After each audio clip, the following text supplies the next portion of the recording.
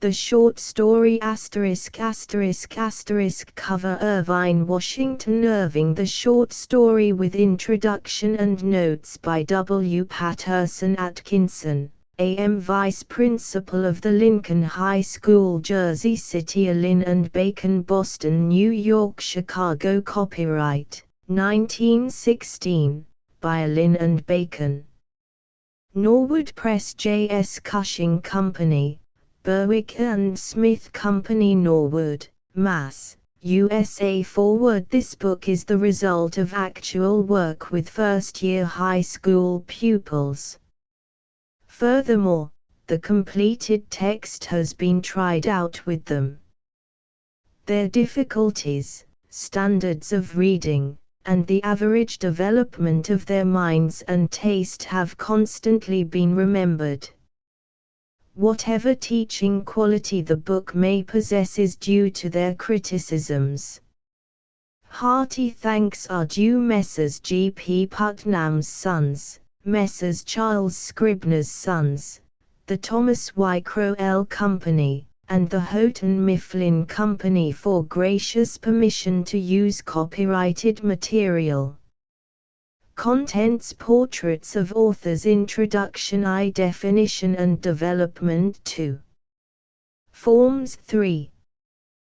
The short story as narration 4.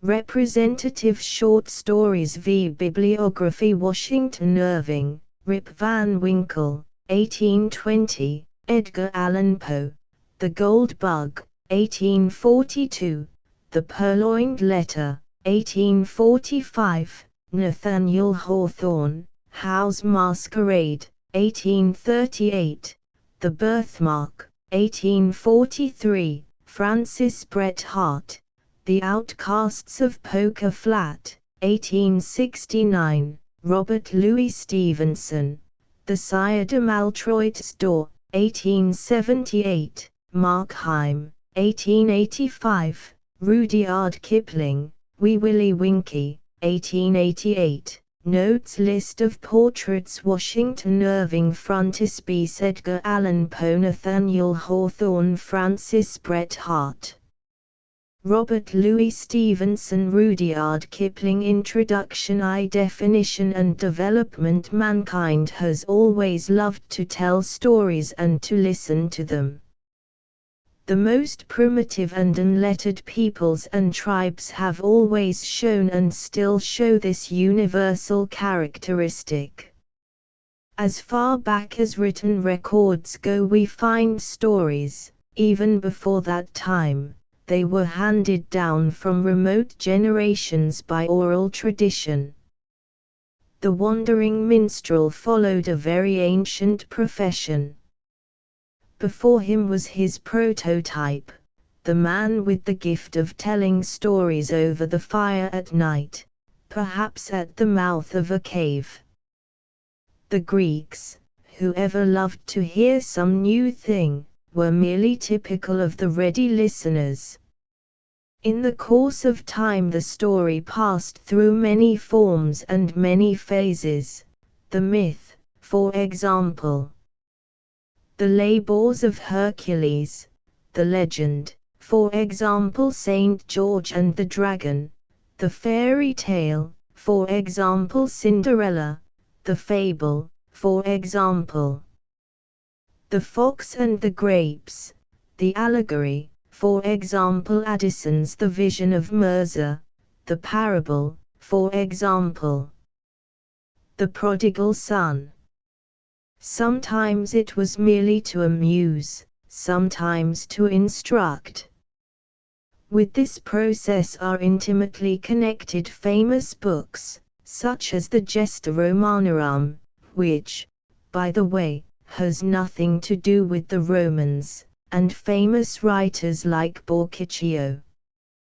Gradually there grew a body of rules and a technique, and men began to write about the way stories should be composed, as is seen in Aristotle's statement that a story should have a beginning, a middle, and an end. Definitions were made and the elements named. In the fullness of time, storytelling became an art. Similar stories are to be found in many different literatures because human nature is fundamentally the same the world over. That is, people are swayed by the same motives, such as love, hate, fear, and the like. Another reason for this similarity is the fact that nations borrowed stories from other nations, changing the names and circumstances. Writers of power took old and crude stories and made of them matchless tales which endure in their new form, for example Hawthorne's Rappaccini's Daughter. Finally the present day dawned, and with it what we call the short story. The short story. Professor Brander Matthews has suggested the hyphen to differentiate it from the story, which is merely short, and to indicate that it is a new species. 1. Is a narrative which is short and has unity, compression, originality, and ingenuity, each in a high degree. 2. The notion of shortness as used in this definition may be inexactly though easily grasped by considering the length of the average magazine story. Compression means that nothing must be included that can be left out. Clayton Hamilton expresses this idea by the convenient phrase economy of means. 3. By originality is meant something new in plot, point, outcome, or character. See Introduction 3 for a discussion of these terms. Ingenuity suggests cleverness in handling the theme. The short story also is impressionistic because it leaves to the reader the reconstruction from hints of much of the setting and details. Mr. Hamilton has also constructed another useful definition. He says, the aim of a short story is to produce a single narrative effect with the greatest economy of means that is consistent with the utmost emphasis. 4. However, years before, in 1842, in his celebrated review of Hawthorne's Tales, 5. Edgar Allan Poe had laid down the same theory, in which he emphasizes what he elsewhere calls, Afterschlagel, the unity or totality of interest, i.e. unity of impression, effect, and economy. Stevenson, too, has written critically of the short story, laying stress on this essential unity, pointing out how each effect leads to the next, and how the end is part of the beginning. 6. America may justly lay claim to this new species of short narrative. Beginning in the early part of the 19th century, there had begun to appear in this country stories showing variations from the English type of story which still bore upon it marks of its origin. It was either a hard, formal, didactic treatise, derived from the moral apologue or fable, or it was a sentimental love tale derived from the artificial love romance that followed the romance of chivalry. 7. The first one to stand out prominently is Washington Irving's Rip Van Winkle, which was published in 1820. This story, while more leisurely and less condensed than the completely developed form of the short story, had the important element of humor, as well as freshness, grace, and restraint, nothing being said that should not be said.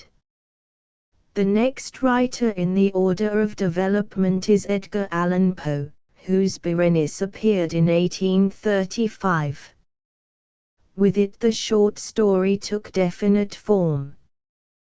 Poe's contribution is structure and technique, that is, he definitely introduced the characteristics noted in the definition: unity, compression, originality, and ingenuity. With almost mathematical precision he sets out to obtain an effect. To quote from his before-mentioned review of Hawthorne his own words, which are so definite as almost to compose a formula of his way of writing a short story, and are so thoughtful as to be nearly the summary of any discussion of the subject: a skillful literary artist has constructed a tale. If wise, he has not fashioned his thoughts to accommodate his incidents, but having conceived, with deliberate care, a certain unique or single effect to be wrought out, he then invents such incidents, he then combines such events, as may best aid him in establishing this preconceived effect. If his very initial sentence tend not to the outbringing of this effect, then he has failed in his first step. In the whole composition there should be no word written of which the tendency, direct or indirect, is not to the one pre-established design. And by such means, with such care and skill, a picture is at length painted which leaves in the mind of him who contemplates it with a kindred art a sense of the fullest satisfaction. The idea of the tale has been presented unblemished because undisturbed, and this is an end unattainable by the novel. It is to be noted that Poe roused interest in his effect by the method of suspense, that is, by holding back the solution of the plot, by putting off telling what the reader wants to know, though he continually aggravates the desire to know by constant hints, the full significance of which is only realized when the story is done. His stories are of two main classes: what have been called stories of impressionistic terror, that is, stories of great fear induced in a character by a mass of rather vague and unusual incidents, such as the fall of the House of Usher, 1839, and the Pit and the Pendulum, 1843, and stories of ratiocination, that is, of the ingenious thinking out of a problem, as The Mystery of Marie Roget, 1843. In the latter type he is the originator of the detective story. The writings of Nathaniel Hawthorne exhibit the next stage of development. While lacking some of the technical excellence of Poe by often not knowing how to begin or how to end a story, by sacrificing economy or compression, yet he presented something new in making a story of situation, that is, by putting a character in certain circumstances and working out the results, as The Birthmark, 1843. His stories also fall into two groups: the imaginative, like How's Masquerade, 1838, and the moralizing introspective, or, as they have been called, the moral philosophic, that is, stories which look within the human mind and soul and deal with great questions of conduct, such as The Ambitious Guest, 1837. Hawthorne was the descendant of Puritans, men given to serious thought and sternly religious. It is this strain of his inheritance which is evidenced in the second group. In all his writing there is some outward symbol of the circumstances or the state of mind. It is seen, for example, in The Minister's Black Veil, 1835. In 1868 was published Luck of Roaring Camp, by Bret Harte. In this story and those that immediately followed, the author advanced the development of the short story yet another step by introducing local color. Local color means the peculiar customs, scenery, or surroundings of any kind, which mark off one place from another, In a literary sense, he discovered California of the days of the early rush for gold. Furthermore, he made the story more definite. He confined it to one situation and one effect, thus approaching more to what may be considered the normal form. With the form of the short story fairly worked out, the next development is to be noted in the tone and subject matter. Local color became particularly evident, humor became constantly more prominent, and then the analysis of the working of the human mind, psychologic analysis, held the interest of some foremost writers. Stories of these various kinds came to the front about the third quarter of the last century. Mark Twain, Samuel Langhorne Clemens, Thomas Bailey Aldrich, and Frank R. Stockton preeminently and admirably present the humor so peculiarly an American trait. Local color had its exponents in George W. Cable, who presented Louisiana, Charles Egbert Craddock, Miss M. Emfrey, who wrote of Tennessee, Thomas Nelson Page, who gave us Virginia, and Miss M. E. Wilkins, Mrs. Charles M. Freeman, who wrote of New England, to mention only the most notable.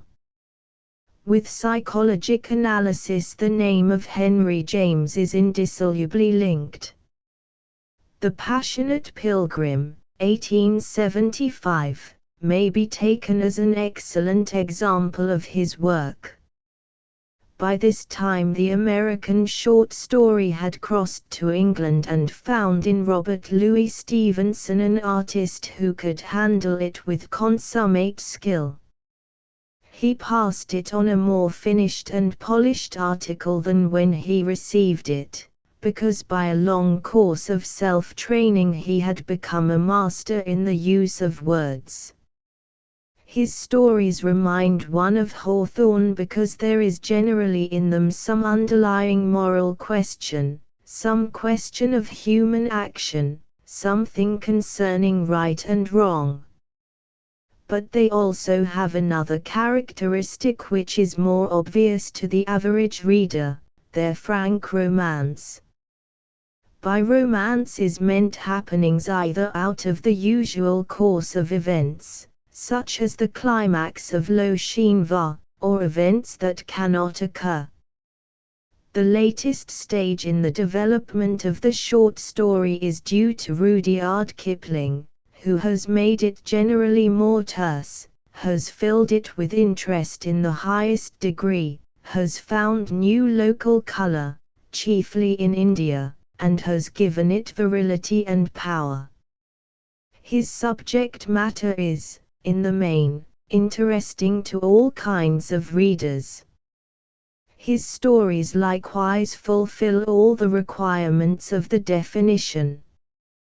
Being a living genius, he is constantly showing new sides of his ability, his later stories being psychologic. His writings fall into numerous groups: soldier tales, tales of machinery, of animals, of the supernatural, of native Indian life, of history, of adventure. The list could be prolonged. Sometimes they are frankly tracts, sometimes acute analyses of the working of the human mind. So in the course of a little less than a century there has grown to maturity a new kind of short narrative identified with American literature and the American people, exhibiting the foremost traits of the American character, and written by a large number of authors of different rank whose work, of a surprisingly high average of technical excellence, appears chiefly in the magazines. Two forms. Though the short story has achieved a normal or general form of straightforward narrative, as in Kipling's An Habitation in Forest or Mary Raymond Shipman Andrews' A Missai, yet it exhibits many variations in presentation. Sometimes it is a series of letters as in James, a bundle of letters, sometimes a group of narrative letters and telegrams as in Thomas Bailey Aldrich's Marjorie Daw, again, a letter and a paragraph as in Henry Culler Bunner's A Letter and a Paragraph, or a gathering of letters, telegrams, newspaper clippings, and advertisements as Bunner and Matthews documents in the case. Again, it may be told in the first person as in Stevenson's Pavilion on the Links, or in the third person as in Kipling's The Bridge Builders. Yet again it may be a conundrum as Stockton's famous The Lady or the Tiger. But besides the forms due to the manner of presentation, there are other forms due to the emphasis placed on one of the three elements of a narrative: action, character, and setting. Consequently, using this principle of classification, we have three forms which may be exemplified by Kipling's William the Conqueror, wherein action is emphasized, his Tomb of His Ancestors, wherein character is emphasized, and his An Error in the Fourth Dimension, wherein setting is emphasized. Using yet another principle of classification, material, we obtain stories of dramatic interest, that is, of some striking happening that would hold the audience of a play in a highly excited state, as Stevenson's Sire de Maltroit's Daw, of love, as Bunner's Love in Old Clothes, of romantic adventure, as Kipling's Man Who Would Be King, of terror, as Poe's Pit and the Pendulum, of the supernatural, as Crawford's The Upper Berth, of humor, as Mary Raymond Shipman Andrews' A Good Samaritan, of animals, as Kipling's Rukkitikitavi, of psychological analysis, as James Madonna of the Future, and so on. 3. The short story as narration. All the previous discussion must not obscure the fact that the short story is a form of narration and subject to all that pertains thereto. Now, what is narration and what does it imply? Narration is that form of discourse which presents a series of events in the order of time. Events or action presuppose actors, or characters as they are generally called, and a place where the action may take place, likewise time and circumstances within which the actors act. These three, which may be conveniently spoken of as actors, action, and environment, are three of the elements of narration. But there is a fourth. To make an interesting story, there must be something for the chief character, technically called the protagonist, to overcome, such as an adversary, a situation, or an idea, which thing is called the obstacle. Furthermore, there must be something in the story near the beginning which brings the protagonist into conflict with the obstacle. Often this conflict, technically the collision, is brought about by another character. But it may be some happening. Whatever it is called the complicating force. Then again, toward the end of the story, there is something else which either helps the protagonist to overcome the obstacle, or the obstacle to overcome the protagonist. This is called the resolving force. As these two forces work in different parts of the story, the action is conveniently divided into parts to which names have been attached. First comes the introduction or proposition, wherein the time, place, circumstances, and protagonist are presented, then the entanglement, wherein the protagonist is brought into collision with the obstacle by the complicating force, and the interest begins to deepen. Next we have the climax, in which the struggle, and consequently the interest, are at their height, and this in turn is followed by the resolution, where the resolving force works and the knot begins to be untied. Finally there is the denouement or conclusion. The career of each character may be conveniently spoken of as a line of interest. When the lines of interest become entangled, we have the plot. The following diagram illustrates to the eye the development of a story.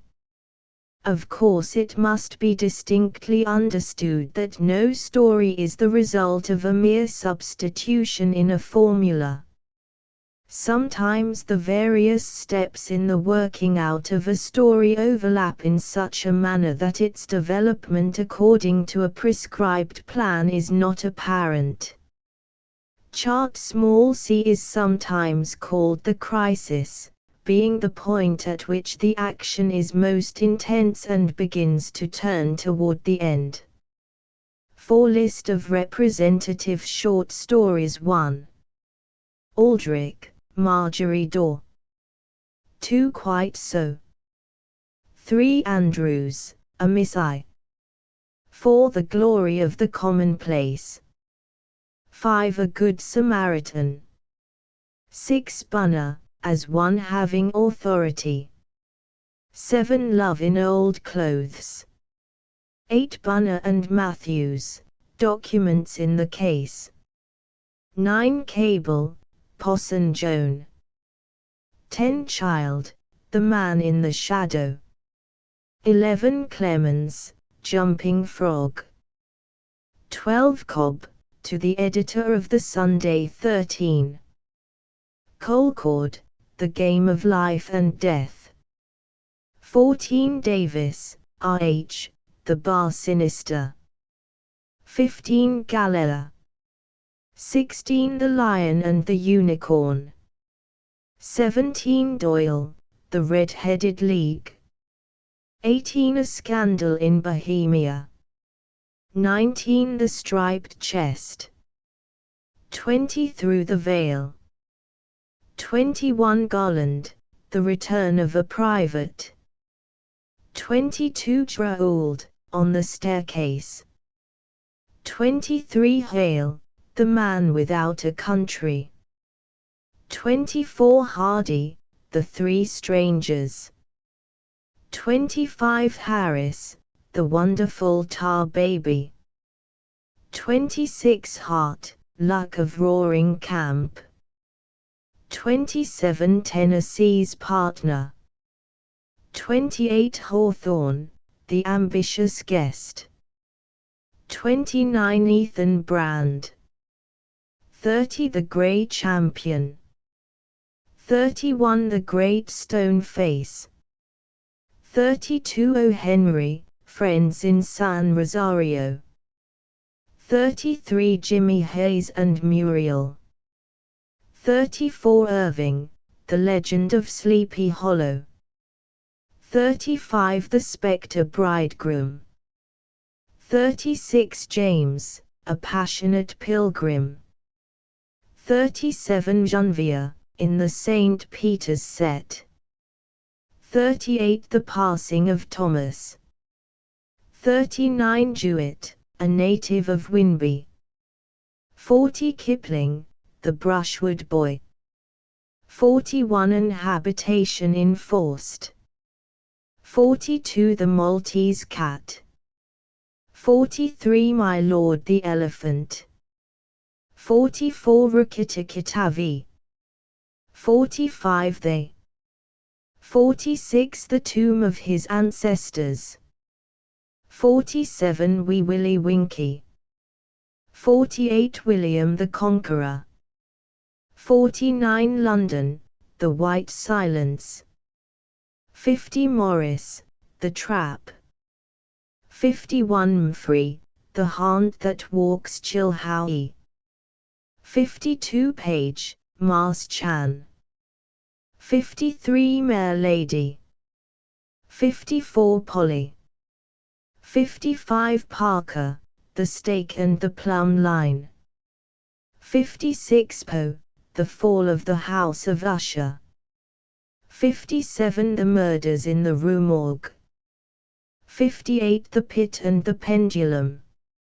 59 Roberts, From the Teeth of the Tide.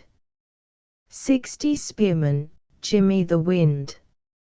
61 Smith, F.H., Colonel Carter of Cartersville. 62 Stevenson, The Bottle Imp. 63 A Lodging for the Night.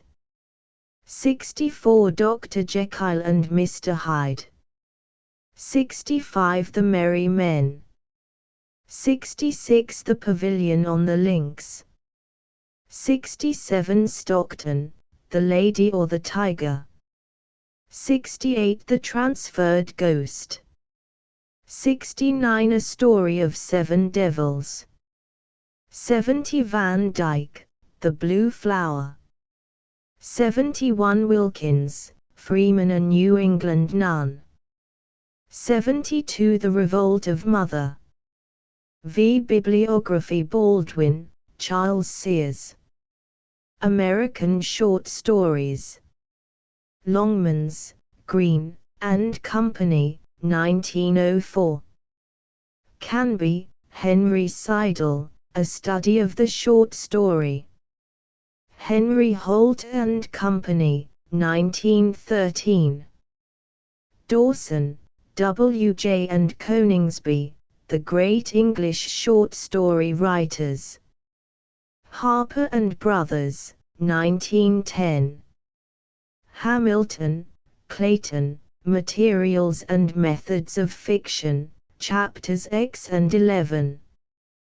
Doubleday, Page and Company, 1908. Matthews, Brander, The Short Story. American Book Company, 1907. Perry, Bliss, A Study of Prose Fiction, Chapter 12. Houghton Mifflin Company, 1902. Smith, C. Alphonso, The American Short Story. Ginn and Company, 1912. The Short Story. The following tale was found among the papers of the late Diedrich Knickerbocker, an old gentleman of New York, who was very curious in the Dutch history of the province, and the manners of the descendants from its primitive settlers. His historical researches, however, did not lie so much among books as among men, for the former are lamentably scanty on his favorite topics, whereas he found the old burghers, and still more their wives, rich in that legendary lore, so invaluable to true history. Whenever, therefore, he happened upon a genuine Dutch family, snugly shut up in its low-roofed farmhouse, under a spreading sycamore, he looked upon it as a little clasped volume of black letter, and studied it with the zeal of a bookworm. The result of all these researches was a history of the province during the reign of the Dutch governors, which he published some years since.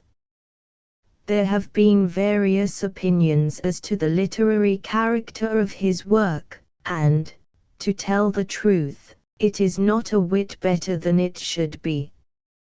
Its chief merit is its scrupulous accuracy, which indeed was a little questioned on its first appearance, but has since been completely established, and it is now admitted into all historical collections, as a book of unquestionable authority.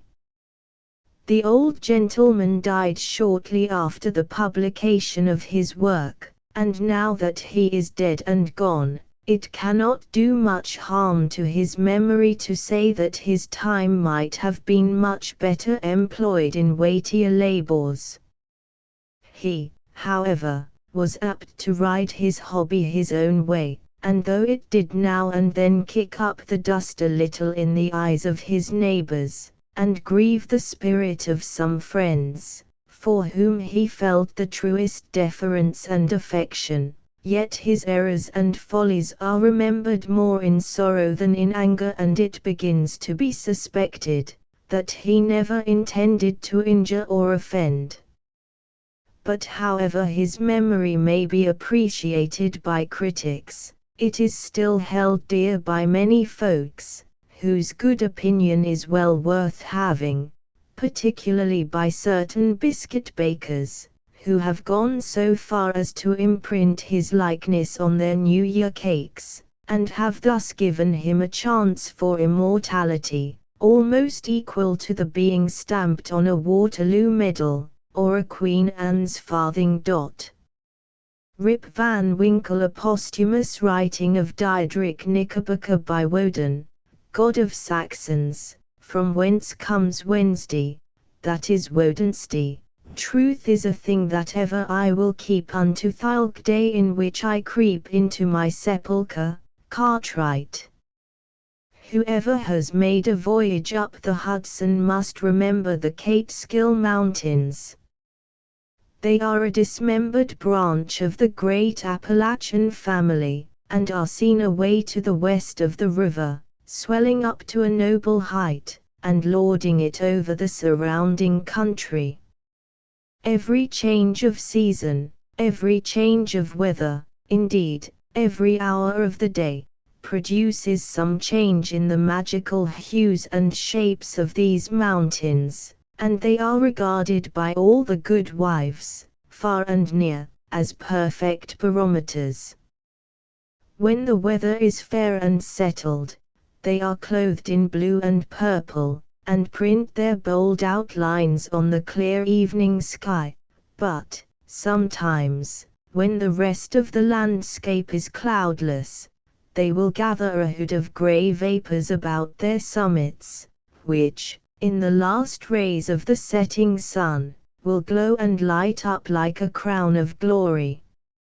At the foot of these fairy mountains, the voyager may have descried the light smoke curling up from a village whose shingle roofs gleam among the trees, just where the blue tints of the upland melt away into the fresh green of the nearer landscape.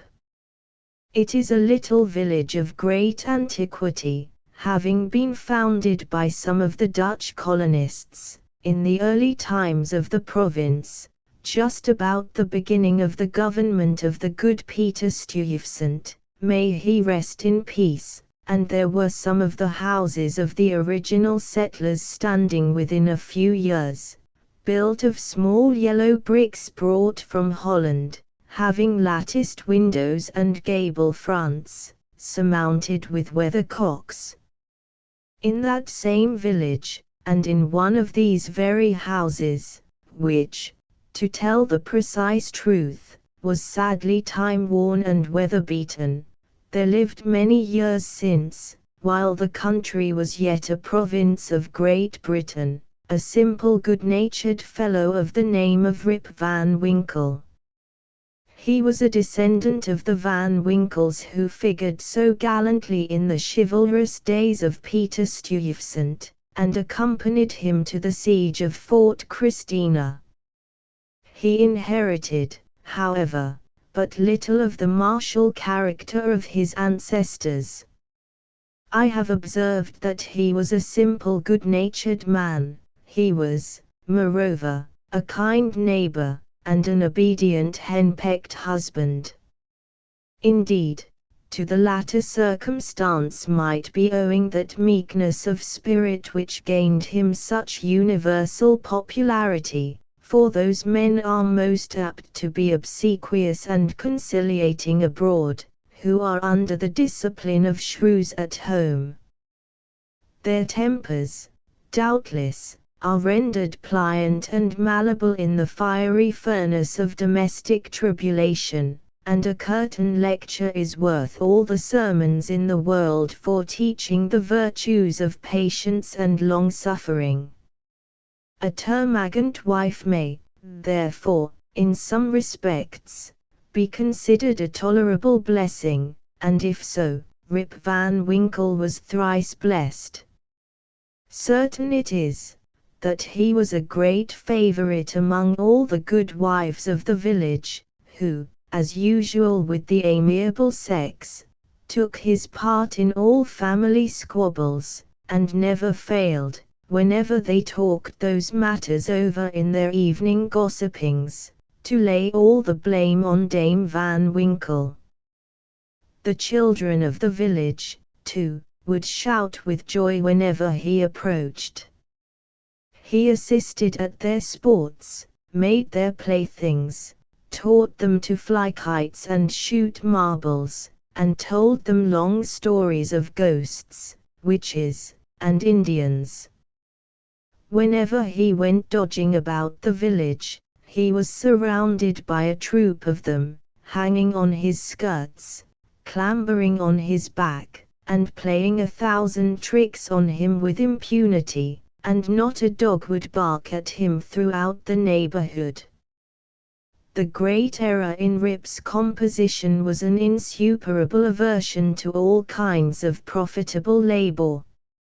It could not be from the want of assiduity or perseverance, for he would sit on a wet rock, with a rod as long and heavy as a Tartar's lance, and fish all day without a murmur, even though he should not be encouraged by a single nibble.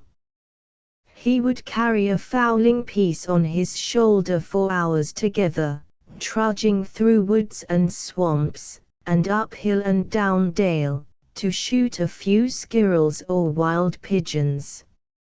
He would never refuse to assist a neighbor even in the roughest toil, and was a foremost man at all country frolics for husking Indian corn, or building stone fences. The women of the village, too, used to employ him to run their errands, and to do such little odd jobs as their less obliging husbands would not do for them. In a word, Rip was ready to attend to anybody's business but his own, but as to doing family duty, and keeping his farm in order, he found it impossible. In fact, he declared it was of no use to work on his farm. It was the most pestilent little piece of ground in the whole country. Everything about it went wrong, and would go wrong, in spite of him. His fences were continually falling to pieces. His cow would either go astray or get among the cabbages. Weeds were sure to grow quicker in his fields than anywhere else. The rain always made a point of setting in just as he had some outdoor work to do, so that though his patrimonial estate had dwindled away under his management, acre by acre, until there was little more left than a mere patch of Indian corn and potatoes, yet it was the worst conditioned farm in the neighborhood. His children, too, were as ragged and wild as if they belonged to nobody. His son Rip, an urchin begotten in his own likeness, promised to inherit the habits, with the old clothes of his father. He was generally seen trooping like a colt at his mother's heels, equipped in a pair of his father's cast-off galligaskins, which he had much ado to hold up with one hand, as a fine lady does her train in bad weather. Rip Van Winkle, however, was one of those happy mortals, of foolish, well-oiled dispositions, who take the world easy, eat white bread or brown, whichever can be got with least thought or trouble, and would rather starve on a penny than work for a pound. If left to himself, he would have whistled life away in perfect contentment, but his wife kept continually dinning in his ears about his idleness, his carelessness, and the ruin he was bringing on his family. Morning, noon, and night, her tongue was incessantly going, and everything he said or did was sure to produce a torrent of household eloquence. Rip had but one way of replying to all lectures of the kind, and that, by frequent use, had grown into a habit. He shrugged his shoulders, shook his head, cast up his eyes, but said nothing. This, however, always provoked a fresh volley from his wife, so that he was fain to draw off his forces, and take to the outside of the house, the only side which, in truth, belongs to a henpecked husband. Rip's sole domestic adherent was his dog Wolf, who was as much henpecked as his master, for Dame Van Winkle regarded them as companions in idleness, and even looked upon Wolf with an evil eye, as the cause of his master's going so often astray.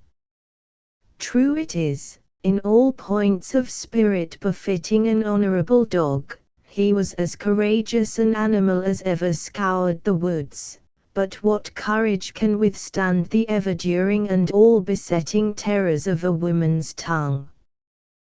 The moment Wolf entered the house his crest fell, his tail drooped to the ground, or curled between his legs, he sneaked about with a gallows air, casting many a sidelong glance at Dame Van Winkle, and at the least flourish of a broomstick or ladle, he would fly to the door with yelping precipitation. Times grew worse and worse with Rip Van Winkle as years of matrimony rolled on. A tart temper never mellows with age, and a sharp tongue is the only edged tool that grows keener with constant use. For a long while he used to console himself, when driven from home, by frequenting a kind of perpetual club of the sages, philosophers, and other idle personages of the village, which held its sessions on a bench before a small inn, designated by a rubicund portrait of His Majesty George III. Here they used to sit in the shade through a long lazy summer's day, talking listlessly over village gossip, or telling endless sleepy stories about nothing. But it would have been worth any statesman's money to have heard the profound discussions that sometimes took place, when by chance an old newspaper fell into their hands from some passing traveller. How solemnly they would listen to the contents, as drawled out by Derrick Van Bummel, the schoolmaster, a dapper learned little man, who was not to be daunted by the most gigantic word in the dictionary, and how sagely they would deliberate upon public events some months after they had taken place. The opinions of this junto were completely controlled by Nicholas Vedder, a patriarch of the village, and landlord of the inn, at the door of which he took his seat from morning till night, just moving sufficiently to avoid the sun and keep in the shade of a large tree, so that the neighbors could tell the hour by his movements as accurately as by a sundial. It is true he was rarely heard to speak, but smoked his pipe incessantly. His adherents, however, for every great man has his adherents, perfectly understood him, and knew how to gather his opinions. When anything that was read or related displeased him, he was observed to smoke his pipe vehemently, and to send forth short, frequent and angry puffs, but when pleased, he would inhale the smoke slowly and tranquilly, and emit it in light and placid clouds, and sometimes, taking the pipe from his mouth, and letting the fragrant vapor curl about his nose, would gravely nod his head in token of perfect approbation. From even this stronghold the unlucky Rip was at length routed by his termagant wife, who would suddenly break in upon the tranquillity of the assemblage and call the members all to naught, nor was that august personage, Nicholas Vedder himself, sacred from the daring tongue of this terrible virago, who charged him outright with encouraging her husband in habits of idleness. Poor Rip was at last reduced almost to despair, and his only alternative, to escape from the labor of the farm and clamor of his wife, was to take gun in hand and stroll away into the woods. Here he would sometimes seat himself at the foot of a tree, and share the contents of his wallet with Wolf, with whom he sympathized as a fellow-sufferer in persecution. "Poor Wolf," he would say, "thy mistress leads thee a dog's life of it. But never mind, my lad, whilst I live thou shalt never want a friend to stand by thee." Wolf would wag his tail, look wistfully in his master's face, and if dogs can feel pity, I verily believe he reciprocated the sentiment with all his heart. In a long ramble of the kind on a fine autumnal day, Rip had unconsciously scrambled to one of the highest parts of the Catskill Mountains. He was after his favorite sport of squirrel shooting, and the still solitudes had echoed and re-echoed with the reports of his gun. Panting and fatigued, he threw himself, late in the afternoon, on a green knoll, covered with mountain herbage, that crowned the brow of a precipice. From an opening between the trees he could overlook all the lower country for many a mile of rich woodland.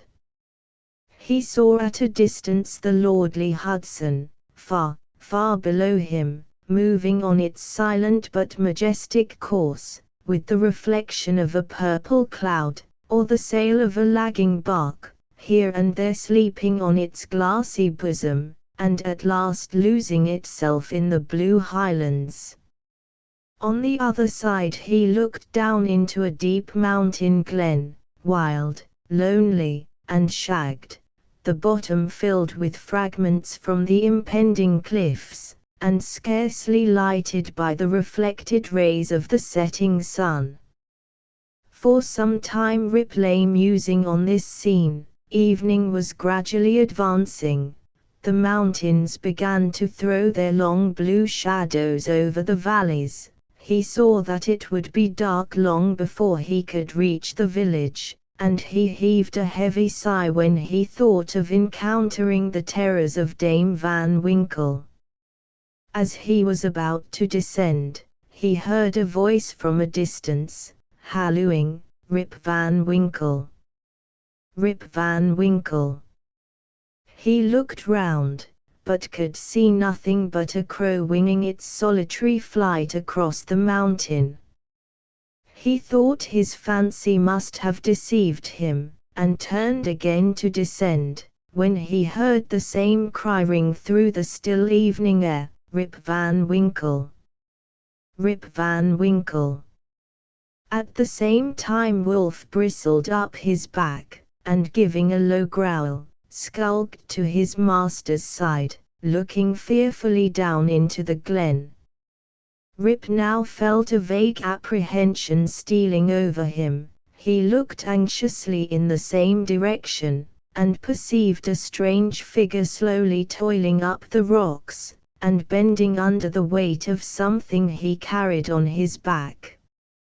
He was surprised to see any human being in this lonely and unfrequented place, but supposing it to be some one of the neighborhood in need of his assistance, he hastened down to yield it. On nearer approach he was still more surprised at the singularity of the stranger's appearance. He was a short square-built old fellow, with thick bushy hair, and a grizzled beard. His dress was of the antique Dutch fashion, a cloth jerkin strapped round the waist, several pair of breeches, the outer one of ample volume, decorated with rows of buttons down the sides, and bunches at the knees. He bore on his shoulder a stout keg, that seemed full of liquor, and made signs for Rip to approach and assist him with the load. Though rather shy and distrustful of this new acquaintance, Rip complied with his usual alacrity, and mutually relieving one another, they clambered up a narrow gully, apparently the dry bed of a mountain torrent. As they ascended, Rip every now and then heard long rolling peals, like distant thunder, that seemed to issue out of a deep ravine, or rather cleft, between lofty rocks, toward which their rugged path conducted.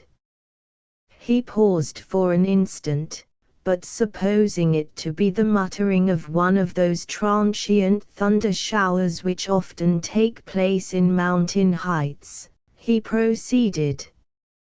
Passing through the ravine, they came to a hollow, like a small amphitheater, surrounded by perpendicular precipices, over the brinks of which impending trees shot their branches, so that you only caught glimpses of the azure sky and the bright evening cloud. During the whole time Rip and his companion had labored on in silence, for though the former marveled greatly what could be the object of carrying a keg of liquor up this wild mountain, yet there was something strange and incomprehensible about the unknown, that inspired awe and checked familiarity. On entering the amphitheater, new objects of wonder presented themselves. On a level spot in the center was a company of odd-looking personages playing at ninepins. They were dressed in a quaint outlandish fashion, some wore short doublets, others jerkins, with long knives in their belts, and most of them had enormous breeches, of similar style with that of the guides. Their visages, too, were peculiar. One had a large beard, broad face, and small piggish eyes. The face of another seemed to consist entirely of nose, and was surmounted by a white sugarloaf hat set off with a little red cock's tail. They all had beards, of various shapes and colors. There was one who seemed to be the commander. He was a stout old gentleman, with a weather-beaten countenance. He wore a laced doublet, broad belt and hanger, high-crowned hat and feather, red stockings, and high-heeled shoes, with roses in them. The whole group reminded Rip of the figures in an old Flemish painting, in the parlor of Dominie van Schaik, the village parson, and which had been brought over from Holland at the time of the settlement. What seemed particularly odd to Rip was, that though these folks were evidently amusing themselves, yet they maintained the gravest faces, the most mysterious silence, and were, withal, the most melancholy party of pleasure he had ever witnessed. Nothing interrupted the stillness of the scene but the noise of the balls, which, whenever they were rolled, echoed along the mountains like rumbling peals of thunder. As Rip and his companion approached them, they suddenly desisted from their play, and stared at him with such fixed statue-like gaze, and such strange, uncouth, lackluster countenances, that his heart turned within him, and his knees smote together.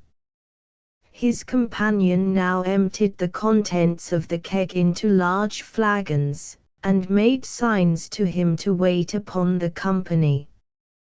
He obeyed with fear and trembling. They quaffed the liquor in profound silence, and then returned to their game. By degrees Rip's awe and apprehension subsided. He even ventured, when no eye was fixed upon him, to taste the beverage, which he found had much of the flavor of excellent Hollands. He was naturally a thirsty soul, and was soon tempted to repeat the draught.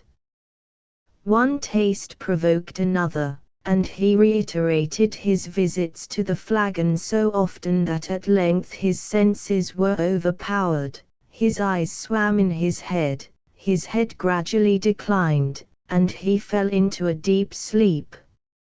On waking, he found himself on the green knoll whence he had first seen the old man of the glen. He rubbed his eyes. It was a bright sunny morning. The birds were hopping and twittering among the bushes, and the eagle was wheeling aloft, and breasting the pure mountain breeze. Surely, thought Rip, I have not slept here all night. He recalled the occurrences before he fell asleep. The strange man with a keg of liquor, the mountain ravine, the wild retreat among the rocks, the woebegone party at Ninepins, the flagon, oh! That flagon! That wicked flagon, thought Rip, what excuse shall I make to Dame Van Winkle? He looked round for his gun, but in place of the clean well-oiled fowling piece, he found an old firelock lying by him, the barrel encrusted with rust, the lock falling off, and the stock worm-eaten. He now suspected that the grave roysters of the mountain had put a trick upon him, and, having dosed him with liquor, had robbed him of his gun. Wolf, too, had disappeared, but he might have strayed away after a squirrel or partridge. He whistled after him and shouted his name, but all in vain. The echoes repeated his whistle and shout, but no dog was to be seen. He determined to revisit the scene of the last evening's gambol, and if he met with any of the party, to demand his dog and gun. As he rose to walk, he found himself stiff in the joints, and wanting in his usual activity. These mountain beds do not agree with me, thought Rip, and if this frolic should lay me up with a fit of rheumatism, I shall have a blessed time with Dame Van Winkle. With some difficulty he got down into the glen. He found the gully up which he and his companion had ascended the preceding evening, but to his astonishment a mountain stream was now foaming down it, leaping from rock to rock, and filling the glen with babbling murmurs. He, however, made shift to scramble up its sides, working his toilsome way through thickets of birch, sassafras, and witch hazel, and sometimes tripped up or entangled by the wild grapevines that twisted their coils or tendrils from tree to tree, and spread a kind of network in his path. At length he reached to where the ravine had opened through the cliffs to the amphitheatre, but no traces of such opening remained. The rocks presented a high impenetrable wall over which the torrent came tumbling in a sheet of feathery foam, and fell into a broad deep basin, black from the shadows of the surrounding forest. Here, then, poor Rip was brought to a stand. He again called and whistled after his dog. He was only answered by the cawing of a flock of idle crows, sporting high in air about a dry tree that overhung a sunny precipice, and who, secure in their elevation, seemed to look down and scoff at the poor man's perplexities. What was to be done?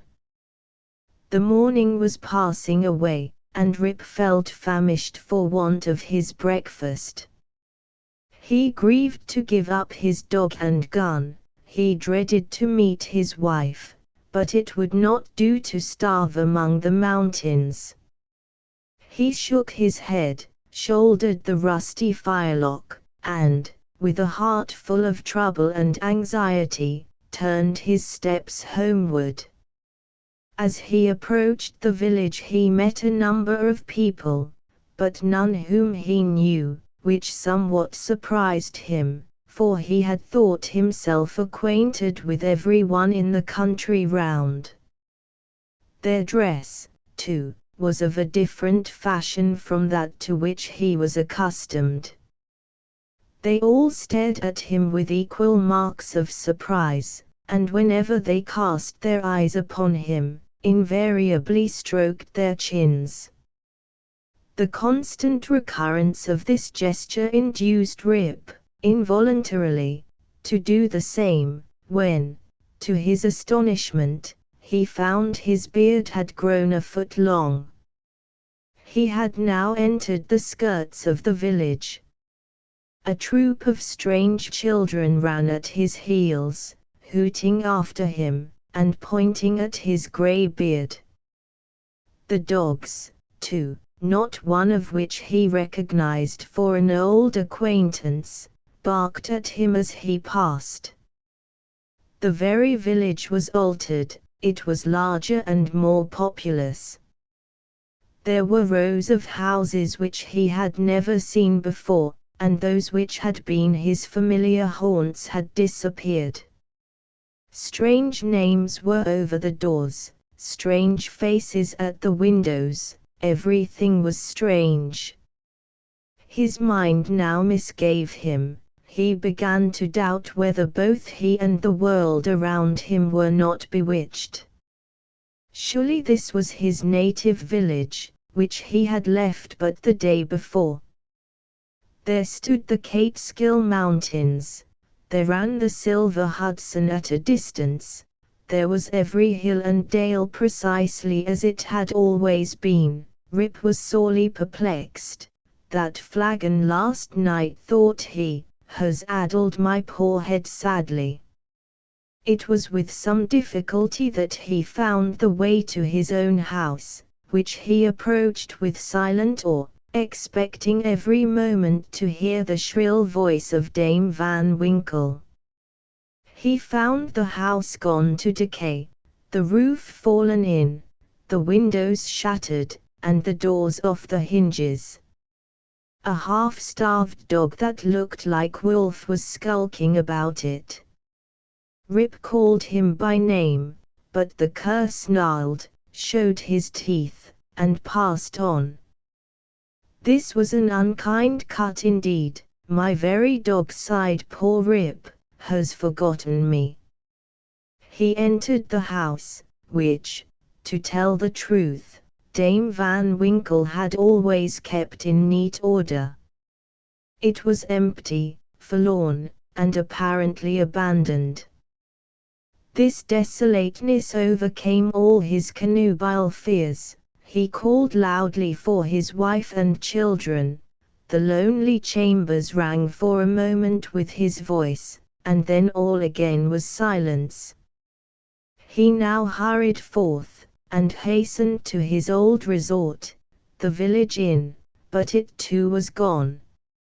A large rickety wooden building stood in its place, with great gaping windows, some of them broken and mended with old hats and petticoats, and over the door was painted, "The Union Hotel, by Jonathan Doolittle."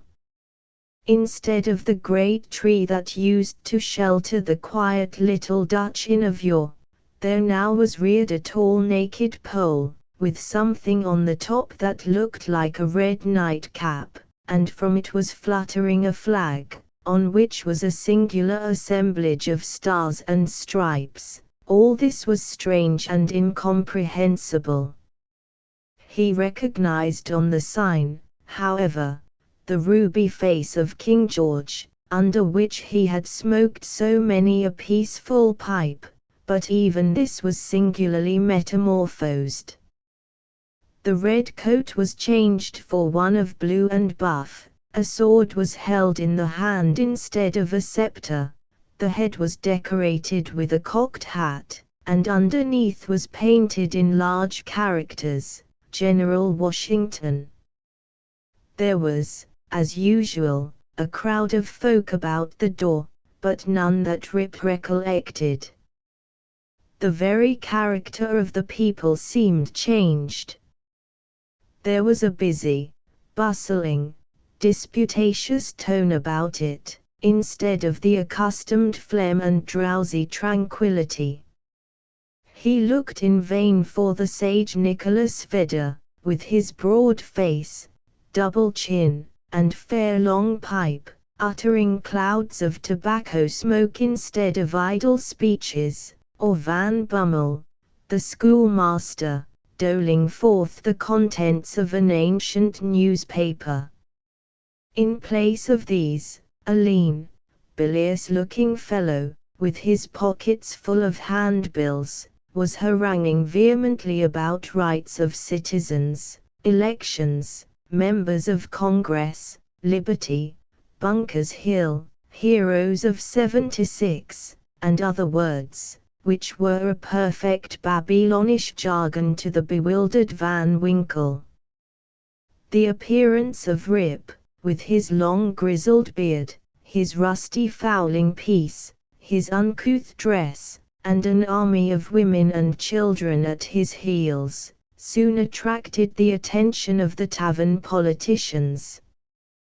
They crowded round him, eyeing him from head to foot with great curiosity. The orator bustled up to him, and, drawing him partly aside, inquired on which side he voted. Rip stared in vacant stupidity. Another short but busy little fellow pulled him by the arm, and, rising on tiptoe, inquired in his ear whether he was Federal or Democrat. Rip was equally at a loss to comprehend the question, when a knowing, self-important old gentleman, in a sharp-cocked hat, made his way through the crowd, putting them to the right and left with his elbows as he passed, and planting himself before Van Winkle, with one arm akimbo, the other resting on his cane, his keen eyes and sharp hat penetrating, as it were, into his very soul, demanded in an austere tone, what brought him to the election with a gun on his shoulder, and a mob at his heels, and whether he meant to breed a riot in the village. Alas! Gentlemen, cried Rip, somewhat dismayed, I am a poor quiet man, a native of the place, and a loyal subject of the king, God bless him. Here a general shout burst from the bystanders, a Tory! A Tory! A spy! A refugee! Hustle him! Away with him! It was with great difficulty that the self-important man in the cocked hat restored order, and, having assumed a tenfold austerity of brow, demanded again of the unknown culprit, what he came there for, and whom he was seeking. The poor man humbly assured him that he meant no harm, but merely came there in search of some of his neighbors, who used to keep about the tavern. Well, who are they? Name them. Rip beat out himself a moment, and inquired, Where's Nicholas Vedder? There was a silence for a little while, when an old man replied, in a thin piping voice, Nicholas Vedder. Why, he is dead and gone these 18 years. There was a wooden tombstone in the churchyard that used to tell all about him, but that's rotten and gone too. Where's Bromdutcher? Oh, he went off to the army in the beginning of the war. Some say he was killed at the storming of Stony Point, others say he was drowned in a squall at the foot of Antony's Nose. I don't know, he never came back again. Where's Van Bummel, the schoolmaster? He went off to the wars too, was a great militia general, and is now in Congress. Rip's heart died away at hearing of these sad changes in his home and friends, and finding himself thus alone in the world. Every answer puzzled him, too, by treating of such enormous lapses of time, and of matters which he could not understand, war, Congress, Stony Point. He had no courage to ask after any more friends, but cried out in despair, "Does nobody here know Rip Van Winkle?" "Oh, Rip Van Winkle!" exclaimed 2 or 3. "Oh, to be sure. That's Rip Van Winkle yonder, leaning against the tree." Rip looked, and beheld a precise counterpart of himself, as he went up the mountain, apparently as lazy, and certainly as ragged.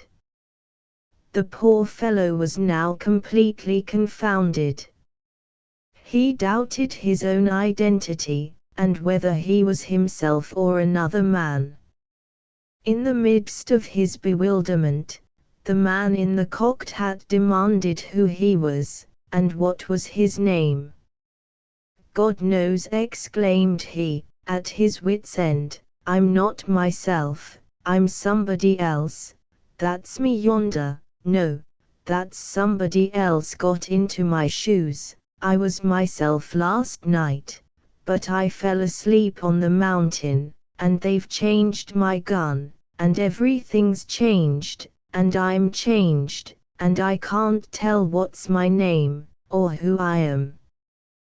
The bystanders began now to look at each other, nod, wink significantly, and tap their fingers against their foreheads. There was a whisper, also, about securing the gun, and keeping the old fellow from doing mischief, at the very suggestion of which the self-important man in the cocked hat retired with some precipitation. At this critical moment a fresh comely woman pressed through the throng to get a peep at the grey-bearded man. She had a chubby child in her arms, which, frightened at his looks, began to cry. "Hush, Rip," cried she, "hush, you little fool, the old man won't hurt you." The name of the child, the air of the mother, the tone of her voice, all awakened a train of recollections in his mind. "What is your name, my good woman?" asked he.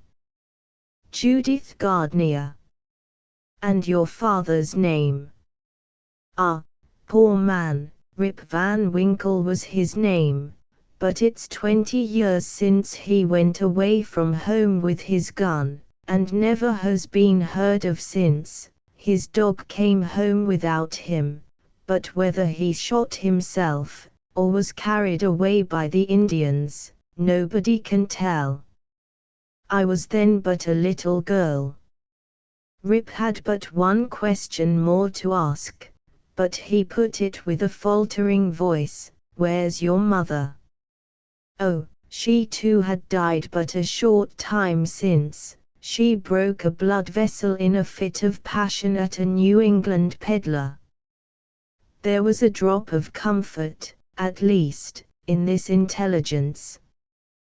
The honest man could contain himself no longer. He caught his daughter and her child in his arms. "I am your father," cried he, "young Rip Van Winkle once, old Rip Van Winkle now. Does nobody know poor Rip Van Winkle?" All stood amazed, until an old woman, tottering out from among the crowd, put her hand to her brow, and peering under it in his face for a moment, exclaimed, "Sure enough! It is Rip Van Winkle, it is himself. Welcome home, again, old neighbor. Why, where have you been these 20 long years?" Rip's story was soon told, for the whole 20 years had been to him but as one night. The neighbors stared when they heard it, some were seen to wink at each other, and put their tongues in their cheeks, and the self-important man in the cocked hat, who, when the alarm was over, had returned to the field, screwed down the corners of his mouth, and shook his head, upon which there was a general shaking of the head throughout the assemblage. It was determined, however, to take the opinion of old Peter van der Donck, who was seen slowly advancing up the road. He was a descendant of the historian of that name, who wrote one of the earliest accounts of the province. Peter was the most ancient inhabitant of the village, and well versed in all the wonderful events and traditions of the neighborhood. He recollected Rip at once, and corroborated his story in the most satisfactory manner. He assured the company that it was a fact, handed down from his ancestor the historian, that the Catskill Mountains had always been haunted by strange beings. That it was affirmed that the great Hendrik Hudson, the first discoverer of the river and country, kept a kind of vigil there every 20 years, with his crew of the Half Moon, being permitted in this way to revisit the scenes of his enterprise, and keep a guardian eye upon the river, and the great city called by his name. That his father had once seen them in their old Dutch dresses playing at ninepins in a hollow of the mountain, and that he himself had heard, one summer afternoon, the sound of their balls, like distant peals of thunder. To make a long story short, the company broke up, and returned to the more important concerns of the election. Rip's daughter took him home to live with her. She had a snug, well-furnished house, and a stout cheery farmer for a husband, whom Rip recollected for one of the urchins that used to climb upon his back. As to Rip's son and heir, who was the ditto of himself, seen leaning against the tree, he was employed to work on the farm, but evinced an hereditary disposition to attend to anything else but his business. Rip now resumed his old walks and habits. He soon found many of his former cronies, though all rather the worse for the wear and tear of time, and preferred making friends among the rising generation, with whom he soon grew into great favor. Having nothing to do at home, and being arrived at that happy age when a man can be idle with impunity, he took his place once more on the bench at the inn door, and was reverenced as one of the patriarchs of the village, and a chronicle of the old times before the war. It was some time before he could get into the regular track of gossip, or could be made to comprehend the strange events that had taken place during his torpor. How that there had been a revolutionary war, that the country had thrown off the yoke of old England, and that, instead of being a subject of His Majesty George III, he was now a free citizen of the United States. Rip, in fact, was no politician.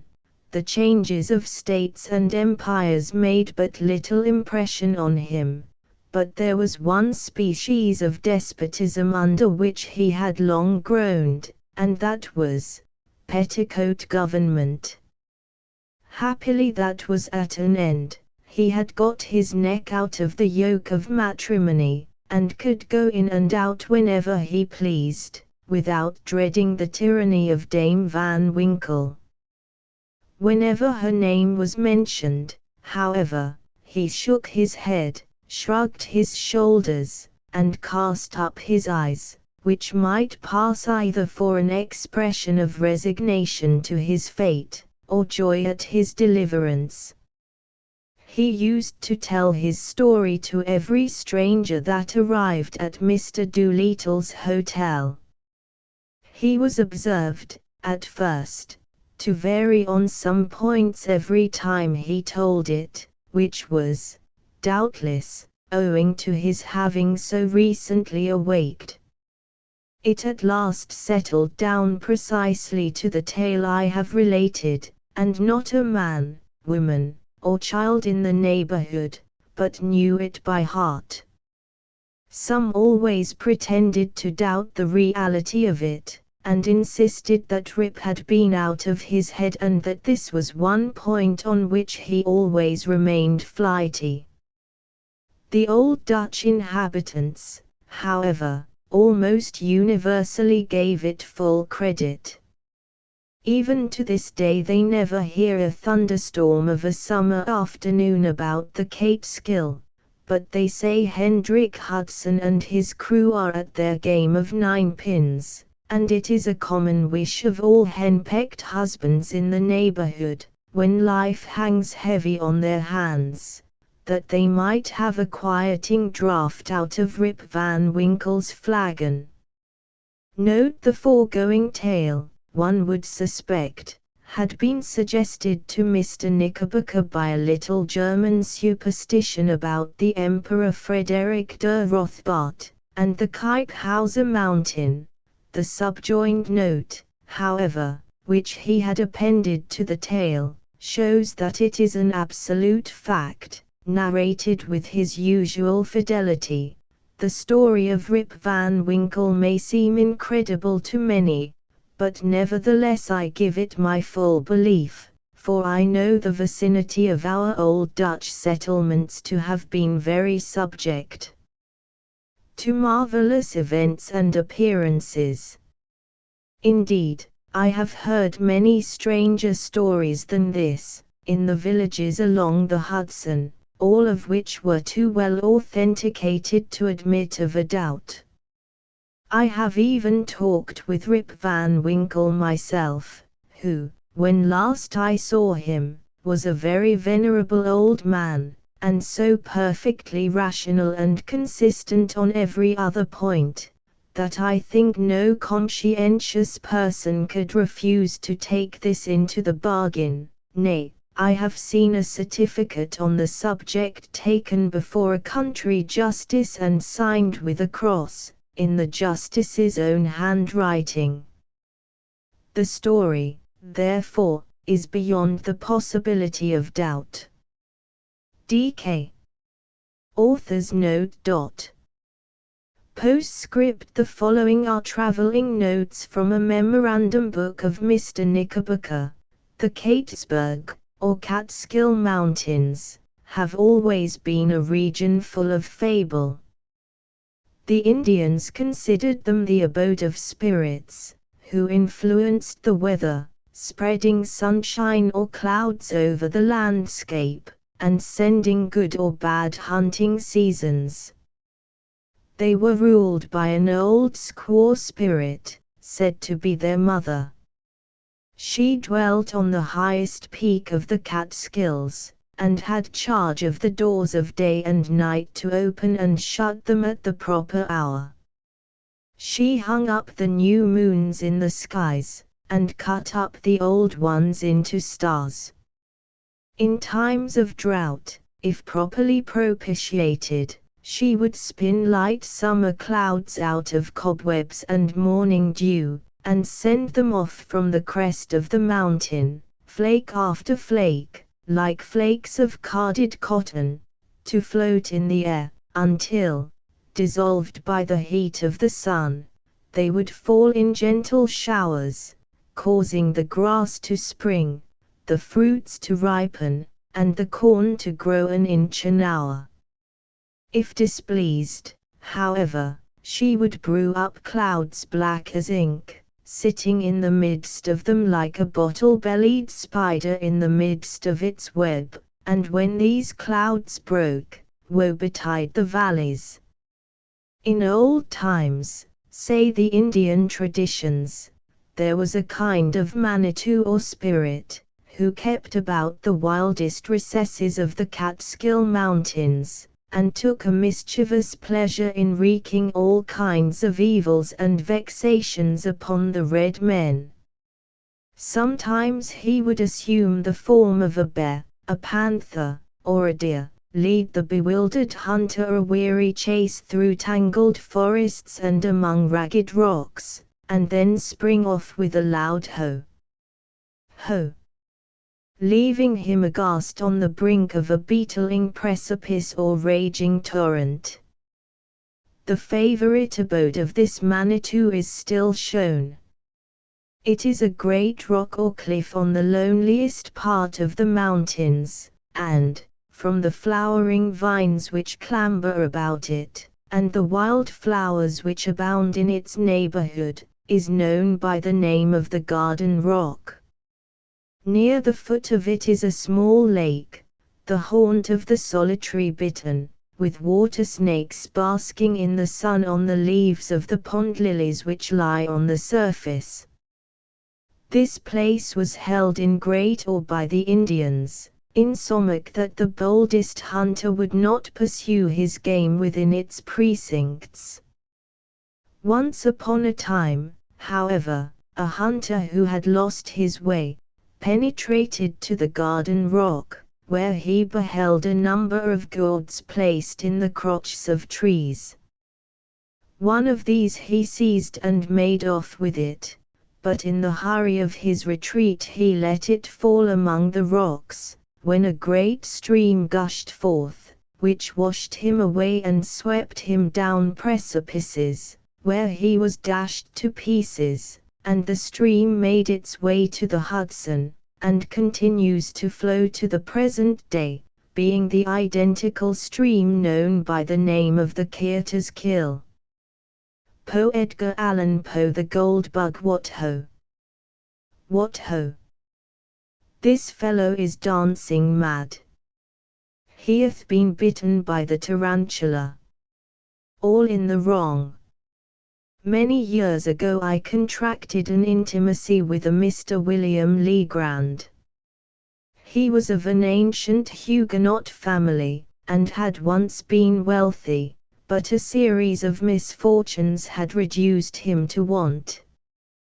To avoid the mortification consequent upon his disasters, he left New Orleans, the city of his forefathers, and took up his residence at Sullivan's Island, near Charleston, South Carolina. This island is a very singular one. It consists of little else than the sea sand, and is about 3 miles long. Its breadth at no point exceeds 1/4 of a mile. It is separated from the mainland by a scarcely perceptible creek, oozing its way through a wilderness of reeds and slime, a favorite resort of the marsh hen. The vegetation, as might be supposed, is scant, or at least dwarfish. No trees of any magnitude are to be seen.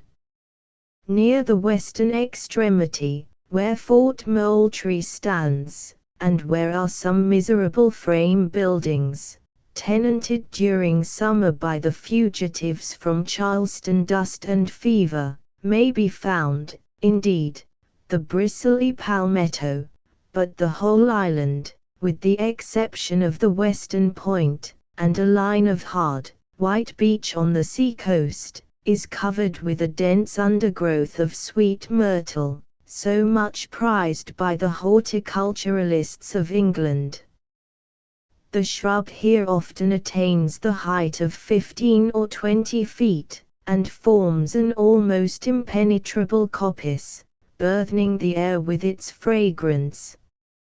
In the inmost recesses of this coppice, not far from the eastern or more remote end of the island, Legrand had built himself a small hut, which he occupied when I first, by mere accident, made his acquaintance. This soon ripened into friendship, for there was much in the recluse to excite interest and esteem. I found him well educated, with unusual powers of mind, but infected with misanthropy, and subject to perverse moods of alternate enthusiasm and melancholy. He had with him many books, but rarely employed them. His chief amusements were gunning and fishing, or sauntering along the beach and through the myrtles in quest of shells or entomological specimens. His collection of the latter might have been envied by a swamadam. In these excursions he was usually accompanied by an old Negro called Jupiter, who had been manumitted before the reverses of the family, but who could be induced, neither by threats nor by promises, to abandon what he considered his right of attendance upon the footsteps of his young Massa Will. It is not improbable that the relatives of Legrand, conceiving him to be somewhat unsettled in intellect, had contrived to instill this obstinacy into Jupiter, with a view to the supervision and guardianship of the wanderer. The winters in the latitude of Sullivan's Island are seldom very severe, and in the fall of the year it is a rare event indeed when a fire is considered necessary. About the middle of October, 18, there occurred, however, a day of remarkable chilliness. Just before sunset I scrambled my way through the evergreens to the hut of my friend, whom I had not visited for several weeks, my residence being at that time in Charleston, a distance of 9 miles from the island, while the facilities of passage and repassage were very far behind those of the present day. Upon reaching the hut I rapped, as was my custom, and, getting no reply, sought for the key where I knew it was secreted, unlocked the door, and went in. A fine fire was blazing upon the hearth. It was a novelty, and by no means an ungrateful one. I threw off an overcoat, took an armchair by the crackling logs, and awaited patiently the arrival of my hosts. Soon after dark they arrived, and gave me a most cordial welcome. Jupiter, grinning from ear to ear, bustled about to prepare some marsh hens for supper. Legrand was in one of his fits, how else shall I term them, of enthusiasm. He had found an unknown bivalve, forming a new genus, and, more than this, he had hunted down and secured, with Jupiter's assistance, a scarabaeus which he believed to be totally new, but in respect to which he wished to have my opinion on the morrow. "And why not tonight?" I asked, rubbing my hands over the blaze, and wishing the whole tribe of scarabaei at the devil. "Ah, if I had only known you were here," said Legrand, "but it's so long since I saw you, and how could I foresee that you would pay me a visit this very night of all others? As I was coming home I met Lieutenant G. from the fort, and, very foolishly, I lent him the bug, so it will be impossible for you to see it until the morning. Stay here tonight, and I will send Jup down for it at sunrise. It is the loveliest thing in creation." "What, sunrise?" "Nonsense. No. The bug. It is of a brilliant gold color, about the size of a large hickory nut, with 2 jet-black spots near one extremity of the back, another, somewhat longer, at the other. The antennae are, dey ain't no tin in him, Massa Will, I keep a-telling on you here," interrupted Jupiter. "De bug is a ghoul bug, solid, every bit of him, inside and all, seep him wing, never feel half so heavy a bug in my life. Well, suppose it is, Jup replied Legrand, somewhat more earnestly. It seemed to me, than the case demanded. Is that any reason for you letting the birds burn? The color, here he turned to me, is really almost enough to warrant Jupiter's idea. You never saw a more brilliant metallic luster than the scales emit, but of this you cannot judge till tomorrow. In the meantime I can give you some idea of the shape. Saying this, he seated himself at a small table on which were a pen and ink, but no paper. He looked for some in a drawer, but found none. Never mind, said he at length, this will answer, and he drew from his waistcoat pocket a scrap of what I took to be very dirty foolscap, and made upon it a rough drawing with the pen. While he did this, I retained my seat by the fire, for I was still chilly. When the design was complete he handed it to me without rising. As I received it, a loud growl was heard, succeeded by a scratching at the door. Jupiter opened it, and a large Newfoundland, belonging to Legrand, rushed in, leaped upon my shoulders and loaded me with caresses, for I had shown him much attention during previous visits. When his gambols were over, I looked at the paper, and, to speak the truth, found myself not a little puzzled at what my friend had depicted. Well, I said, after contemplating it for some minutes, this is a strange scarabaeus, I must confess, new to me, never saw anything like it before, unless it was a skull, or a death's head, which it more nearly resembles than anything else that has come under my observation. A death's head, echoed Legrand. Oh, yes, well, it has something of that appearance upon paper, no doubt. The two upper black spots look like eyes, and the longer one at the bottom like a mouth, and then the shape of the whole is oval. Perhaps so, said I, but, Legrand, I fear you are no artist. I must wait until I see the beetle itself, if I am to form any idea of its personal appearance.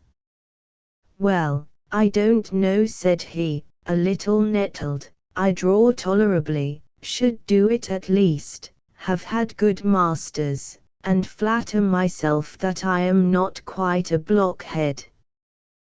But, my dear fellow, you are joking then, said I. This is a very passable skull. Indeed, I may say that it is a very excellent skull, according to the vulgar notions about such specimens of physiology, and your scarabaeus must be the queerest scarabaeus in the world if it resembles it. Why, we may get up a very thrilling bit of superstition upon this hint.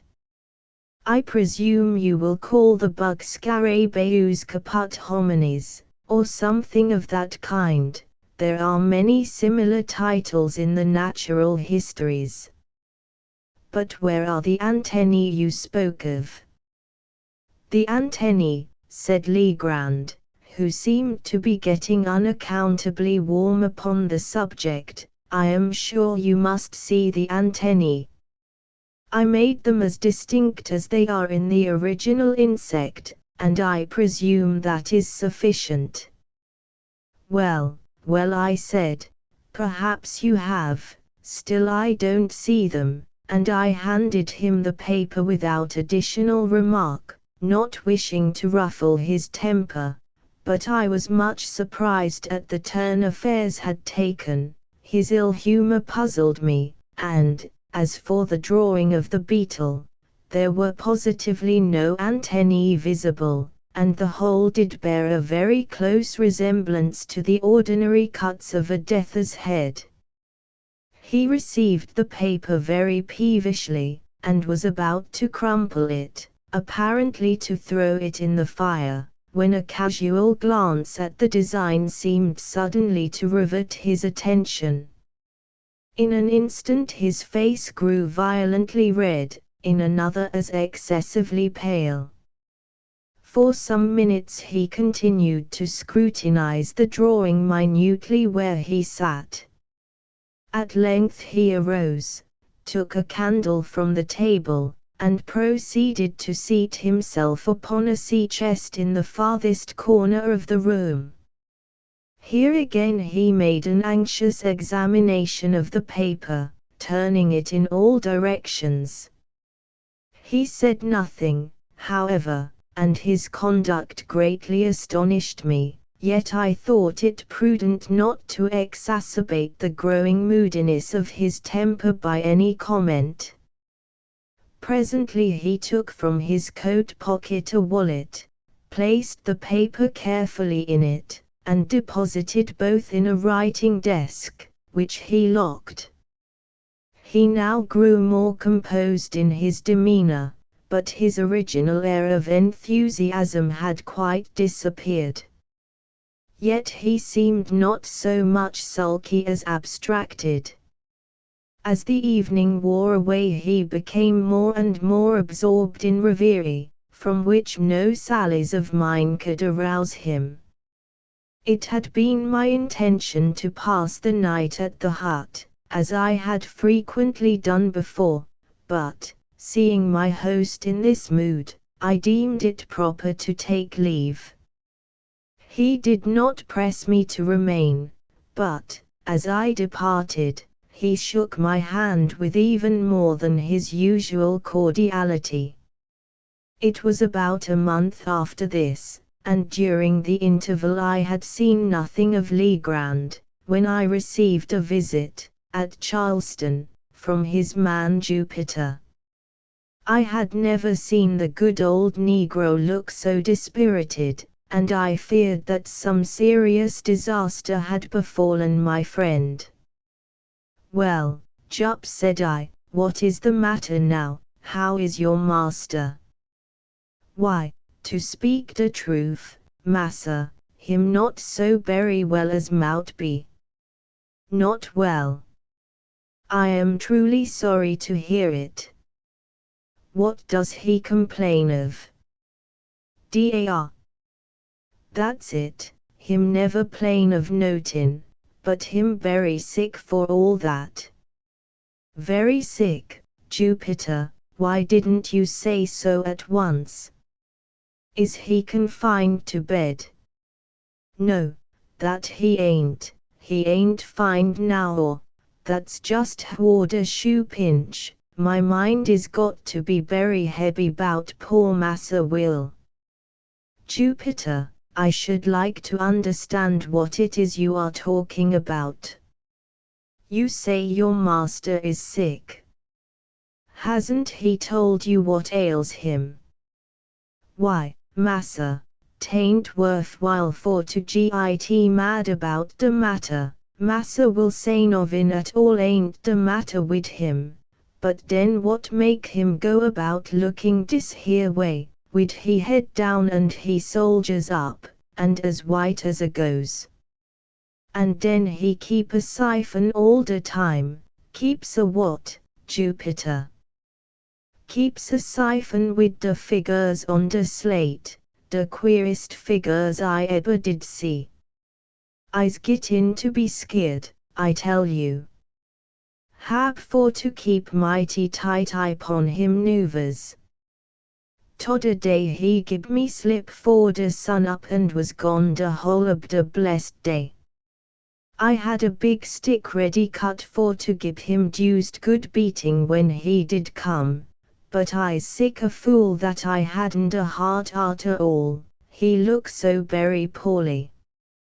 "Eh, what? Yes, upon the whole I think you had better not be too severe with the poor fellow. Don't flog him, Jupiter, he can't very well stand it. But can you form no idea of what has occasioned this illness, or rather this change of conduct? Has anything unpleasant happened since I saw you? No, massa, dey ain't been novin unpleasant since den. 'Twas for den I'm feared, 'twas the berry day you was there. How? What do you mean? Why, massa, I mean the bug, there now. The what?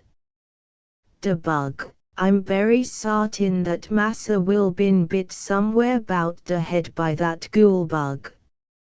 And what cause have you, Jupiter, for such a supposition? Claws enough, massa, and mouth too. I never did see sick a deuced bug, he kick and he bite a-biting what come near him.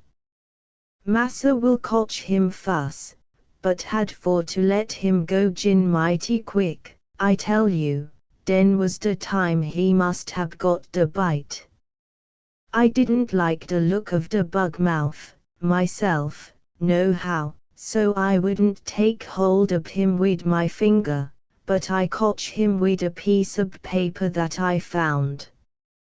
I wrap him up in the paper and stuff piece of it in he mouth, that was the way. And you think, then, that your master was really bitten by the beetle, and that the bite made him sick? I don't tick novin bout it, I knows it.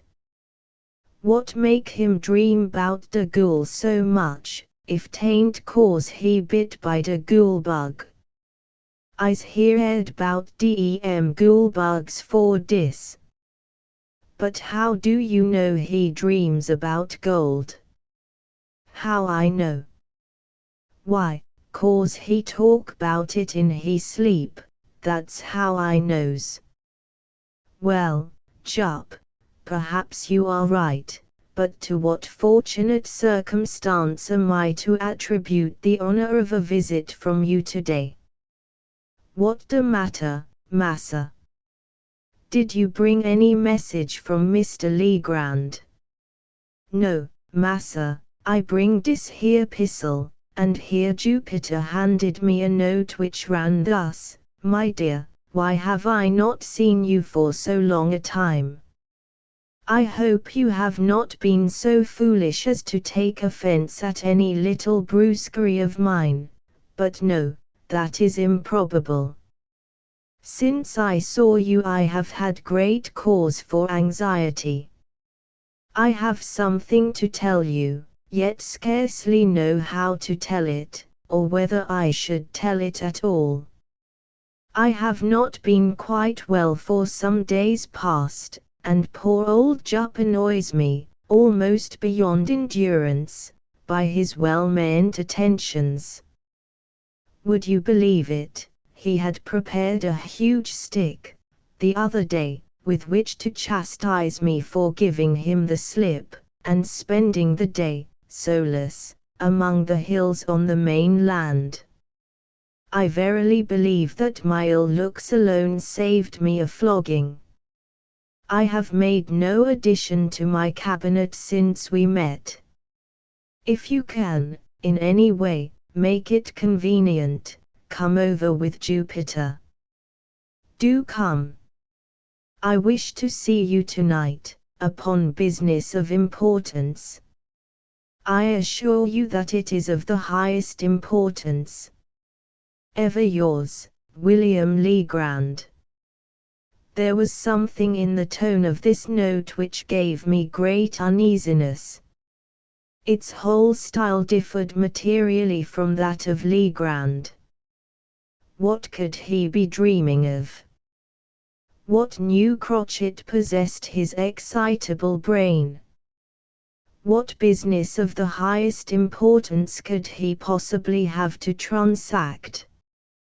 Jupiter's account of him boded no good.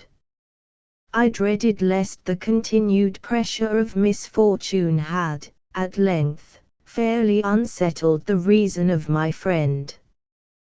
Without a moment's hesitation, therefore, I prepared to accompany the Negro.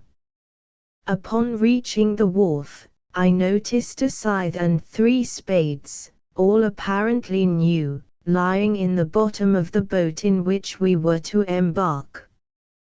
"What is the meaning of all this, Jup?" I inquired. "Him scythe, massa, and spade." "Very true, but what are they doing here?" "Him de scythe and de spade what massa will sis pon my buying for him in de town, and de debil's own lot of money I had to give for 'em." "But what, in the name of all that is mysterious, is your massa Will going to do with scythes and spades?" "That's more dan I know, and debil take me if I don't believe 'tis more dan he know, too. But it's all come ob de bug." Finding that no satisfaction was to be obtained of Jupiter, whose whole intellect seemed to be absorbed by de bug, I now stepped into the boat and made sail. With a fair and strong breeze we soon ran into the little cove to the northward of Fort Moultrie, and a walk of some 2 miles brought us to the hut. It was about 3 in the afternoon when we arrived. Legrand had been awaiting us in eager expectation. He grasped my hand with a nervous empressement which alarmed me, and strengthened the suspicions already entertained. His countenance was pale even to ghastliness, and his deep-set eyes glared with unnatural luster. After some inquiries respecting his health, I asked him, not knowing what better to say, if he had yet obtained the scarabaeus from Lieutenant G. "Oh, yes," he replied, coloring violently, "I got it from him the next morning. Nothing should tempt me to part with that scarabaeus." "Do you know that Jupiter is quite right about it?" "In what way?" I asked, with a sad foreboding at heart. "In supposing it to be a bug of real gold."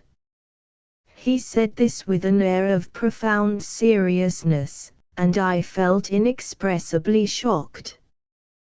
"This bug is to make my fortune," he continued with a triumphant smile, "to reinstate me in my family possessions.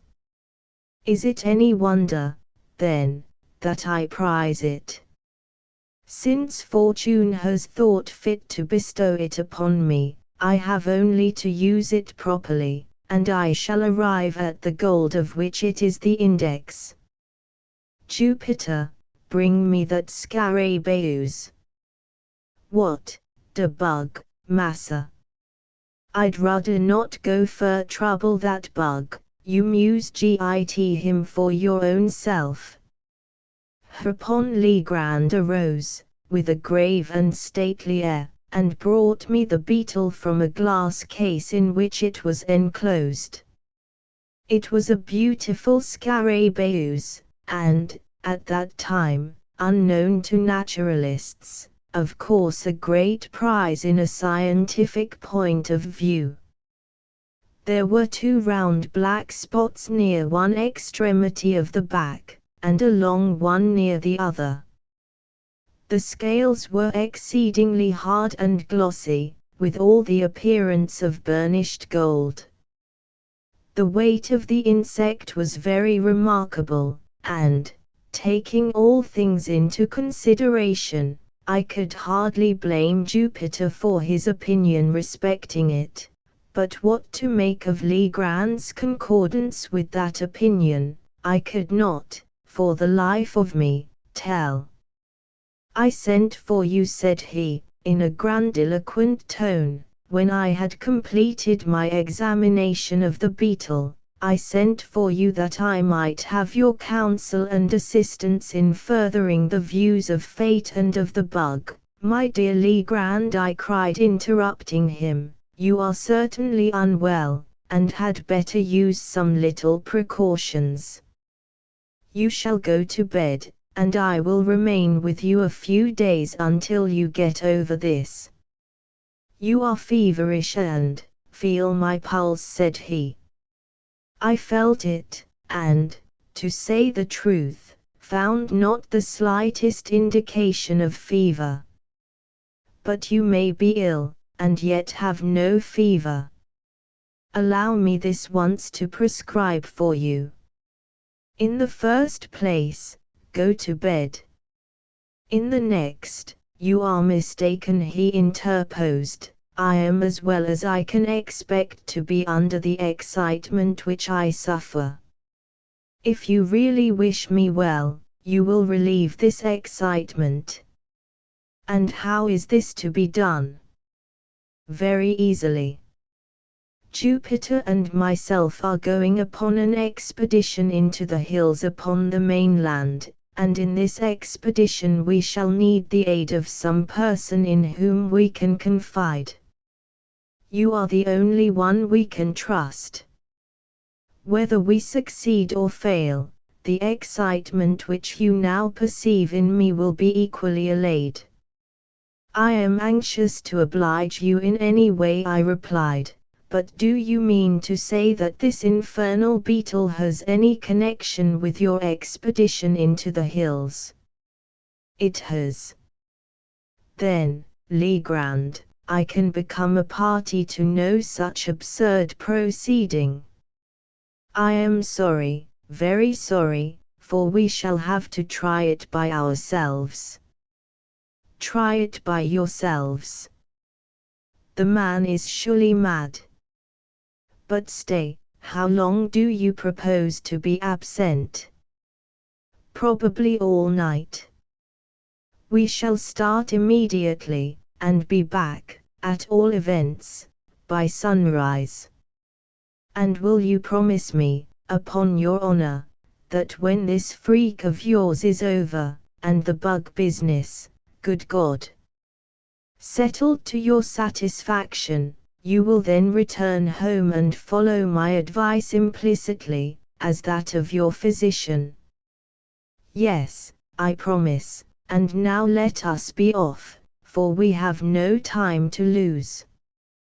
With a heavy heart I accompanied my friend. We started about 4 o'clock, Legrand, Jupiter, the dog, and myself. Jupiter had with him the scythe and spades, the whole of which he insisted upon carrying, more through fear, it seemed to me, of trusting either of the implements within reach of his master, than from any excess of industry or complaisance. His demeanor was dogged in the extreme, and that deuced bug were the sole words which escaped his lips during the journey. For my own part, I had charge of a couple of dark lanterns, while Legrand contented himself with the scarabaeus, which he carried attached to the end of a bit of whipcord, twirling it to and fro, with the air of a conjurer, as he went. When I observed this last, plain evidence of my friend's aberration of mind, I could scarcely refrain from tears. I thought it best, however, to humor his fancy, at least for the present, or until I could adopt some more energetic measures with a chance of success. In the meantime I endeavored, but all in vain, to sound him in regard to the object of the expedition. Having succeeded in inducing me to accompany him, he seemed unwilling to hold conversation upon any topic of minor importance, and to all my questions vouchsafed no other reply than "we shall see." We crossed the creek at the head of the island by means of a skiff, and, ascending the high grounds on the shore of the mainland, proceeded in a northwesterly direction, through a tract of country excessively wild and desolate, where no trace of a human footstep was to be seen. Legrand led the way with decision, pausing only for an instant, here and there, to consult what appeared to be certain landmarks of his own contrivance upon a former occasion. In this manner we journeyed for about 2 hours, and the sun was just setting when we entered a region infinitely more dreary than any yet seen. It was a species of tableland, near the summit of an almost inaccessible hill, densely wooded from base to pinnacle, and interspersed with huge crags that appeared to lie loosely upon the soil, and in many cases were prevented from precipitating themselves into the valleys below, merely by the support of the trees against which they reclined. Deep ravines, in various directions, gave an air of still sterner solemnity to the scene. The natural platform to which we had clambered was thickly overgrown with brambles, through which we soon discovered that it would have been impossible to force our way but for the scythe, and Jupiter, by direction of his master, proceeded to clear for us a path to the foot of an enormously tall tulip tree, which stood, with some 8 or 10 oaks, upon the level, and far surpassed them all, and all other trees which I had then ever seen, in the beauty of its foliage and form, in the wide spread of its branches, and in the general majesty of its appearance. When we reached this tree, Legrand turned to Jupiter, and asked him if he thought he could climb it. The old man seemed a little staggered by the question, and for some moments made no reply. At length he approached the huge trunk, walked slowly around it, and examined it with minute attention. When he had completed his scrutiny, he merely said, "Yes, massa, Jup climb any tree he eber see in he life. Then up with you as soon as possible, for it will soon be too dark to see what we are about." "How far muse go up, massa?" inquired Jupiter. "Get up the main trunk first, and then I will tell you which way to go, and here, stop. Take this beetle with you." "De bug, Massa Will, de ghoul bug," cried the Negro, drawing back in dismay. "What for muse tote de bug way up the tree, damn if I do." "If you are afraid, Jup, a great big Negro like you, to take hold of a harmless little dead beetle, why you can carry it up by this string, but, if you do not take it up with you in some way, I shall be under the necessity of breaking your head with this shovel." "What de matter now, massa?" said Jup, evidently shamed into compliance. "Always want for to raise fuss wid old nigger.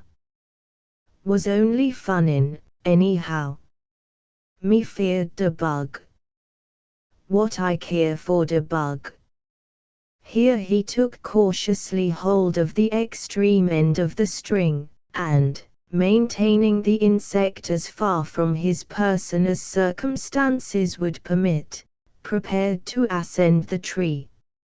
In youth, the tulip tree, or Liriodendron tulipiferum, the most magnificent of American foresters, has a trunk peculiarly smooth, and often rises to a great height without lateral branches, but, in its riper age, the bark becomes gnarled and uneven, while many short limbs make their appearance on the stem. Thus the difficulty of ascension, in the present case, lay more in semblance than in reality. Embracing the huge cylinder as closely as possible with his arms and knees, seizing with his hands some projections, and resting his naked toes upon others, Jupiter, after 1 or 2 narrow escapes from falling, at length wriggled himself into the first great fork, and seemed to consider the whole business as virtually accomplished. The risk of the achievement was, in fact, now over, although the climber was some 60 or 70 feet from the ground. "Which way mews go now, Massa Will?" he asked. "Keep up the largest branch, the one on this side," said Legrand. The Negro obeyed him promptly, and apparently with but little trouble, ascending higher and higher, until no glimpse of his squat figure could be obtained through the dense foliage which enveloped it. Presently his voice was heard in a sort of halloo. "How much fudder is got for go?" "How high up are you?" asked Legrand. "Ebber so fur," replied the Negro, "can see de sky through de top ob de tree." "Never mind the sky, but attend to what I say. Look down the trunk, and count the limbs below you on this side." "How many limbs have you passed?" "1, 2, 3, 4, 5. I done pass 5 big limb, massa, pon dis side." "Then go 1 limb higher."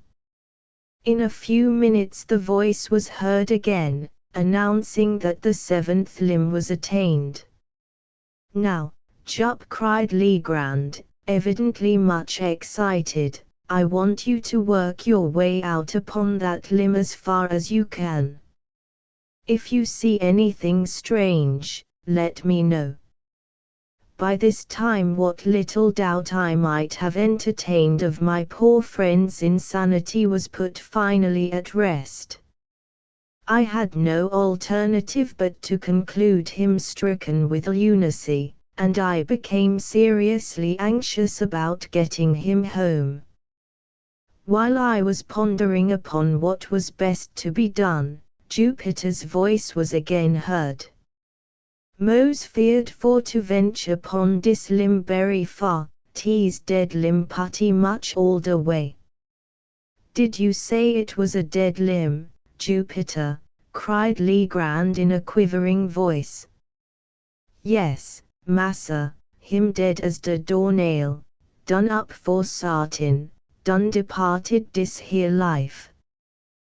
"What in the name of heaven shall I do?" asked Legrand, seemingly in the greatest distress. "Do," said I, glad of an opportunity to interpose a word, "why, come home and go to bed. Come, now, that's a fine fellow. It's getting late, and, besides, you remember your promise." "Jupiter," cried he, without heeding me in the least, "do you hear me?" "Yes, Massa Will, hear you ever so plain." "Try the wood well, then, with your knife, and see if you think it is very rotten." "Him rotten, massa, sure nuff," replied the Negro in a few moments, "but not so berry rotten as mout be. Mout venture out leetle way pon de limb by myself, that's true." "By yourself? What do you mean?" "Why, I mean de bug.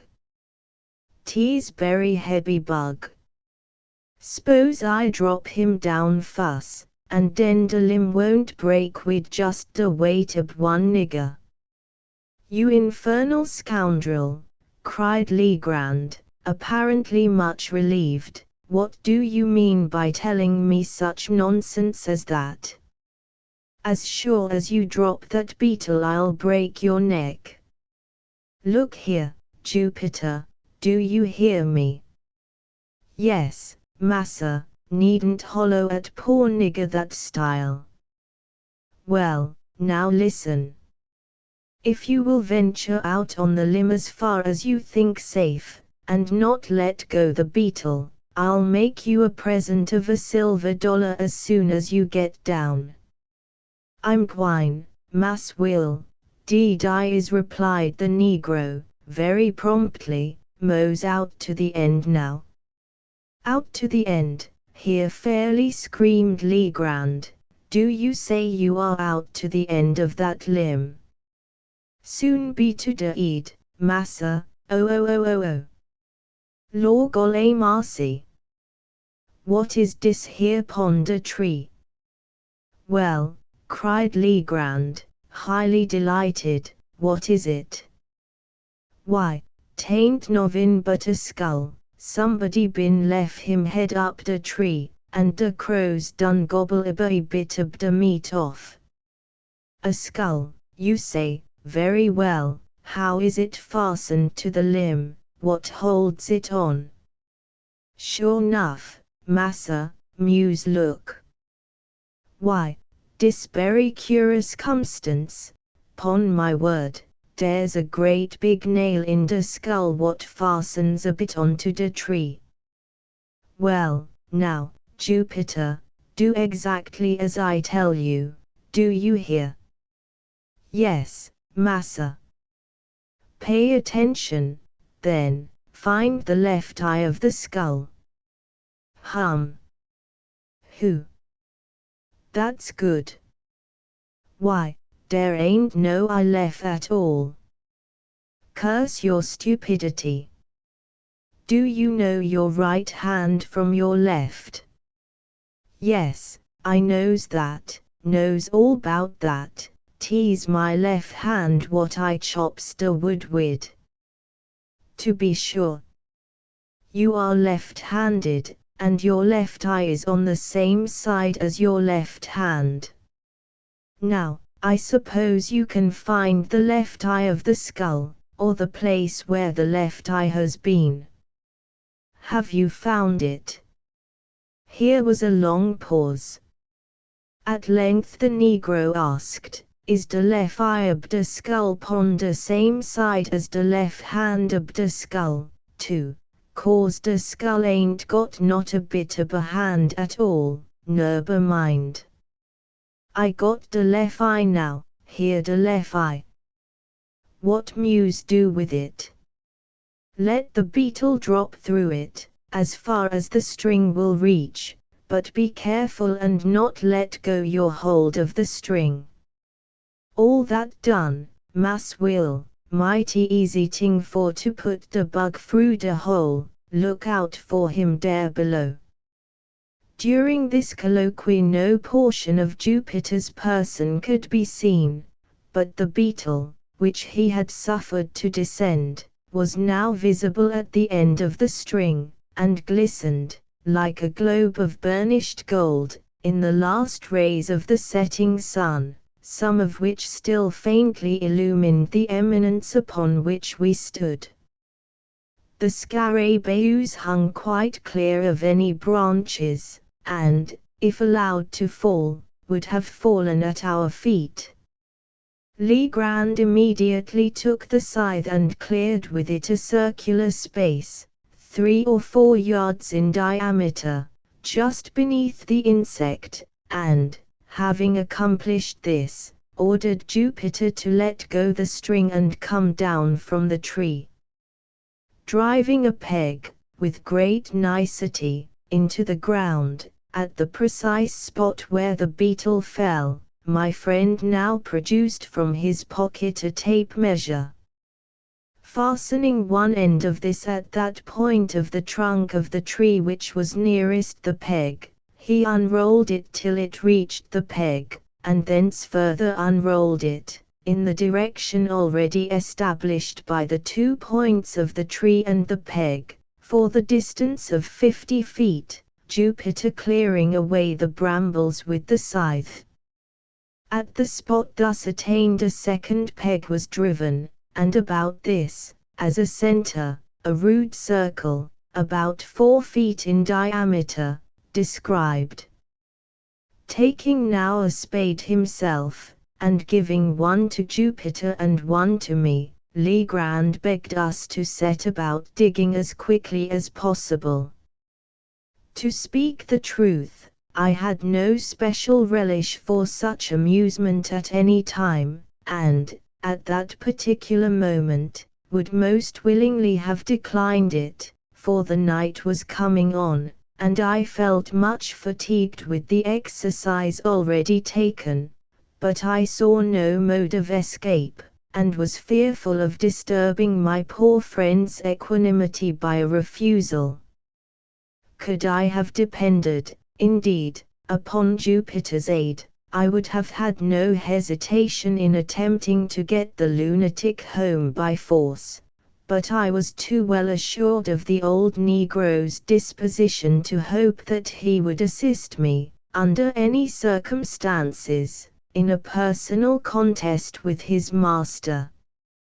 I made no doubt that the latter had been infected with some of the innumerable Southern superstitions about money buried, and that his fantasy had received confirmation by the finding of the scarabæus, or, perhaps, by Jupiter's obstinacy in maintaining it to be a bug of real gold. A mind disposed to lunacy would readily be led away by such suggestions, especially if chiming in with favorite preconceived ideas. And then I called to mind the poor fellow's speech about the beetles being the index of his fortune. Upon the whole, I was sadly vexed and puzzled, but at length, I concluded to make a virtue of necessity, to dig with a good will, and thus the sooner to convince the visionary, by ocular demonstration, of the fallacy of the opinions he entertained. The lanterns having been lit, we all fell to work with a zeal worthy a more rational cause, and, as the glare fell upon our persons and implements, I could not help thinking how picturesque a group we composed, and how strange and suspicious our labors must have appeared to any interloper who, by chance, might have stumbled upon our whereabouts. We dug very steadily for 2 hours. Little was said, and our chief embarrassment lay in the yelpings of the dog, who took exceeding interest in our proceedings.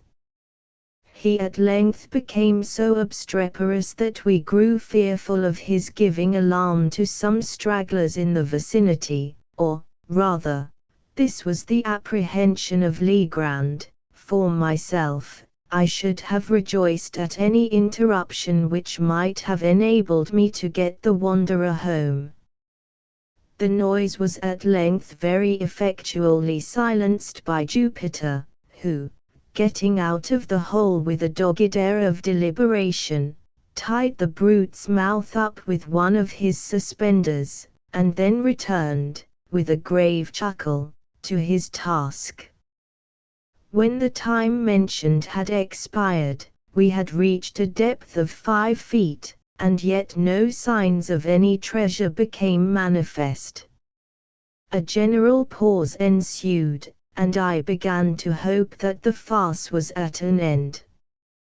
Legrand, however, although evidently much disconcerted, wiped his brow thoughtfully and recommenced.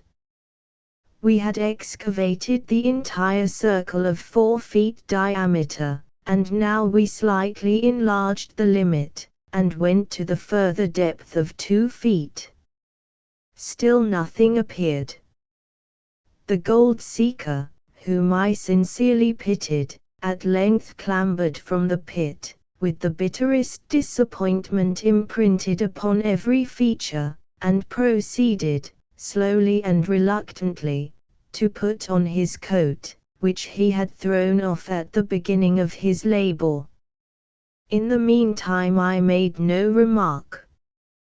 Jupiter, at a signal from his master, began to gather up his tools. This done, and the dog having been unmuzzled, we turned in profound silence toward home. We had taken, perhaps, a dozen steps in this direction, when, with a loud oath, Legrand strode up to Jupiter, and seized him by the collar. The astonished Negro opened his eyes and mouth to the fullest extent, let fall the spades, and fell upon his knees. "You scoundrel," said Legrand, hissing out the syllables from between his clenched teeth, "you infernal black villain, speak, I tell you, answer me this instant, without prevarication, which is your left eye?" "Oh, my golly, Massa Will, ain't dis here my lef' eye for sarteen," roared the terrified Jupiter, placing his hand upon his right organ of vision, and holding it there with a desperate pertinacity, as if in immediate dread of his master's attempt at a gouge. "I thought so, I knew it." "Hurrah!" vociferated Legrand, letting the Negro go and executing a series of curvets and caracoles, much to the astonishment of his valet, who, arising from his knees, looked mutely from his master to myself, and then from myself to his master. "Come, we must go back," said the latter, "the game's not up yet," and he again led the way to the tulip tree. "Jupiter," said he, when we reached its foot, "come here, was the skull nailed to the limb with the face outward, or with the face to the limb?" "De face was out, massa, so that de crows could get at de eyes good, widout any trouble." "Well, then, was it this eye or that through which you dropped the beetle?" Here Legrand touched each of Jupiter's eyes. "'Twas dis eye, massa, de lef' eye, jes as you tell me," and here it was his right eye that the Negro indicated. "That will do, we must try it again. Here, my friend, about whose madness I now saw, or fancied that I saw, certain indications of method, removed the peg which marked the spot where the beetle fell, to a spot about 3 inches to the westward of its former position. Taking, now, the tape measure from the nearest point of the trunk to the peg, as before, and continuing the extension in a straight line to the distance of 50 feet, a spot was indicated, removed, by several yards, from the point at which we had been digging. Around the new position a circle, somewhat larger than in the former instance, was now described, and we again set to work with the spades. I was dreadfully weary, but scarcely understanding what had occasioned the change in my thoughts, I felt no longer any great aversion from the labor imposed. I had become most unaccountably interested, nay, even excited. Perhaps there was something, amid all the extravagant demeanor of Legrand, some air of forethought, or of deliberation, which impressed me. I dug eagerly, and now and then caught myself actually looking, with something that very much resembled expectation, for the fancied treasure, the vision of which had demented my unfortunate companion. At a period when such vagaries of thought most fully possessed me, and when we had been at work perhaps an hour and a half, we were again interrupted by the violent howlings of the dog. His uneasiness, in the first instance, had been, evidently, but the result of playfulness or caprice, but he now assumed a bitter and serious tone. Upon Jupiter's again attempting to muzzle him, he made furious resistance, and leaping into the hole, tore up the mold frantically with his claws. In a few seconds he had uncovered a mass of human bones, forming 2 complete skeletons, intermingled with several buttons of metal, and what appeared to be the dust of decayed woolen.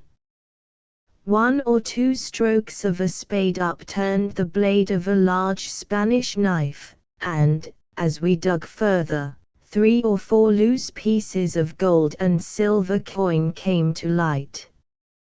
At sight of these the joy of Jupiter could scarcely be restrained, but the countenance of his master wore an air of extreme disappointment.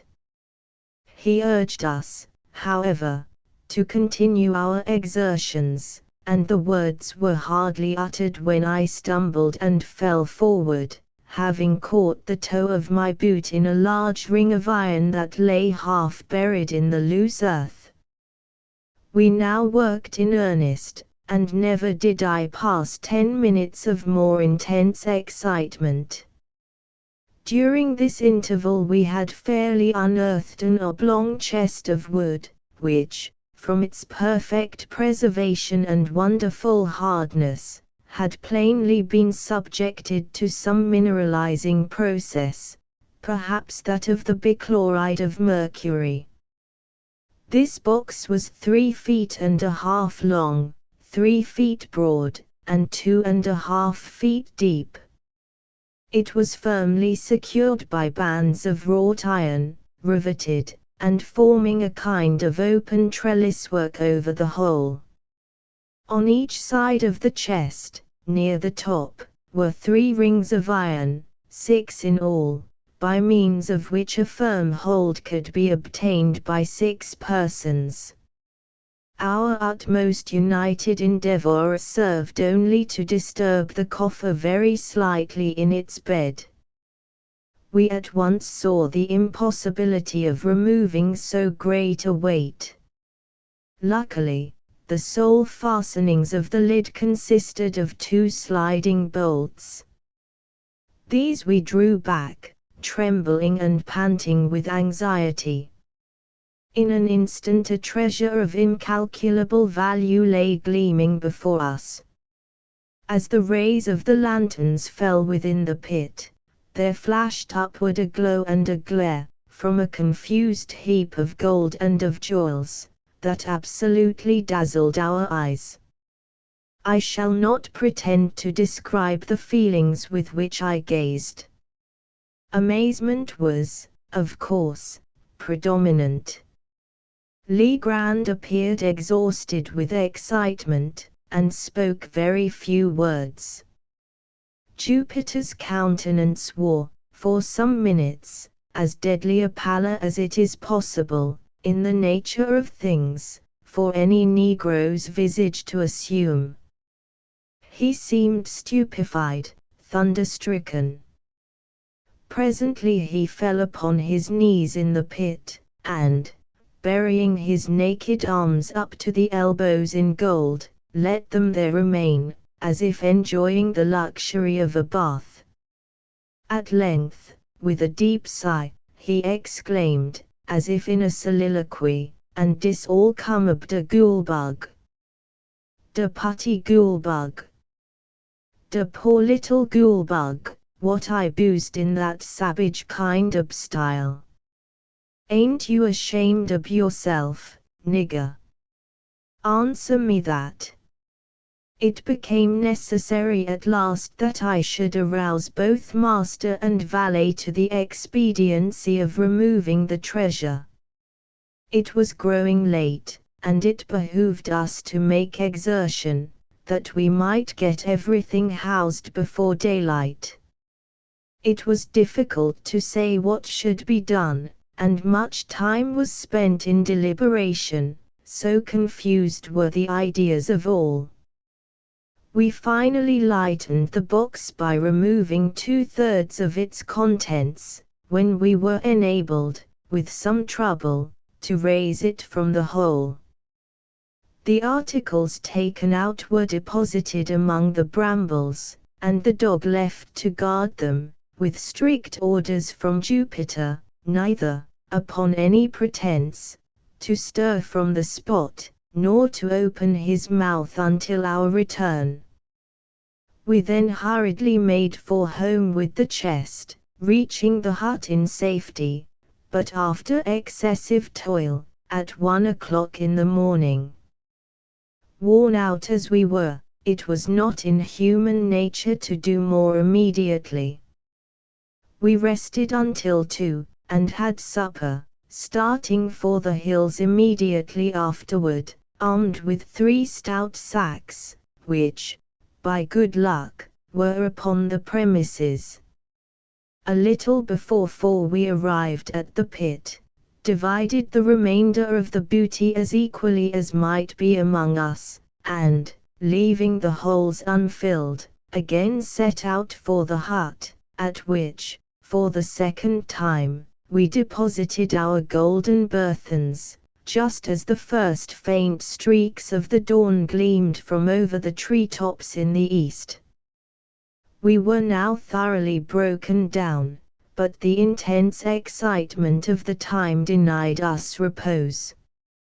After an unquiet slumber of some 3 or 4 hours' duration, we arose, as if by preconcert, to make examination of our treasure. The chest had been full to the brim, and we spent the whole day, and the greater part of the next night, in scrutiny of its contents. There had been nothing like order or arrangement. Everything had been heaped in promiscuously. Having assorted all with care, we found ourselves possessed of even vaster wealth than we had at first supposed. In coin there was rather more than $450,000, estimating the value of the pieces as accurately as we could by the tables of the period. There was not a particle of silver. All was gold of antique date and of great variety, French, Spanish, and German money, with a few English guineas, and some counters, of which we had never seen specimens before. There were several very large and heavy coins, so worn that we could make nothing of their inscriptions. There was no American money. The value of the jewels we found more difficulty in estimating. There were diamonds, some of them exceedingly large and fine, 110 in all, and not one of them small, 18 rubies of remarkable brilliancy, 310 emeralds, all very beautiful, and 21 sapphires, with an opal. These stones had all been broken from their settings, and thrown loose in the chest.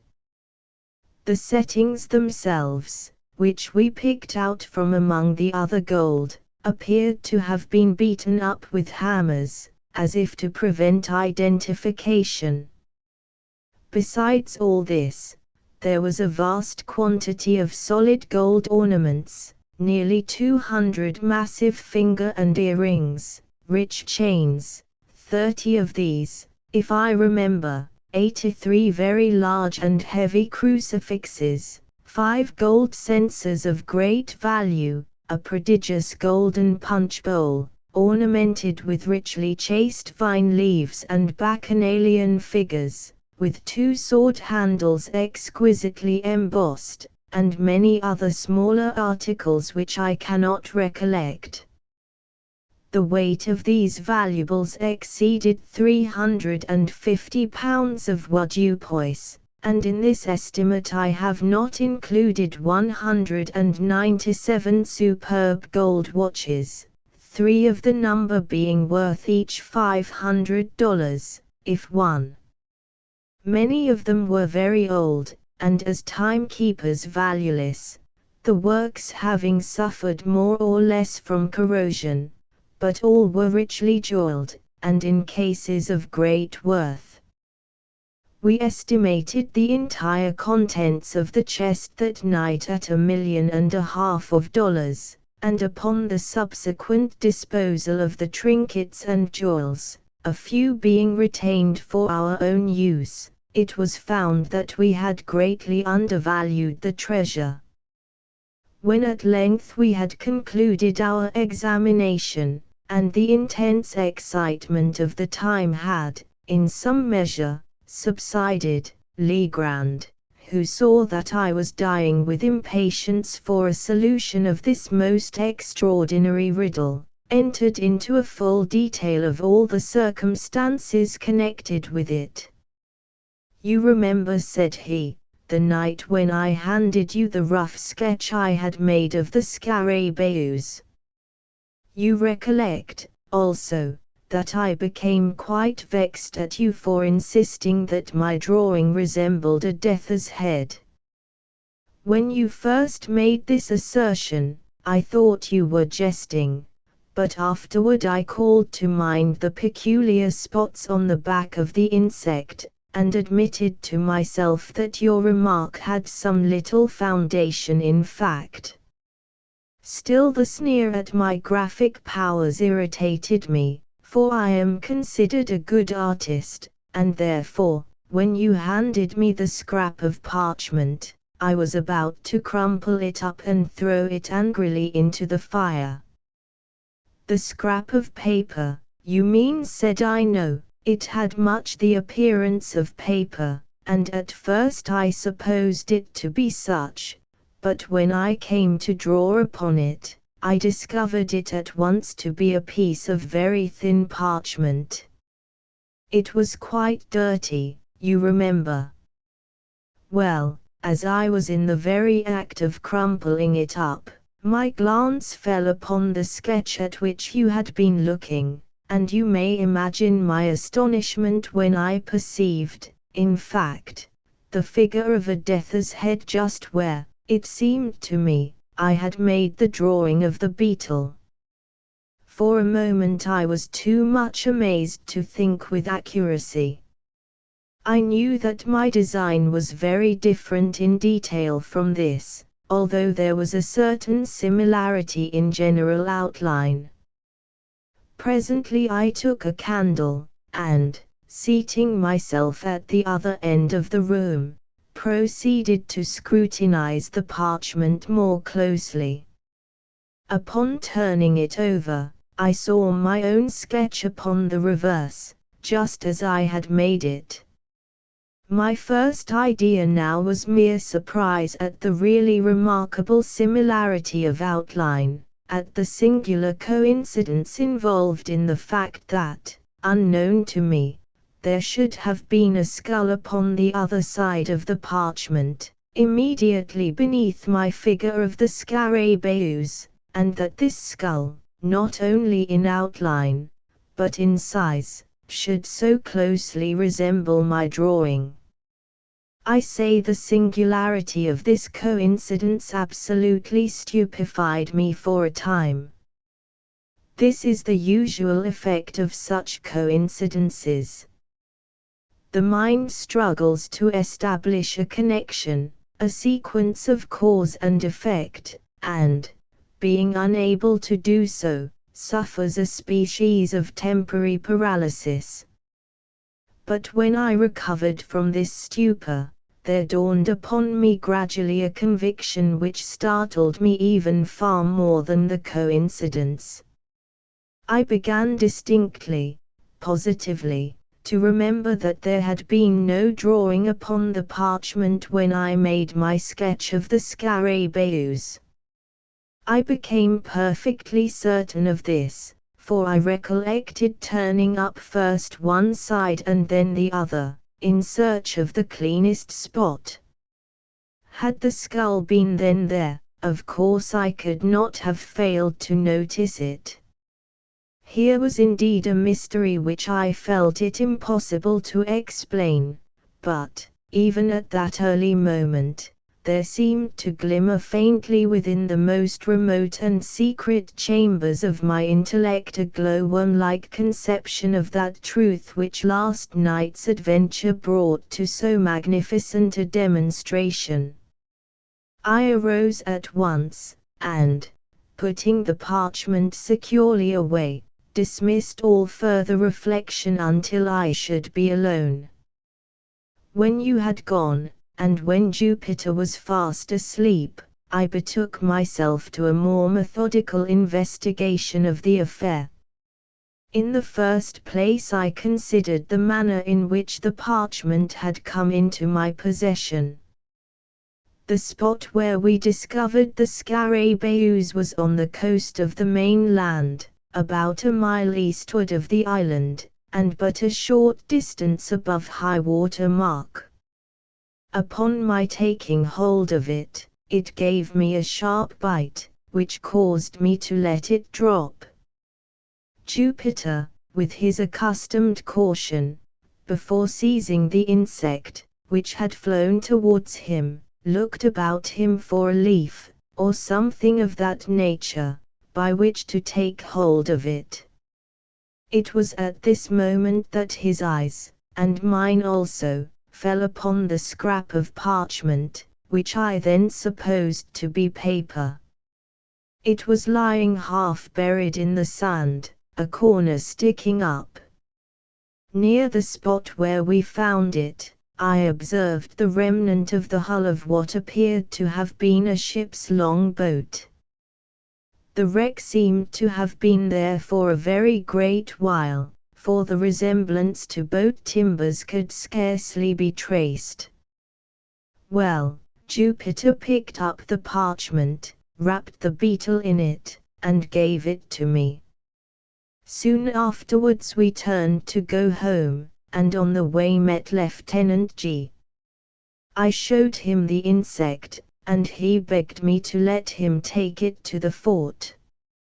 Upon my consenting, he thrust it forthwith into his waistcoat pocket, without the parchment in which it had been wrapped, and which I had continued to hold in my hand during his inspection.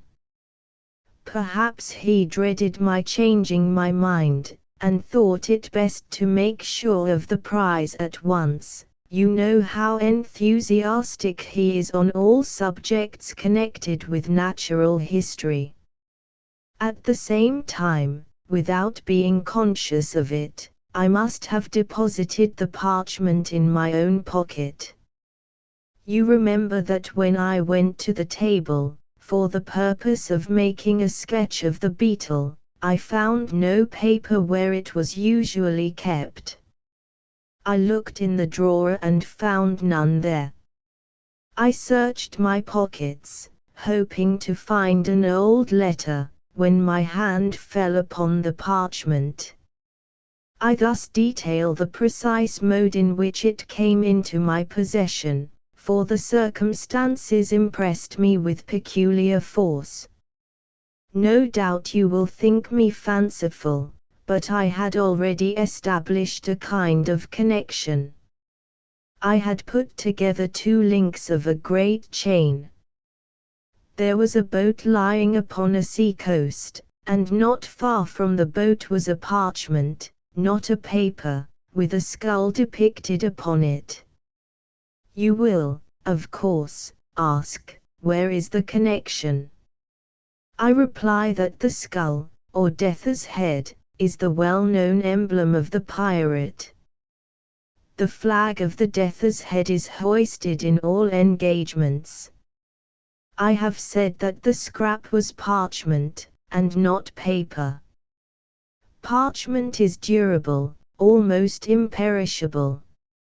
Matters of little moment are rarely consigned to parchment, since for the mere ordinary purposes of drawing or writing it is not nearly so well adapted as paper.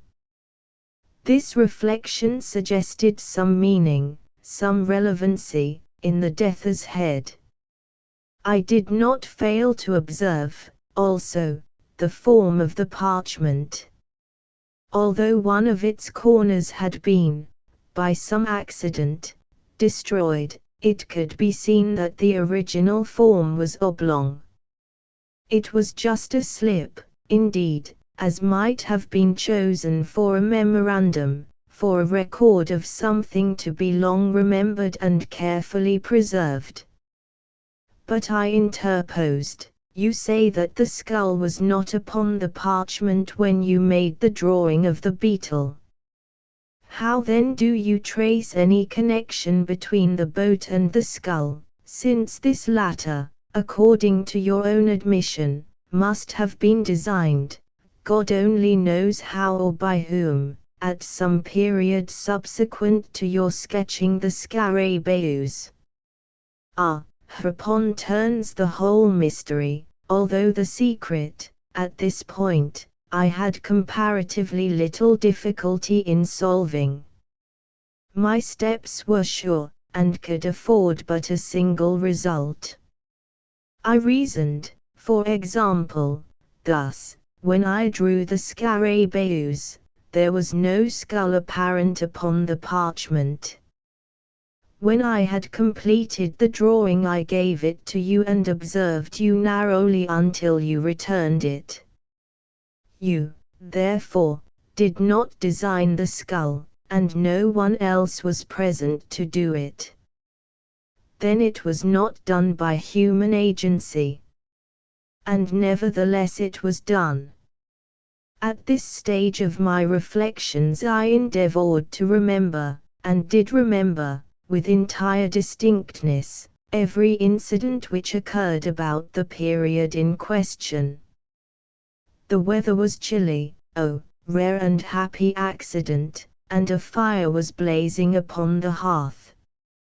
I was heated with exercise and sat near the table.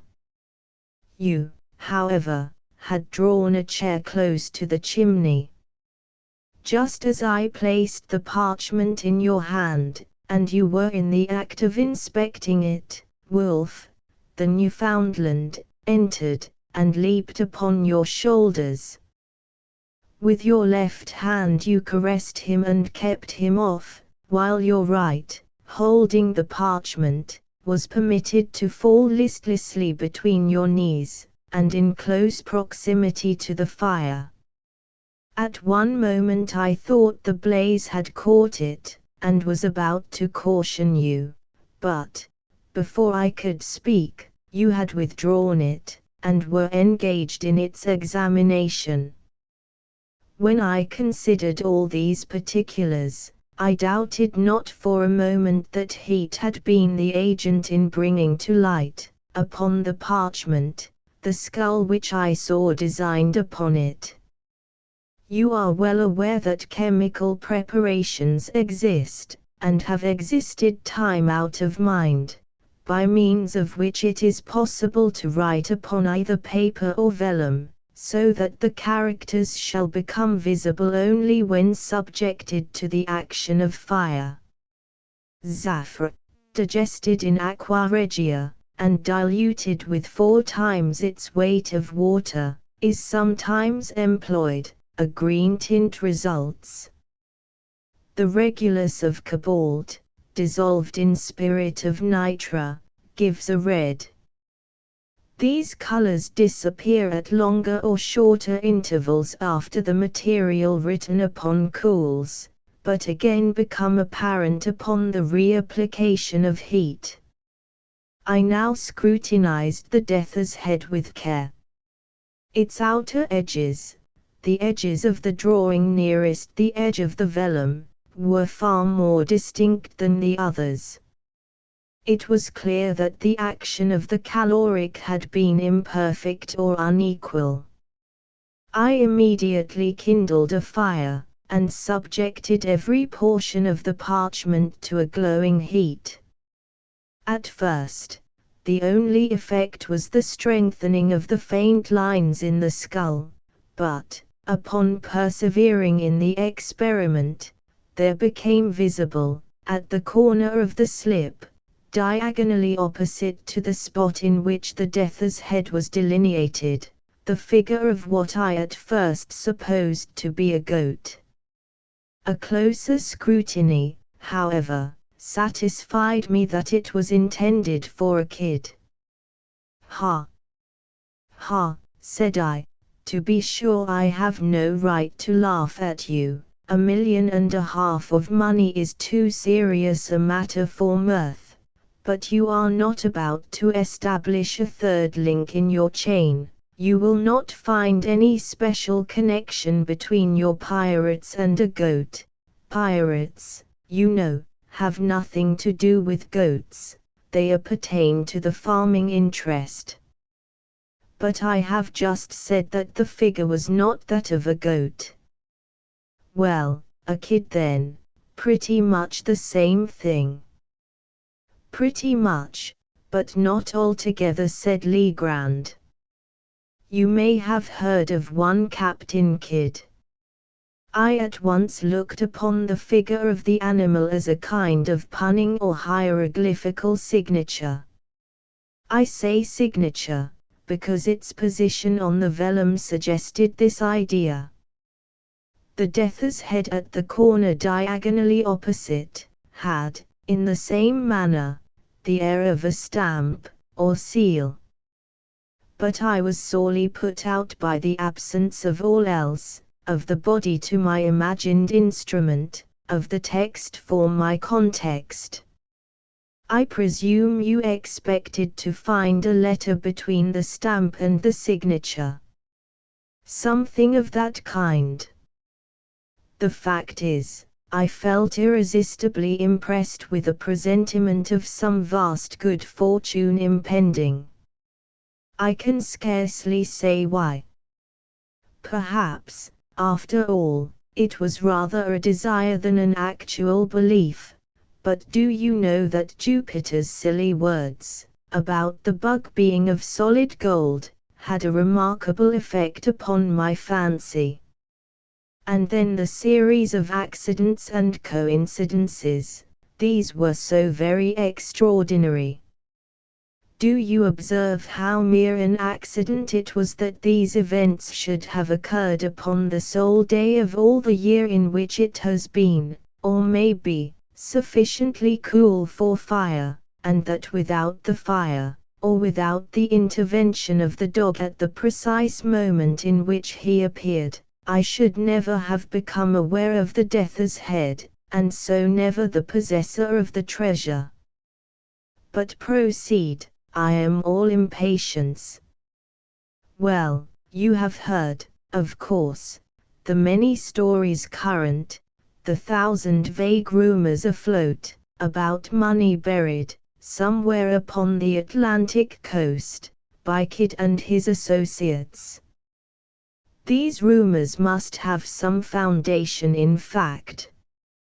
And that the rumors have existed so long and so continuous, could have resulted, it appeared to me, only from the circumstance of the buried treasure still remaining entombed. Had Kidd concealed his plunder for a time, and afterward reclaimed it, the rumors would scarcely have reached us in their present unvarying form. You will observe that the stories told are all about money seekers, not about money finders. Had the pirate recovered his money, there the affair would have dropped. It seemed to me that some accident, say the loss of a memorandum indicating its locality, had deprived him of the means of recovering it, and that this accident had become known to his followers, who otherwise might never have heard that treasure had been concealed at all, and who, busying themselves in vain, because unguided, attempts to regain it, had given first birth, and then universal currency, to the reports which are now so common. Have you ever heard of any important treasure being unearthed along the coast? Never. But that Kidd's accumulations were immense, is well known. I took it for granted, therefore, that the earth still held them, and you will scarcely be surprised when I tell you that I felt a hope, nearly amounting to certainty, that the parchment so strangely found, involved a lost record of the place of deposit. But how did you proceed? I held the vellum again to the fire, after increasing the heat, but nothing appeared. I now thought it possible that the coating of dirt might have something to do with the failure, so I carefully rinsed the parchment by pouring warm water over it, and having done this, I placed it in a tin pan, with the skull downward, and put the pan upon a furnace of lighted charcoal. In a few minutes, the pan having become thoroughly heated, I removed the slip, and to my inexpressible joy, found it spotted in several places, with what appeared to be figures arranged in lines. Again I placed it in the pan, and suffered it to remain another minute. Upon taking it off, the whole was just as you see it now. Here Legrand, having reheated the parchment, submitted it to my inspection. The following characters were rudely traced, in a red tint, between the death's head and the goat: 53305, 6 asterisk, 4826, 4. 806 asterisk, 48860, 85, winking smiley 8 asterisk, colon asterisk 883, 88, 5 asterisk, 46, 88 asterisk 96 asterisk, 8, asterisk, 485, 5 asterisk 2 asterisk, 4956 asterisk 2, 5 asterisk 4, 88 asterisk, 40692885, winking smiley 68, 4, 1, 9, 48081, 8:81, 4885, 4, 48552880 asterisk 81, 9, 48, 88, 4, 34, 48, 4, 161, 188, but said I, returning him the slip, I am as much in the dark as ever. Were all the jewels of Golconda awaiting me upon my solution of this enigma, I am quite sure that I should be unable to earn them.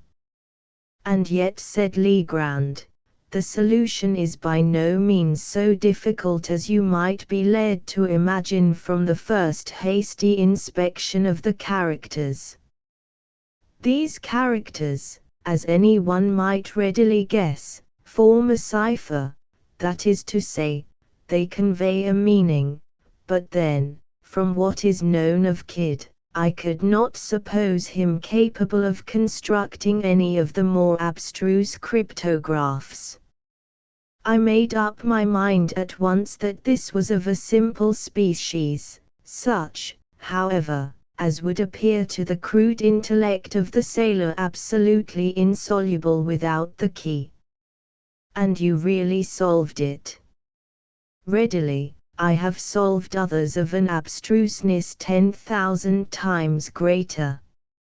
Circumstances, and a certain bias of mind, have led me to take interest in such riddles, and it may well be doubted whether human ingenuity can construct an enigma of the kind which human ingenuity may not, by proper application, resolve. In fact, having once established connected and legible characters, I scarcely gave a thought to the mere difficulty of developing their import. In the present case, indeed in all cases of secret writing, the question regards the language of the cipher, for the principles of solution, so far especially as the more simple ciphers are concerned, depend upon, and are varied by, the genius of the particular idiom.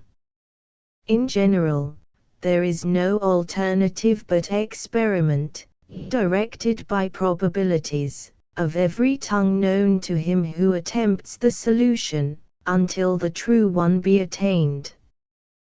But, with the cipher now before us, all difficulty was removed by the signature. The pun upon the word Kidd is appreciable in no other language than the English. But for this consideration I should have begun my attempts with the Spanish and French, as the tongues in which a secret of this kind would most naturally have been written by a pirate of the Spanish Main. As it was, I assumed the cryptograph to be English. You observe there are no divisions between the words. Had there been divisions, the task would have been comparatively easy.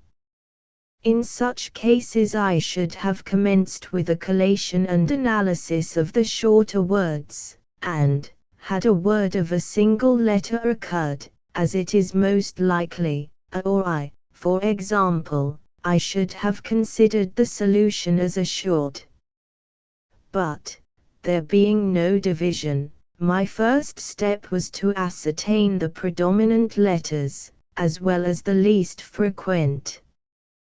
Counting all, I constructed a table thus: of the character 8 there are 33, 26 4 19, 16 *13 5 12 6 11, 10 1 8 0 6 92 5 3 4 3 2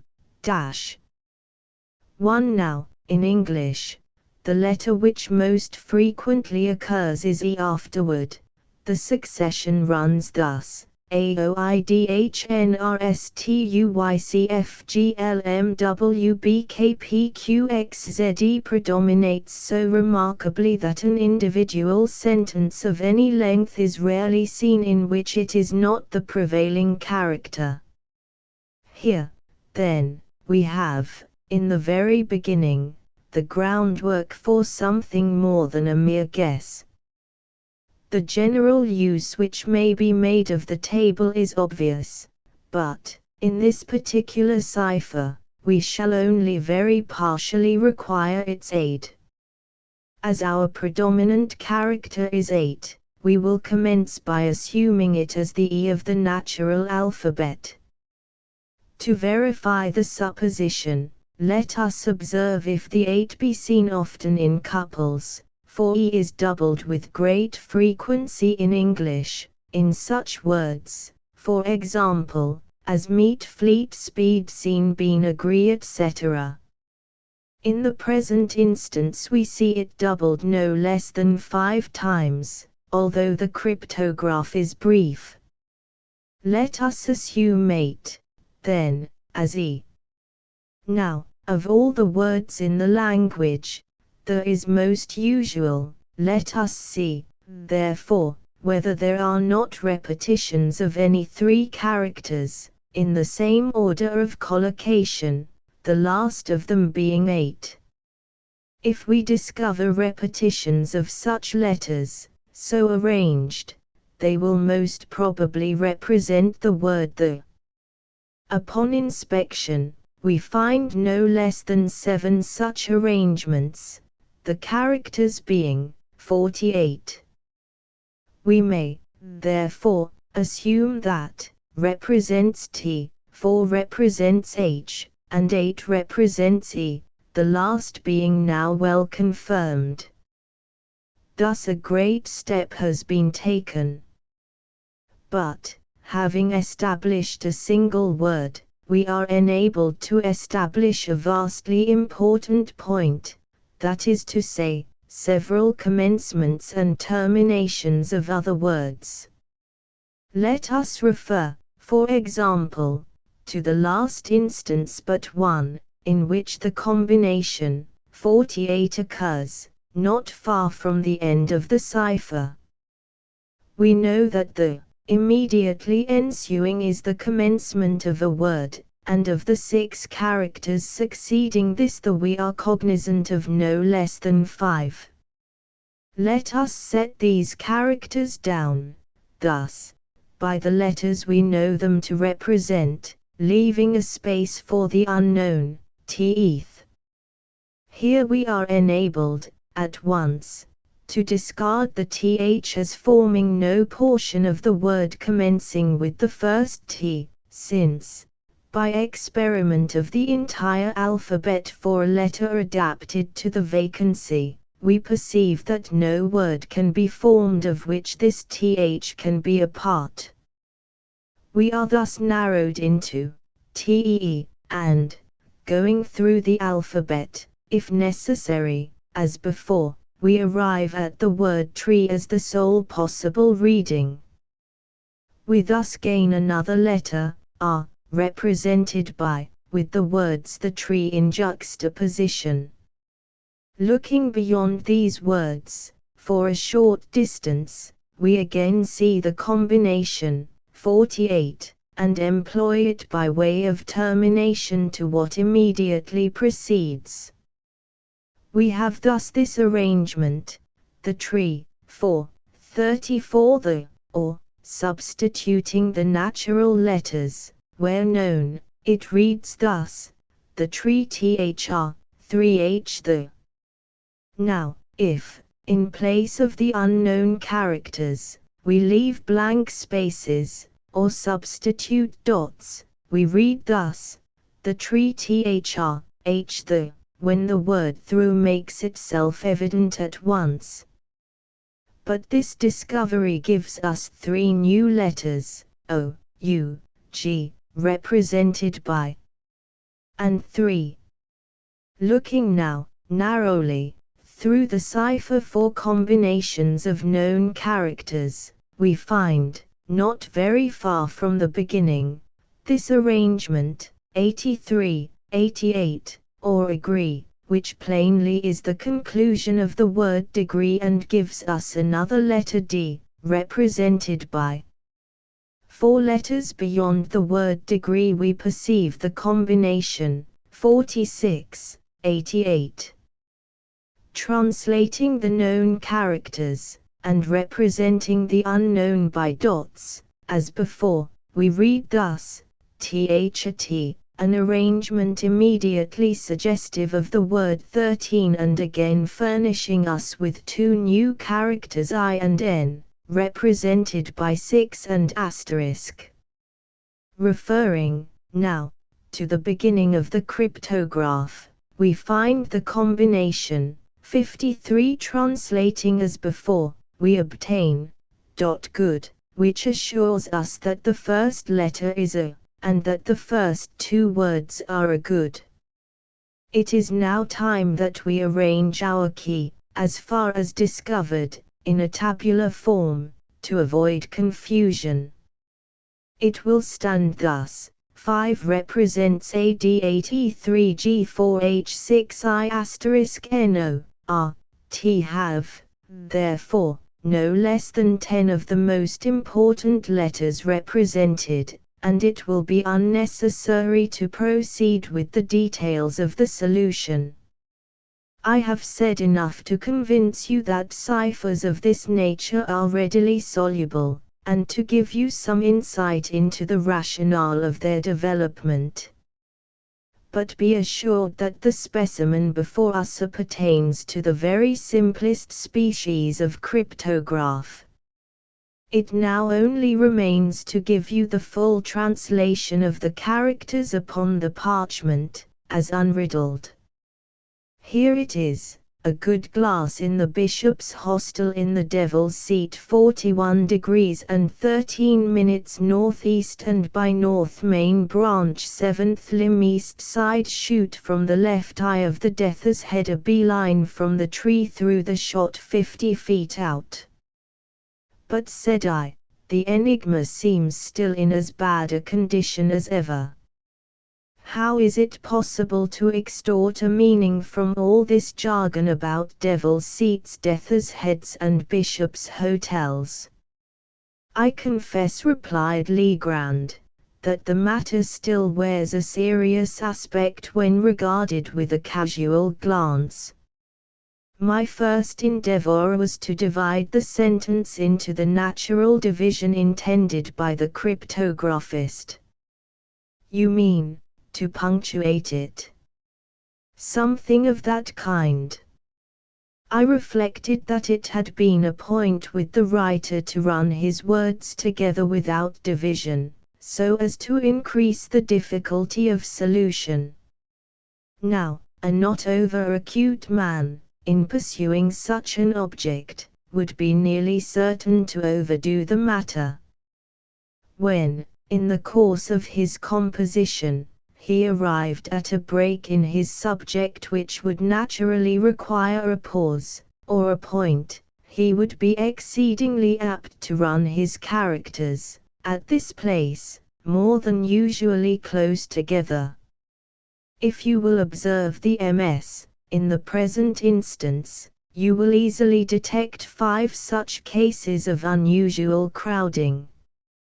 Acting upon this hint, I made the division thus: a good glass in the bishop's hostel in the Devil's Seat, 41 degrees and 13 minutes, northeast and by north, main branch 7th limb east side, shoot from the left eye of the Death's Head, a beeline from the tree through the shot 50 feet out.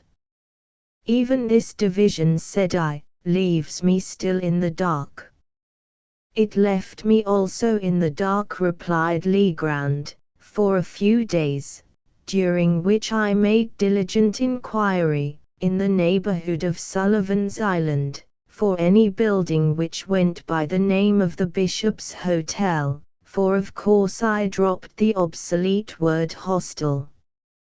Gaining no information on the subject, I was on the point of extending my sphere of search, and proceeding in a more systematic manner, when one morning it entered into my head, quite suddenly, that this bishop's hostel might have some reference to an old family of the name of Bishop, which, time out of mind, had held possession of an ancient manor house, about 4 miles to the northward of the island.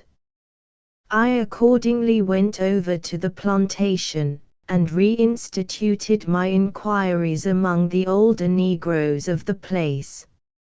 At length one of the most aged of the women said that she had heard of such a place as Bishop's Castle, and thought that she could guide me to it, but that it was not a castle, nor a tavern, but a high rock. I offered to pay her well for her trouble, and, after some demur, she consented to accompany me to the spot. We found it without much difficulty, when, dismissing her, I proceeded to examine the place. The castle consisted of an irregular assemblage of cliffs and rocks, one of the latter being quite remarkable for its height as well as for its insulated and artificial appearance. I clambered to its apex, and then felt much at a loss as to what should be next done. While I was busied in reflection, my eyes fell upon a narrow ledge in the eastern face of the rock, perhaps a yard below the summit upon which I stood. This ledge projected about 18 inches, and was not more than a foot wide, while a niche in the cliff just above it gave it a rude resemblance to one of the hollow-backed chairs used by our ancestors. I made no doubt that here was the Devil's Seat alluded to in the MS, and now I seemed to grasp the full secret of the riddle. The good glass I knew could have reference to nothing but a telescope, for the word glass is rarely employed in any other sense by seamen. Now here, I at once saw a telescope to be used, and a definite point of view, admitting no variation, from which to use it. Nor did I hesitate to believe that the phrases, 41 degrees and 13 minutes and northeast and by north were intended as directions for the leveling of the glass. Greatly excited by these discoveries, I hurried home, procured a telescope, and returned to the rock. I let myself down to the ledge, and found that it was impossible to retain a seat upon it except in one particular position. This fact confirmed my preconceived idea. I proceeded to use the glass. Of course, the 41 degrees and 13 minutes could allude to nothing but elevation above the visible horizon, since the horizontal direction was clearly indicated by the words, northeast and by north. This latter direction I at once established by means of a pocket compass, then, pointing the glass as nearly at an angle of 41 degrees of elevation as I could do it by guess, I moved it cautiously up or down, until my attention was arrested by a circular rift or opening in the foliage of a large tree that overtopped its fellows in the distance. In the center of this rift I perceived a white spot, but could not, at first, distinguish what it was. Adjusting the focus of the telescope, I again looked. Upon this discovery I was so sanguine as to consider the enigma solved, for the phrase main branch, seventh limb, east side could refer only to the position of the skull upon the tree, while shoot from the left eye of the death's head admitted, also, of but one interpretation, in regard to a search for buried treasure. I perceived that the design was to drop a bullet from the left eye of the skull, and that a beeline, or, in other words, a straight line, drawn from the nearest point of the trunk through the shot, or the spot where the bullet fell, and thence extended to a distance of 50 feet, would indicate a definite point, and beneath this point I thought it at least possible that a deposit of value lay concealed. All this, I said, is exceedingly clear, and, although ingenious, still simple and explicit. When you left the Bishop's Hotel, what then? Why, having carefully taken the bearings of the tree, I turned homewards. The instant that I left the Devil's Seat, however, the circular rift vanished, nor could I get a glimpse of it afterwards, turn as I would. What seems to me the chief ingenuity in this whole business is the fact, for repeated experiment has convinced me it is a fact, that the circular opening in question is visible from no other attainable point of view than that afforded by the narrow ledge on the face of the rock. In this expedition to the Bishop's Hotel I had been attended by Jupiter, who had no doubt observed for some weeks past the abstraction of my demeanor, and took especial care not to leave me alone. But, on the next day, getting up very early, I contrived to give him the slip, and went into the hills in search of the tree. After much toil I found it. When I came home at night my valet proposed to give me a flogging. With the rest of the adventure I believe you are as well acquainted as myself. I suppose, said I, you missed the spot, in the first attempt at digging, through Jupiter's stupidity in letting the bug fall through the right instead of through the left eye of the skull. Precisely.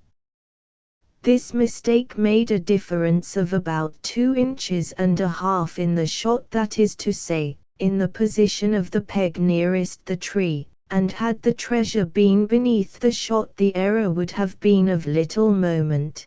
But the shot together with the nearest point of the tree, were merely 2 points for the establishment of a line of direction. Of course the error, however trivial in the beginning, increased as we proceeded with the line, and by the time we had gone 50 feet, threw us quite off the scent. But for my deep-seated impression that treasure was here somewhere actually buried, we might have had all our labor in vain. I presume the fancy of the skull, of letting fall a bullet through the skull's eye, was suggested to Kidd by the piratical flag. No doubt he felt a kind of poetical consistency in recovering his money through this ominous insignium. Perhaps so. Still, I cannot help thinking that common sense had quite as much to do with the matter as poetical consistency.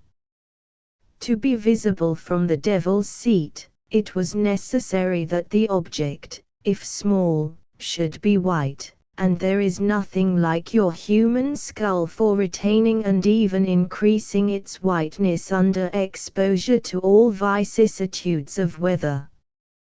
But your grandiloquence, and your conduct in swinging the beetle, how excessively odd!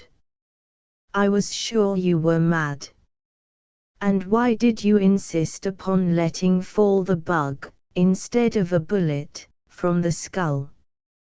Why, to be frank, I felt somewhat annoyed by your evident suspicions touching my sanity, and so resolved to punish you quietly, in my own way, by a little bit of sober mystification. For this reason I swung the beetle, and for this reason I let it fall from the tree. An observation of yours about its great weight suggested the latter idea. Yes, I perceive, and now there is only one point which puzzles me. What are we to make of the skeletons found in the hole? That is a question I am no more able to answer than yourself. There seems, however, only one plausible way of accounting for them, and yet it is dreadful to believe in such atrocity as my suggestion would imply. It is clear that Kidd, if Kidd indeed secreted this treasure, which I doubt not, it is clear that he must have had assistance in the labor. But this labor concluded, he may have thought it expedient to remove all participants in his secret. Perhaps a couple of blows with a mattock were sufficient, while his coadjutors were busy in the pit. Perhaps it required a dozen, who shall tell? The purloined letter nil sapientiae odiosius accum in nimio. Seneca. At Paris, just after dark one gusty evening in the autumn of 18, I was enjoying the twofold luxury of meditation and a meerschaum, in company with my friend, C. Auguste Dupin, in his little back library, or book closet, or troisième, number 33, Rue Dunot, Faubourg Saint-Germain. For 1 hour at least we had maintained a profound silence, while each, to any casual observer, might have seemed intently and exclusively occupied with the curling eddies of smoke that oppressed the atmosphere of the chamber. For myself, however, I was mentally discussing certain topics which had formed matter for conversation between us at an earlier period of the evening, I mean the affair of the Rue Morgue, and the mystery attending the murder of Marie Roget. I looked upon it, therefore, as something of a coincidence, when the door of our apartment was thrown open and admitted our old acquaintance, Monsieur G., the prefect of the Parisian police. We gave him a hearty welcome, for there was nearly half as much of the entertaining as of the contemptible about the man, and we had not seen him for several years. We had been sitting in the dark, and Dupin now arose for the purpose of lighting a lamp, but sat down again without doing so, upon G.'s saying that he had called to consult us, or rather to ask the opinion of my friend, about some official business which had occasioned a great deal of trouble. If it is any point requiring reflection, observed Dupin, as he forbore to enkindle the wick, we shall examine it to better purpose in the dark. This is another of your odd notions, said the prefect, who had a fashion of calling everything odd that was beyond his comprehension, and thus lived amid an absolute legion of oddities. "Very true," said Dupin, as he supplied his visitor with a pipe, and rolled towards him a comfortable chair. "And what is the difficulty now?" I asked. "Nothing more in the assassination way, I hope?" "Oh, no, nothing of that nature. The fact is, the business is very simple indeed, and I make no doubt that we can manage it sufficiently well ourselves, but then I thought Dupin would like to hear the details of it, because it is so excessively odd." "Simple and odd," said Dupin. "Why, yes, and not exactly that, either. The fact is, we have all been a good deal puzzled because the affair is so simple, and yet baffles us altogether. Perhaps it is the very simplicity of the thing which puts you at fault," said my friend. "What nonsense you do talk," said the prefect, laughing heartily. "Perhaps the mystery is a little too plain," said Dupin. "Oh, good heavens! Who ever heard of such an idea? A little too self-evident. Ha! Ha! Ha! Ha! Ha! Ha! Ho! Ho! Ho!" roared our visitor, profoundly amused. "Oh, Dupin, you will be the death of me yet. And what, after all, is the matter on hand?" I asked. "Why, I will tell you," replied the prefect, as he gave a long, steady, and contemplative puff, and settled himself in his chair. "I will tell you in a few words, but, before I begin, let me caution you that this is an affair demanding the greatest secrecy, and that I should most probably lose the position I now hold, were it known that I had confided it to anyone." "Proceed," said I. "Or not," said Dupin. "Well, then, I have received personal information, from a very high quarter, that a certain document of the last importance has been purloined from the royal apartments. The individual who purloined it is known, this beyond a doubt. He was seen to take it. It is known, also, that it still remains in his possession." "How is this known?" asked Dupin. "It is clearly inferred," replied the prefect, "from the nature of the document, and from the non-appearance of certain results which would at once arise from its passing out of the robber's possession, that is to say, from his employing it as he must design in the end to employ it." "Be a little more explicit," I said. "Well, I may venture so far as to say that the paper gives its holder a certain power in a certain quarter where such power is immensely valuable." The prefect was fond of the cant of diplomacy. "Still I do not quite understand," said Dupin. "No. Well, the disclosure of the document to a third person, who shall be nameless, would bring in question the honor of a personage of most exalted station, and this fact gives the holder of the document an ascendancy over the illustrious personage whose honor and peace are so jeopardized." "But this ascendancy," I interposed, "would depend upon the robber's knowledge of the loser's knowledge of the robber." "Who would dare? The thief," said G, "is the minister D, who dares all things, those unbecoming as well as those becoming a man." The method of the theft was not less ingenious than bold. The document in question, a letter, to be frank, had been received by the personage robbed while alone in the royal boudoir. During its perusal she was suddenly interrupted by the entrance of the other exalted personage, from whom especially it was her wish to conceal it. After a hurried and vain endeavour to thrust it in a drawer, she was forced to place it, open as it was, upon a table. The address, however, was uppermost, and, the contents thus unexposed, the letter escaped notice.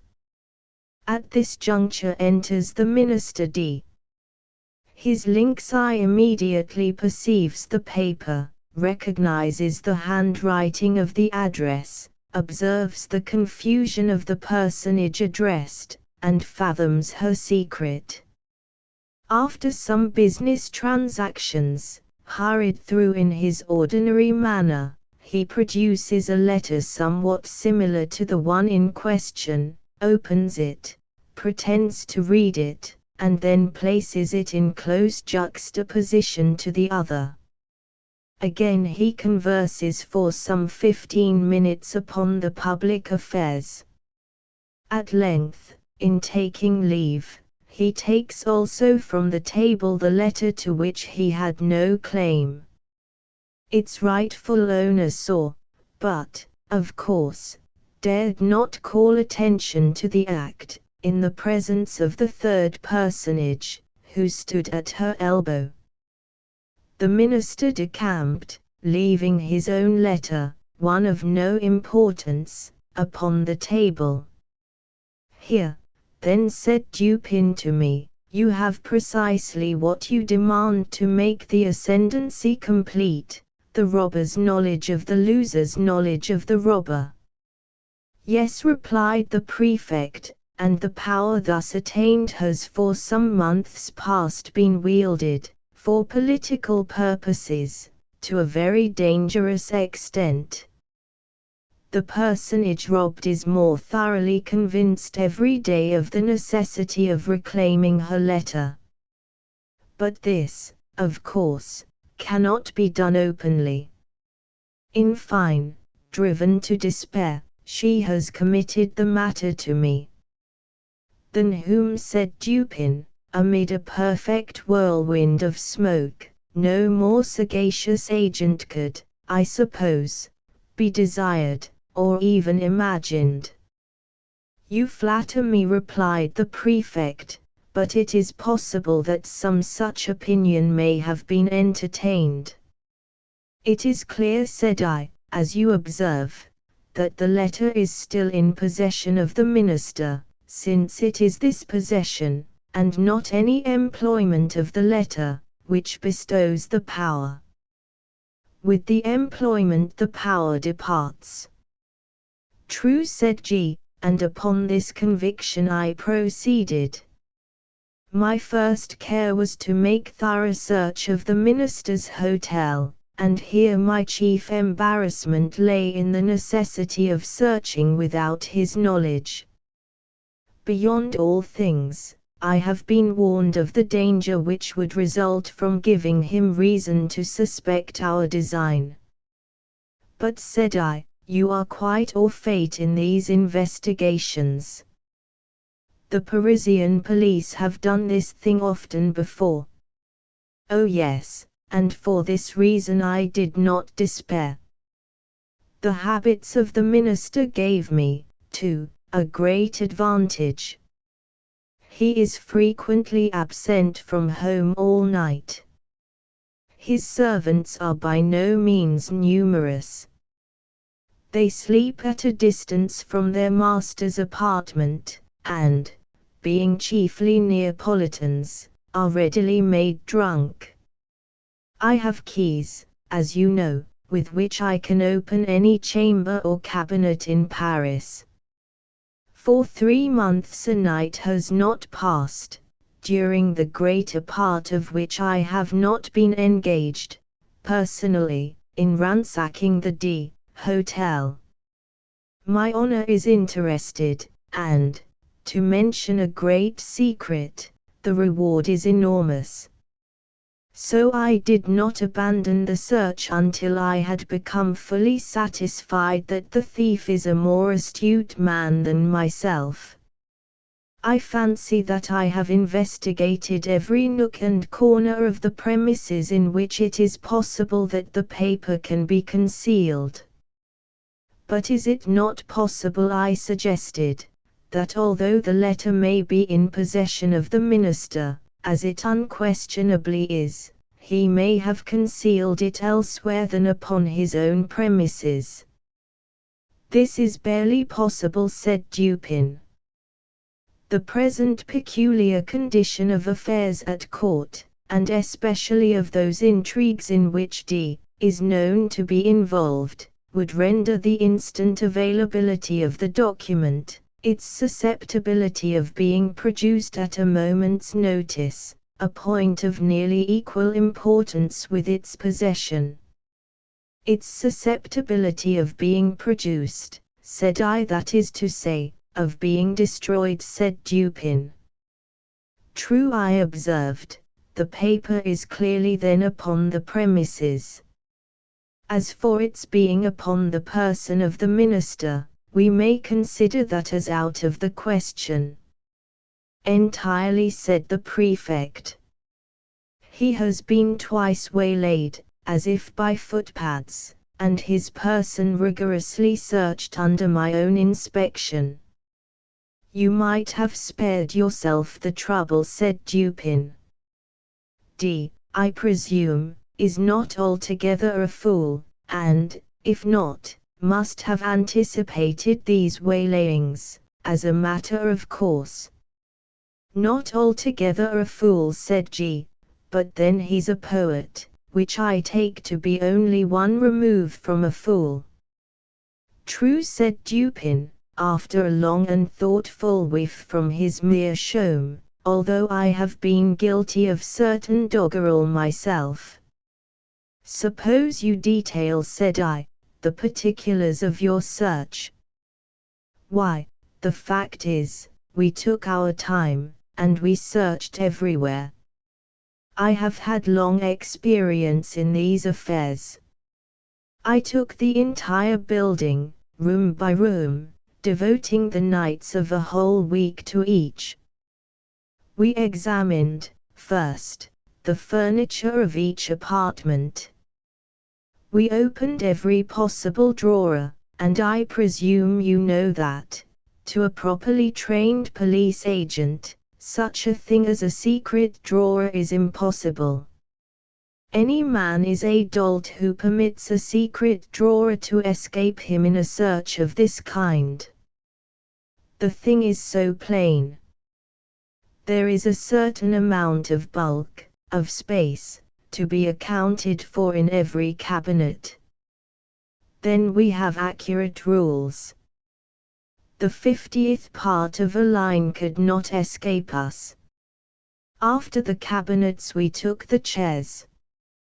The cushions we probed with the fine long needles you have seen me employ. From the tables we removed the tops. Why so? Sometimes the top of a table or other similarly arranged piece of furniture is removed by the person wishing to conceal an article, then the leg is excavated, the article deposited within the cavity, and the top replaced. The bottoms and tops of bedposts are employed in the same way. But could not the cavity be detected by sounding? I asked. By no means, if, when the article is deposited, a sufficient wadding of cotton be placed around it. Besides, in our case we were obliged to proceed without noise. But you could not have removed, you could not have taken to pieces all articles of furniture in which it would have been possible to make a deposit in the manner you mention. A letter may be compressed into a thin spiral roll, not differing much in shape or bulk from a large knitting needle, and in this form it might be inserted into the rung of a chair, for example. You did not take to pieces all the chairs.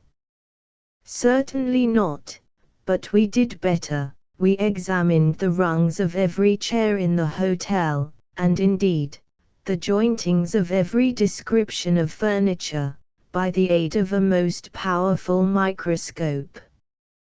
Had there been any traces of recent disturbance, we should not have failed to detect it instantly.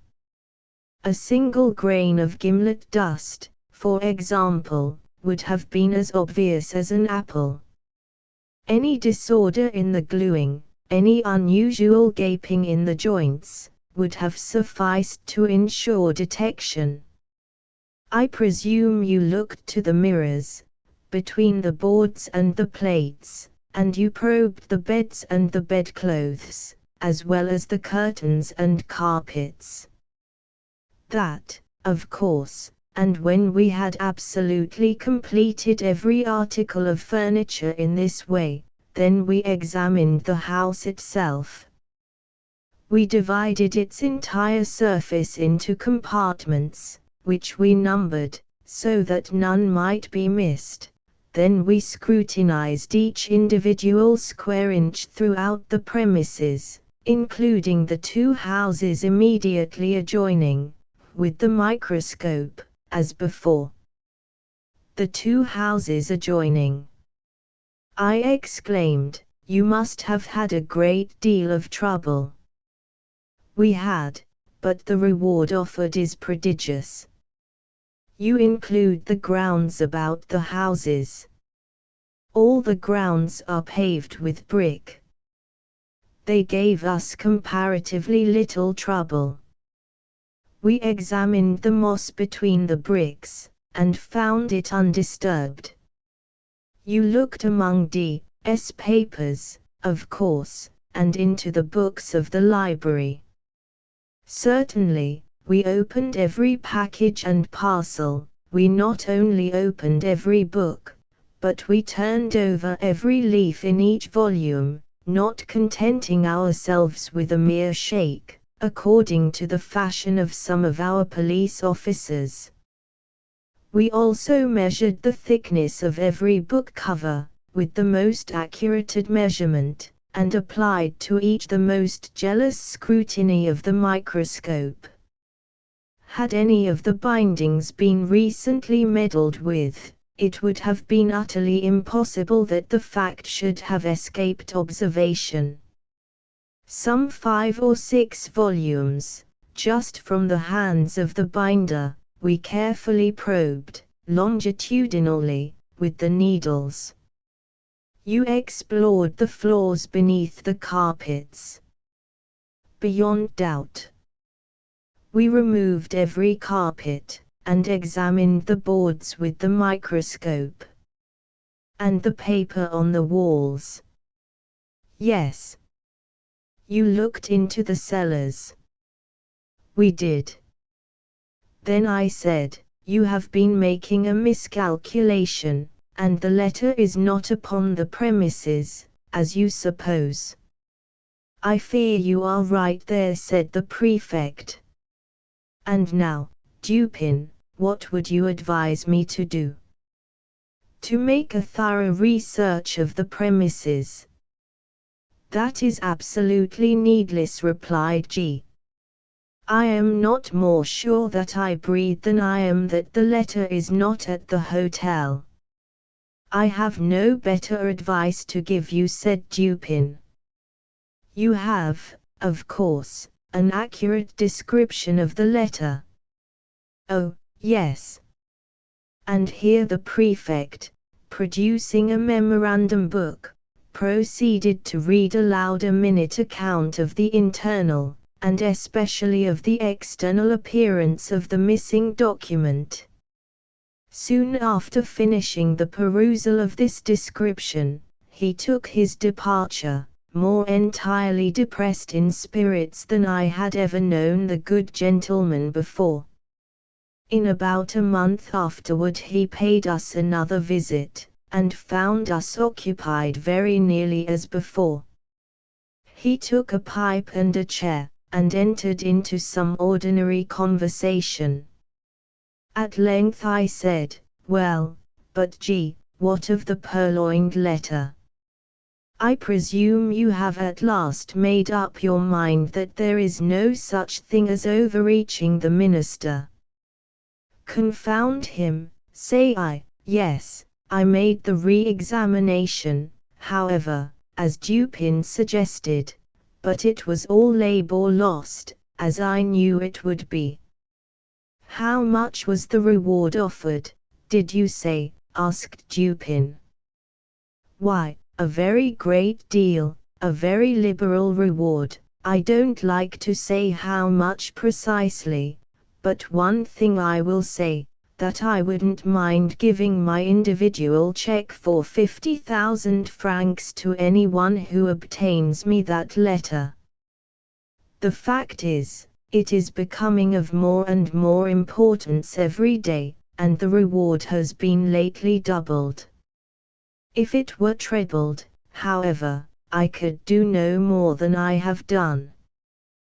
"Why, yes," said Dupin drawlingly, between the whiffs of his meerschaum, "I really think, G, you have not exerted yourself to the utmost in this matter. You might do a little more, I think, eh?" "How? In what way?" "Why, puff, puff, you might, puff, puff, employ counsel in the matter, eh?"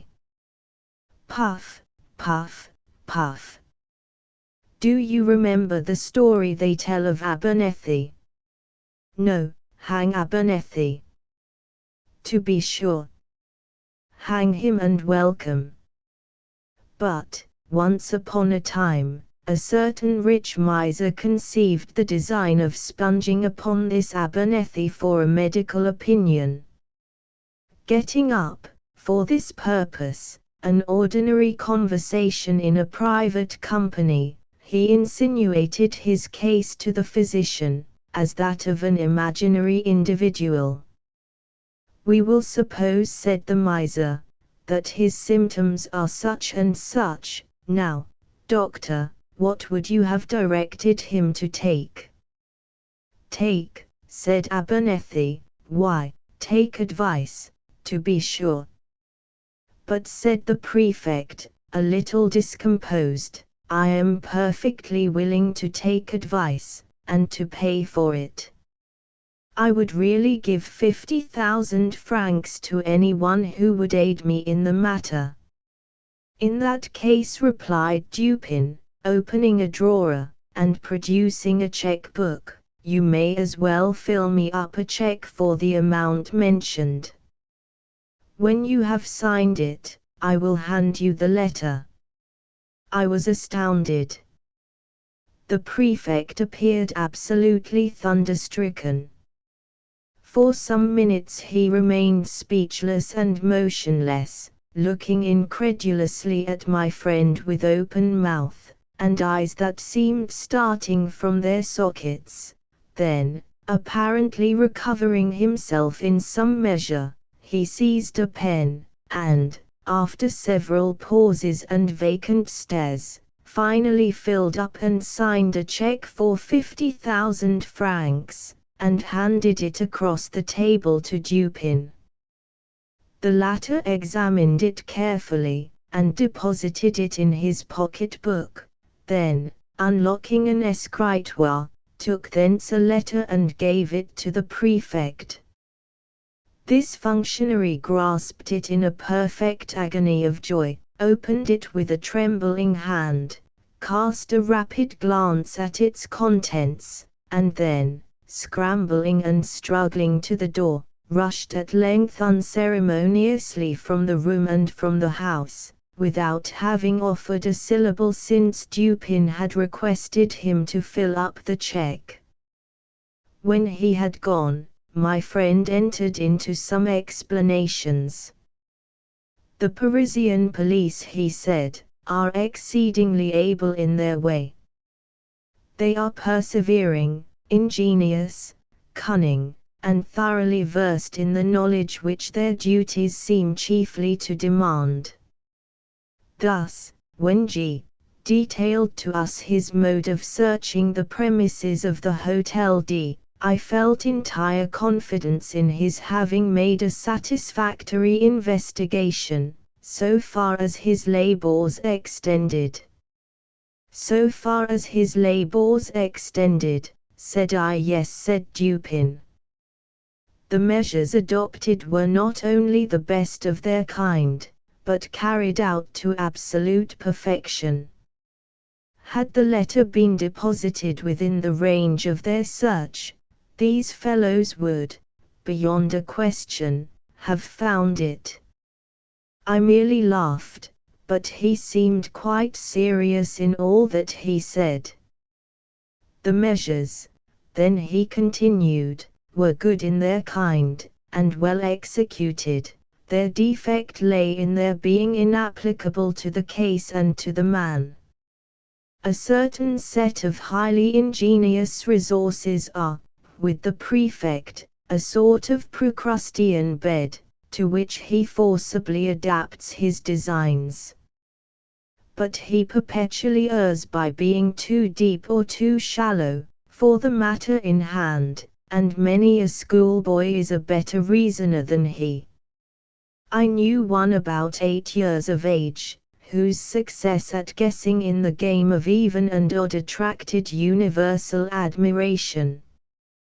This game is simple, and is played with marbles. One player holds in his hand a number of these toys, and demands of another whether that number is even or odd. If the guess is right, the guesser wins 1, if wrong, he loses 1. The boy to whom I allude won all the marbles of the school. Of course he had some principle of guessing, and this lay in mere observation and admeasurement of the astuteness of his opponents.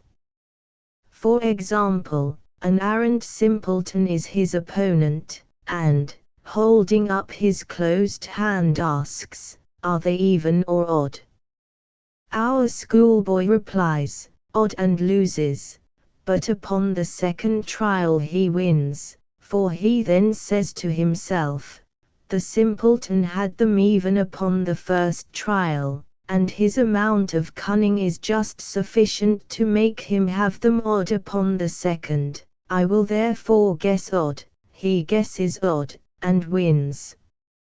Now, with a simpleton a degree above the first, he would have reasoned thus: "This fellow finds that in the first instance I guessed odd, and in the second he will propose to himself, upon the first impulse, a simple variation from even to odd, as did the first simpleton. But then a second thought will suggest that this is too simple a variation, and finally he will decide upon putting it even as before. I will therefore guess even." He guesses even, and wins.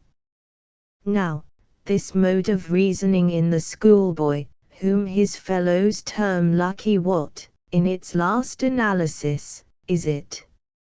It is merely, I said, an identification of the reasoner's intellect with that of his opponent.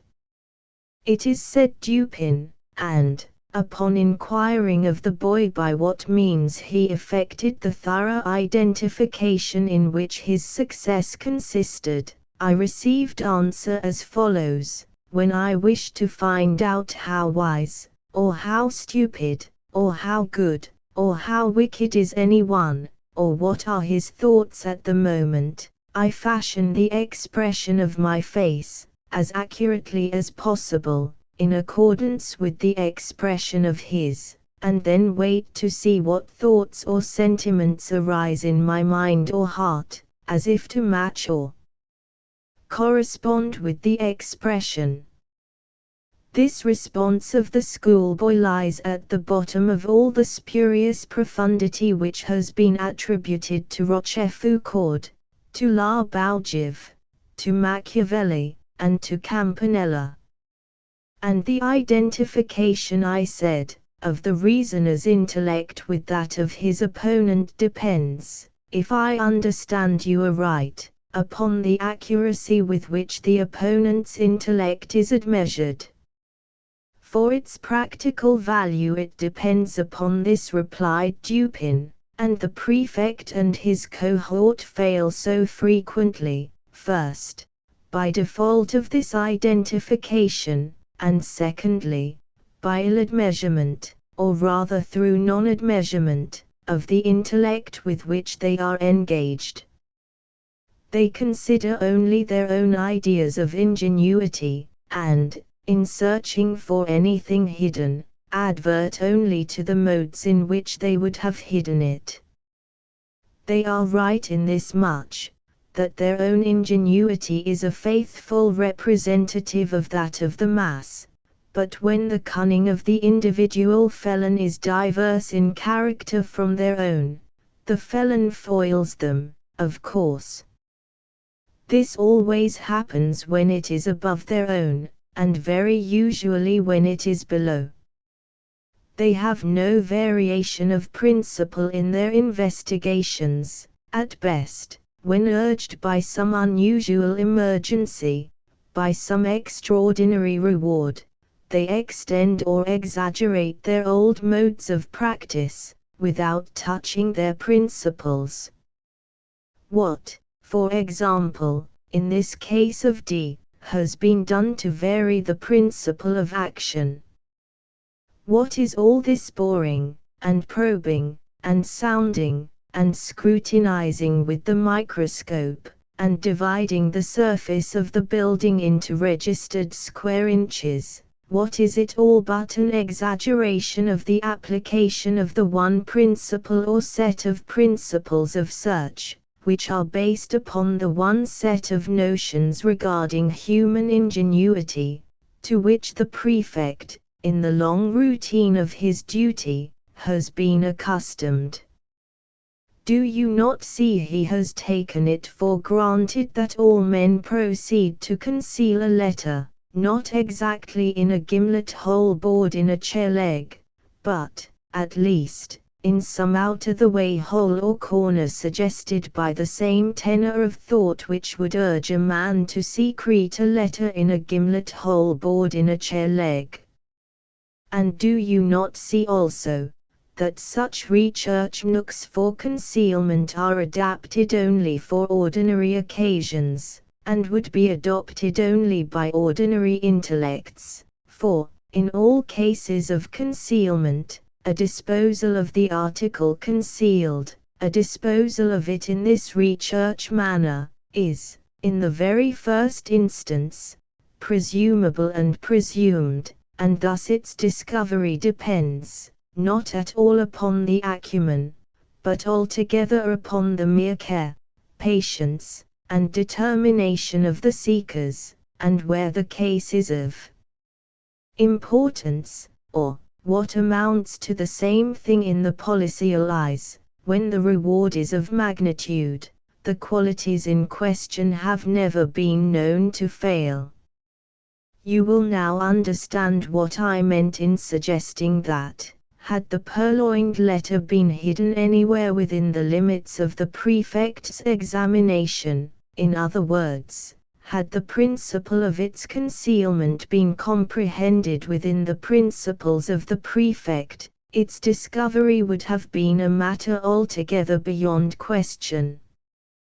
This functionary, however, has been thoroughly mystified, and the remote source of his defeat lies in the supposition that the minister is a fool, because he has acquired renown as a poet.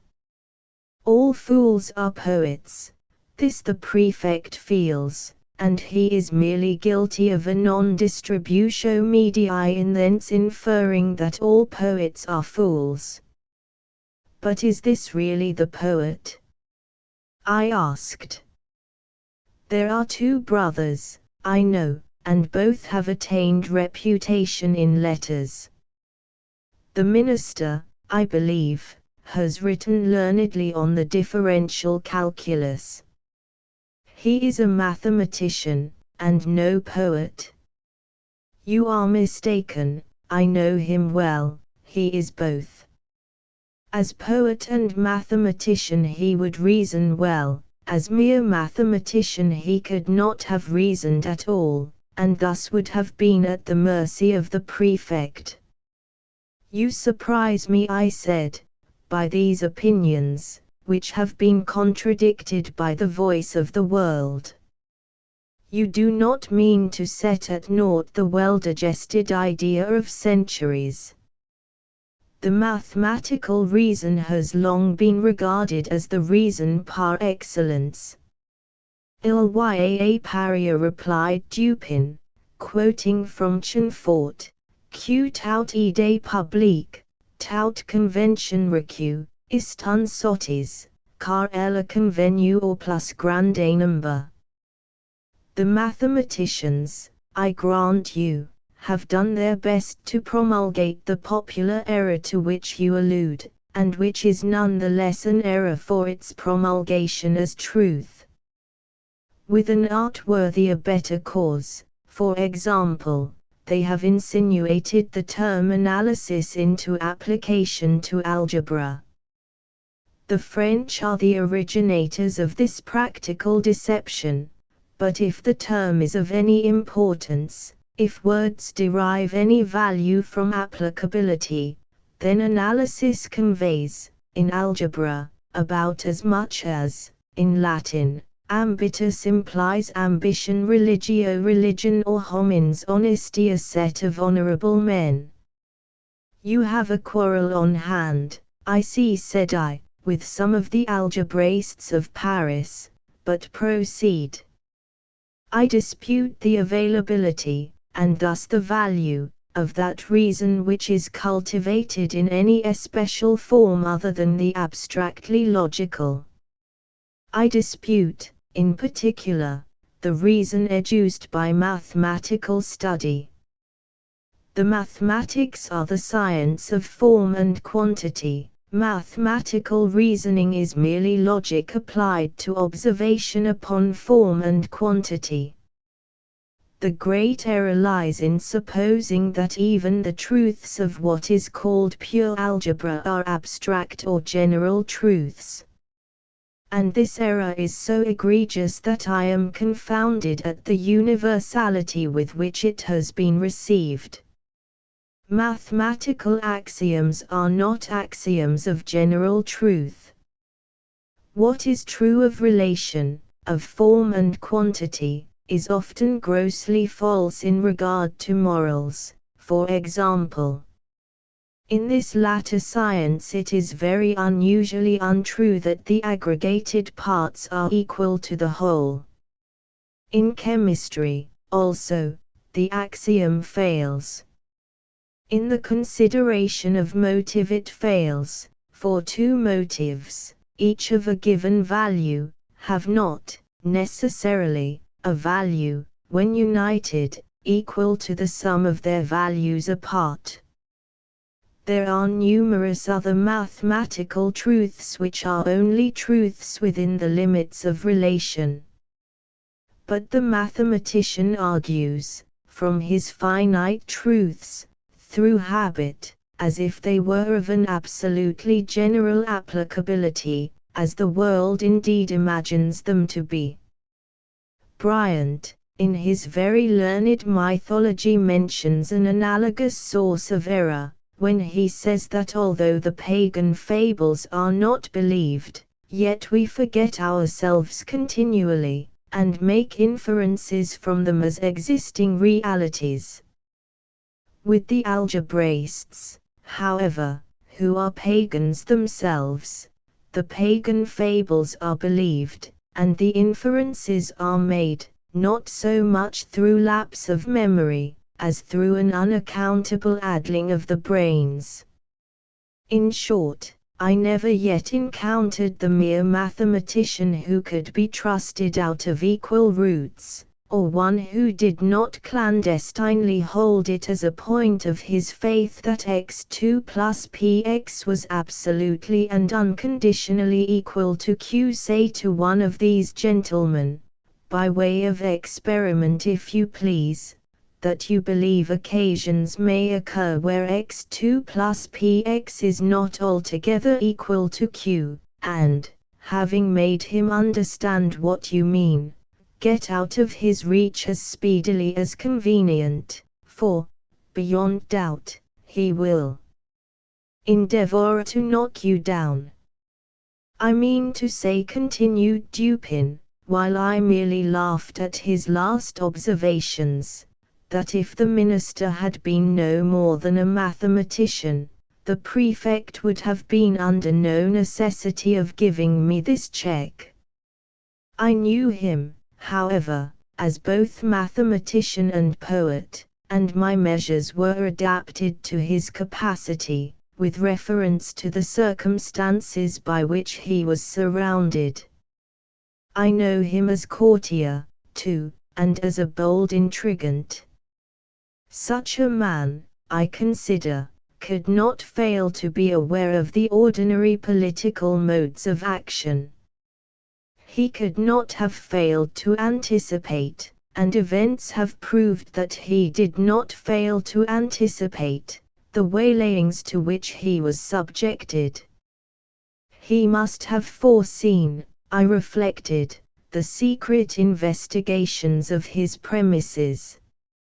His frequent absences from home at night, which were hailed by the prefect as certain aids to his success, I regarded only as ruses, to afford opportunity for thorough search to the police, and thus the sooner to impress them with the conviction to which G, in fact, did finally arrive, the conviction that the letter was not upon the premises. I felt, also, that the whole train of thought, which I was at some pains in detailing to you just now, concerning the invariable principle of policial action in searches for articles concealed, I felt that this whole train of thought would necessarily pass through the mind of the minister. It would imperatively lead him to despise all the ordinary nooks of concealment.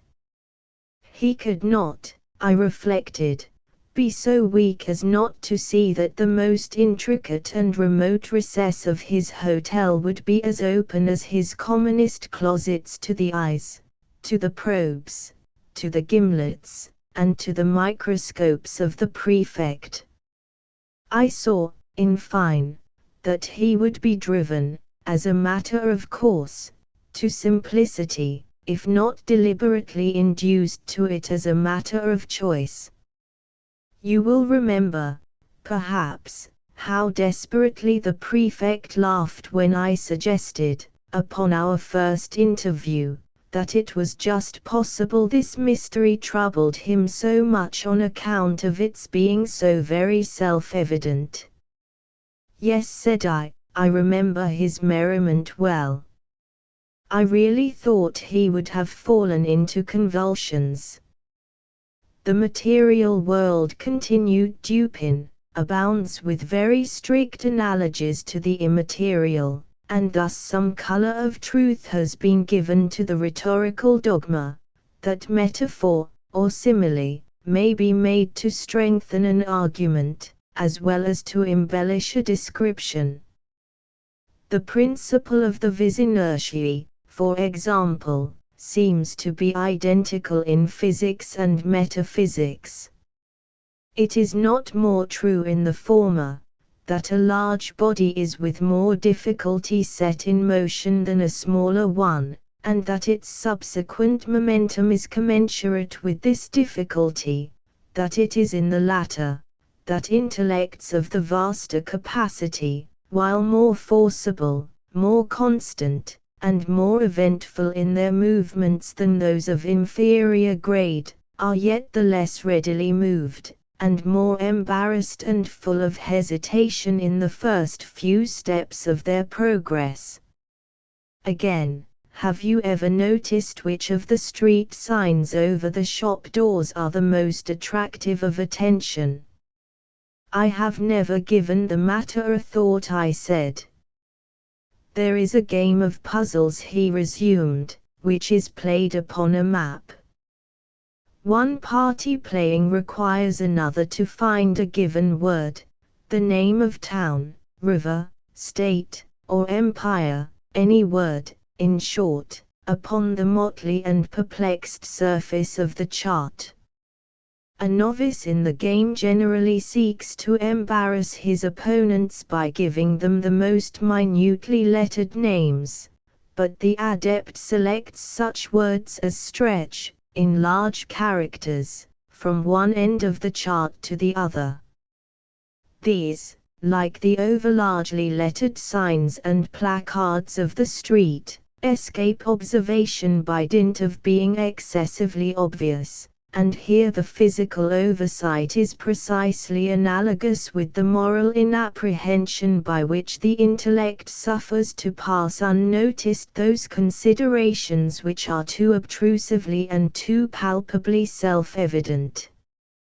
But this is a point, it appears, somewhat above or beneath the understanding of the prefect.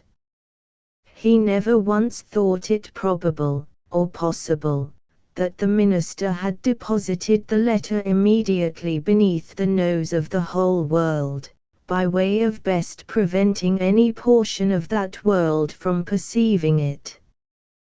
But the more I reflected upon the daring, dashing, and discriminating ingenuity of D, upon the fact that the document must always have been at hand, if he intended to use it to good purpose, and upon the decisive evidence, obtained by the prefect, that it was not hidden within the limits of that dignitary's ordinary search, the more satisfied I became that, to conceal this letter, the minister had resorted to the comprehensive and sagacious expedient of not attempting to conceal it at all.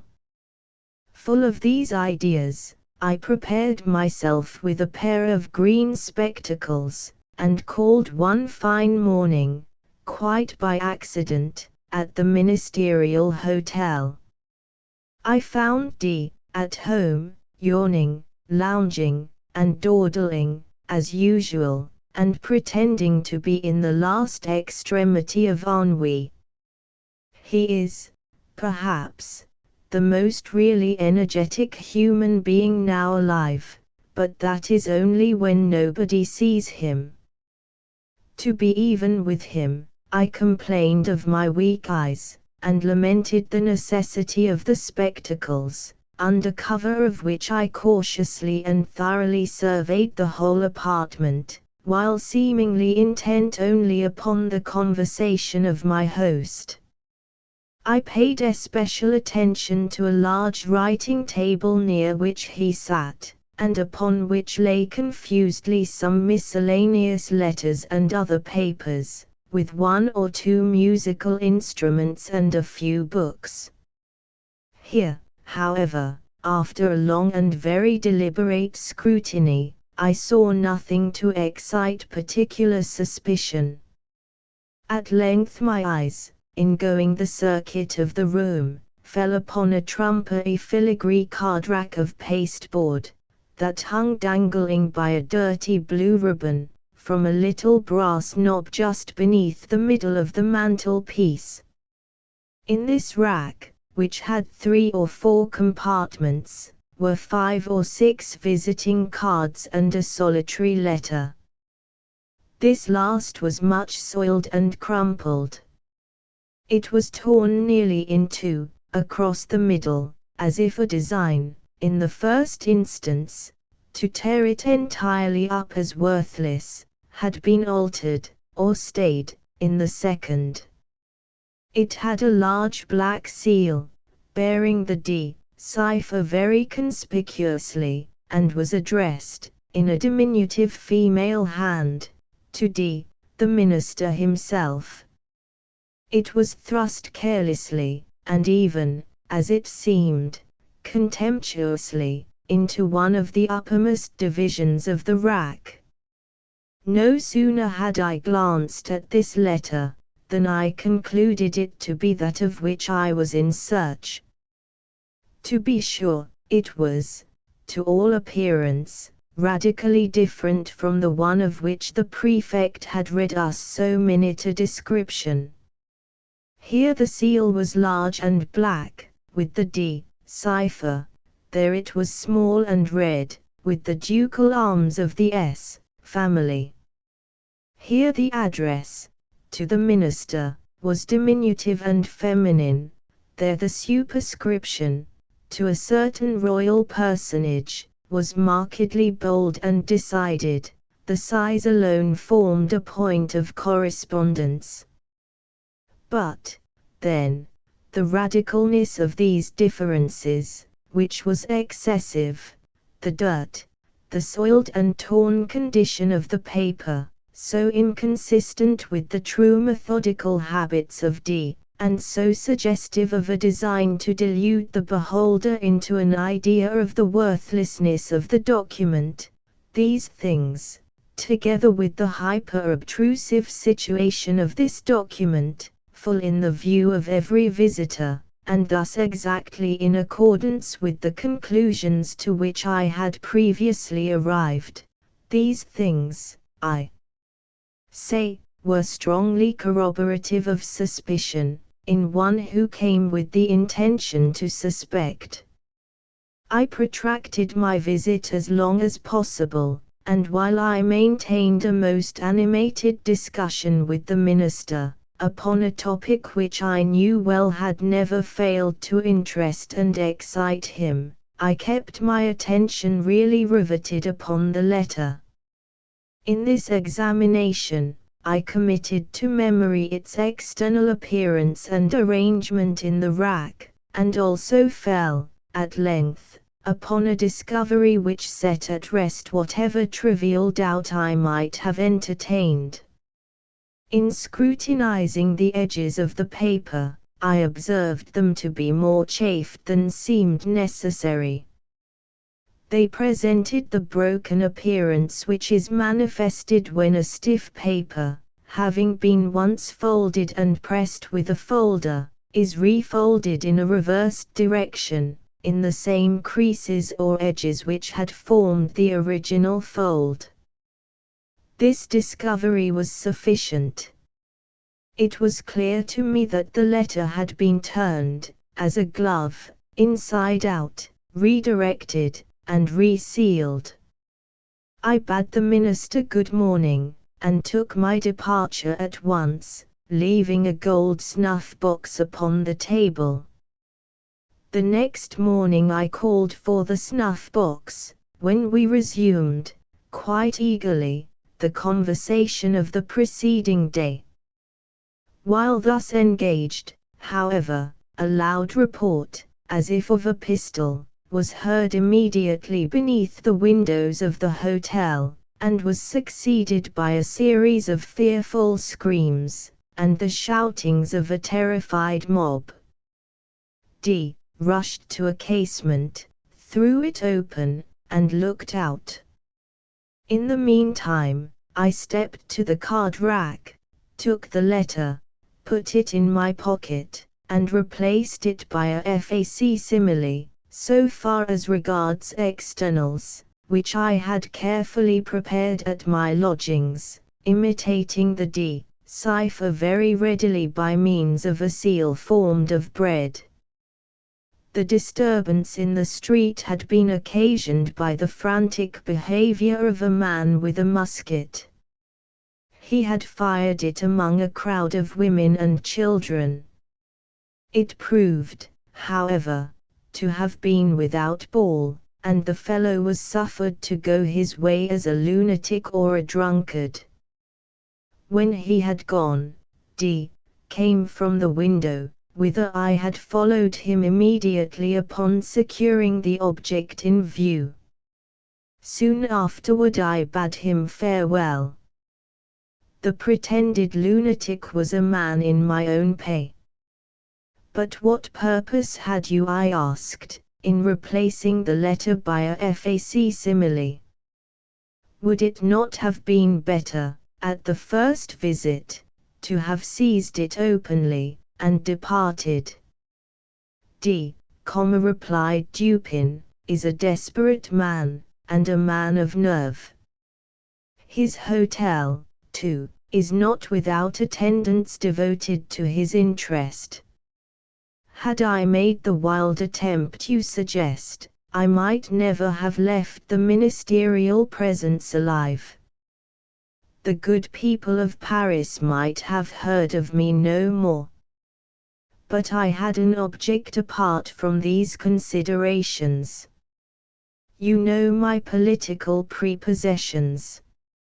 In this matter I act as a partisan of the lady concerned. For 18 months the minister has had her in his power. She has now him in hers, since, being unaware that the letter is not in his possession, he will proceed with his exactions as if it was. Thus will he inevitably commit himself, at once, to his political destruction. His downfall, too, will not be more precipitate than awkward. It is all very well to talk about the facilis descensus Averni, but in all kinds of climbing, as Catalani said of singing, it is far more easy to get up than to come down. In the present instance I have no sympathy, at least no pity, for him who descends. He is that monstrum horrendum, an unprincipled man of genius. I confess, however, that I should like very well to know the precise character of his thoughts, when, being defied by her whom the prefect terms a certain personage, he is reduced to opening the letter which I left for him in the card rack. How? Did you put anything particular in it? Why, it did not seem altogether right to leave the interior blank. That would have been insulting. D. at Vienna once, did me an evil turn, which I told him, quite good-humouredly, that I should remember. So, as I knew he would feel some curiosity in regard to the identity of the person who had outwitted him, I thought it a pity not to give him a clue. He is well acquainted with my MS. And I just copied into the middle of the blank sheet the words, un design sci funest, esil enist digndi atri, ist digenda theist. They are to be found in Crebillon's Atri. Hawthorne Nathaniel Hawthorne Howe's Masquerade. One afternoon, last summer, while walking along Washington Street, my eye was attracted by a signboard protruding over a narrow archway, nearly opposite the Old South Church. The sign represented the front of a stately edifice, which was designated as the Old Province House, kept by Thomas Waite. I was glad to be thus reminded of a purpose, long entertained, of visiting and rambling over the mansion of the old royal governors of Massachusetts, and entering the arched passage, which penetrated through the middle of a brick row of shops. A few steps transported me from the busy heart of modern Boston into a small and secluded courtyard. One side of this space was occupied by the square front of the Province House, 3 stories high, and surmounted by a cupola, on the top of which a gilded Indian was discernible, with his bow bent and his arrow on the string, as if aiming at the weathercock on the spire of the Old South. The figure has kept this attitude for 70 years or more, ever since good Deacon Drown, a cunning carver of wood, first stationed him on his long sentinel's watch over the city. The Province House is constructed of brick, which seems recently to have been overlaid with a coat of light-colored paint. A flight of red freestone steps, fenced in by a balustrade of curiously wrought iron, ascends from the courtyard to the spacious porch, over which is a balcony, with an iron balustrade of similar pattern and workmanship to that beneath. These letters and figures, 16 ps 79, are wrought into the ironwork of the balcony, and probably express the date of the edifice, with the initials of its founder's name. A wide door with double leaves admitted me into the hall or entry, on the right of which is the entrance to the barroom. It was in this apartment, I presume, that the ancient governors held their levees, with viceregal pomp, surrounded by the military men, the councillors, the judges, and other officers of the crown, while all the loyalty of the province thronged to do them honor. But the room, in its present condition, cannot boast even of faded magnificence. The panelled wainscot is covered with dingy paint, and acquires a duskier hue from the deep shadow into which the province house is thrown by the brick block that shuts it in from Washington Street. A ray of sunshine never visits this apartment any more than the glare of the festal torches, which have been extinguished from the era of the Revolution. The most venerable and ornamental object is a chimney-piece set round with Dutch tiles of blue-figured china, representing scenes from Scripture, and, for aught I know, the Lady of Pownall or Bernard may have sat beside this fireplace, and told her children the story of each blue tile. A bar in modern style, well replenished with decanters, bottles, cigar boxes, and network bags of lemons, and provided with a beer pump and a soda fount, extends along one side of the room. At my entrance, an elderly person was smacking his lips with a zest which satisfied me that the cellars of the province house still hold good liquor, though doubtless of other vintages than were quaffed by the old governors.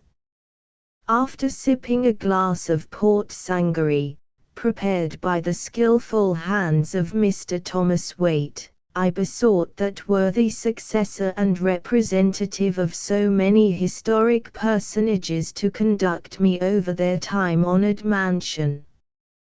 He readily complied, but, to confess the truth, I was forced to draw strenuously upon my imagination, in order to find aught that was interesting in a house which, without its historic associations, would have seemed merely such a tavern as is usually favored by the custom of decent city boarders, and old-fashioned country gentlemen.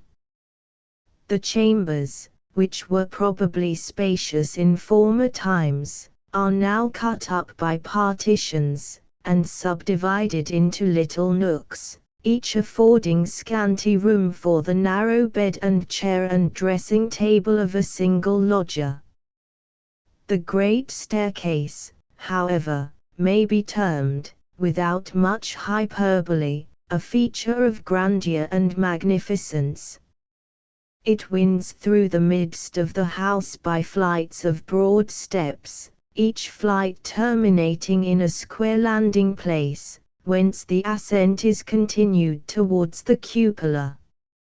A carved balustrade, freshly painted in the lower stories, but growing dingier as we ascend, borders the staircase with its quaintly twisted and intertwined pillars, from top to bottom. Up these stairs the military boots, or perchance the gouty shoes, of many a governor have trodden, as the wearers mounted to the cupola, which afforded them so wide a view over their metropolis and the surrounding country. The cupola is an octagon, with several windows, and a door opening upon the roof.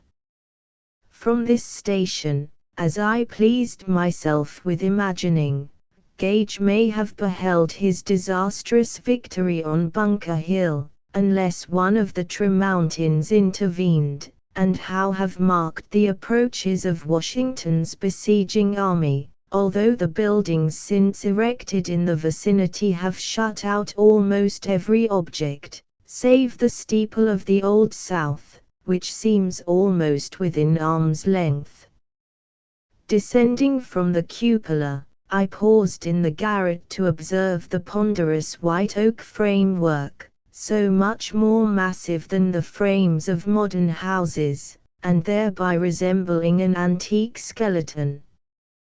The brick walls, the materials of which were imported from Holland, and the timbers of the mansion, are still as sound as ever, but the floors and other interior parts being greatly decayed, it is contemplated to gut the whole, and build a new house within the ancient frame and brickwork. Among other inconveniences of the present edifice, mine host mentioned that any jar or motion was apt to shake down the dust of ages out of the ceiling of one chamber upon the floor of that beneath it. We stepped forth from the great front window into the balcony, where, in old times, it was doubtless the custom of the king's representative to show himself to a loyal populace, requiting their huzzas and tossed-up hats with stately bendings of his dignified person. In those days the front of the province house looked upon the street, and the whole site now occupied by the brick range of stores, as well as the present courtyard, was laid out in grass plats, overshadowed by trees and bordered by a wrought iron fence. Now, the old aristocratic edifice hides its time-worn visage behind an upstart modern building. At one of the back windows I observed some pretty tailoresses, sewing and chatting and laughing, with now and then a careless glance towards the balcony. Descending thence, we again entered the bar-room, where the elderly gentleman above mentioned, the smack of whose lips had spoken so favorably for Mr. Waite's good liquor, was still lounging in his chair. He seemed to be, if not a lodger, at least a familiar visitor of the house, who might be supposed to have his regular score at the bar, his summer seat at the open window, and his prescriptive corner at the winter's fireside. Being of a sociable aspect, I ventured to address him with a remark calculated to draw forth his historical reminiscences, if any such were in his mind, and it gratified me to discover that, between memory and tradition, the old gentleman was really possessed of some very pleasant gossip about the province house. The portion of his talk which chiefly interested me was the outline of the following legend. He professed to have received it at one or two removes from an eyewitness, but this derivation, together with the lapse of time, must have afforded opportunities for many variations of the narrative, so that despairing of literal and absolute truth, I have not scrupled to make such further changes as seemed conducive to the reader's profit and delight. At one of the entertainments given at the Province House, during the latter part of the siege of Boston, there passed a scene which has never yet been satisfactorily explained. The officers of the British Army, and the loyal gentry of the province, most of whom were collected within the beleaguered town, had been invited to a masked ball, for it was the policy of Sir William Howe to hide the distress and danger of the period, and the desperate aspect of the siege, under an ostentation of festivity. The spectacle of this evening, if the oldest members of the provincial court circle might be believed, was the most gay and gorgeous affair that had occurred in the annals of the government.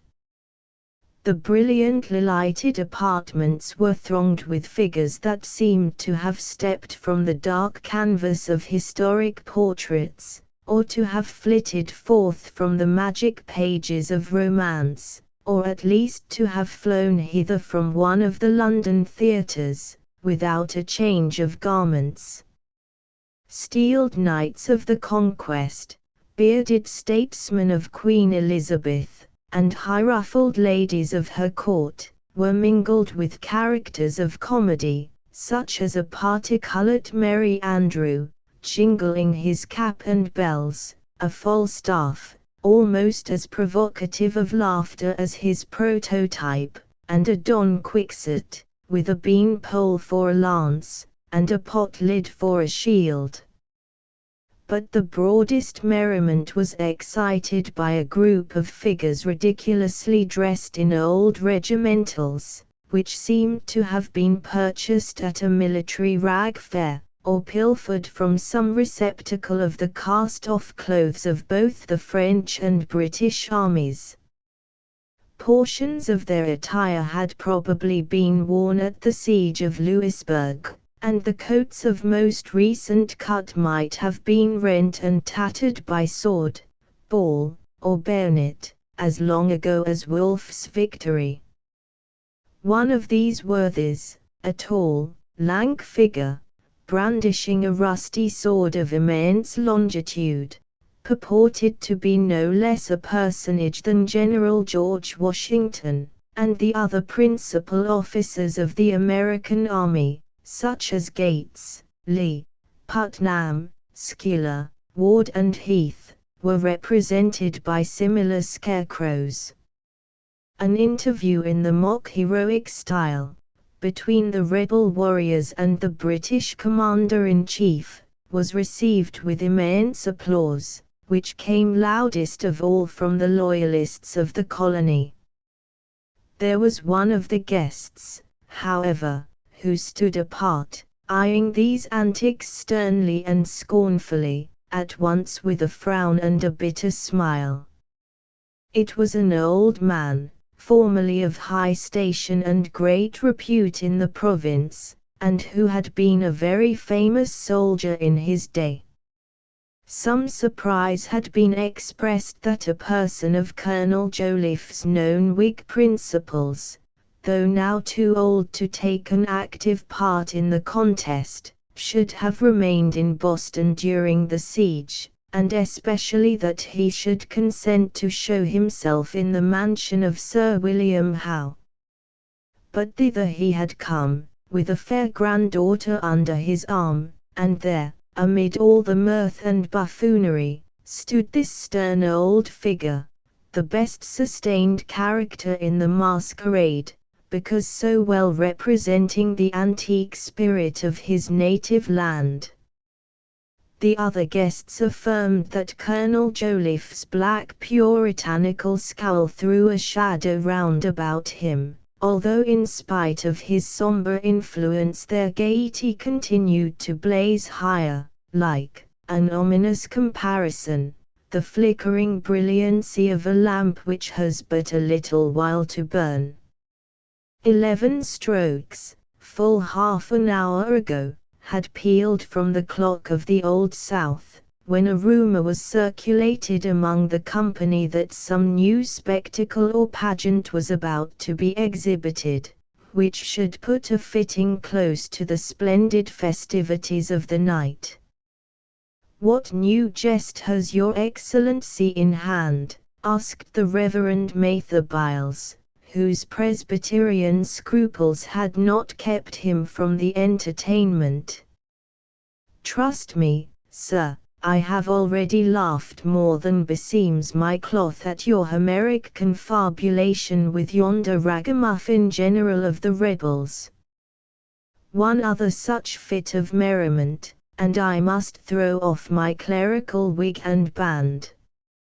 "Not so, good Dr. Byles," answered Sir William Howe, "if mirth were a crime, you had never gained your doctorate in divinity. As to this new foolery, I know no more about it than yourself, perhaps not so much, Honestly now, Doctor, have you not stirred up the sober brains of some of your countrymen to enact a scene in our masquerade? Perhaps slyly remarked the granddaughter of Colonel Joliffe, whose high spirit had been stung by many taunts against New England. Perhaps we are to have a masque of allegorical figures. Victory, with trophies from Lexington and Bunker Hill, Plenty, with her overflowing horn, to typify the present abundance in this good town, and Glory, with a wreath for His Excellency's brow. Sir William Howe smiled at words which he would have answered with one of his darkest frowns had they been uttered by lips that wore a beard. He was spared the necessity of a retort, by a singular interruption. A sound of music was heard without the house, as if proceeding from a full band of military instruments stationed in the street, playing not such a festal strain as was suited to the occasion, but a slow funeral march. The drums appeared to be muffled, and the trumpets poured forth a wailing breath, which at once hushed the merriment of the auditors, filling all with wonder, and some with apprehension. The idea occurred to many that either the funeral procession of some great personage had halted in front of the Province House, or that a corpse, in a velvet-covered and gorgeously decorated coffin, was about to be borne from the portal. After listening a moment, Sir William Howe called, in a stern voice, to the leader of the musicians, who had hitherto enlivened the entertainment with gay and lightsome melodies. The man was drum major to one of the British regiments. Dighton, demanded the general, what means this foolery? Bid your band silence that dead march, or, by my word, they shall have sufficient cause for their lugubrious strains. Silence it, sirrah. Please your honor, answered the drum major, whose rubicund visage had lost all its color. The fault is none of mine. I and my band are all here together, and I question whether there be a man of us that could play that march without book. I never heard it but once before, and that was at the funeral of His late Majesty, King George II. Well, well, said Sir William Howe, recovering his composure, it is the prelude to some masquerading antic. Let it pass. A figure now presented itself, but among the many fantastic masks that were dispersed through the apartments none could tell precisely from whence it came. It was a man in an old-fashioned dress of black serge, and having the aspect of a steward or principal domestic in the household of a nobleman or great English landholder. This figure advanced to the outer door of the mansion, and throwing both its leaves wide open, withdrew a little to one side and looked back towards the grand staircase as if expecting some person to descend. At the same time the music in the street sounded a loud and doleful summons. The eyes of Sir William Howe and his guests being directed to the staircase, there appeared, on the uppermost landing place that was discernible from the bottom, several personages descending towards the door. The foremost was a man of stern visage, wearing a steeple-crowned hat and a skull-cap beneath it, a dark cloak, and huge wrinkled boots that came halfway up his legs. Under his arm was a rolled-up banner, which seemed to be the banner of England, but strangely rent and torn. He had a sword in his right hand, and grasped a Bible in his left. The next figure was of milder aspect, yet full of dignity, wearing a broad ruff, over which descended a beard, a gown of wrought velvet, and a doublet and hose of black satin. He carried a roll of manuscript in his hand. Close behind these two came a young man of very striking countenance and demeanor, with deep thought and contemplation on his brow, and perhaps a flash of enthusiasm in his eye. His garb, like that of his predecessors, was of an antique fashion, and there was a stain of blood upon his ruff. In the same group with these were 3 or 4 others, all men of dignity and evident command, and bearing themselves like personages who were accustomed to the gaze of the multitude. It was the idea of the beholders that these figures went to join the mysterious funeral that had halted in front of the province house, yet that supposition seemed to be contradicted by the air of triumph with which they waved their hands, as they crossed the threshold and vanished through the portal. "In the devil's name, what is this?" muttered Sir William Howe to a gentleman beside him, a procession of the regicide judges of King Charles the Martyr. "These," said Colonel Joliffe, breaking silence almost for the first time that evening, "these, if I interpret them aright, are the Puritan governors, the rulers of the old original democracy of Massachusetts." Endicott, with the banner from which he had torn the symbol of subjection, and Winthrop, and Sir Henry Vane, and Dudley, Haynes, Bellingham, and Leverett. "Why had that young man a stain of blood upon his ruff?" asked Miss Joliffe. "Because," in after years answered her grandfather, "he laid down the wisest head in England upon the block for the principles of liberty." "Will not your Excellency order out the guard?" whispered Lord Percy, who, with other British officers, had now assembled round the general. "There may be a plot under this mummery." "Tush! We have nothing to fear," carelessly replied Sir William Howe. "There can be no worse treason in the matter than a jest, and that somewhat of the dullest.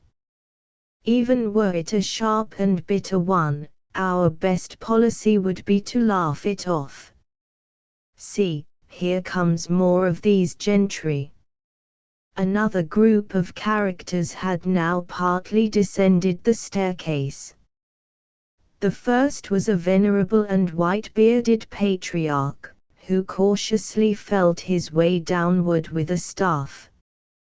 Treading hastily behind him, and stretching forth his gauntleted hand as if to grasp the old man's shoulder, came a tall, soldier-like figure, equipped with a plumed cap of steel, a bright breastplate, and a long sword, which rattled against the stairs. Next was seen a stout man, dressed in rich and courtly attire, but not of courtly demeanor. His gait had the swinging motion of a seaman's walk, and chancing to stumble on the staircase, he suddenly grew wrathful, and was heard to mutter an oath. He was followed by a noble-looking personage in a curled wig, such as are represented in the portraits of Queen Anne's time and earlier, and the breast of his coat was decorated with an embroidered star. While advancing to the door, he bowed to the right hand and to the left, in a very gracious and insinuating style, but as he crossed the threshold, unlike the early Puritan governors, he seemed to wring his hands with sorrow. "Prithee, play the part of a chorus, good Dr. Byles," said Sir William Howe. "What worthies are these?" "If it please your Excellency, they lived somewhat before my day," answered the doctor, "but doubtless our friend, the Colonel, has been hand and glove with them. Their living faces I never looked upon, said Colonel Joliffe, gravely, although I have spoken face to face with many rulers of this land, and shall greet yet another with an old man's blessing ere I die. But we talk of these figures. I take the venerable patriarch to be Bradstreet, the last of the Puritans, who was governor at 90, or thereabouts. The next is Sir Edmund Andros, a tyrant, as any New England schoolboy will tell you, and therefore the people cast him down from his high seat into a dungeon. Then comes Sir William Phipps, shepherd, cooper, sea captain, and governor. May many of his countrymen rise as high from as low an origin. Lastly, you saw the gracious Earl of Bellamont, who ruled us under King William. But what is the meaning of it all? Asked Lord Percy. Now, were I a rebel, said Miss Joliffe, half aloud, I might fancy that the ghosts of these ancient governors had been summoned to form the funeral procession of royal authority in New England. Several other figures were now seen at the turn of the staircase. The one in advance had a thoughtful, anxious, and somewhat crafty expression of face, and in spite of his loftiness of manner, which was evidently the result both of an ambitious spirit and of long continuance in high stations, he seemed not incapable of cringing to a greater than himself. A few steps behind came an officer in a scarlet and embroidered uniform, cut in a fashion old enough to have been worn by the Duke of Marlborough. His nose had a rubicund tinge, which, together with the twinkle of his eye, might have marked him as a lover of the wine-cup and good fellowship, notwithstanding which tokens he appeared ill at ease, and often glanced around him as if apprehensive of some secret mischief. Next came a portly gentleman, wearing a coat of shaggy cloth, lined with silken velvet. He had sense, shrewdness, and humor in his face, and a folio volume under his arm, but his aspect was that of a man vexed and tormented beyond all patience, and harassed almost to death. He went hastily down, and was followed by a dignified person, dressed in a purple velvet suit, with very rich embroidery. His demeanor would have possessed much stateliness, only that a grievous fit of the gout compelled him to hobble from stair to stair, with contortions of face and body. When Dr. Byles beheld this figure on the staircase, he shivered as with an ague, but continued to watch him steadfastly, until the gouty gentleman had reached the threshold, made a gesture of anguish and despair, and vanished into the outer gloom, whither the funeral music summoned him. Governor Belcher, my old patron, in his very shape and dress, gasped Dr. Byles. This is an awful mockery. A tedious foolery, rather, said Sir William Howe, with an air of indifference. But who were the three that preceded him? Governor Dudley, a cunning politician, yet his craft once brought him to a prison, replied Colonel Joliffe. Governor Shute, formerly a colonel under Marlborough, and whom the people frightened out of the province, and learned Governor Burnet, whom the legislature tormented into a mortal fever. Methinks they were miserable men, these royal governors of Massachusetts, observed Miss Joliffe. Heavens, how dim the light grows! It was certainly a fact that the large lamp which illuminated the staircase now burned dim and duskily, so that several figures, which passed hastily down the stairs and went forth from the porch, appeared rather like shadows than persons of fleshly substance. Sir William Howe and his guests stood at the doors of the contiguous apartments, watching the progress of this singular pageant, with various emotions of anger, contempt, or half-acknowledged fear, but still with an anxious curiosity. The shapes which now seemed hastening to join the mysterious procession were recognized rather by striking peculiarities of dress, of broad characteristics of manner, than by any perceptible resemblance of features to their prototypes. Their faces, indeed, were invariably kept in deep shadow. But Dr. Byles, and other gentlemen who had long been familiar with the successive rulers of the province, were heard to whisper the names of Shirley, of Pownall, of Sir Francis Bernard, and of the well-remembered Hutchinson, thereby confessing that the actors, whoever they might be, in this spectral march of governors, had succeeded in putting on some distant portraiture of the real personages. As they vanished from the door, still did these shadows toss their arms into the gloom of night, with a dread expression of woe. Following the mimic representative of Hutchinson came a military figure, holding before his face the cocked hat which he had taken from his powdered head, but his epaulets and other insignia of rank were those of a general officer, and something in his mien reminded the beholders of one who had recently been master of the province house, and chief of all the land.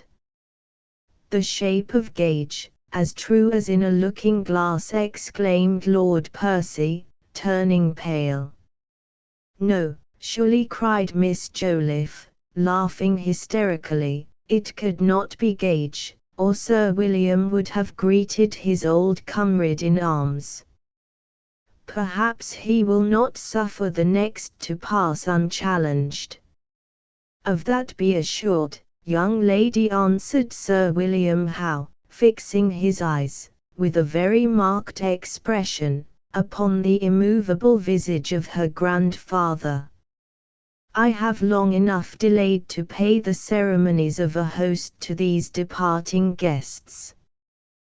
The next that takes his leave shall receive due courtesy." A wild and dreary burst of music came through the open door. It seemed as if the procession, which had been gradually filling up its ranks, were now about to move, and that this loud peal of the wailing trumpets, and roll of the muffled drums, were a call to some loiterer to make haste. Many eyes, by an irresistible impulse, were turned upon Sir William Howe, as if it were he whom the dreary music summoned to the funeral of the departed power. "See, here comes the last," whispered Miss Joliffe, pointing her tremulous finger to the staircase. A figure had come into view as if descending the stairs, although so dusky was the region whence it emerged. Some of the spectators fancied that they had seen this human shape suddenly moulding itself amid the gloom. Downward the figure came, with a stately and martial tread, and reaching the lowest stair was observed to be a tall man, booted and wrapped in a military cloak, which was drawn up around the face so as to meet the flapped brim of a laced hat. The features, therefore, were completely hidden. But the British officers deemed that they had seen that military cloak before, and even recognized the frayed embroidery on the collar, as well as the gilded scabbard of a sword which protruded from the folds of the cloak, and glittered in a vivid gleam of light. Apart from these trifling particulars, there were characteristics of gait and bearing which impelled the wondering guests to glance from the shrouded figure to Sir William Howe, as if to satisfy themselves that their host had not suddenly vanished from the midst of them. With a dark flush of wrath upon his brow they saw the general draw his sword and advance to meet the figure in the cloak before the latter had stepped one pace upon the floor. "Villain, unmuffle yourself," cried he. "You pass no farther."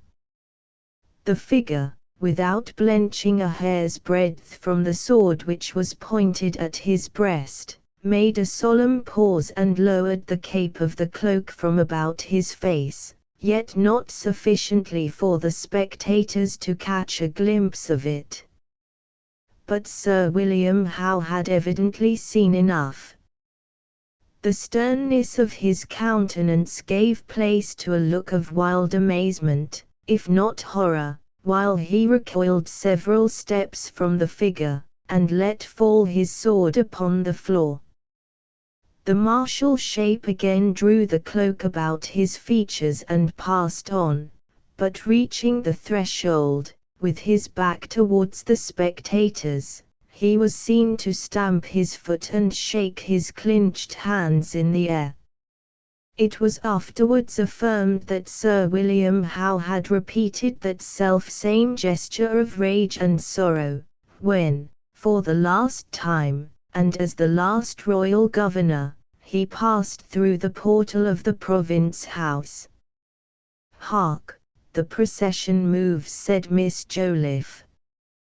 The music was dying away along the street, and its dismal strains were mingled with the knell of midnight from the steeple of the Old South, and with the roar of artillery, which announced that the beleaguering army of Washington had entrenched itself upon a nearer height than before.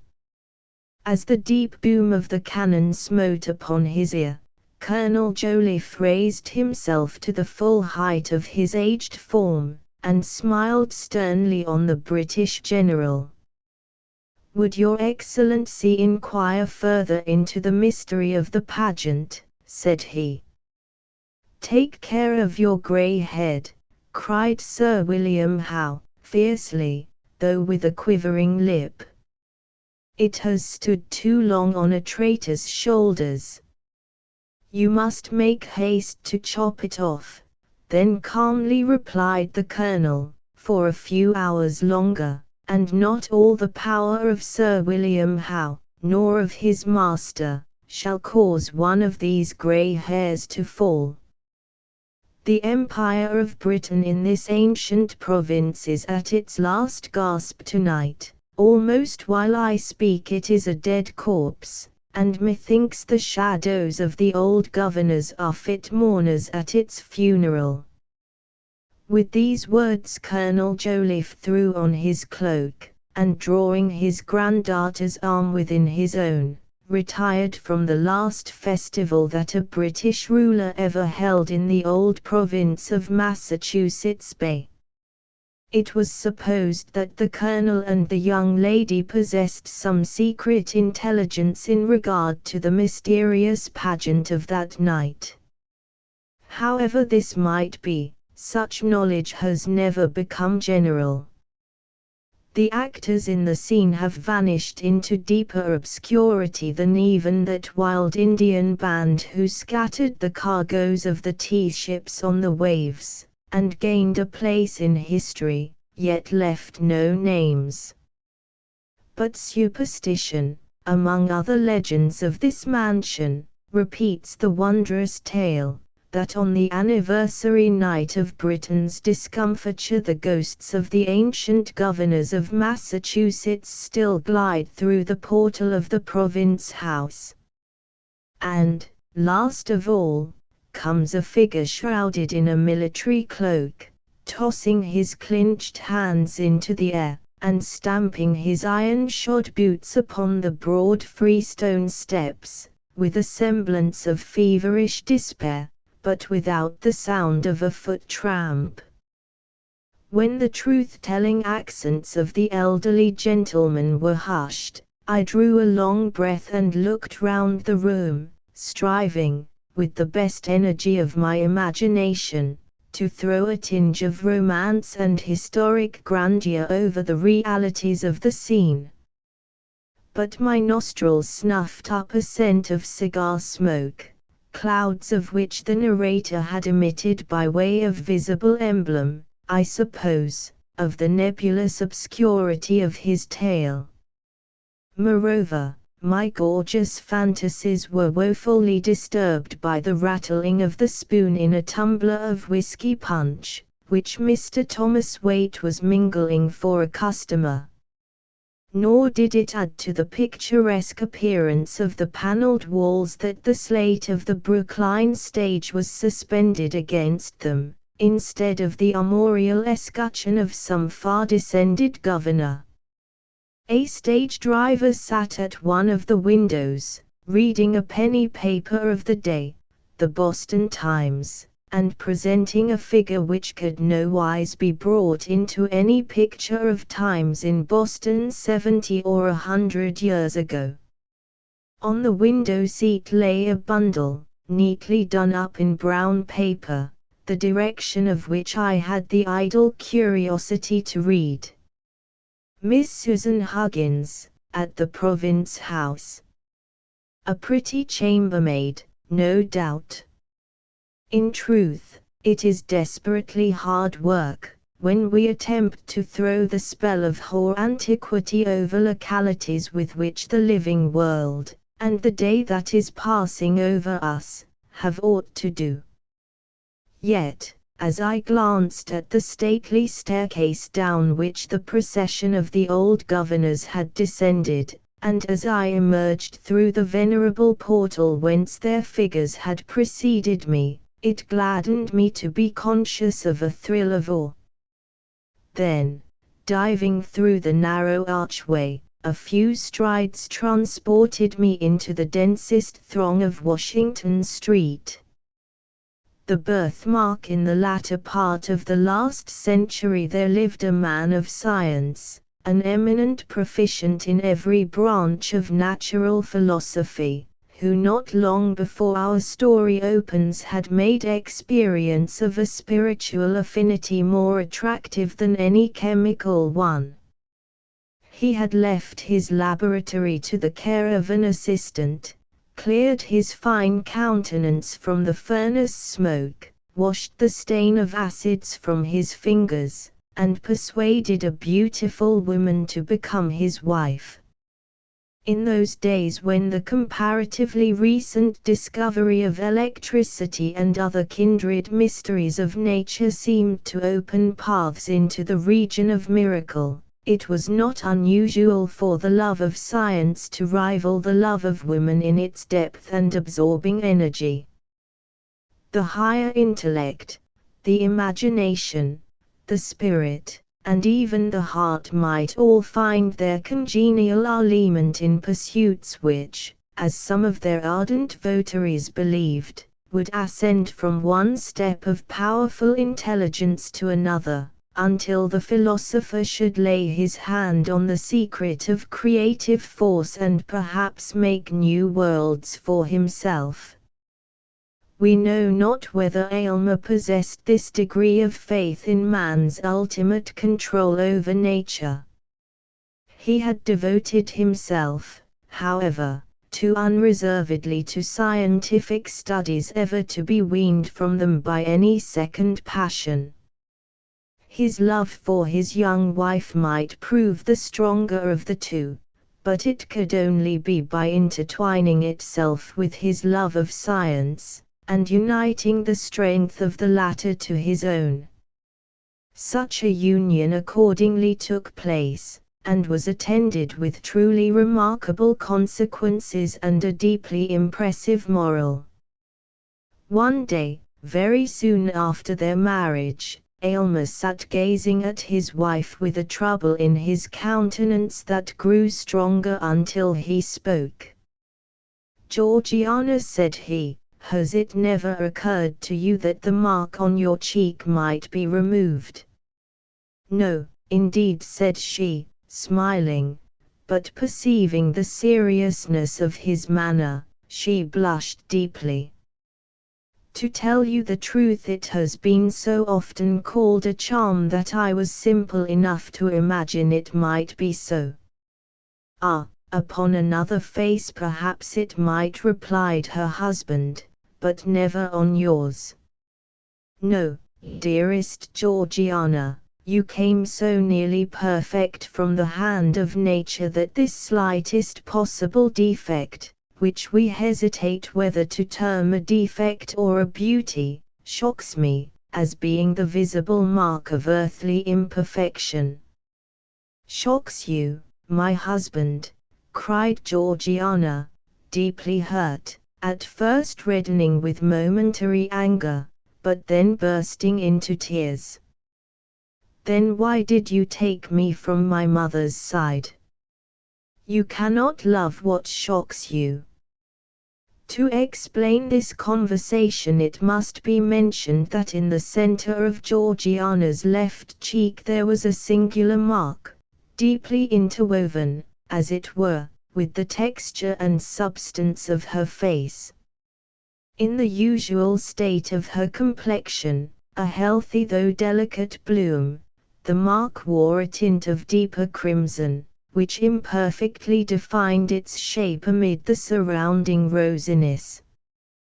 When she blushed, it gradually became more indistinct, and finally vanished amid the triumphant rush of blood that bathed the whole cheek with its brilliant glow. But if any shifting motion caused her to turn pale, there was the mark again, a crimson stain upon the snow, in what Aylmer sometimes deemed an almost fearful distinctness. Its shape bore not a little similarity to the human hand, though of the smallest pygmy size. Georgiana's lovers were wont to say that some fairy at her birth hour had laid her tiny hand upon the infant's cheek, and left this impress there in token of the magic endowments that were to give her such sway over all hearts. Many a desperate swain would have risked life for the privilege of pressing his lips to the mysterious hand. It must not be concealed, however, that the impression wrought by this fairy sign manual varied exceedingly, according to the difference of temperament in the beholders. Some fastidious persons, but they were exclusively of her own sex, affirmed that the bloody hand, as they chose to call it, quite destroyed the effect of Georgiana's beauty, and rendered her countenance even hideous. But it would be as reasonable to say that one of those small blue stains which sometimes occur in the purest statuary marble would convert the Eve of Powers to a monster. Masculine observers, if the birthmark did not heighten their admiration, contented themselves with wishing it away, that the world might possess one living specimen of ideal loveliness without the semblance of a flaw. After his marriage, for he thought little or nothing of the matter before, Aylmer discovered that this was the case with himself. Had she been less beautiful, if envy's self could have found aught else to sneer at, he might have felt his affection heightened by the prettiness of this mimic hand, now vaguely portrayed, now lost, now stealing forth again and glimmering to and fro with every pulse of emotion that throbbed within her heart. But seeing her otherwise so perfect, he found this one defect grow more and more intolerable with every moment of their united lives. It was the fatal flaw of humanity which nature, in one shape or another, stamps ineffaceably on all her productions, either to imply that they are temporary and finite, or that their perfection must be wrought by toil and pain. the crimson hand expressed the ineludible gripe in which mortality clutches the highest and purest of earthly mold, degrading them into kindred with the lowest, and even with the very brutes, like whom their visible frames return to dust. In this manner, selecting it as the symbol of his wife's liability to sin, sorrow, decay, and death, Aylmer's somber imagination was not long in rendering the birthmark a frightful object, causing him more trouble and horror than ever Georgiana's beauty, whether of soul or sense, had given him delight. At all the seasons which should have been their happiest, he invariably and without intending it, nay, in spite of a purpose to the contrary, reverted to this one disastrous topic. Trifling as it at first appeared, it so connected itself with innumerable trains of thought and modes of feeling that it became the central point of all. With the morning twilight Aylmer opened his eyes upon his wife's face and recognized the symbol of imperfection, and when they sat together at the evening hearth his eyes wandered stealthily to her cheek, and beheld, flickering with the blaze of the wood fire, the spectral hand that wrote mortality where he would fain have worshipped. Georgiana soon learned to shudder at his gaze. It needed but a glance with the peculiar expression that his face often wore to change the roses of her cheek into a death-like paleness, amid which the crimson hand was brought strongly out, like a bas-relief of ruby on the whitest marble. Late one night when the lights were growing dim, so as hardly to betray the stain on the poor wife's cheek, she, herself, for the first time, voluntarily took up the subject. "Do you remember, my dear Aylmer," said she, with a feeble attempt at a smile, "have you any recollection of a dream last night about this odious hand?"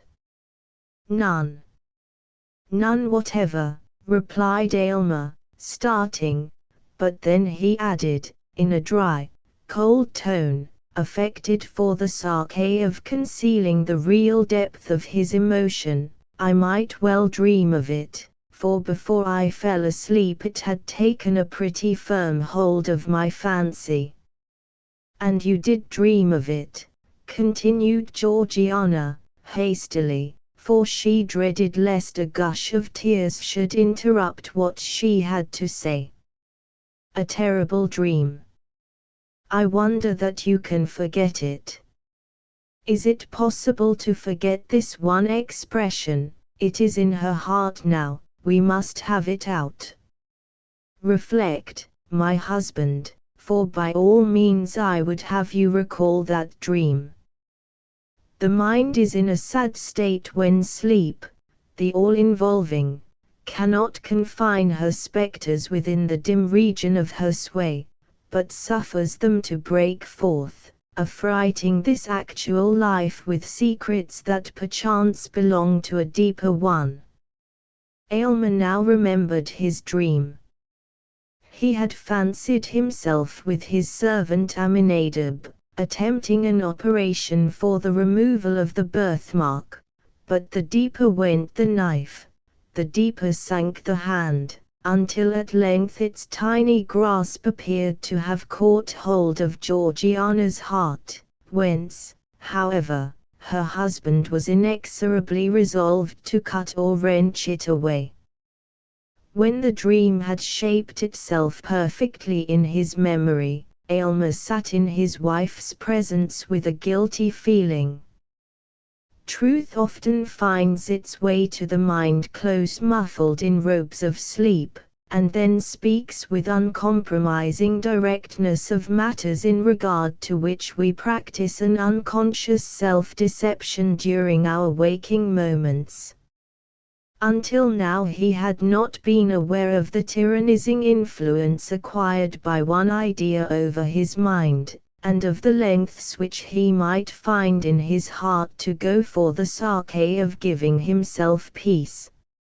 Aylmer, resumed Georgiana, solemnly, I know not what may be the cost to both of us to rid me of this fatal birthmark. Perhaps its removal may cause cureless deformity, or it may be the stain goes as deep as life itself. Again, do we know that there is a possibility, on any terms, of unclasping the firm gripe of this little hand which was laid upon me before I came into the world? Dearest Georgiana, I have spent much thought upon the subject, hastily interrupted Aylmer. I am convinced of the perfect practicability of its removal.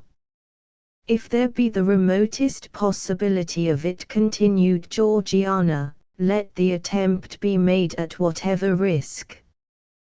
Danger is nothing to me, for life, while this hateful mark makes me the object of your horror and disgust, life is a burden which I would fling down with joy. Either remove this dreadful hand, or take my wretched life. You have deep science. All the world bears witness of it. You have achieved great wonders. Cannot you remove this little mark, which I cover with the tips of 2 small fingers? Is this beyond your power, for the sake of your own peace, and to save your poor wife from madness? Noblest, dearest, tenderest wife, cried Aylmer, rapturously, doubt not my power.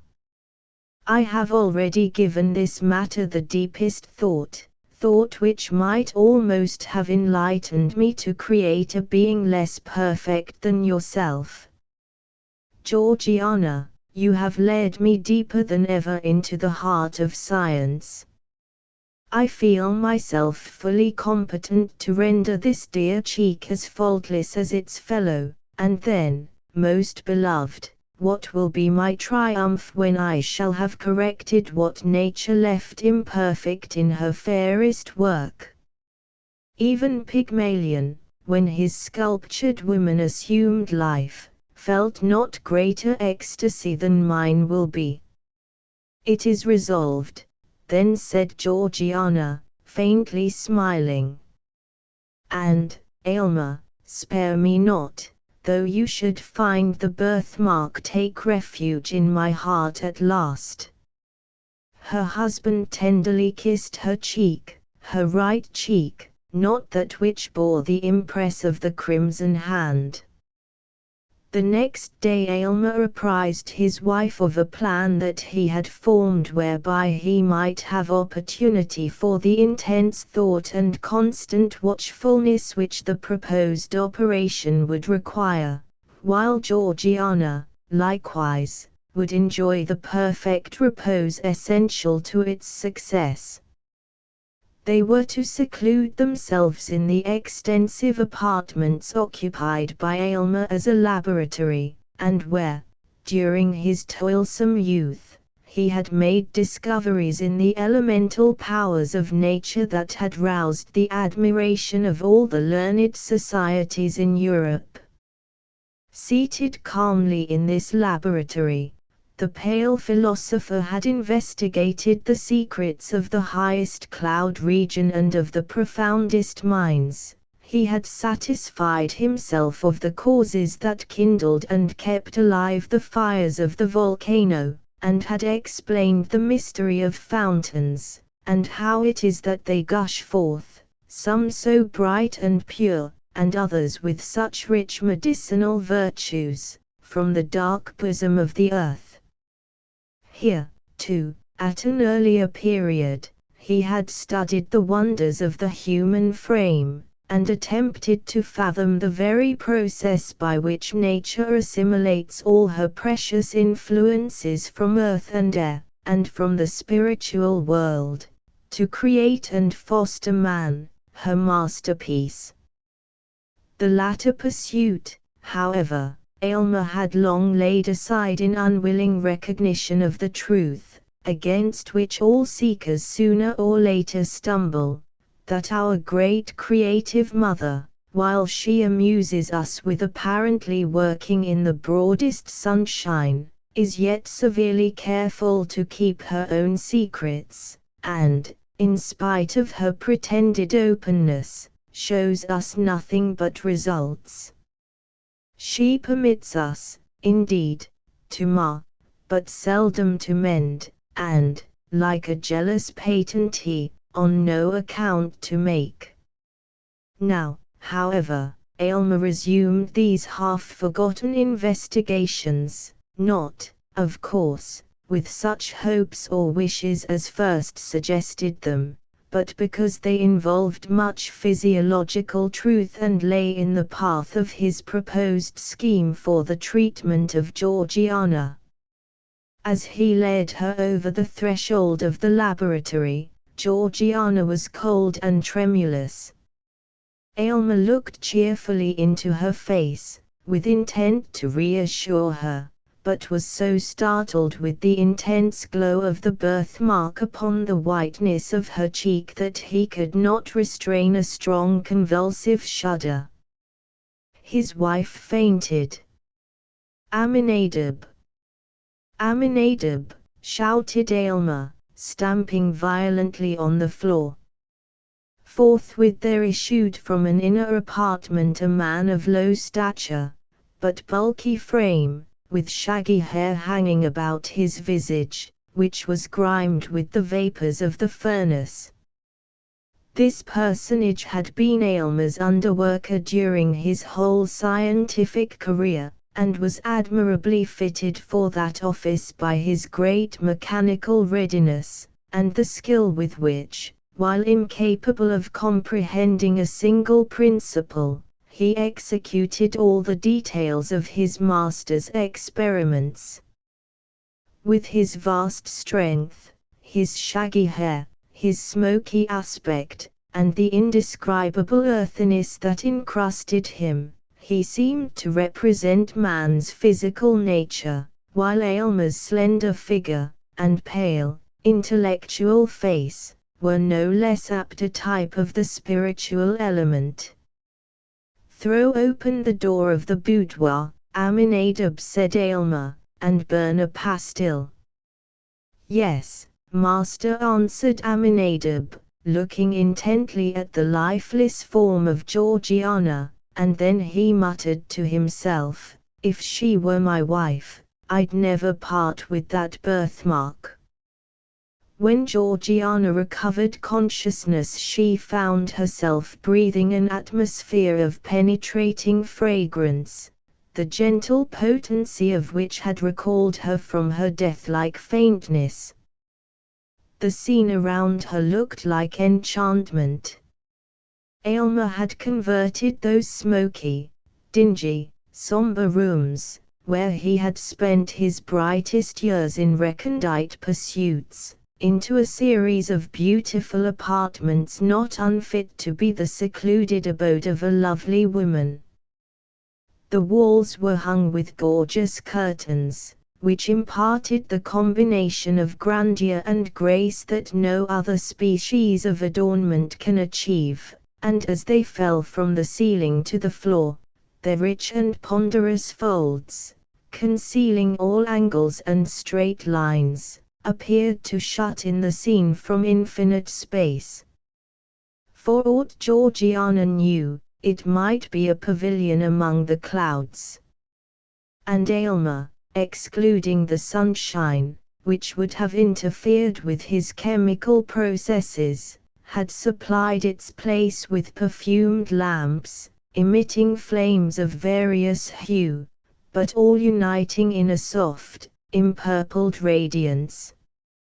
He now knelt by his wife's side, watching her earnestly, but without alarm, for he was confident in his science, and felt that he could draw a magic circle round her within which no evil might intrude. "Where am I?" "Ah, I remember," said Georgiana, faintly, and she placed her hand over her cheek to hide the terrible mark from her husband's eyes. "Fear not, dearest," exclaimed he. "Do not shrink from me. Believe me, Georgiana, I even rejoice in this single imperfection, since it will be such a rapture to remove it." "Oh, spare me," sadly replied his wife. "Pray do not look at it again. I never can forget that convulsive shudder." In order to soothe Georgiana, and, as it were, to release her mind from the burden of actual things, Aylmer now put in practice some of the light and playful secrets which science had taught him among its profounder lore. Airy figures, absolutely bodiless ideas, and forms of unsubstantial beauty came and danced before her, imprinting their momentary footsteps on beams of light. Though she had some indistinct idea of the method of these optical phenomena, still the illusion was almost perfect enough to warrant the belief that her husband possessed sway over the spiritual world. Then again, when she felt a wish to look forth from her seclusion, immediately, as if her thoughts were answered, the possession of external existence flitted across a screen. The scenery and the figures of actual life were perfectly represented, but with that bewitching, yet indescribable difference which always makes a picture, an image, or a shadow so much more attractive than the original. When wearied of this, Aylmer bade her cast her eyes upon a vessel containing a quantity of earth. She did so, with little interest at first, but was soon startled to perceive the germ of a plant shooting upward from the soil. Then came the slender stalk, the leaves gradually unfolded themselves, and amid them was a perfect and lovely flower. "It is magical," cried Georgiana. "I dare not touch it." "Nay, pluck it," answered Aylmer, "pluck it, and inhale its brief perfume while you may. The flower will wither in a few moments and leave nothing save its brown seed vessels, but thence may be perpetuated a race as ephemeral as itself." But Georgiana had no sooner touched the flower than the whole plant suffered a blight, its leaves turning coal-black as if by the agency of fire. "There was too powerful a stimulus," said Aylmer, thoughtfully. To make up for this abortive experiment, he proposed to take her portrait by a scientific process of his own invention. It was to be effected by rays of light striking upon a polished plate of metal. Georgiana assented, but, on looking at the result, was affrighted to find the features of the portrait blurred and indefinable, while the minute figure of a hand appeared where the cheek should have been. Aylmer snatched the metallic plate and threw it into a jar of corrosive acid. Soon, however, he forgot these mortifying failures. In the intervals of study and chemical experiment he came to her flushed and exhausted, but seemed invigorated by her presence, and spoke in glowing language of the resources of his art. He gave a history of the long dynasty of the alchemists, who spent so many ages in quest of the universal solvent by which the golden principle might be elicited from all things vile and base. Aylmer appeared to believe that, by the plainest scientific logic, it was altogether within the limits of possibility to discover this long-sought medium, but he added, a philosopher who should go deep enough to acquire the power would attain too lofty a wisdom to stoop to the exercise of it. Not less singular were his opinions in regard to the elixir vitae.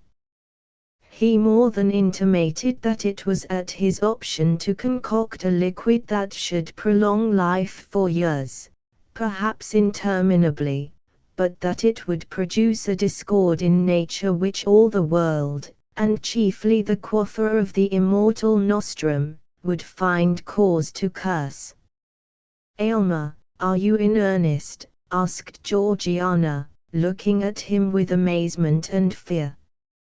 "It is terrible to possess such power, or even to dream of possessing it." "Oh, do not tremble, my love," said her husband. "I would not wrong either you or myself by working such inharmonious effects upon our lives, but I would have you consider how trifling, in comparison, is the skill requisite to remove this little hand."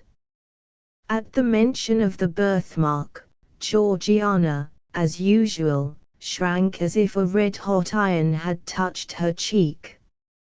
Again Aylmer applied himself to his labours.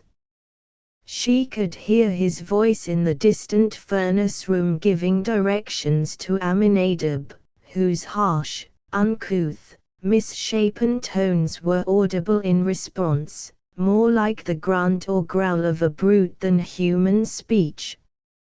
After hours of absence, Aylmer reappeared and proposed that she should now examine his cabinet of chemical products and natural treasures of the earth.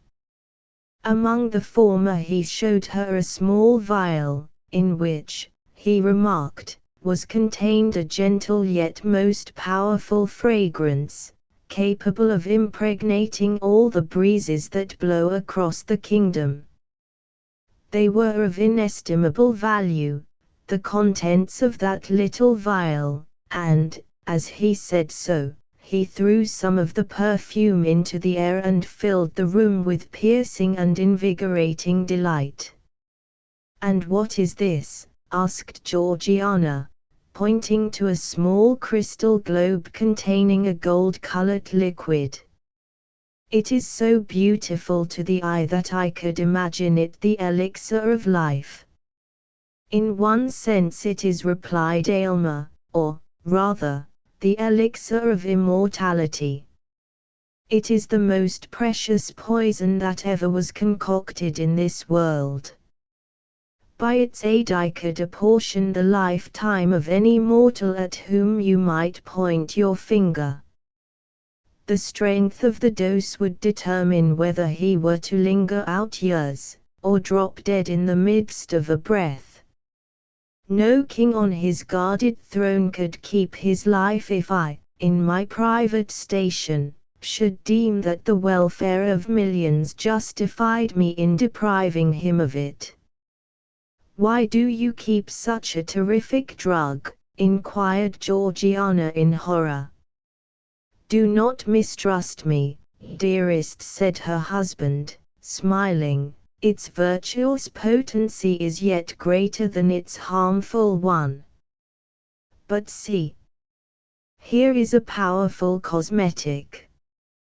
With a few drops of this in a vase of water, freckles may be washed away as easily as the hands are cleansed.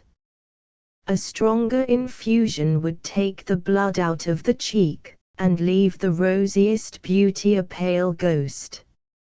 Is it with this lotion that you intend to bathe my cheek?" asked Georgiana, anxiously. "Oh, no," hastily replied her husband, "this is merely superficial. Your case demands a remedy that shall go deeper."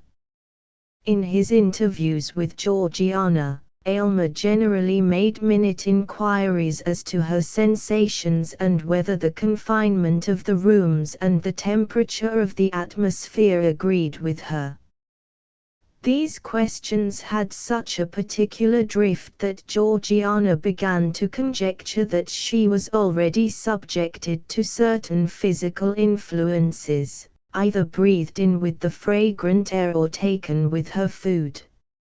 She fancied likewise, but it might be altogether fancy, that there was a stirring up of her system, a strange, indefinite sensation creeping through her veins, and tingling, half painfully, half pleasurably, at her heart.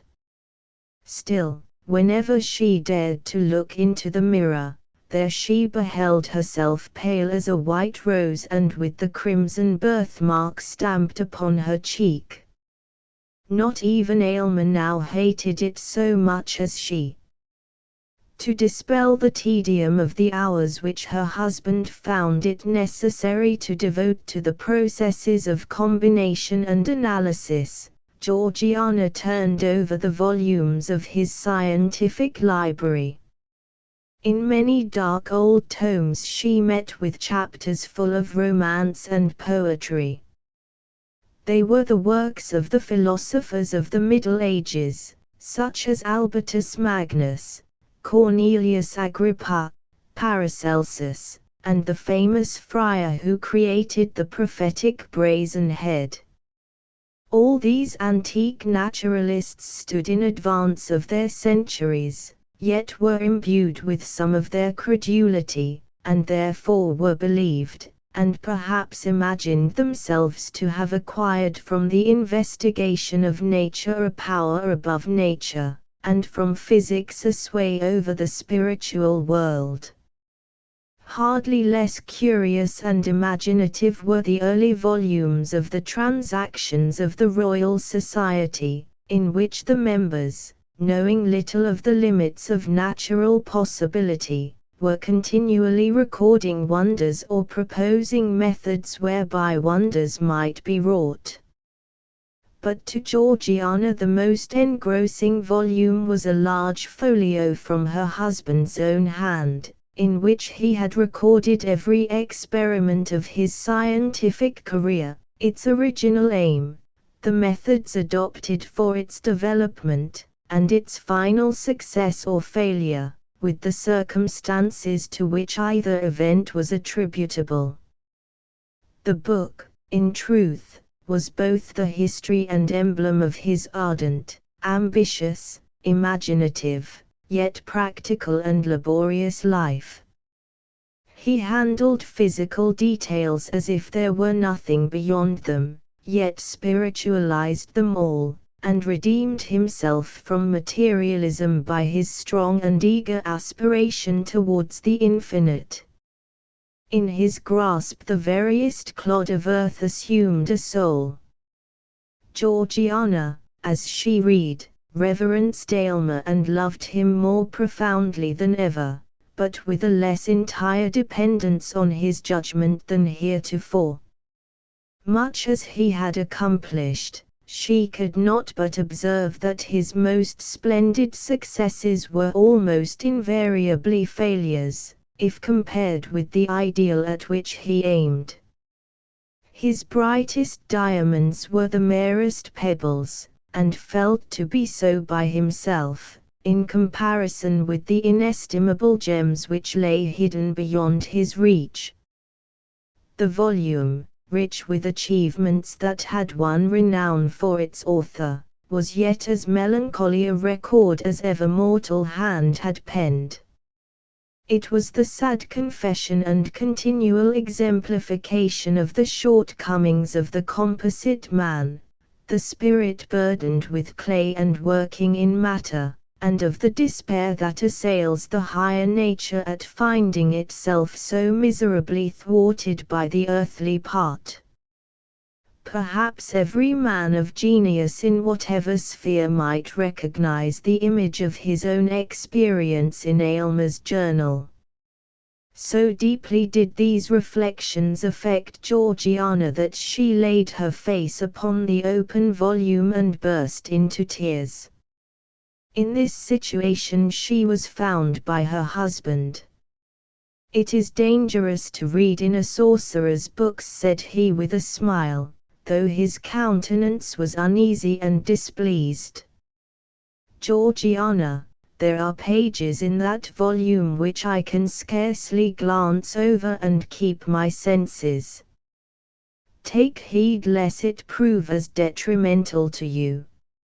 It has made me worship you more than ever, said she. Ah, wait for this one success, rejoined he, then worship me if you will. I shall deem myself hardly unworthy of it. But come, I have sought you for the luxury of your voice. Sing to me, dearest. So she poured out the liquid music of her voice to quench the thirst of his spirit.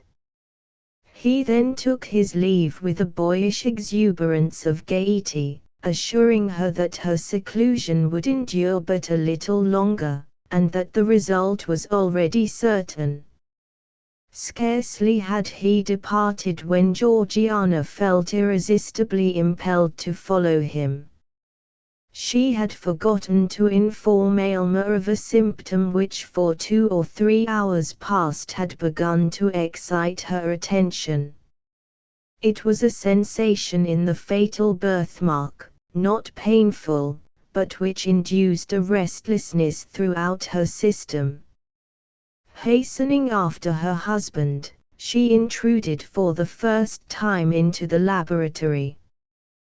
The first thing that struck her eye was the furnace, that hot and feverish worker, with the intense glow of its fire, which by the quantities of soot clustered above it seemed to have been burning for ages. There was a distilling apparatus in full operation. Around the room were retorts, tubes, cylinders, crucibles, and other apparatus of chemical research. An electrical machine stood ready for immediate use. The atmosphere felt oppressively close, and was tainted with gaseous odors which had been tormented forth by the processes of science. The severe and homely simplicity of the apartment, with its naked walls and brick pavement, looked strange, accustomed as Georgiana had become to the fantastic elegance of her boudoir. But what chiefly, indeed almost solely, drew her attention, was the aspect of Aylmer himself.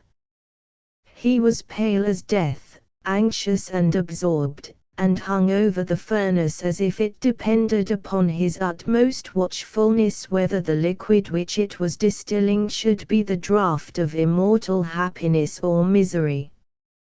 How different from the sanguine and joyous mien that he had assumed for Georgiana's encouragement. Carefully now, Aminadab, carefully, thou human machine, carefully, thou man of clay, muttered Aylmer, more to himself than to his assistant. Now, if there be a thought too much or too little, it is all over. Ho! Ho! Mumbled Aminadab. Look, master! Look! Aylmer raised his eyes hastily, and at first reddened, then grew paler than ever, on beholding Georgiana. He rushed towards her and seized her arm with a gripe that left the print of his fingers upon it. Why do you come hither? Have you no trust in your husband? Cried he, impetuously. Would you throw the blight of that fatal birthmark over my labours? It is not well done. Go, prying woman, go. Nay, Aylmer, said Georgiana with the firmness of which she possessed no stinted endowment, it is not you that have a right to complain. You mistrust your wife, you have concealed the anxiety with which you watch the development of this experiment.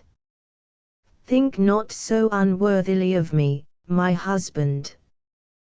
Tell me all the risk we run, and fear not that I shall shrink, for my share in it is far less than your own.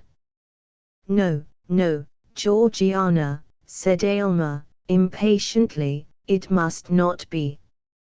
I submit, replied she calmly. And, Aylmer, I shall quaff whatever draught you bring me, but it will be on the same principle that would induce me to take a dose of poison if offered by your hand. My noble wife, said Aylmer, deeply moved, I knew not the height and depth of your nature until now. Nothing shall be concealed. Know, then, that this crimson hand, superficial as it seems, has clutched its grasp into your being with a strength of which I had no previous conception. I have already administered agents powerful enough to do aught except to change your entire physical system. Only one thing remains to be tried. If that fail us, we are ruined. Why did you hesitate to tell me this? Asked she. Because, Georgiana, said Aylmer, in a low voice, there is danger. Danger. There is but one danger, that this horrible stigma shall be left upon my cheek, cried Georgiana. Remove it, whatever be the cost, or we shall both go mad. Heaven knows your words are too true, said Aylmer, sadly. And now, dearest, return to your boudoir. In a little while all will be tested. He conducted her back and took leave of her with a solemn tenderness which spoke far more than his words how much was now at stake. After his departure, Georgiana became wrapped in musings. She considered the character of Aylmer, and did it completer justice than at any previous moment. Her heart exulted, while it trembled, at his honourable love, so pure and lofty that it would accept nothing less than perfection nor miserably make itself contented with an earthlier nature than he had dreamed of. She felt how much more precious was such a sentiment than that meaner kind which would have borne with the imperfection for her Sake, and have been guilty of treason to holy love by degrading its perfect idea to the level of the actual, and with her whole spirit she prayed that, for a single moment, she might satisfy his highest and deepest conception. Longer than one moment she well knew it could not be, for his spirit was ever on the march, ever ascending, and each instant required something that was beyond the scope of the instant before. The sound of her husband's footsteps aroused her. He bore a crystal goblet containing a liquor colourless as water, but bright enough to be the draught of immortality.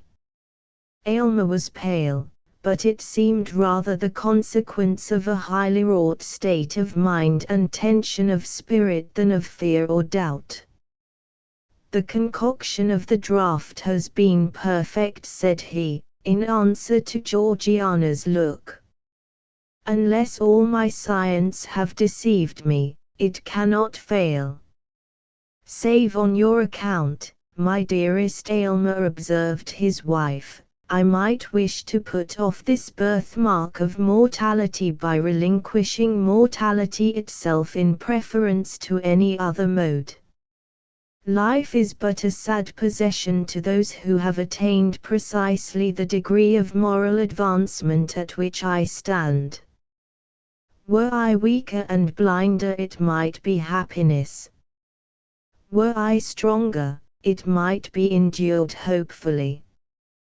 But, being what I find myself, methinks I am of all mortals the most fit to die. You are fit for heaven without tasting death, replied her husband.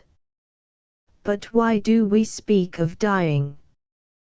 The draught cannot fail. Behold its effect upon this plant. On the window seat there stood a geranium diseased with yellow blotches, which had overspread all its leaves. Aylmer poured a small quantity of the liquid upon the soil in which it grew. In a little time, when the roots of the plant had taken up the moisture, the unsightly blotches began to be extinguished in a living verdure. "There needed no proof," said Georgiana, quietly. "Give me the goblet. I joyfully stake all upon your word." "Drink, then, thou lofty creature," exclaimed Aylmer, with fervid admiration. "There is no taint of imperfection on thy spirit. Thy sensible frame, too, shall soon be all perfect." She quaffed the liquid and returned the goblet to his hand. "It is grateful," said she with a placid smile. "Methinks it is like water from a heavenly fountain, for it contains I know not what of unobtrusive fragrance and deliciousness. It allays a feverish thirst that had parched me for many days. Now, dearest, let me sleep. My earthly senses are closing over my spirit like the leaves around the heart of a rose at sunset." She spoke the last words with a gentle reluctance, as if it required almost more energy than she could command to pronounce the faint and lingering syllables. Scarcely had they loitered through her lips ere she was lost in slumber. Aylmer sat by her side, watching her aspect with the emotions proper to a man the whole value of whose existence was involved in the process now to be tested. Mingled with this mood, however, was the philosophic investigation characteristic of the man of science. Not the minutest symptom escaped him. A heightened flush of the cheek, a slight irregularity of breath, a quiver of the eyelid, a hardly perceptible tremor through the frame, such were the details which, as the moments passed, he wrote down in his folio volume. Intense thought had set its stamp upon every previous page of that volume, but the thoughts of years were all concentrated upon the last. While thus employed, he failed not to gaze often at the fatal hand, and not without a shudder. Yet once, by a strange and unaccountable impulse, he pressed it with his lips. His spirit recoiled, however, in the very act, and Georgiana, out of the midst of her deep sleep, moved uneasily and murmured as if in remonstrance. Again Aylmer resumed his watch. Nor was it without avail. The crimson hand, which at first had been strongly visible upon the marble paleness of Georgiana's cheek, now grew more faintly outlined. She remained not less pale than ever, but the birthmark, with every breath that came and went, lost somewhat of its former distinctness. Its presence had been awful, its departure was more awful still. Watch the stain of the rainbow fading out of the sky, and you will know how that mysterious symbol passed away. By heaven! It is well nigh gone, said Aylmer to himself, in almost irrepressible ecstasy. I can scarcely trace it now. Success! Success! And now it is like the faintest rose color. The lightest flush of blood across her cheek would overcome it. But she is so pale. He drew aside the window curtain and suffered the light of natural day to fall into the room and rest upon her cheek. At the same time he heard a gross, hoarse chuckle, which he had long known as his servant Aminadab's expression of delight. Ah, clod! Ah, earthly mass, cried Aylmer, laughing in a sort of frenzy, "You have served me well. Matter and spirit, earth and heaven, have both done their part in this. Laugh, thing of the senses. You have earned the right to laugh." These exclamations broke Georgiana's sleep. She slowly unclosed her eyes and gazed into the mirror which her husband had arranged for that purpose.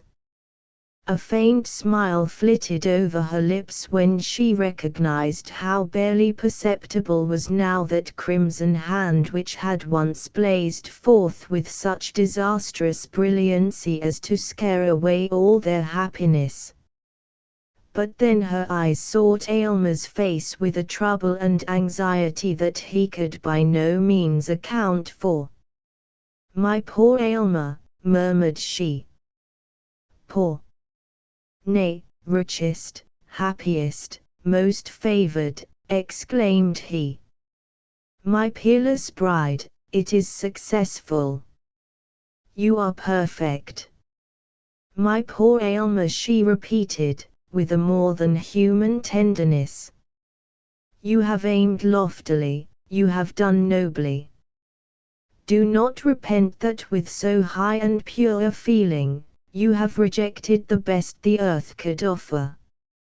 Aylmer, dearest Aylmer, I am dying." Alas! It was too true. The fatal hand had grappled with the mystery of life, and was the bond by which an angelic spirit kept itself in union with a mortal frame. As the last crimson tint of the birthmark, that sole token of human imperfection, faded from her cheek, the parting breath of the now perfect woman passed into the atmosphere, and her soul, lingering a moment near her husband, took its heavenward flight. Then a hoarse, chuckling laugh was heard again. Thus ever does the gross fatality of earth exult in its invariable triumph over the immortal essence which, in this dim sphere of half-development, demands the completeness of a higher state. Yet, had Aylmer reached a profounder wisdom, he need not thus have flung away the happiness which would have woven his mortal life of the self-same texture with the celestial. The momentary circumstance was too strong for him. He failed to look beyond the shadowy scope of time, and living once for all in eternity, to find the perfect future in the present. The outcasts of Poker Flat, as Mr. John Oakhurst, gambler, stepped into the main street of Poker Flat on the morning of the 23rd of November, 1850, he was conscious of a change in its moral atmosphere since the preceding night. 2 or 3 men, conversing earnestly together, ceased as he approached, and exchanged significant glances. There was a Sabbath lull in the air, which, in a settlement unused to Sabbath influences, looked ominous. Mr. Oakhurst's calm, handsome face betrayed small concern in these indications. Whether he was conscious of any predisposing cause was another question. "I reckon they're after somebody," he reflected, "likely it's me." He returned to his pocket the handkerchief with which he had been whipping away the red dust of Poker Flat from his neat boots, and quietly discharged his mind of any further conjecture. In point of fact, Poker Flat was after somebody. It had lately suffered the loss of several $1,000, 2 valuable horses, and a prominent citizen. It was experiencing a spasm of virtuous reaction, quite as lawless and ungovernable as any of the acts that had provoked it. A secret committee had determined to rid the town of all improper persons. This was done permanently in regard of 2 men who were then hanging from the boughs of a sycamore in the gulch, and temporarily in the banishment of certain other objectionable characters. I regret to say that some of these were ladies. It is but due to the sex, however, to state that their impropriety was professional, and it was only in such easily established standards of evil that Poker Flat ventured to sit in judgment. Bret Hart. Mr. Oakhurst was right in supposing that he was included in this category. A few of the committee had urged hanging him as a possible example and a sure method of reimbursing themselves from his pockets of the sums he had won from them. "It's agin justice," said Jim Wheeler, "to let this your young man from Roaring Camp, an entire stranger, carry away our money." But a crude sentiment of equity residing in the breasts of those who had been fortunate enough to win from Mr. Oakhurst overruled this narrow local prejudice. Mr. Oakhurst received his sentence with philosophic calmness, none the less coolly that he was aware of the hesitation of his judges. He was too much of a gambler not to accept fate. With him life was at best an uncertain game, and he recognized the usual percentage in favor of the dealer. A body of armed men accompanied the deported wickedness of Poker Flat to the outskirts of the settlement. Besides Mr. Oakhurst, who was known to be a coolly desperate man, and for whose intimidation the armed escort was intended, the expatriated party consisted of a young woman familiarly known as the Duchess, another who had won the title of Mother Shipton, and Uncle Billy, a suspected sluice robber and confirmed drunkard. The cavalcade provoked no comments from the spectators, nor was any word uttered by the escort. Only when the gulch which marked the uttermost limit of Poker Flat was reached, the leader spoke briefly and to the point. The exiles were forbidden to return at the peril of their lives. As the escort disappeared, their pent-up feelings found vent in a few hysterical tears from the Duchess, some bad language from Mother Shipton, and a Parthian volley of expletives from Uncle Billy. The philosophic Oakhurst alone remained silent. He listened calmly to Mother Shipton's desire to cut somebody's heart out, to the repeated statements of the Duchess that she would die in the road, and to the alarming oaths that seemed to be bumped out of Uncle Billy as he rode forward. With the easy good humor characteristic of his class, he insisted upon exchanging his own riding horse, 5 Spot, for the sorry mule which the Duchess rode. But even this act did not draw the party into any closer sympathy. The young woman readjusted her somewhat draggled plumes with a feeble, faded coquetry. Mother Shipton eyed the possessor of 5 Spot with malevolence, and Uncle Billy included the whole party in one sweeping anathema. The road to Sandybar, a camp that, not having as yet experienced the regenerating influences of Poker Flat, consequently seemed to offer some invitation to the emigrants, lay over a steep mountain range. It was distant a day's severe travel. In that advanced season the party soon passed out of the moist, temperate regions of the foothills into the dry, cold, bracing air of the Sierras. The trail was narrow and difficult. At noon the Duchess, rolling out of her saddle upon the ground, declared her intention of going no farther, and the party halted. The spot was singularly wild and impressive. A wooded amphitheater, surrounded on three sides by precipitous cliffs of naked granite, sloped gently toward the crest of another precipice that overlooked the valley. It was, undoubtedly, the most suitable spot for a camp, had camping been advisable. But Mr. Oakhurst knew that scarcely half the journey to Sandy Bar was accomplished, and the party were not equipped or provisioned for delay. This fact he pointed out to his companions curtly, with a philosophic commentary on the folly of throwing up their hand before the game was played out. But they were furnished with liquor, which in this emergency stood them in place of food, fuel, rest, and prescience.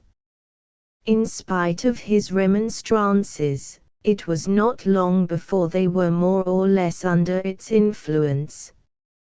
Uncle Billy passed rapidly from a bellicose state into one of stupor, the Duchess became maudlin, and Mother Shipton snored.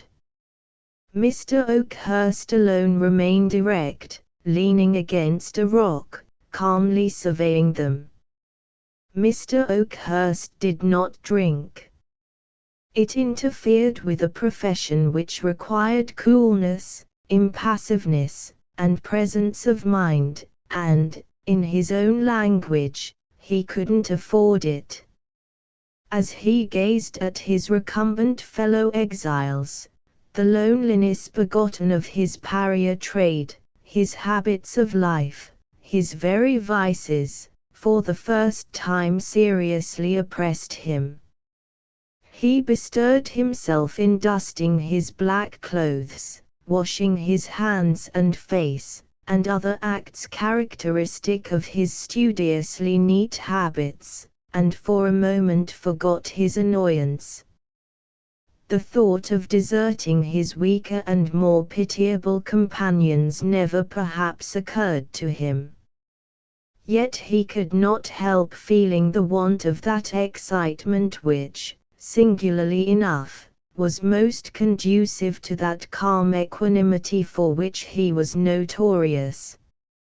He looked at the gloomy walls that rose 1,000 feet sheer above the circling pines around him, at the sky ominously clouded, at the valley below, already deepening into shadow, and, doing so, suddenly he heard his own name called.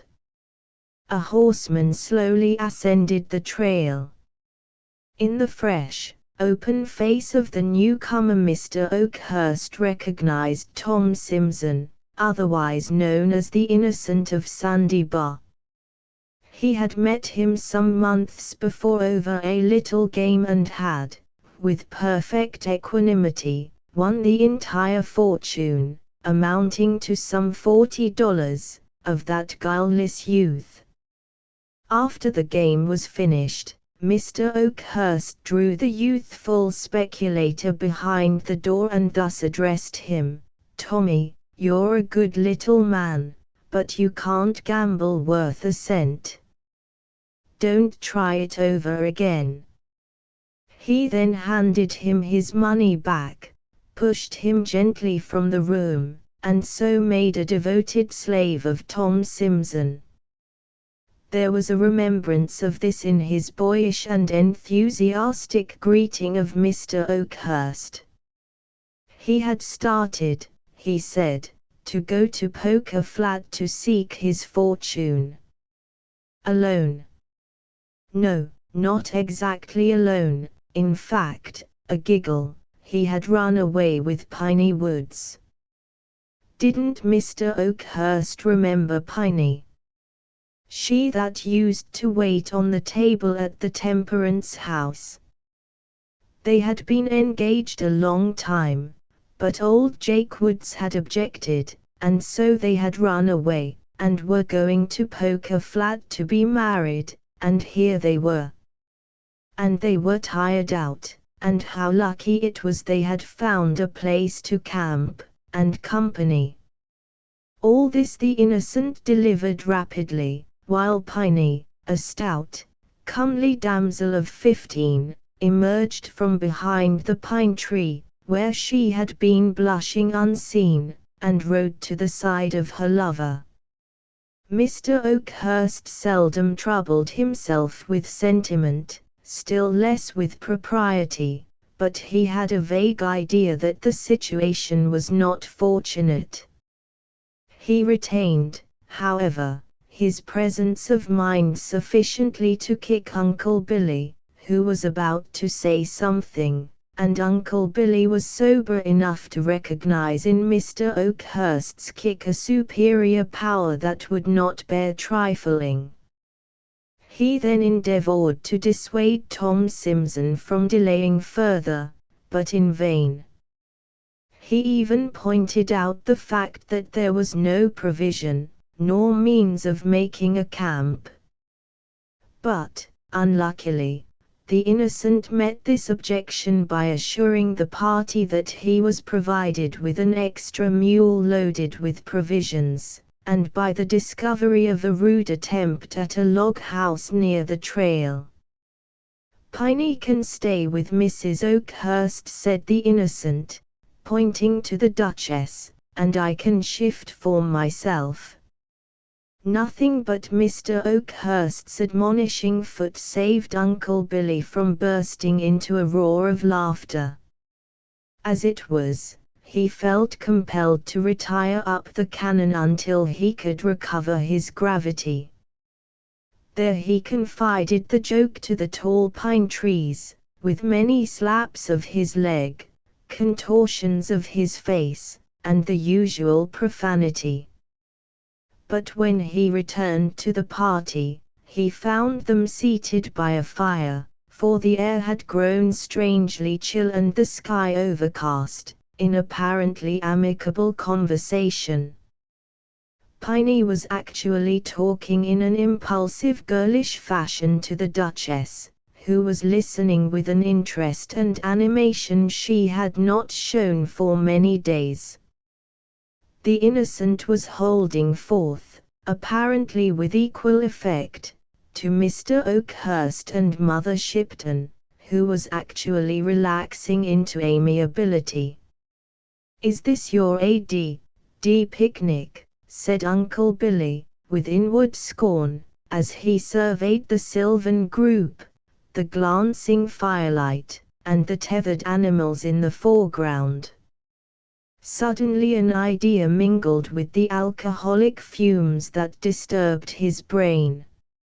It was apparently of a jocular nature, for he felt impelled to slap his leg again and cram his fist into his mouth. As the shadows crept slowly up the mountain, a slight breeze rocked the tops of the pine trees and moaned through their long and gloomy aisles. The ruined cabin, patched and covered with pine boughs, was set apart for the ladies. As the lovers parted, they unaffectedly exchanged a kiss, so honest and sincere that it might have been heard above the swaying pines. The frail Duchess and the malevolent Mother Shipton were probably too stunned to remark upon this last evidence of simplicity, and so turned without a word to the hut. The fire was replenished, the men lay down before the door, and in a few minutes were asleep. Mr. Oakhurst was a light sleeper. Toward morning he awoke benumbed and cold. As he stirred the dying fire, the wind, which was now blowing strongly, brought to his cheek that which caused the blood to leave it, snow. He started to his feet with the intention of awakening the sleepers, for there was no time to lose. But turning to where Uncle Billy had been lying, he found him gone. A suspicion leaped to his brain, and a curse to his lips. He ran to the spot where the mules had been tethered. They were no longer there. The tracks were already rapidly disappearing in the snow.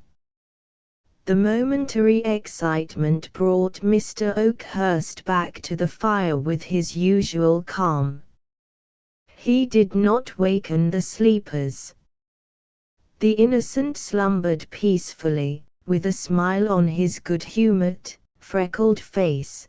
The virgin Piney slept beside her frailer sisters as sweetly as though attended by celestial guardians, and Mr. Oakhurst, drawing his blanket over his shoulders, stroked his mustaches and waited for the dawn. It came slowly in a whirling mist of snowflakes that dazzled and confused the eye. What could be seen of the landscape appeared magically changed. He looked over the valley, and summed up the present and future in 2 words: snowed in. A careful inventory of the provisions, which, fortunately for the party, had been stored within the hut, and so escaped the felonious fingers of Uncle Billy, disclosed the fact that with care and prudence they might last 10 days longer. "That is," said Mr. Oakhurst sotto voce to the innocent, "if you're willing to board us. If you ain't, and perhaps you'd better not, you can wait till Uncle Billy gets back with provisions." For some occult reason, Mr. Oakhurst could not bring himself to disclose Uncle Billy's rascality, and so offered the hypothesis that he had wandered from the camp and had accidentally stampeded the animals. He dropped a warning to the Duchess and Mother Shipton, who of course knew the facts of their associate's defection. "They'll find out the truth about us all when they find out anything," he added significantly, "and there's no good frightening them now." Tom Simpson not only put all his worldly store at the disposal of Mr. Oakhurst, but seemed to enjoy the prospect of their enforced seclusion. "We'll have a good camp for a week, and then the snow'll melt, and we'll all go back together." The cheerful gaiety of the young man and Mr. Oakhurst's calm infected the others. The innocent, with the aid of pine boughs, extemporized a thatch for the roofless cabin, and the Duchess directed Piney in the rearrangement of the interior with a taste and tact that opened the blue eyes of that provincial maiden to their fullest extent. "I reckon now you're used to fine things at Poker Flat," said Piney. The Duchess turned away sharply to conceal something that reddened her cheeks through their professional tint, and Mother Shipton requested Piney not to chatter. But when Mr. Oakhurst returned from a weary search for the trail, he heard the sound of happy laughter echoed from the rocks. He stopped in some alarm, and his thoughts first naturally reverted to the whiskey, which he had prudently cached. "And yet it don't somehow sound like whiskey," said the gambler. It was not until he caught sight of the blazing fire through the still blinding storm, and the group around it, that he settled to the conviction that it was square fun. Whether Mr. Oakhurst had cached his cards with the whiskey as something debarred the free access of the community, I cannot say. It was certain that, in Mother Shipton's words, he didn't say cards once during that evening. Haply the time was beguiled by an accordion, produced somewhat ostentatiously by Tom Simpson from his pack. Notwithstanding some difficulties attending the manipulation of this instrument, Piney Woods managed to pluck several reluctant melodies from its keys, to an accompaniment by the innocent on a pair of bone castanets. But the crowning festivity of the evening was reached in a rude camp meeting hymn, which the lovers, joining hands, sang with great earnestness and vociferation. I fear that a certain defiant tone and covenanters swing to its chorus, rather than any devotional quality, caused it speedily to infect the others, who at last joined in the refrain, I'm proud to live in the service of the Lord, and I'm bound to die in his army. The pines rocked, the storm eddied and whirled above the miserable group, and the flames of their altar leaped heavenward, as if in token of the vow. At midnight the storm abated, the rolling clouds parted, and the stars glittered keenly above the sleeping camp. Mr. Oakhurst, whose professional habits had enabled him to live on the smallest possible amount of sleep, in dividing the watch with Tom Simpson somehow managed to take upon himself the greater part of that duty. He excused himself to the innocent by saying that he had often been a week without sleep. "Doing what?" asked Tom. "Poker," replied Oakhurst sententiously. "When a man gets a streak of luck, nigger luck, he don't get tired. The luck gives in first." "Luck," continued the gambler reflectively, "is a mighty queer thing. All you know about it for certain is that it's bound to change. And it's finding out when it's going to change that makes you. We've had a streak of bad luck since we left Poker Flat. You come along, and slap you get into it, too. If you can hold your cards right along you're all right. For," added the gambler, with cheerful irrelevance, "I'm proud to live in the service of the Lord, and I'm bound to die in his army." The third day came, and the sun, looking through the white-curtained valley, saw the outcasts divide their slowly decreasing store of provisions for the morning meal. It was one of the peculiarities of that mountain climate that its rays diffused a kindly warmth over the wintry landscape, as if in regretful commiseration of the past. But it revealed drift on drift of snow piled high around the hut, a hopeless, uncharted, trackless sea of white lying below the rocky shores to which the castaways still clung. Through the marvelously clear air the smoke of the pastoral village of Poker Flat rose miles away. Mother Shipton saw it, and from a remote pinnacle of her rocky fastness hurled in that direction a final malediction. It was her last vituperative attempt, and perhaps for that reason was invested with a certain degree of sublimity. It did her good, she privately informed the Duchess.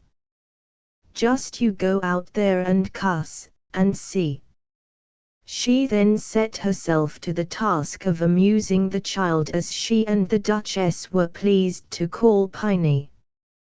Piney was no chicken, but it was a soothing and original theory of the pair thus to account for the fact that she didn't swear and wasn't improper. When night crept up again through the gorges, the reedy notes of the accordion rose and fell in fitful spasms and long-drawn gasps by the flickering campfire. But music failed to fill entirely the aching void left by insufficient food, and a new diversion was proposed by Piney, storytelling. Neither Mr. Oakhurst nor his female companions caring to relate their personal experiences, this plan would have failed too, but for the innocent. Some months before he had chanced upon a stray copy of Mr. Pope's ingenious translation of the Iliad. He now proposed to narrate the principal incidents of that poem, having thoroughly mastered the argument and fairly forgotten the words, in the current vernacular of Sandibar. And so for the rest of that night the Homeric demigods again walked the earth. Trojan bully and wily Greek wrestled in the winds, and the great pines in the canon seemed to bow to the wrath of the son of Peleus. Mr. Oakhurst listened with quiet satisfaction. Most especially was he interested in the fate of Ashheels, as the innocent persisted in denominating the swift-footed Achilles. So, with small food and much of Homer and the accordion, a week passed over the heads of the outcasts. The sun again forsook them, and again from leaden skies the snowflakes were sifted over the land. Day by day closer around them drew the snowy circle, until at last they looked from their prison over drifted walls of dazzling white, that towered 20 feet above their heads. It became more and more difficult to replenish their fires, even from the fallen trees beside them, now half hidden in the drifts. And yet no one complained. The lovers turned from the dreary prospect and looked into each other's eyes, and were happy. Mr. Oakhurst settled himself coolly to the losing game before him. The Duchess, more cheerful than she had been, assumed the care of Piney. Only Mother Shipton, once the strongest of the party, seemed to sicken and fade. At midnight on the 10th day she called Oakhurst to her side. "I'm going," she said, in a voice of querulous weakness, "but don't say anything about it. Don't waken the kids. Take the bundle from under my head, and open it." Mr. Oakhurst did so. It contained Mother Shipton's rations for the last week, untouched. "Give 'em to the child," she said, pointing to the sleeping Piney. "You've starved yourself," said the gambler. "That's what they call it," said the woman querulously, as she lay down again, and, turning her face to the wall, passed quietly away. The accordion and the bones were put aside that day, and Homer was forgotten. When the body of Mother Shipton had been committed to the snow, Mr. Oakhurst took the innocent aside, and showed him a pair of snowshoes, which he had fashioned from the old pack saddle. "There's one chance in 100 to save her yet," he said, pointing to Piney, "but it's there," he added, pointing toward Poker Flat. "If you can reach there in 2 days she's safe." "And you?" asked Tom Simpson. "I'll stay here," was the curt reply. The lovers parted with a long embrace. "You are not going to," said the Duchess, as she saw Mr. Oakhurst apparently waiting to accompany him. "As far as the canon," he replied. He turned suddenly and kissed the Duchess, leaving her pallid face aflame, and her trembling limbs rigid with amazement. Night came, but not Mr. Oakhurst. It brought the storm again and the whirling snow. Then the Duchess, feeding the fire, found that someone had quietly piled beside the hut enough fuel to last a few days longer. The tears rose to her eyes, but she hid them from Piney. The women slept but little. In the morning, looking into each other's faces, they read their fate. Neither spoke, but Piney, accepting the position of the stronger, drew near and placed her arm around the Duchess's waist. They kept this attitude for the rest of the day. That night the storm reached its greatest fury, and, rending asunder the protecting vines, invaded the very hut. Toward morning they found themselves unable to feed the fire, which gradually died away. As the embers slowly blackened, the Duchess crept closer to Piney, and broke the silence of many hours. "Piney, can you pray?" "No, dear," said Piney simply. The Duchess, without knowing exactly why, felt relieved, and, putting her head upon Piney's shoulder, spoke no more.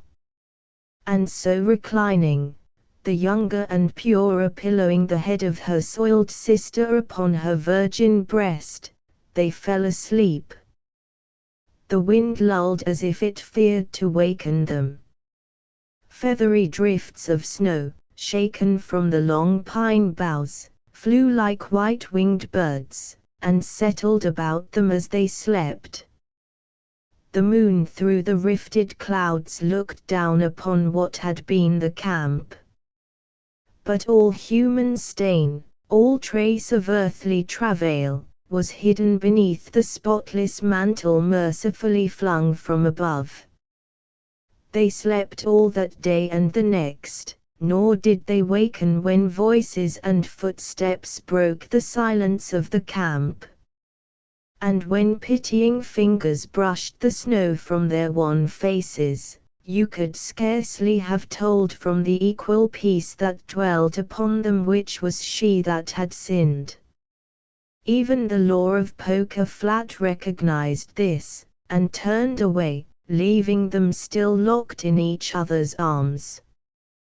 But at the head of the gulch, on one of the largest pine trees, they found the deuce of clubs pinned to the bark with a bowie knife.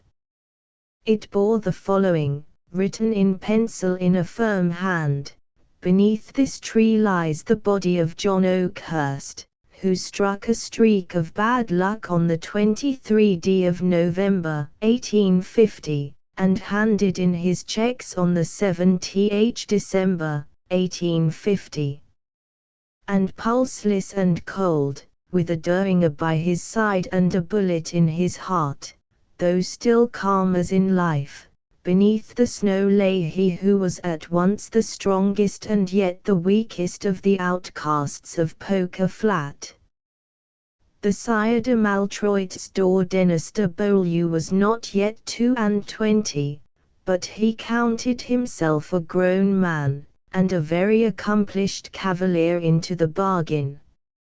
Lads were early formed in that rough, warfaring epoch, and when one has been in a pitched battle and a dozen raids, has killed one's man in an honorable fashion, and knows a thing or two of strategy and mankind, a certain swagger in the gait is surely to be pardoned.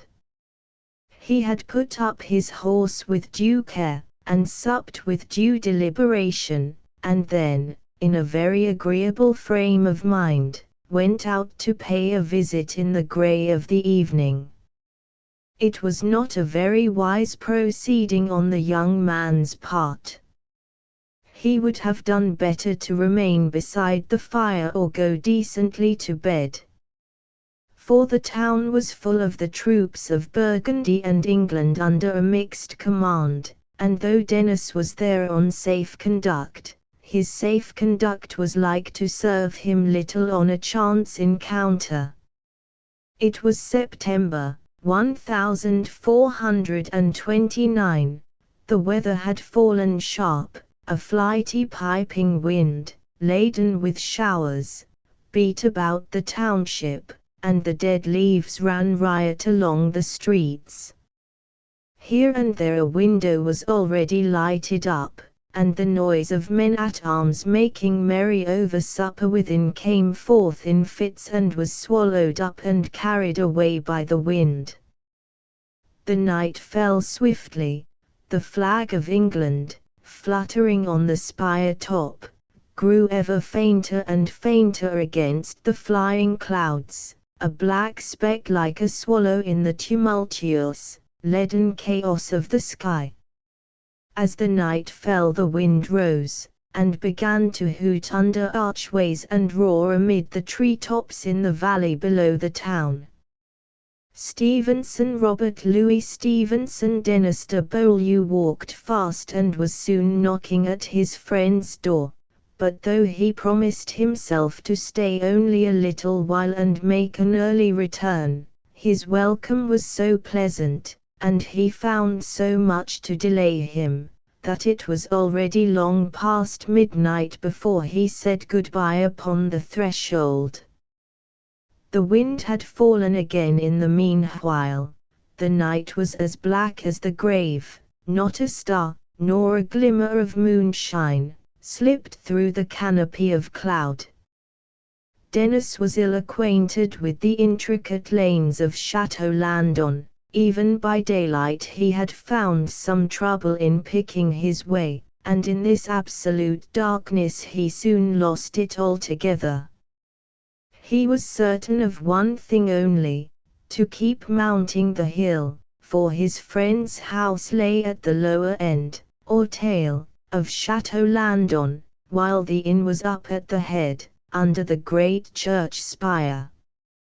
With this clue to go upon he stumbled and groped forward, now breathing more freely in the open places where there was a good slice of sky overhead, now feeling along the wall in stifling closes.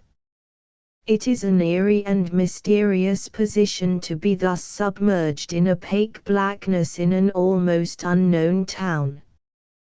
The silence is terrifying in its possibilities.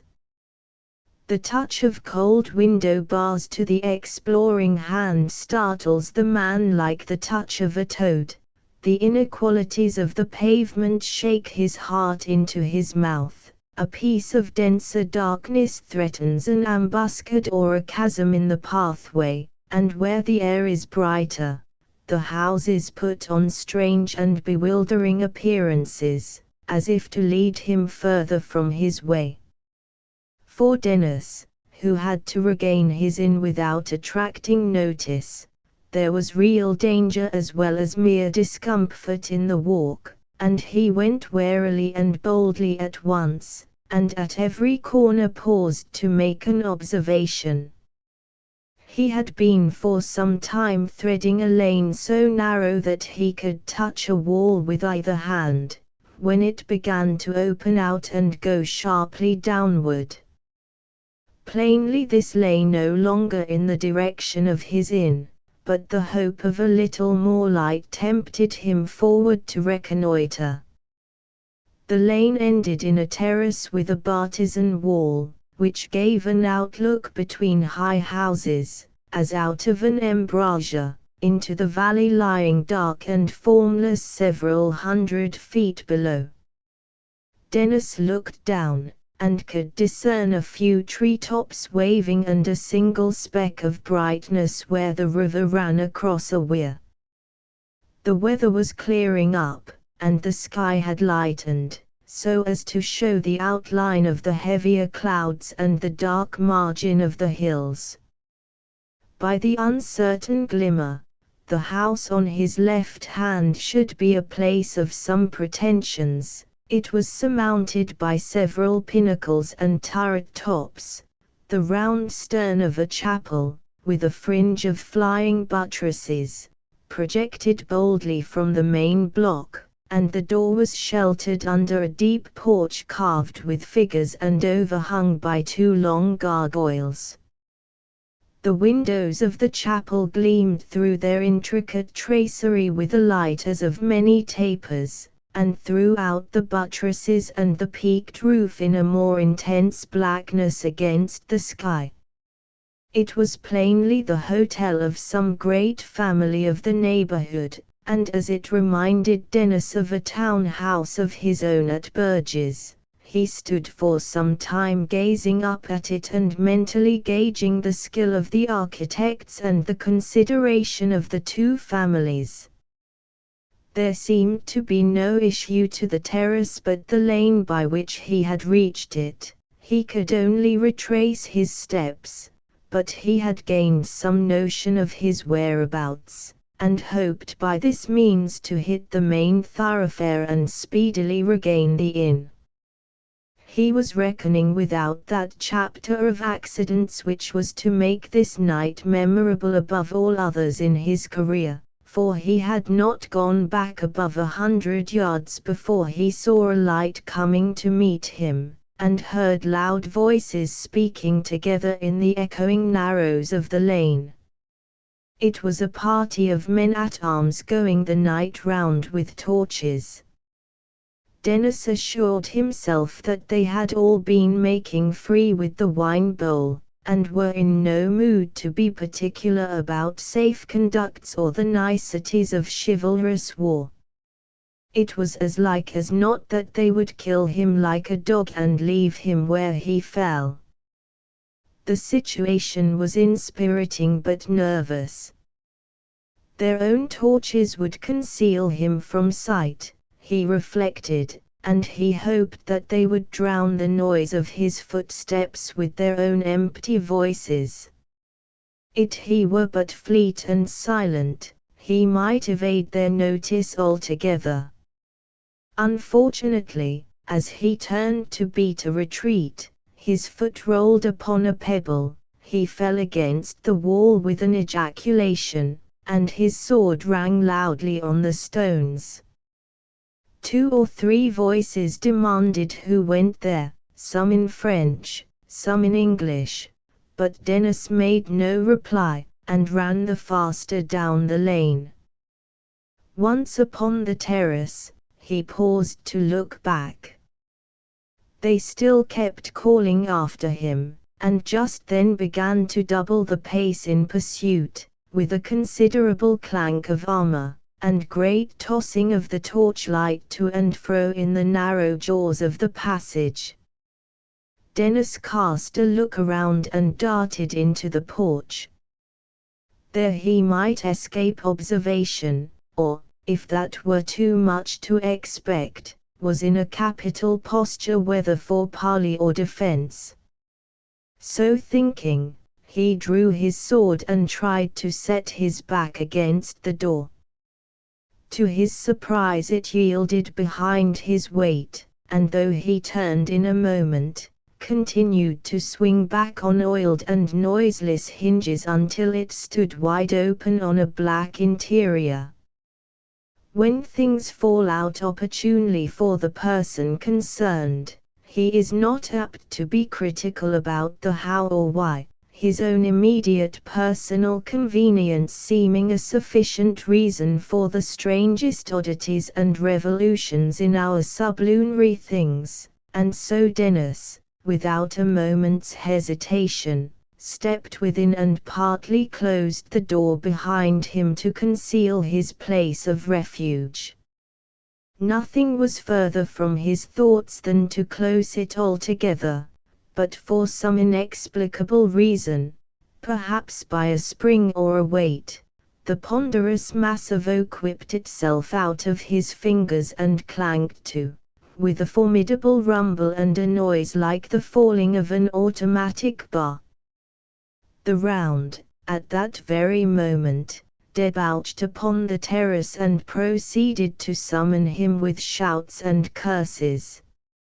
He heard them ferreting in the dark corners, the stock of a lance even rattled along the outer surface of the door behind which he stood, but these gentlemen were in too high a humor to be long delayed, and soon made off down a corkscrew pathway which had escaped Dennis' observation, and passed out of sight and hearing along the battlements of the town.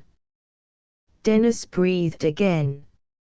He gave them a few minutes' grace for fear of accidents, and then groped about for some means of opening the door and slipping forth again.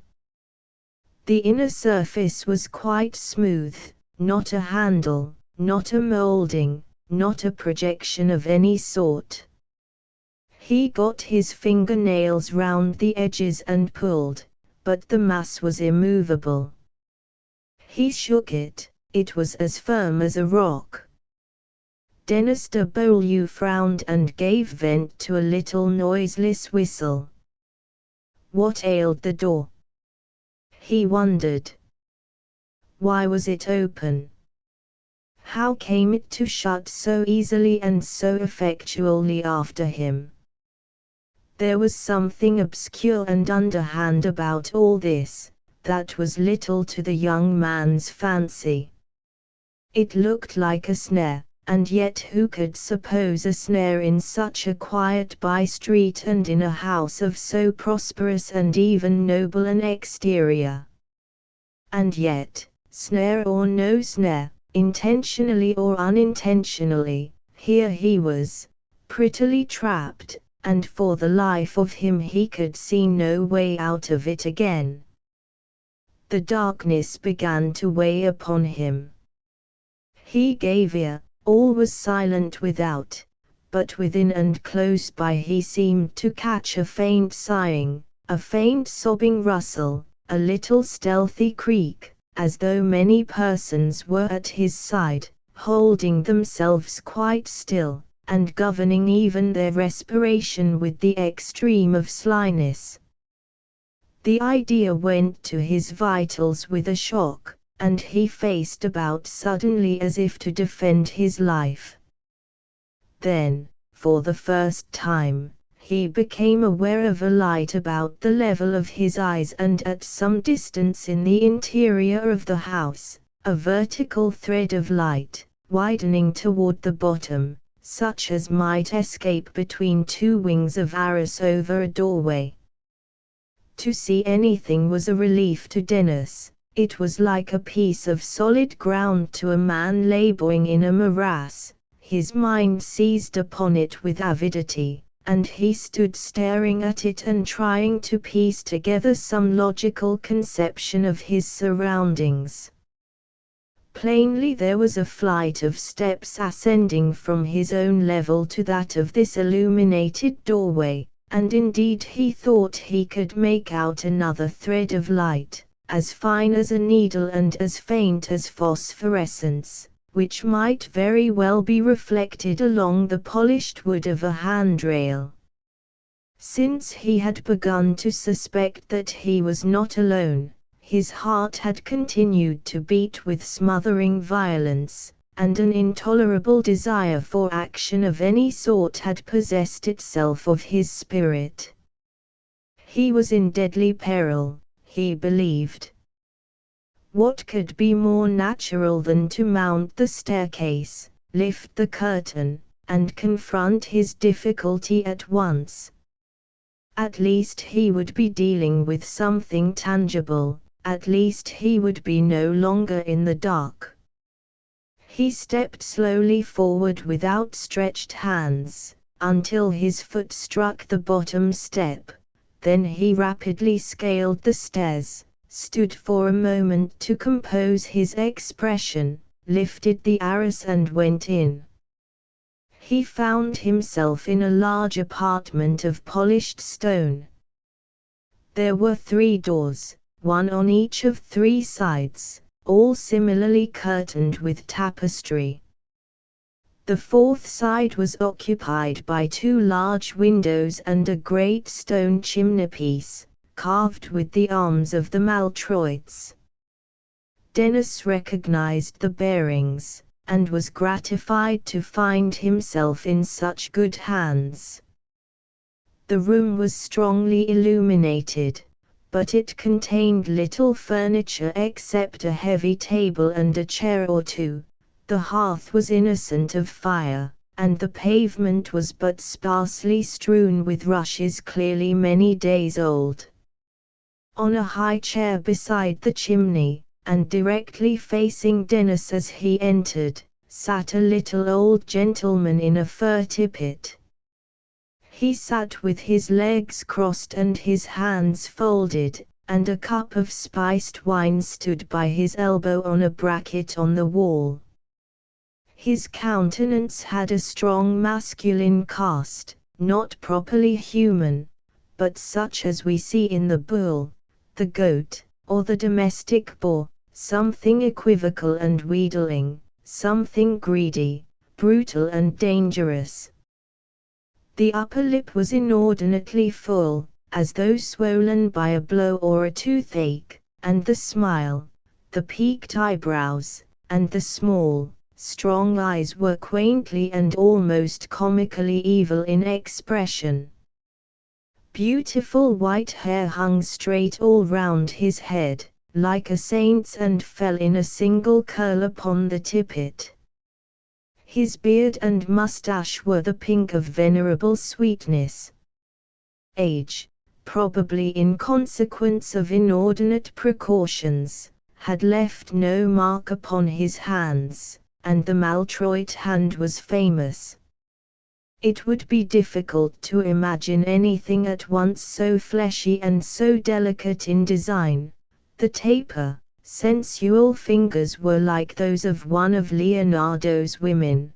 The fork of the thumb made a dimpled protuberance when closed. The nails were perfectly shaped, and of a dead, surprising whiteness. It rendered his aspect tenfold more redoubtable, that a man with hands like these should keep them devoutly folded like a virgin martyr, that a man with so intent and startling an expression of face should sit patiently on his seat and contemplate people with an unwinking stare, like a god, or a god's statue. His quiescence seemed ironical and treacherous, it fitted so poorly with his looks. Such was Alain, Sire de Maltroit. Denis and he looked silently at each other for a second or two. "Pray step in," said the Sire de Maltroit. "I have been expecting you all the evening." He had not risen, but he accompanied his words with a smile and a slight but courteous inclination of the head. Partly from the smile, partly from the strange musical murmur with which the sire prefaced his observation, Denis felt a strong shudder of disgust go through his marrow. And what with disgust and honest confusion of mind, he could scarcely get words together in reply. "I fear," he said, "that this is a double accident. I am not the person you suppose me. It seems you were looking for a visit, but for my part, nothing was further from my thoughts, nothing could be more contrary to my wishes, than this intrusion." "Well, well," replied the old gentleman indulgently, "here you are, which is the main point. Seat yourself, my friend, and put yourself entirely at your ease. We shall arrange our little affairs presently." Denis perceived that the matter was still complicated with some misconception, and he hastened to continue his explanation. "Your door," he began. "About my door?" asked the other, raising his peaked eyebrows. "A little piece of ingenuity." And he shrugged his shoulders. "A hospitable fancy. By your own account, you were not desirous of making my acquaintance. We old people look for such reluctance now and then. When it touches our honor, we cast about until we find some way of overcoming it. You arrive uninvited, but believe me, very welcome." "You persist in error, sir," said Denis. "There can be no question between you and me. I am a stranger in this countryside. My name is Denis, de Moichio de Beaulieu. If you see me in your house it is only," my young friend interrupted the other, "you will permit me to have my own ideas on that subject. They probably differ from yours at the present moment," he added with a leer, "but time will show which of us is in the right." Denis was convinced he had to do with a lunatic. He seated himself with a shrug, content to wait the upshot, and a pause ensued, during which he thought he could distinguish a hurried gabbling as of a prayer from behind the arras immediately opposite him. Sometimes there seemed to be but one person engaged, sometimes two, and the vehemence of the voice, low as it was, seemed to indicate either great haste or an agony of spirit.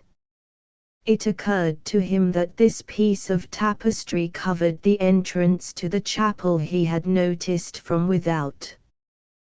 The old gentleman meanwhile surveyed Dennis from head to foot with a smile, and from time to time emitted little noises like a bird or a mouse, which seemed to indicate a high degree of satisfaction. This state of matters became rapidly insupportable, and Dennis, to put an end to it, remarked politely that the wind had gone down.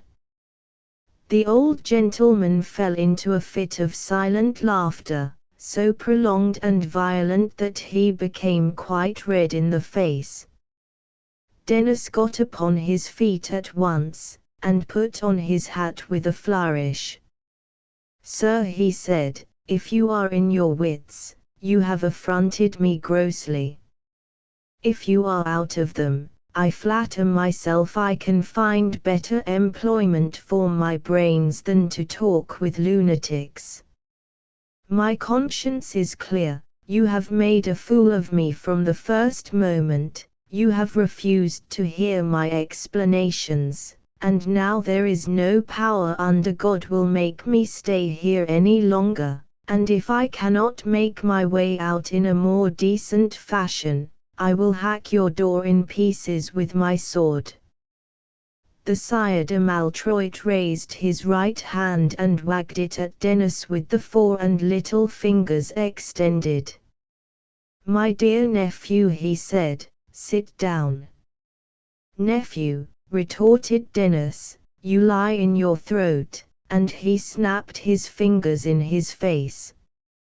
"Sit down, you rogue," cried the old gentleman, in a sudden, harsh voice like the barking of a dog. "Do you fancy," he went on, "that when I had made my little contrivance for the door I had stopped short with that? If you prefer to be bound hand and foot till your bones ache, rise and try to go away. If you choose to remain a free young buck, agreeably conversing with an old gentleman, why, sit where you are in peace, and God be with you." "Do you mean I am a prisoner?" demanded Dennis. "I state the facts," replied the other. "I would rather leave the conclusion to yourself." Dennis sat down again. Externally he managed to keep pretty calm, but within, he was now boiling with anger, now chilled with apprehension. He no longer felt convinced that he was dealing with a madman. And if the old gentleman was sane, what, in God's name, had he to look for? What absurd or tragical adventure had befallen him? What countenance was he to assume? While he was thus unpleasantly reflecting, the arras that overhung the chapel door was raised, and a tall priest in his robes came forth, and, giving a long, keen stare at Dennis, said something in an undertone to Sire de Maltroit. "She is in a better frame of spirit?" asked the latter. "She is more resigned," Messi replied the priest. "Now the Lord help her, she is hard to please," sneered the old gentleman. "A likely stripling, not ill-born, and of her own choosing, too. Why, what more would the jade have? The situation is not usual for a young damsel," said the other, and somewhat trying to her blushes. "She should have thought of that before she began the dance. It was none of my choosing, God knows that, but since she is in it, by Our Lady, she shall carry it to the end. And then addressing Denis, Monsieur de Beaulieu he asked, may I present you to my niece? She has been waiting your arrival, I may say, with even greater impatience than myself. Denis had resigned himself with a good grace. All he desired was to know the worst of it as speedily as possible, so he rose at once, and bowed in acquiescence. The Sire de Maltroit followed his example and limped, with the assistance of the chaplain's arm, toward the chapel door. The priest pulled aside the arras, and all three entered. The building had considerable architectural pretensions. A light groining sprung from 6 stout columns, and hung down in 2 rich pendants from the center of the vault. The place terminated behind the altar in a round end, embossed and honeycombed with a superfluity of ornament in relief, and pierced by many little windows shaped like stars, trefoils, or wheels. These windows were imperfectly glazed, so that the night air circulated freely in the chapel.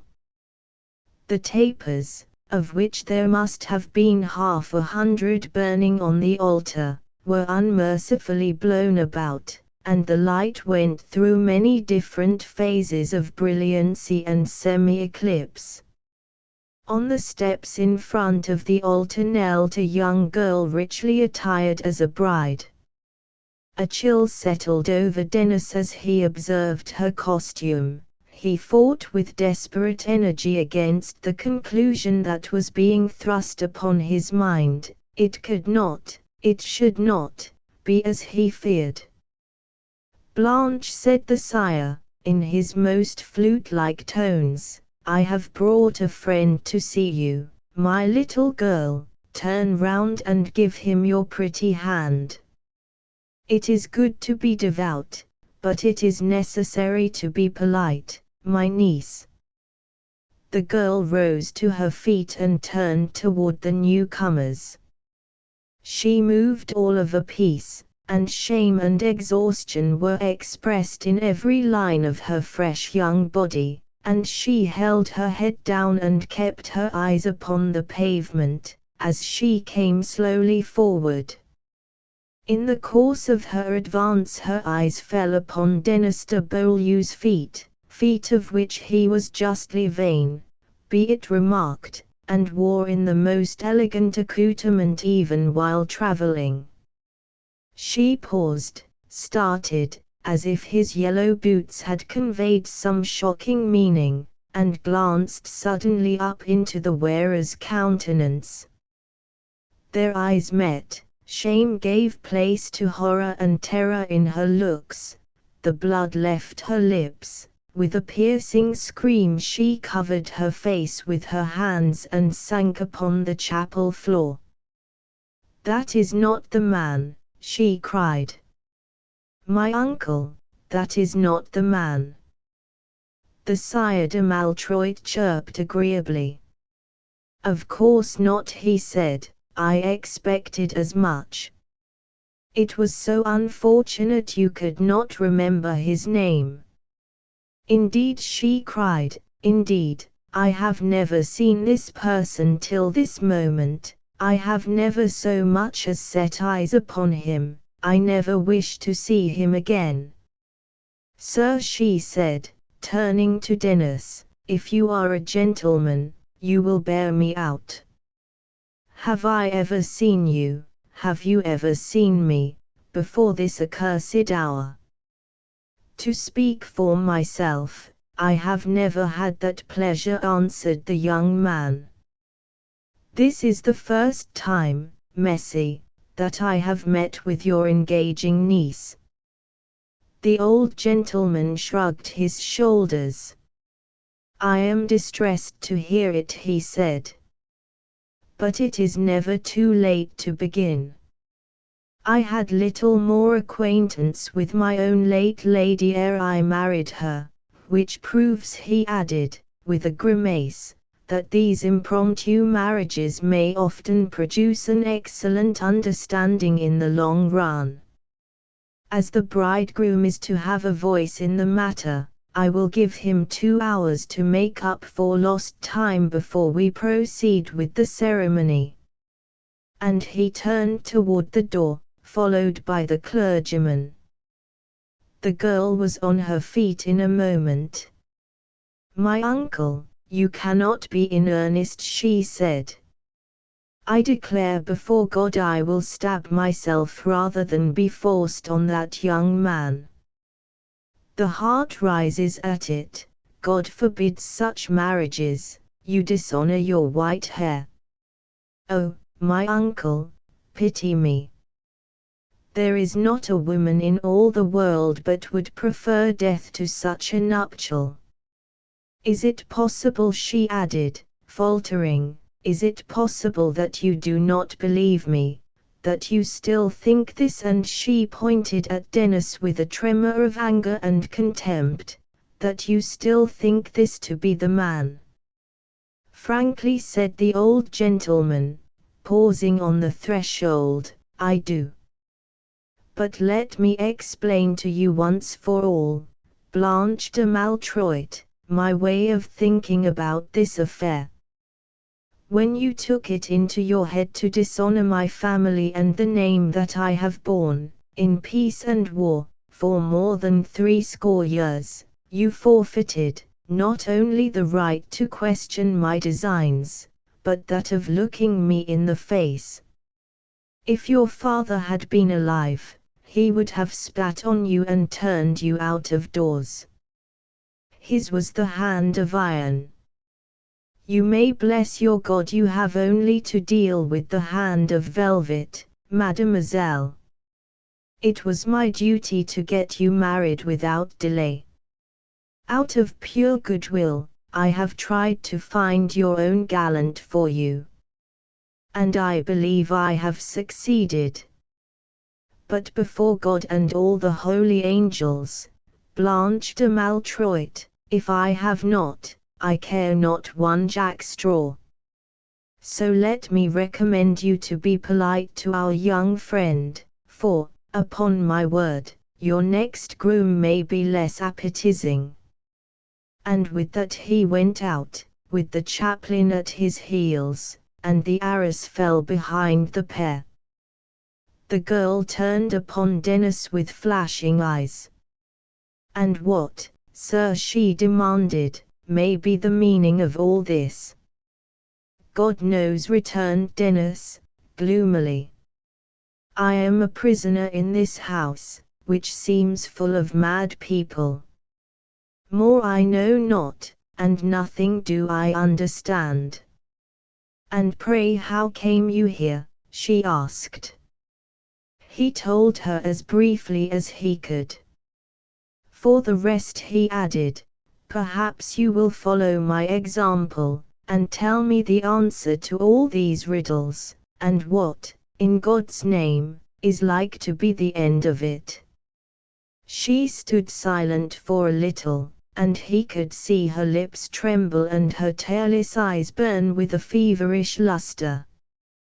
Then she pressed her forehead in both hands. "Alas, how my head aches," she said, wearily, "to say nothing of my poor heart. But it is due to you to know my story, unmaidenly as it must seem.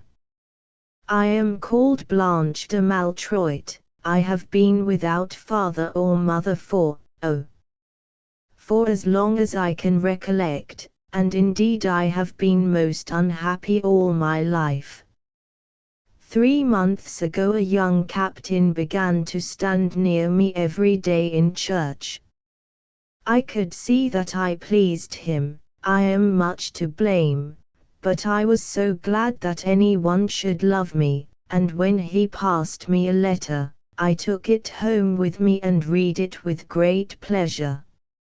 Since that time he has written many. He was so anxious to speak with me, poor fellow, and kept asking me to leave the door open some evening that we might have 2 words upon the stair. For he knew how much my uncle trusted me. She gave something like a sob at that, and it was a moment before she could go on. My uncle is a hard man, but he is very shrewd, she said, at last. He has performed many feats in war, and was a great person at court, and much trusted by Queen Isabel in old days. How he came to suspect me I cannot tell, but it is hard to keep anything from his knowledge, and this morning, as we came from Mass, he took my hand into his, forced it open, and read my little billet, walking by my side all the while. When he finished, he gave it back to me with great politeness. It contained another request to have the door left open, and this has been the ruin of us all. My uncle kept me strictly in my room until evening, and then ordered me to dress myself as you see me, a hard mockery for a young girl, do you not think so? I suppose, when he could not prevail with me to tell him the young captain's name, he must have laid a trap for him, into which, alas, you have fallen in the anger of God. I looked for much confusion, for how could I tell whether he was willing to take me for his wife on these sharp terms? He might have been trifling with me from the first, or I might have made myself too cheap in his eyes. But truly I had not looked for such a shameful punishment as this. I could not think that God would let a girl be so disgraced before a young man. And now I tell you all, and I can scarcely hope that you will not despise me. Dennis made her a respectful inclination. Madam, he said, you have honored me by your confidence. It remains for me to prove that I am not unworthy of the honor. Is Messie de Maltroit at hand? I believe he is writing in the salle without, she answered. May I lead you thither, madam? Asked Dennis, offering his hand with his most courtly bearing. She accepted it, and the pair passed out of the chapel, Blanche in a very drooping and shamefast condition, but Dennis strutting and ruffling in the consciousness of a mission, and the boyish certainty of accomplishing it with honor. The Sire Maltroit rose to meet them with an ironical obeisance. Sir, said Dennis, with the grandest possible air, I believe I am to have some say in the matter of this marriage, and let me tell you at once, I will be no party to forcing the inclination of this young lady. Had it been freely offered to me, I should have been proud to accept her hand, for I perceive she is as good as she is beautiful, but as things are, I have now the honor, Messie, of refusing. Blanche looked at him with gratitude in her eyes, but the old gentleman only smiled and smiled, until his smile grew positively sickening to Dennis. I am afraid, he said, Monsieur de Beaulieu, that you do not perfectly understand the choice I have offered you. Follow me, I beseech you, to this window. And he led the way to one of the large windows which stood open on the night. You observe, he went on, there is an iron ring in the upper masonry, and reeved through that, a very efficacious rope. Now, mark my words, if you should find your disinclination to my niece's person insurmountable, I shall have you hanged out of this window before sunrise. I shall only proceed to such an extremity with the greatest regret, you may believe me. For it is not at all your death that I desire, but my niece's establishment in life. At the same time, it must come to that if you prove obstinate. Your family, Monsieur de Beaulieu, is very well in its way, but if you sprung from Charlemagne, you should not refuse the hand of a Maltroit with impunity, not if she had been as common as the Paris road, not if she was as hideous as the gargoyle over my door. Neither my niece nor you, nor my own private feelings, move me at all in this matter. The honor of my house has been compromised. I believe you to be the guilty person, at least you are now in the secret, and you can hardly wonder if I request you to wipe out the stain. If you will not, your blood be on your own head. It will be no great satisfaction to me to have your interesting relics kicking their heels in the breeze below my windows, but half a loaf is better than no bread, and if I cannot cure the dishonor, I shall at least stop the scandal. There was a pause. I believe there are other ways of settling such imbroglios among gentlemen, said Dennis. You wear a sword, and I hear you have used it with distinction. The Sire de Maltroit made a signal to the chaplain, who crossed the room with long silent strides and raised the arras over the third of the 3 doors. It was only a moment before he let it fall again, but Dennis had time to see a dusky passage full of armed men. When I was a little younger, I should have been delighted to honor you, Monsieur de Beaulieu, said Sire Alain, but now I am too old. Faithful retainers are the sinews of age, and I must employ the strength I have. This is one of the hardest things to swallow as a man grows up in years, but with a little patience, even this becomes habitual. You and the lady seem to prefer the salle for what remains of your 2 hours, and as I have no desire to cross your preference, I shall resign it to your use with all the pleasure in the world. No haste, he added, holding up his hand, as he saw a dangerous look come into Denis de Beaulieu's face.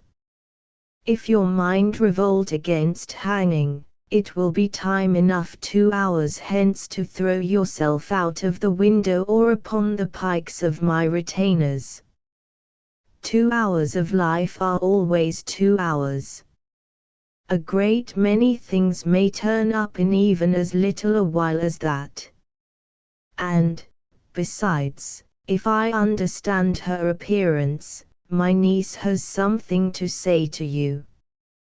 You will not disfigure your last hours by want of politeness to a lady. Denis looked at Blanche, and she made him an imploring gesture. It is likely that the old gentleman was hugely pleased at this symptom of an understanding, for he smiled on both, and added sweetly, if you will give me your word of honor, Monsieur de Beaulieu, to await my return at the end of the 2 hours before attempting anything desperate, I shall withdraw my retainers, and let you speak in greater privacy with Mademoiselle. Denis again glanced at the girl, who seemed to beseech him to agree. I give you my word of honor, he said. Messie de Maltroit bowed, and proceeded to limp about the apartment, clearing his throat the while with that odd musical chirp which had already grown so irritating in the ears of Denis de Beaulieu. He first possessed himself of some papers which lay upon the table, then he went to the mouth of the passage and appeared to give an order to the men behind the arras, and lastly he hobbled out through the door by which Dennis had come in, turning upon the threshold to address a last smiling bow to the young couple, and followed by the chaplain with a hand lamp. No sooner were they alone than Blanche advanced toward Dennis with her hands extended. Her face was flushed and excited, and her eyes shone with tears. "You shall not die," she cried, "you shall marry me after all." "You seem to think, madam," replied Dennis, "that I stand much in fear of death." "Oh, no, no," she said, "I see you are no poltroon. It is for my own sake, I could not bear to have you slain for such a scruple." "I am afraid," returned Dennis, "that you underrate the difficulty, madam. What you may be too generous to refuse, I may be too proud to accept. In a moment of noble feeling toward me, you forget what you perhaps owe to others." He had the decency to keep his eyes on the floor as he said this, and after he had finished, so as not to spy upon her confusion. She stood silent for a moment, then walked suddenly away, and falling on her uncle's chair, fairly burst out sobbing. Dennis was in the acme of embarrassment. He looked round, as if to seek for inspiration, and, seeing a stool, plumped down upon it for something to do. There he sat, playing with the guard of his rapier, and wishing himself dead 1,000 times over, and buried in the nastiest kitchen heap in France. His eyes wandered round the apartment, but found nothing to arrest them. There were such wide spaces between the furniture, the light fell so badly and cheerlessly over all, the dark outside air looked in so coldly through the windows, that he thought he had never seen a church so vast, nor a tomb so melancholy. The regular sobs of Blanche de Maltroit measured out the time like the ticking of a clock. He read the device upon the shield over and over again, until his eyes became obscured. He stared into shadowy corners until he imagined they were swarming with horrible animals, and every now and again he awoke with a start, to remember that his last 2 hours were running, and death was on the march. Oftener and oftener, as the time went on, did his glance settle on the girl herself. Her face was bowed forward and covered with her hands, and she was shaken at intervals by the convulsive hiccough of grief. Even thus she was not an unpleasant object to dwell upon, so plump and yet so fine, with a warm brown skin, and the most beautiful hair, Dennis thought, in the whole world of womankind. Her hands were like her uncle's, but they were more in place at the end of her young arms, and looked infinitely soft and caressing. He remembered how her blue eyes had shone upon him, full of anger, pity, and innocence. And the more he dwelt on her perfections, the uglier death looked, and the more deeply was he smitten with penitence at her continued tears. Now he felt that no man could have the courage to leave a world which contained so beautiful a creature, and now he would have given 40 minutes of his last hour to have unsaid his cruel speech. Suddenly a hoarse and ragged peal of cockcrow rose to their ears from the dark valley below the windows. And this shattering noise in the silence of all around was like a light in a dark place, and shook them both out of their reflections. "Alas, can I do nothing to help you?" she said, looking up. "Madam," replied Dennis, with a fine irrelevancy, if I have said anything to wound you, believe me, it was for your own sake and not for mine. She thanked him with a tearful look. I feel your position cruelly, he went on. The world has been bitter hard on you. Your uncle is a disgrace to mankind. Believe me, madam, there is no young gentleman in all France but would be glad of my opportunity, to die in doing you a momentary service. I know already that you can be very brave and generous, she answered. What I want to know is whether I can serve you, now or afterwards, she added, with a quaver. Most certainly, he answered, with a smile. Let me sit beside you as if I were a friend, instead of a foolish intruder. Try to forget how awkwardly we are placed to one another. Make my last moments go pleasantly, and you will do me the chief service possible. You are very gallant, she added, with a yet deeper sadness, very gallant, and it somehow pains me. But draw nearer, if you please, and if you find anything to say to me, you will at least make certain of a very friendly listener. Ah! Monsieur de Beaulieu, she broke forth, ah! Monsieur de Beaulieu, how can I look you in the face? And she fell to weeping again with a renewed effusion. Madam, said Denis, taking her hand in both of his, reflect on the little time I have before me, and the great bitterness into which I am cast by the sight of your distress. Spare me, in my last moments, the spectacle of what I cannot cure even with the sacrifice of my life. I am very selfish, answered Blanche. I will be braver, Monsieur de Beaulieu, for your sake. But think if I can do you no kindness in the future, if you have no friends to whom I could carry your adieu.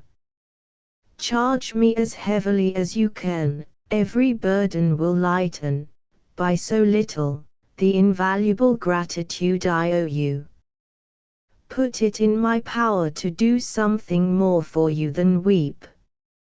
My mother is married again, and has a young family to care for. My brother Gichard will inherit my fiefs, and if I am not in error, that will content him amply for my death. Life is a little vapor that passeth away, as we are told by those in holy orders. When a man is in a fair way and sees all life open in front of him, he seems to himself to make a very important figure in the world. His horse whinnies to him, the trumpets blow and the girls look out of window as he rides into town before his company. He receives many assurances of trust and regard, sometimes by express in a letter, sometimes face to face, with persons of great consequence falling on his neck. It is not wonderful if his head is turned for a time. But once he is dead, were he as brave as Hercules or as wise as Solomon, he is soon forgotten. It is not 10 years since my father fell, with many other knights around him, in a very fierce encounter, and I do not think that any one of them, nor so much as the name of the fight, is now remembered. No, no, madam, the nearer you come to it, you see that death is a dark and dusty corner, where a man gets into his tomb and has the door shut after him till the judgment day. I have few friends just now, and once I am dead I shall have none. Ah, Monsieur de Beaulieu, she exclaimed, you forget Blanche de Maltroit. You have a sweet nature, madam, and you are pleased to estimate a little service far beyond its worth. It is not that, she answered. You mistake me if you think I am easily touched by my own concerns. I say so because you are the noblest man I have ever met, because I recognize in you a spirit that would have made even a common person famous in the land. And yet here I die in a mousetrap, with no more noise about it than my own squeaking, answered he. A look of pain crossed her face and she was silent for a little while. Then a light came into her eyes, and with a smile she spoke again. I cannot have my champion think meanly of himself. Anyone who gives his life for another will be met in paradise by all the heralds and angels of the Lord God. And you have no such cause to hang your head. For, pray, do you think me beautiful? She asked, with a deep flush. Indeed, madam, I do, he said. I am glad of that, she answered heartily. Do you think there are many men in France who have been asked in marriage by a beautiful maiden, with her own lips, and who have refused her to her face? I know you men would half despise such a triumph, but believe me, we women know more of what is precious in love. There is nothing that should set a person higher in his own esteem, and we women would prize nothing more dearly. You are very good, he said, but you cannot make me forget that I was asked in pity and not for love. I am not so sure of that, she replied, holding down her head. Hear me to an end, Monsieur de Beaulieu. I know how you must despise me, I feel you are right to do so. I am too poor a creature to occupy one thought of your mind, although, alas, you must die for me this morning. But when I asked you to marry me, indeed, and indeed, it was because I respected and admired you, and loved you with my whole soul, from the very moment that you took my part against my uncle.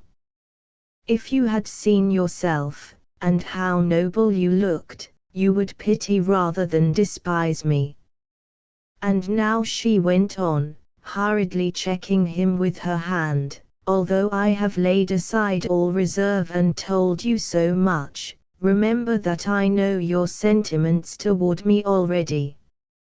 I would not, believe me, being nobly born, weary you with importunities into consent. I too have a pride of my own, and I declare before the Holy Mother of God, if you should now go back from your word already given, I would no more marry you than I would marry my uncle's groom. Dennis smiled a little bitterly. It is a small love, he said, that shies at a little pride. She made no answer, although she probably had her own thoughts. Come hither to the window, he said with a sigh. Here is the dawn. And indeed the dawn was already beginning.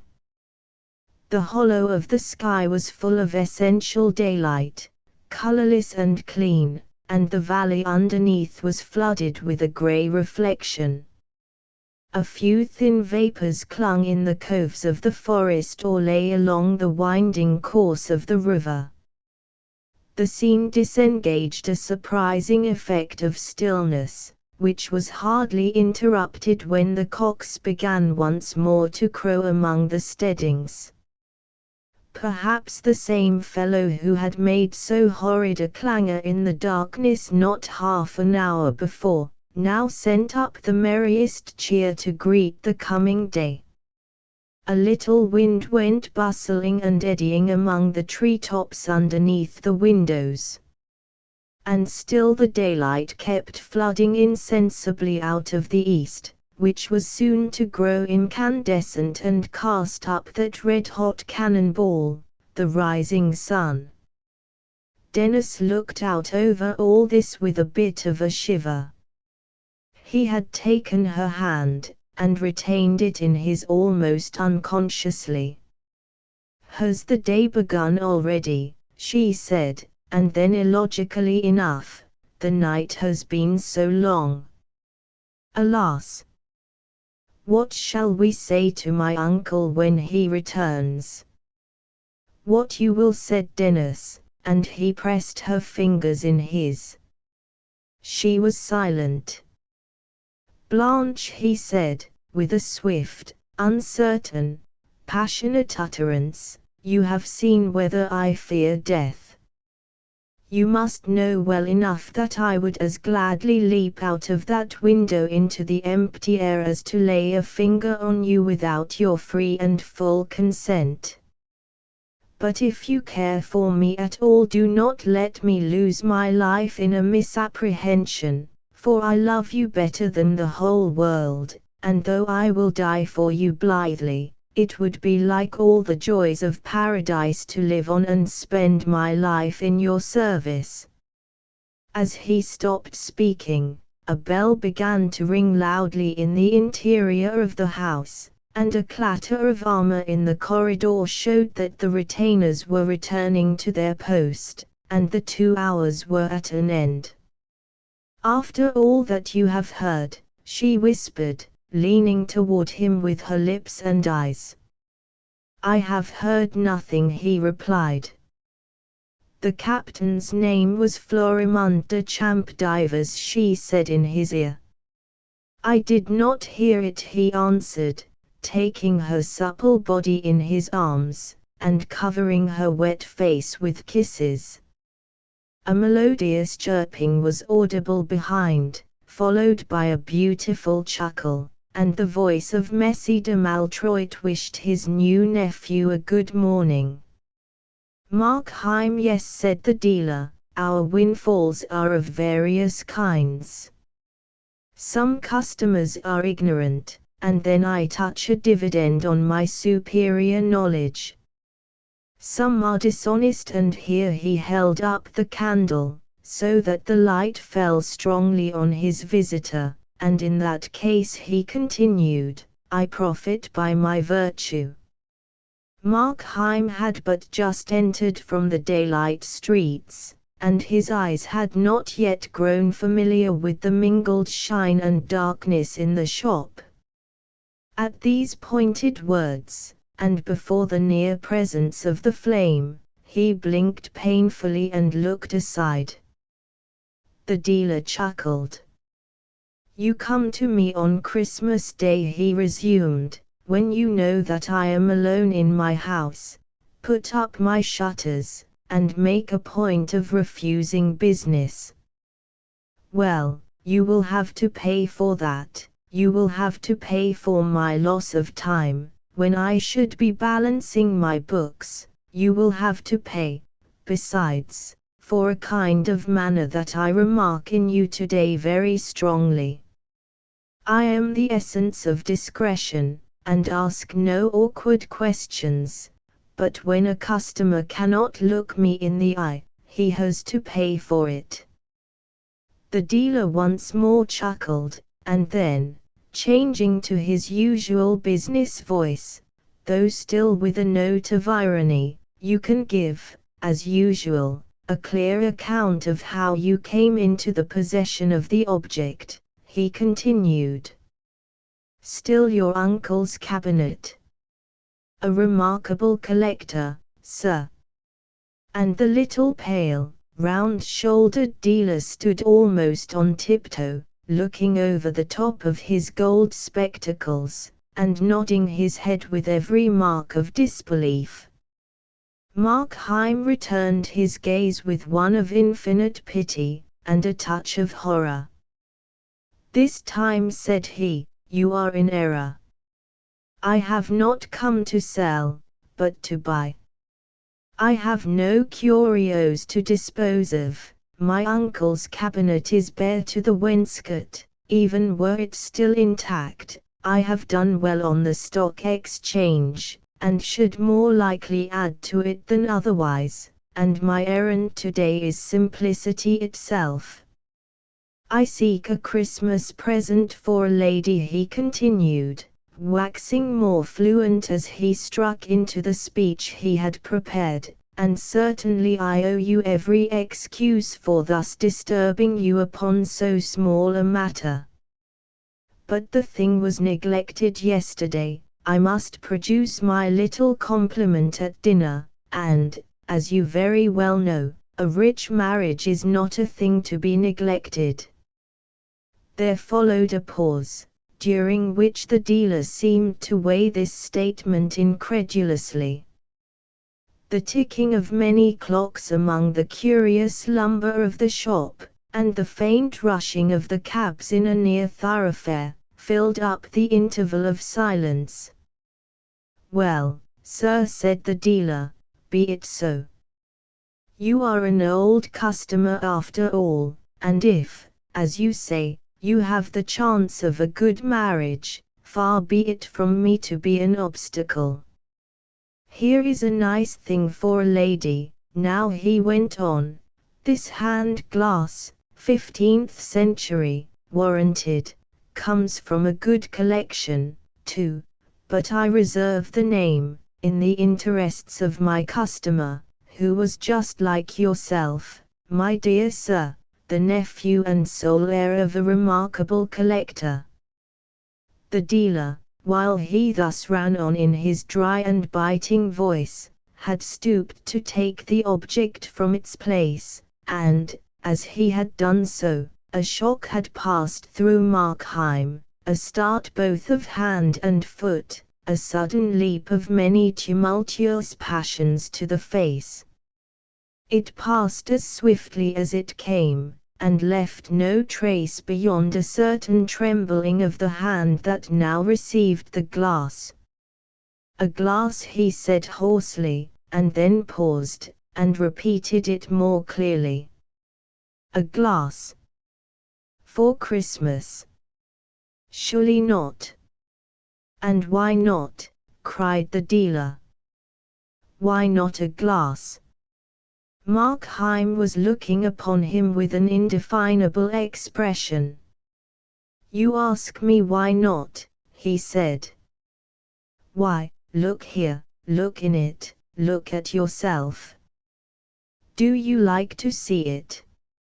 "No. Nor I, nor any man."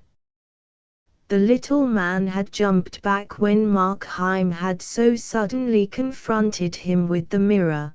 But now, perceiving there was nothing worse on hand, he chuckled. "Your future lady, sir, must be pretty hard-favored," said he. "I ask you," said Markheim, "for a Christmas present, and you give me this damned reminder of years and sins and follies, this hand conscience. Did you mean it? Had you a thought in your mind? Tell me. It will be better for you if you do. Come, tell me about yourself. I hazard a guess now, that you are in secret a very charitable man." The dealer looked closely at his companion. It was very odd, Markheim did not appear to be laughing. There was something in his face like an eager sparkle of hope, but nothing of mirth. "What are you driving at?" the dealer asked. "Not charitable," returned the other, gloomily. "Not charitable, not pious, not scrupulous, unloving, unbeloved, a hand to get money, a safe to keep it. Is that all? Dear God, man, is that all?" "I will tell you what it is," began the dealer, with some sharpness, and then broke off again into a chuckle. "But I see this is a love match of yours, and you have been drinking the lady's health." "Ah," cried Markheim, with a strange curiosity. "Ah, have you been in love? Tell me about that." "I," cried the dealer. "I in love? I never had the time, nor have I the time today for all this nonsense. Will you take the glass?" "Where is the hurry?" returned Markheim. "It is very pleasant to stand here talking, and life is so short and insecure that I would not hurry away from any pleasure, no, not even from so mild a one as this. We should rather cling to what little we can get, like a man at a cliff's edge. Every second is a cliff, if you think upon it, a cliff a mile high, high enough, if we fall, to dash us out of every feature of humanity. Hence it is best to talk pleasantly. Let us talk of each other. Why should we wear this mask? Let us be confidential. Who knows, we might become friends." "I have just one word to say to you," said the dealer. "Either make your purchase, or walk out of my shop." "True, true," said Markheim. "Enough fooling. To business. Show me something else." The dealer stooped once more, this time to replace the glass upon the shelf, his thin blonde hair falling over his eyes as he did so. Markheim moved a little nearer. With one hand in the pocket of his greatcoat, he drew himself up and filled his lungs. At the same time many different emotions were depicted together on his face: terror, horror, and resolve, fascination, and a physical repulsion, and through a haggard lift of his upper lip, his teeth looked out. "This, perhaps, may suit," observed the dealer, and then, as he began to rearise, Markheim bounded from behind upon his victim. The long, skewer-like dagger flashed and fell. The dealer struggled like a hen, striking his temple on the shelf, and then tumbled on the floor in a heap. Time had some score of small voices in that shop, some stately and slow as was becoming to their great age, others garrulous and hurried. All these told out the seconds in an intricate chorus of tickings. Then the passage of a lad's feet, heavily running on the pavement, broke in upon these smaller voices and startled Markheim into the consciousness of his surroundings. He looked about him awfully. The candle stood on the counter, its flame solemnly wagging in a draught, and by that inconsiderable movement, the whole room was filled with noiseless bustle and kept heaving like a sea, the tall shadows nodding, the gross blots of darkness swelling and dwindling as with respiration, the faces of the portraits and the china gods changing and wavering like images in water. The inner door stood ajar, and peered into that leaguer of shadows with a long slit of daylight like a pointing finger. From these fear-stricken rovings, Markheim's eyes returned to the body of his victim, where it lay both humped and sprawling, incredibly small and strangely meaner than in life.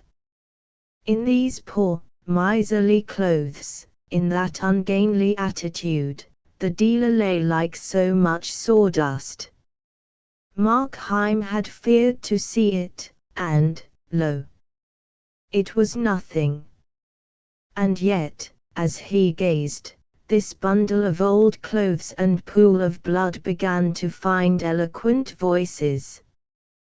There it must lie, there was none to work the cunning hinges or direct the miracle of locomotion, there it must lie till it was found. Found. Aye, and then. then would this dead flesh lift up a cry that would ring over England, and fill the world with the echoes of pursuit.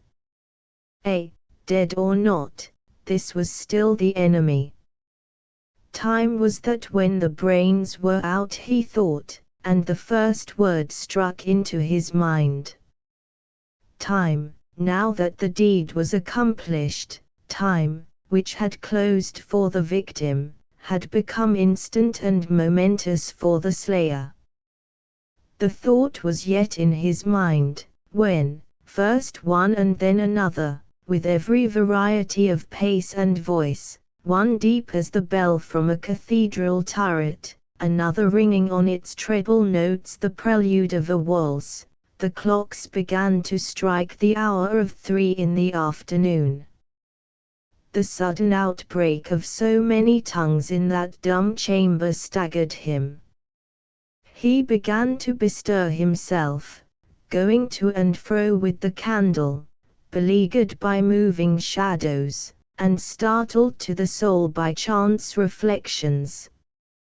In many rich mirrors, some of home designs, some from Venice or Amsterdam, he saw his face repeated and repeated, as it were an army of spies. His own eyes met and detected him, and the sound of his own steps, lightly as they fell, vexed the surrounding quiet. And still as he continued to fill his pockets, his mind accused him, with a sickening iteration, of the 1,000 faults of his design.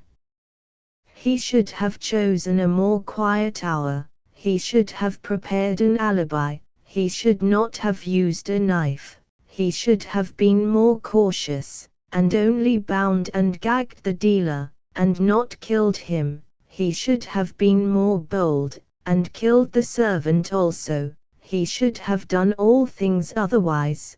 Poignant regrets, weary, incessant toiling of the mind to change what was unchangeable, to plan what was now useless, to be the architect of the irrevocable past.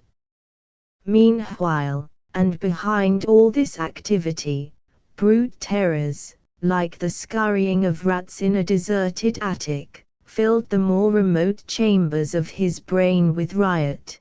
The hand of the constable would fall heavy on his shoulder, and his nerves would jerk like a hooked fish, or he beheld, in galloping defile, the dock, the prison, the gallows, and the black coffin.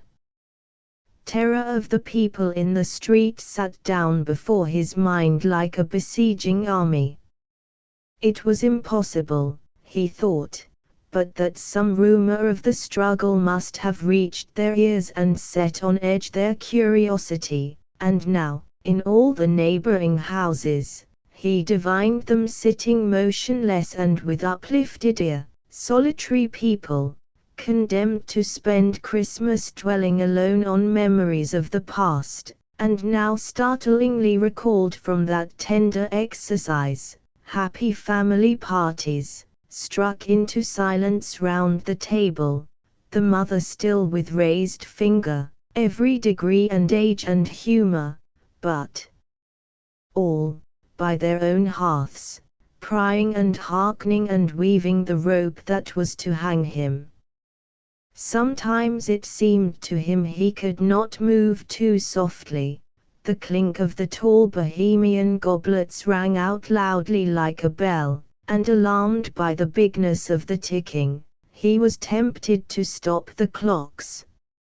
And then, again, with a swift transition of his terrors, the very silence of the place appeared a source of peril, and a thing to strike and freeze the passer-by, and he would step more boldly, and bustle aloud among the contents of the shop, and imitate, with elaborate bravado, the movements of a busy man at ease in his own house.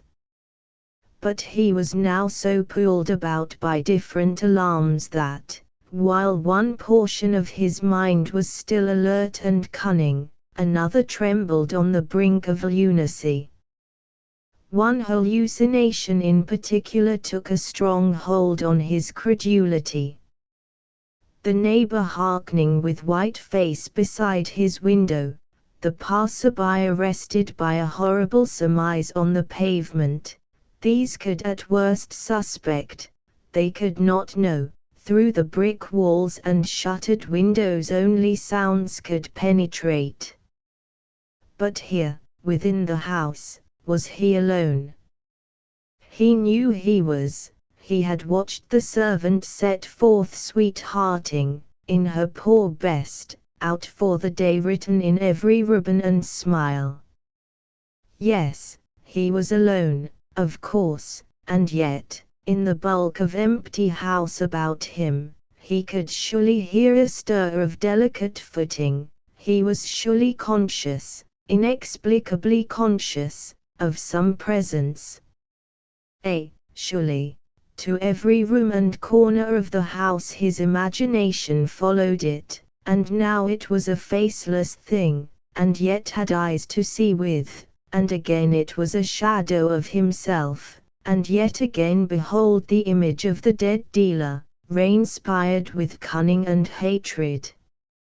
At times, with a strong effort, he would glance at the open door which still seemed to repel his eyes. The house was tall, the skylight small and dirty, the day blind with fog, and the light that filtered down to the ground story was exceedingly faint, and showed dimly on the threshold of the shop. And yet, in that strip of doubtful brightness, did there not hang wavering a shadow? Suddenly, from the street outside, a very jovial gentleman began to beat with a staff on the shop door, accompanying his blows with shouts and railleries in which the dealer was continually called upon by name. Markheim, smitten into ice, glanced at the dead man.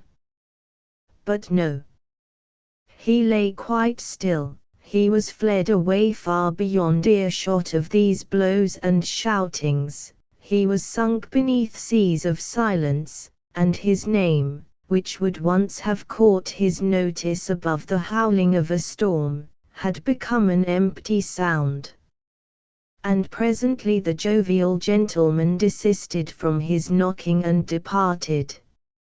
Here was a broad hint to hurry what remained to be done, to get forth from this accusing neighborhood, to plunge into a bath of London multitudes, and to reach, on the other side of day, that haven of safety and apparent innocence, his bed.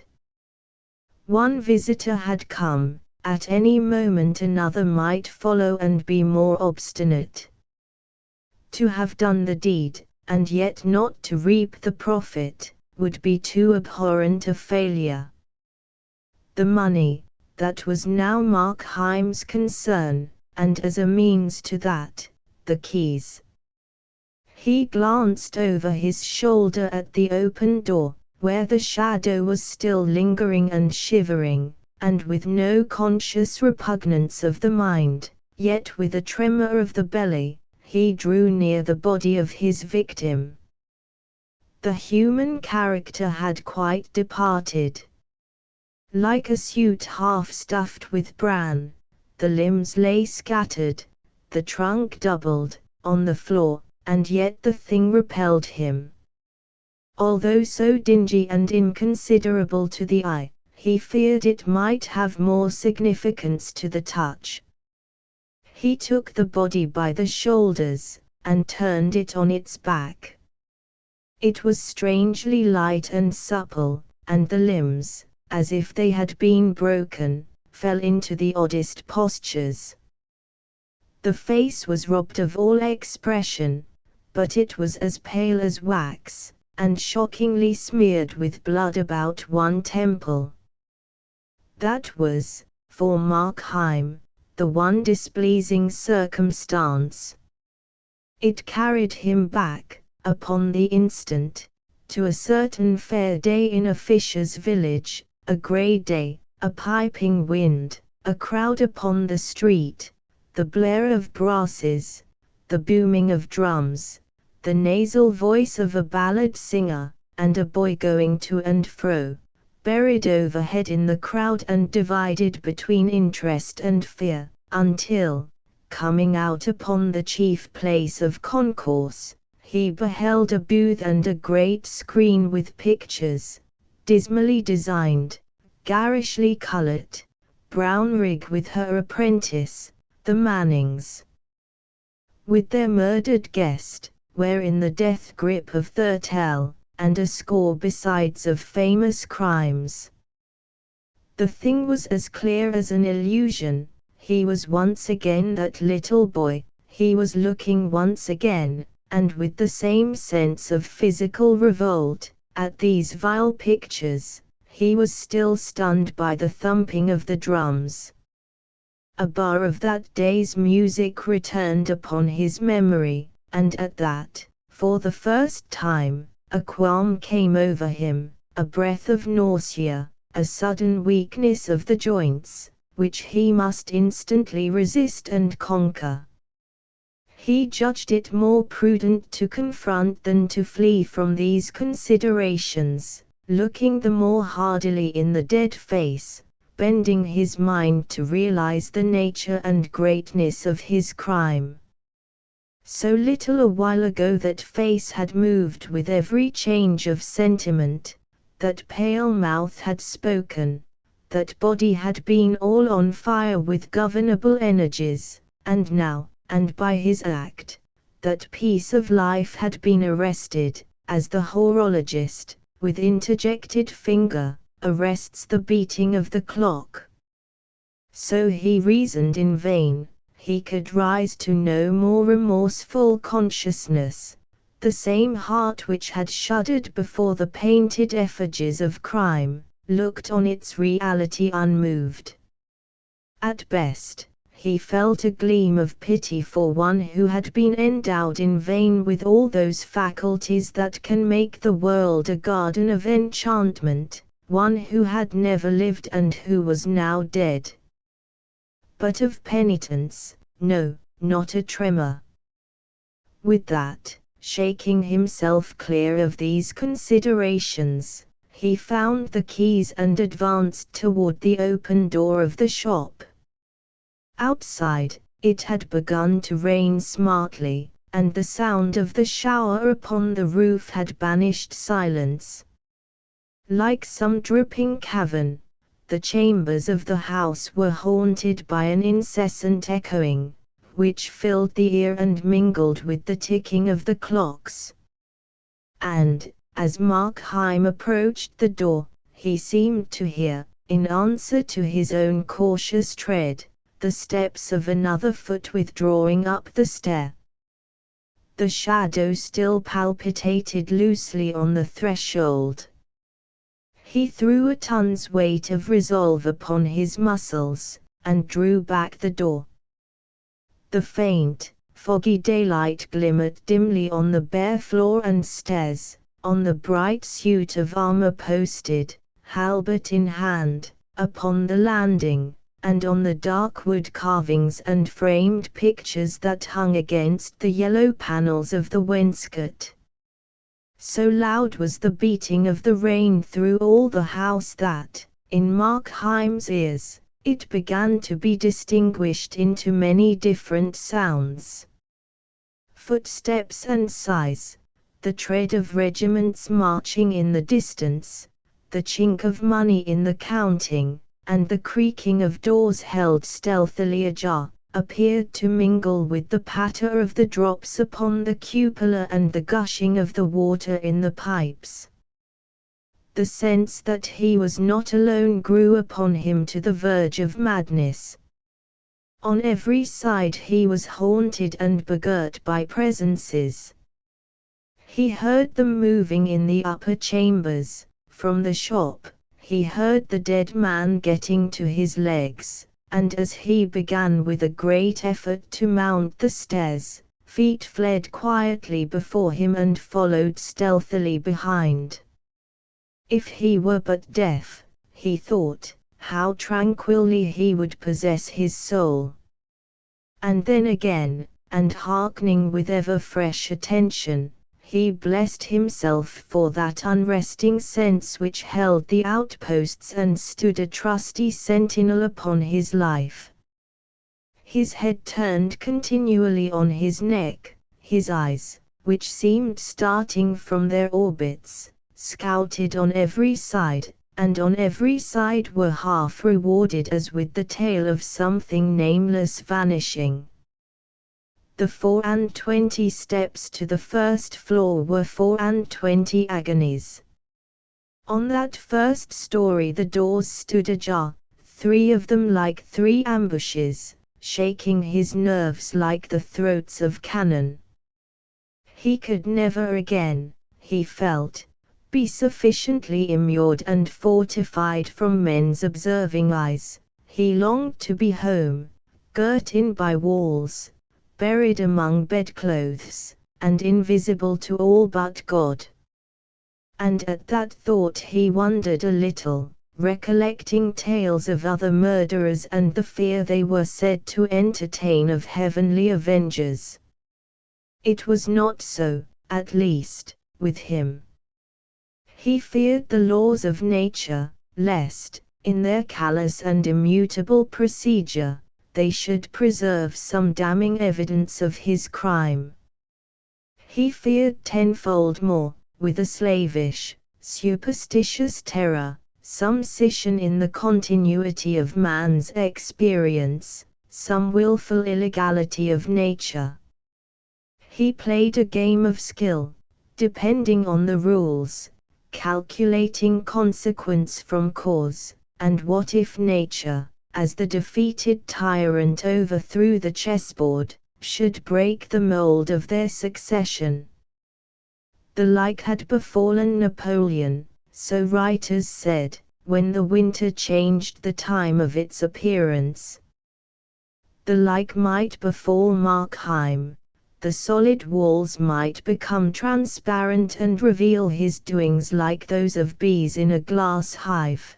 The stout planks might yield under his foot like quicksands and detain him in their clutch, and there were soberer accidents that might destroy him, if, for instance, the house should fall and imprison him beside the body of his victim, or the house next door should fly on fire, and the firemen invade him from all sides. These things he feared, and, in a sense, these things might be called the hands of God reached forth against sin. But about God himself he was at ease. His act was doubtless exceptional, but so were his excuses, which God knew. It was there, and not among men, that he felt sure of justice. When he got safe into the drawing-room, and shut the door behind him, he was aware of a respite from alarms. The room was quite dismantled, uncarpeted besides, and strewn with packing cases and incongruous furniture, several great pier glasses, in which he beheld himself at various angles, like an actor on a stage, many pictures, framed and unframed, standing, with their faces to the wall, a fine Sheraton sideboard, a cabinet of marquetry, and a great old bed, with tapestry hangings. The windows opened to the floor, but by great good fortune the lower part of the shutters had been closed, and this concealed him from the neighbors. Here, then, Markheim drew in a packing case before the cabinet, and began to search among the keys. It was a long business, for there were many, and it was irksome, besides, for, after all, there might be nothing in the cabinet, and time was on the wing. But the closeness of the occupation sobered him. With the tail of his eye he saw the door, even glanced at it from time to time directly, like a besieged commander pleased to verify the good estate of his defenses. but in truth he was at peace. The rain falling in the street sounded natural and pleasant. Presently, on the other side, the notes of a piano were wakened to the music of a hymn, and the voices of many children took up the air and words. How stately, how comfortable was the melody! How fresh the youthful voices! Markheim gave ear to it smilingly, as he sorted out the keys, and his mind was thronged with answerable ideas and images: church-going children and the pealing of the high organ, children afield, bathers by the brookside, ramblers on the brambly common, kite-flyers in the windy and cloud-navigated sky, and then, at another cadence of the hymn, back again to church, and the somnolence of summer Sundays, and the high, genteel voice of the parson, which he smiled a little to recall, and the painted Jacobean tombs, and the dim lettering of the 10 Commandments in the chancel. And as he sat thus, at once busy and absent, he was startled to his feet. A flash of ice, a flash of fire, a bursting gush of blood, went over him, and then he stood transfixed and thrilling. A step mounted the stair slowly and steadily, and presently a hand was laid upon the knob, and the lock clicked, and the door opened. Fear held Markheim in a vice. What to expect he knew not, whether the dead man walking, or the official ministers of human justice, or some chance witness blindly stumbling in to consign him to the gallows.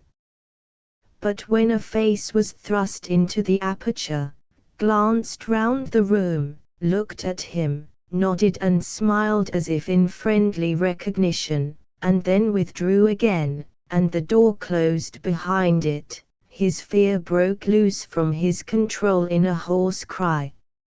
At the sound of this the visitant returned. "Did you call me?" he asked pleasantly, and with that he entered the room and closed the door behind him. Markheim stood and gazed at him with all his eyes. Perhaps there was a film upon his sight, but the outlines of the newcomer seemed to change and waver like those of the idols in the wavering candlelight of the shop, and at times he thought he knew him, and at times he thought he bore a likeness to himself, and always, like a lump of living terror, there lay in his bosom the conviction that this thing was not of the earth and not of God.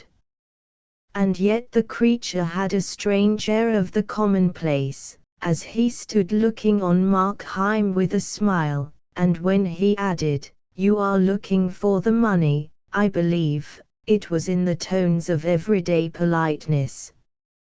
Markheim made no answer. "I should warn you," resumed the other, "that the maid has left her sweetheart earlier than usual and will soon be here. If Mr. Markheim be found in this house, I need not describe to him the consequences." "You know me," cried the murderer. The visitor smiled. "You have long been a favorite of mine," he said, "and I have long observed and often sought to help you." "What are you?" cried Markheim. "The devil." "What I may be," returned the other, "cannot affect the service I propose to render you."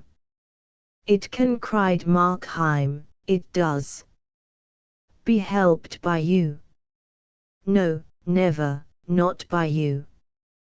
"You do not know me yet, thank God, you do not know me." "I know you," replied the visitant, with a sort of kind severity or rather firmness. "I know you to the soul." "Know me?" cried Markheim. "Who can do so?" My life is but a travesty and slander on myself.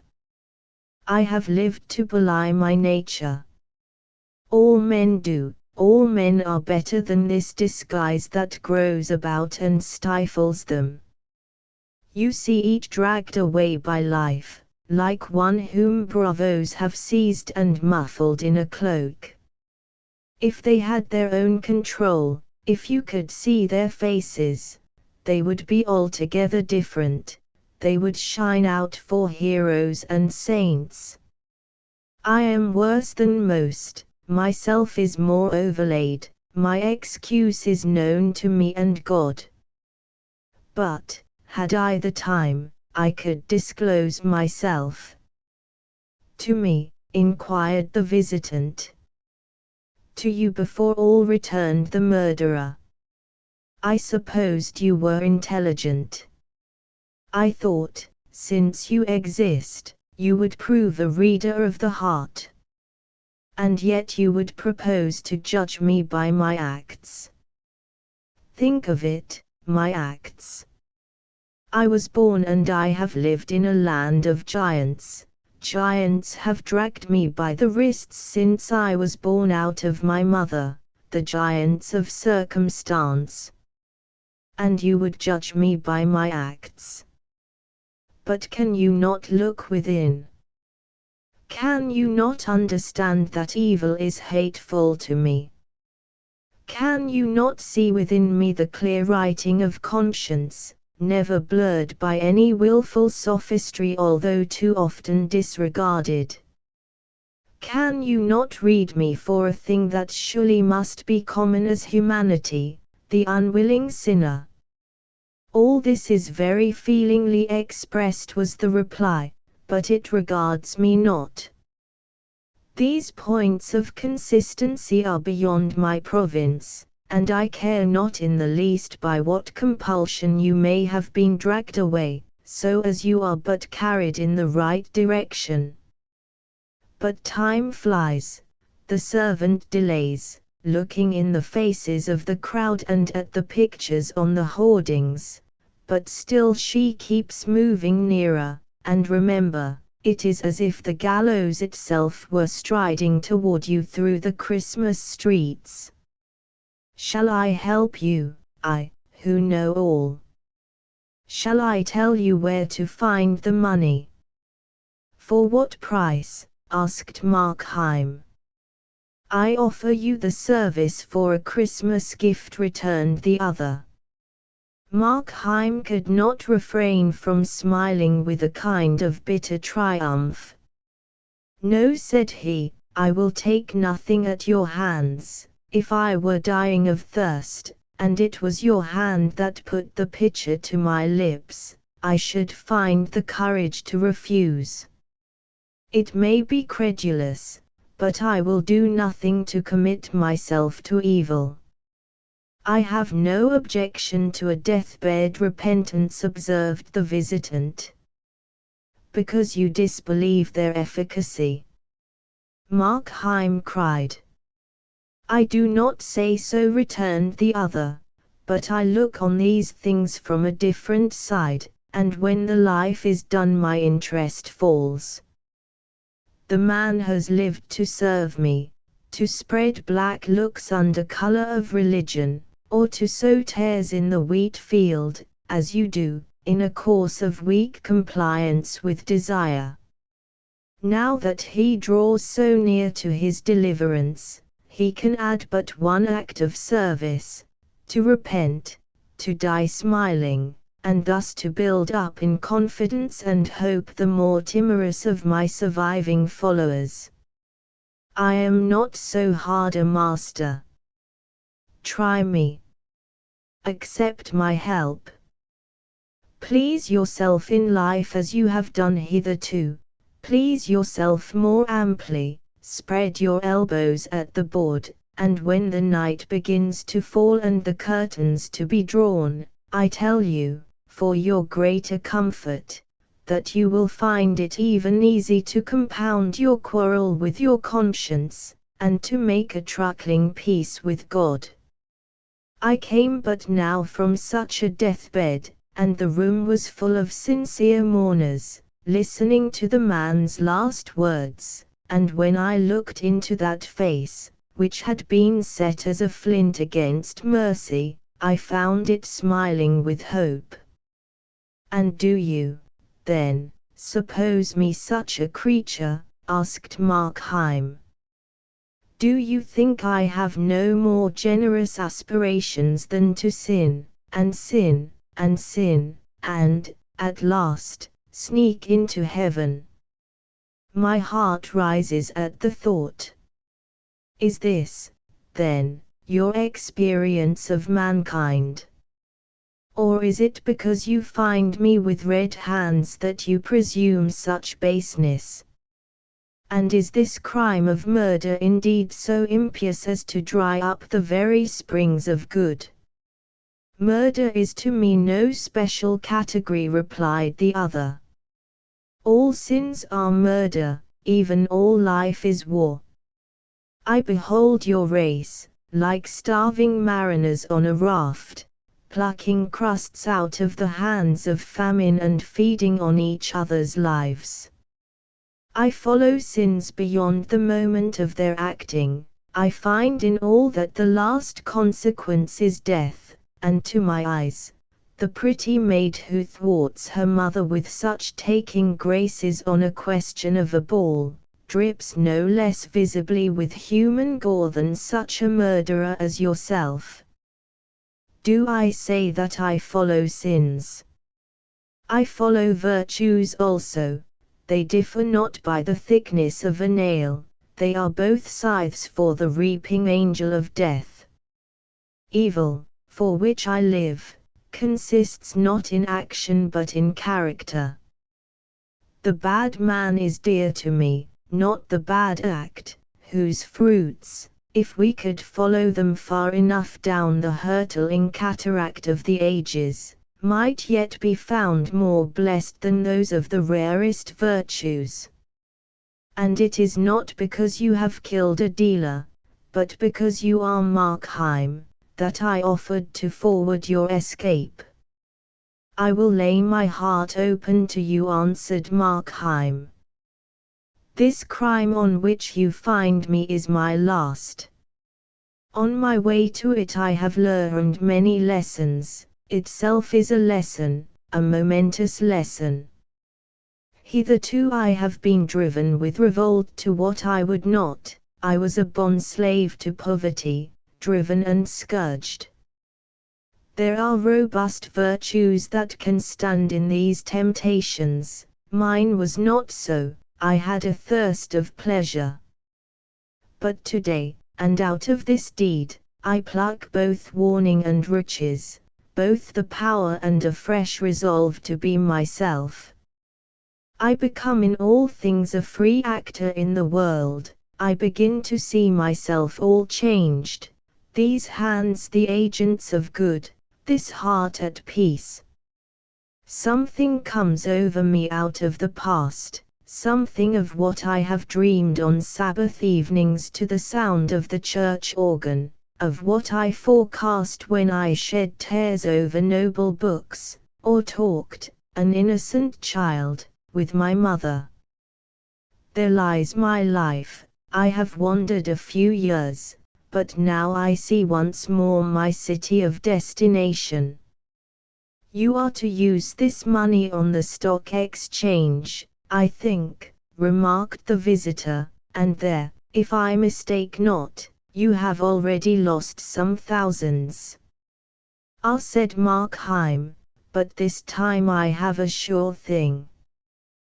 "This time, again, you will lose," replied the visitor, quietly.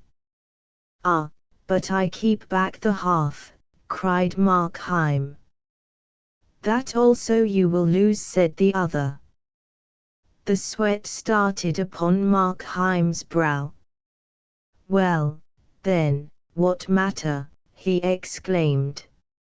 "Say it be lost, say I am plunged again in poverty, shall one part of me, and that the worse, continue until the end to override the better? Evil and good run strong in me, hailing me both ways. I do not love the one thing, I love all. I can conceive great deeds, renunciations, martyrdoms, and though I be fallen to such a crime as murder, pity is no stranger to my thoughts. I pity the poor, who knows their trials better than myself. I pity and help them, I prize love, I love honest laughter. There is no good thing nor true thing on earth but I love it from my heart. And are my vices only to direct my life, and my virtues to lie without effect, like some passive lumber of the mind? Not so, good, also, is a spring of acts. But the visitant raised his finger. For 36 years that you have been in this world, said he, through many changes of fortune and varieties of humor, I have watched you steadily fall. 15 years ago you would have started at a theft. 3 years back you would have blenched at the name of murder. Is there any crime, is there any cruelty or meanness, from which you still recoil? 5 years from now I shall detect you in the fact. Downward, downward lies your way, nor can anything but death avail to stop you. It is true, Markheim said huskily, I have in some degree complied with evil. But it is so with all, the very saints, in the mere exercise of living, grow less dainty, and take on the tone of their surroundings. I will propound to you one simple question, said the other, and as you answer, I shall read to you your moral horoscope. You have grown in many things more lax, possibly you do right to be so, and at any account, it is the same with all men. But granting that, are you in any one particular, however trifling, more difficult to please with your own conduct, or do you go in all things with a looser rein? In any one, repeated Markheim, with an anguish of consideration. No, he added, with despair, in none. I have gone down in all. Then said the visitor, content yourself with what you are, for you will never change, and the words of your part on this stage are irrevocably written down. Markheim stood for a long while silent, and indeed it was the visitor who first broke the silence. That being so, he said, shall I show you the money? And grace, cried Markheim. Have you not tried it? Returned the other. 2 or 3 years ago, did I not see you on the platform of revival meetings, and was not your voice the loudest in the hymn? It is true, said Markheim, and I see clearly what remains for me by way of duty. I thank you for these lessons from my soul, my eyes are opened, and I behold myself at last for what I am. At this moment, the sharp note of the doorbell rang through the house, and the visitant, as though this were some concerted signal for which he had been waiting, changed at once in his demeanor. The maid, he cried. She has returned, as I forewarned you, and there is now before you one more difficult passage. Her master, you must say, is ill, you must let her in, with an assured but rather serious countenance, no smiles, no overacting, and I promise you success. Once the girl within, and the door closed, the same dexterity that has already rid you of the dealer will relieve you of this last danger in your path. Thenceforward you have the whole evening, the whole night, if needful, to ransack the treasures of the house and to make good your safety. This is help that comes to you with the mask of danger. Up, he cried, up, friend, your life hangs trembling in the scales, up, and act. Markheim steadily regarded his counselor. If I be condemned to evil acts, he said, there is still one door of freedom open, I can cease from action. If my life be an ill thing, I can lay it down. Though I be, as you say truly, at the beck of every small temptation, I can yet, by one decisive gesture, place myself beyond the reach of all. My love of good is damned to barrenness, it may, and let it be. But I have still my hatred of evil, and from that, to your galling disappointment, you shall see that I can draw both energy and courage. The features of the visitor began to undergo a wonderful and lovely change. They brightened and softened with a tender triumph, and, even as they brightened, faded and dislimned.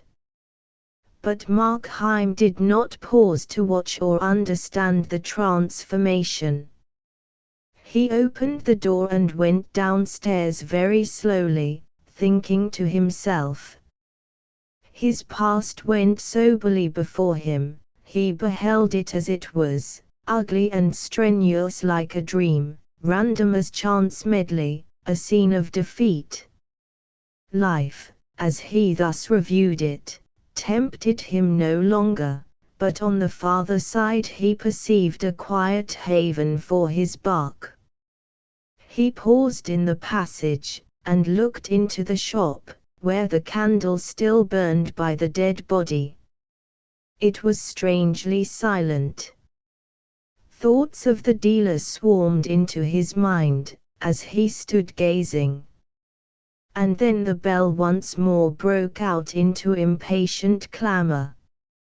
He confronted the maid upon the threshold with something like a smile.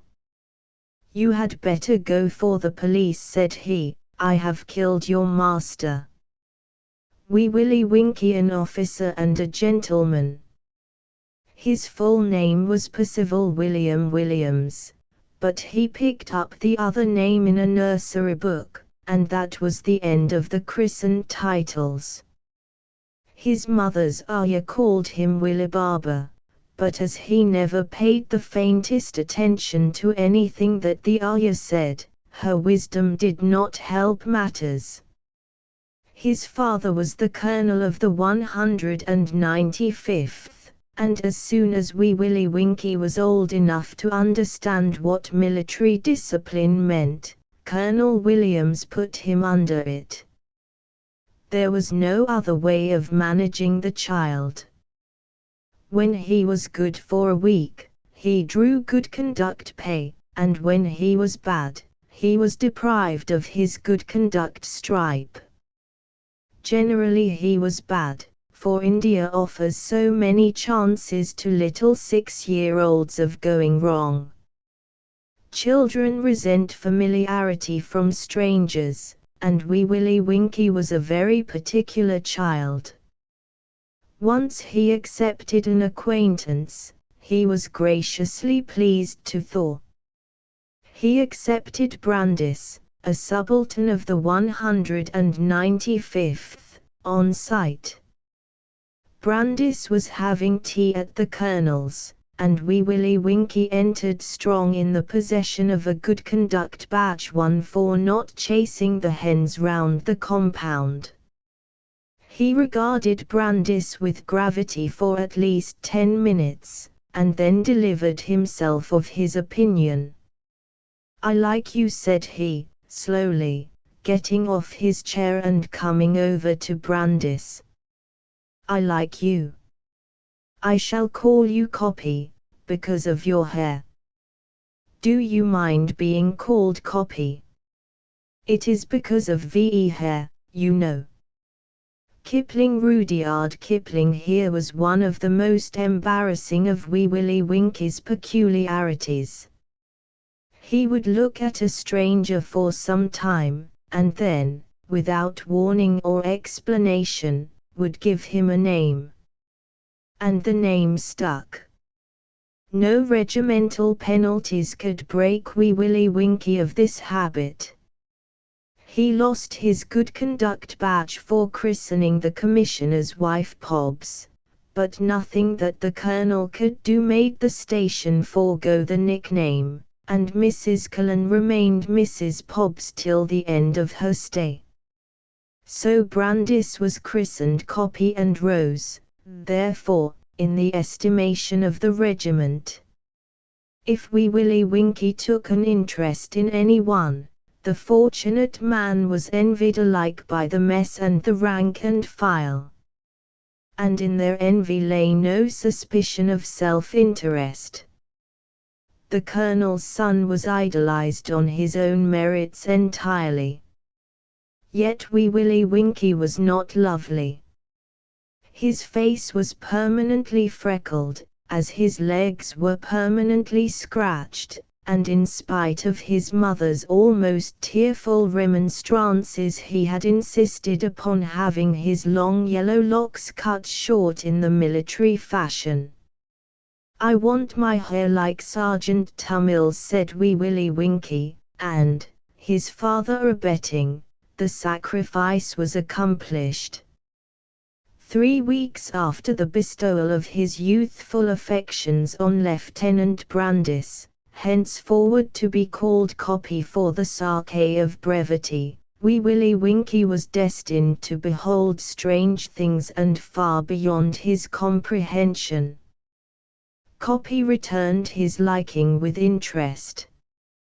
Copy had let him wear for 5 rapturous minutes his own big sword, just as tall as Wee Willie Winkie.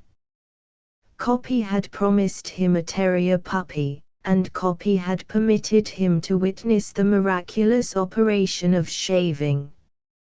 Nay, more, Copy had said that even he, Wee Willie Winkie, would rise in time to the ownership of a box of shiny knives, a silver soap box and a silver-handled spatterbrush as Wee Willie Winkie called it. Decidedly, there was no one except his father, who could give or take away good conduct badges at pleasure, half so wise, strong, and valiant as Copy with the Afghan and Egyptian medals on his breast.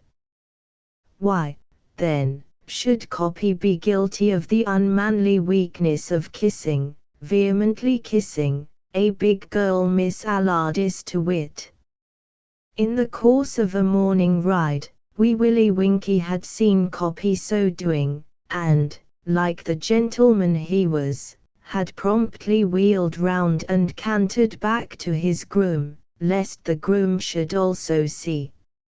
Under ordinary circumstances he would have spoken to his father, but he felt instinctively that this was a matter on which Copy ought first to be consulted. Copy shouted Wee Willie Winkie, reining up outside that subaltern's bungalow early one morning, "I want to see you, Copy."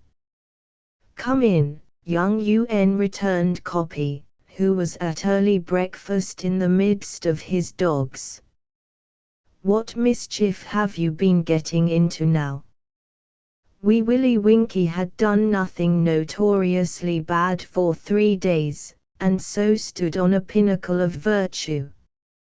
"I've been doing nothing bad," said he, curling himself into a long chair with a studious affectation of the colonel's languor after a hot parade. He buried his freckled nose in a teacup and, with eyes staring roundly over the rim, asked, "I say, Copy, is it proper to kiss big girls?" "By Jove! You're beginning early. Who do you want to kiss?" "No one. My mother's always kissing me if I don't stop her." "If it isn't proper, how was you kissing Major Allardyce's big girl last morning, by VE Canal?" Copy's brow wrinkled. He and Miss Allardyce had with great craft managed to keep their engagement secret for a fortnight.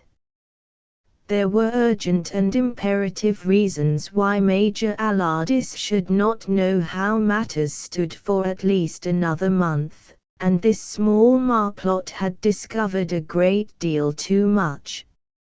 "I saw you," said Wee Willie Winkie, calmly. "But V.E. Groom didn't see." I said, "Hut Jow."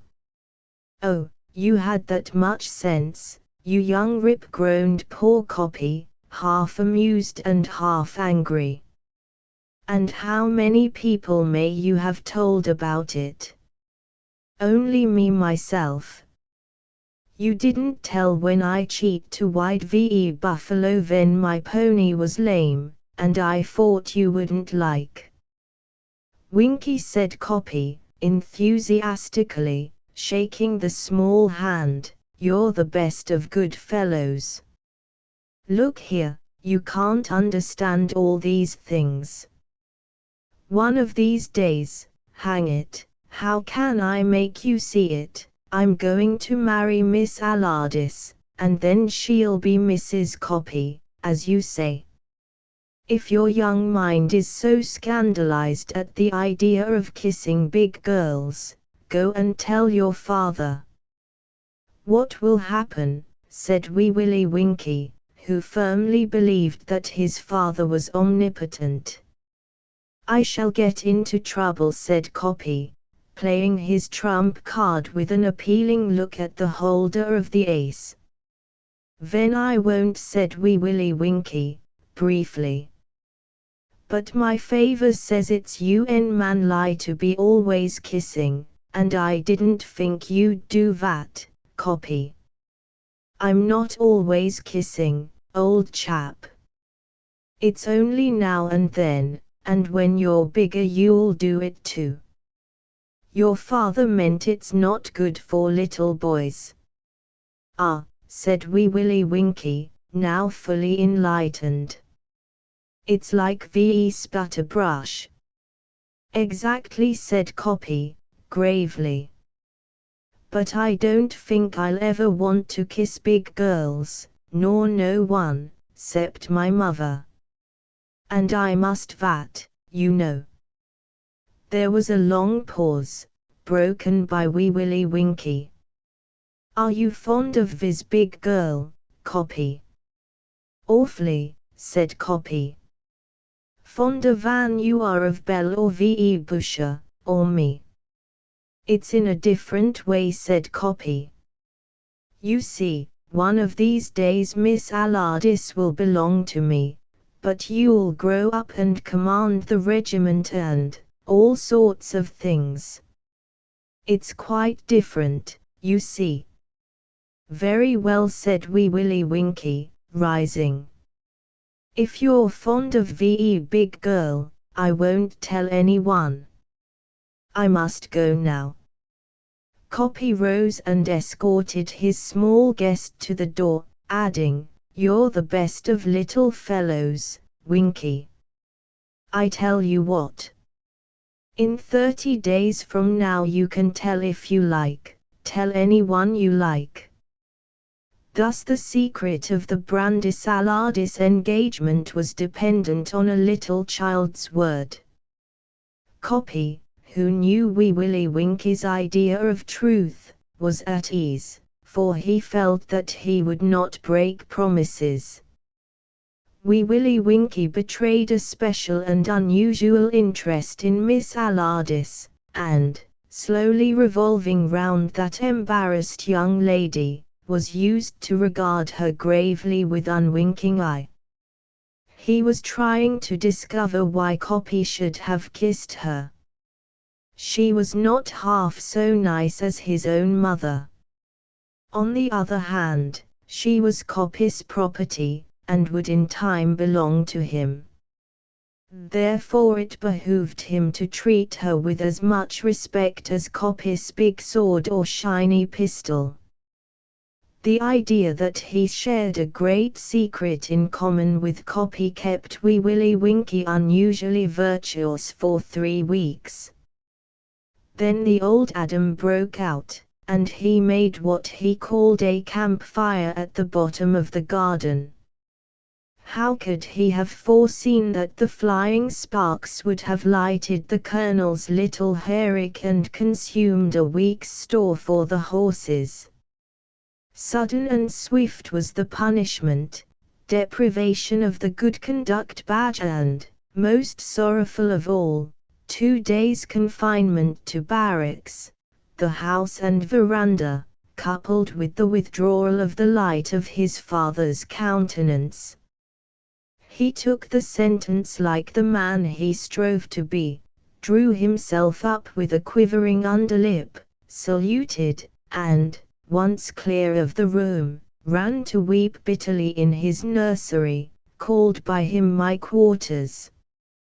Copy came in the afternoon and attempted to console the culprit. "I'm under arrest," said Wee Willie Winkie, mournfully, "and I didn't ought to speak to you."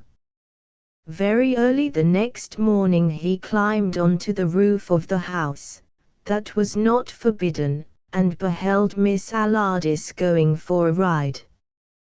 "Where are you going?" cried Wee Willie Winkie. "Across the river," she answered, and trotted forward. Now the cantonment in which the 195th lay was bounded on the north by a river, dry in the winter.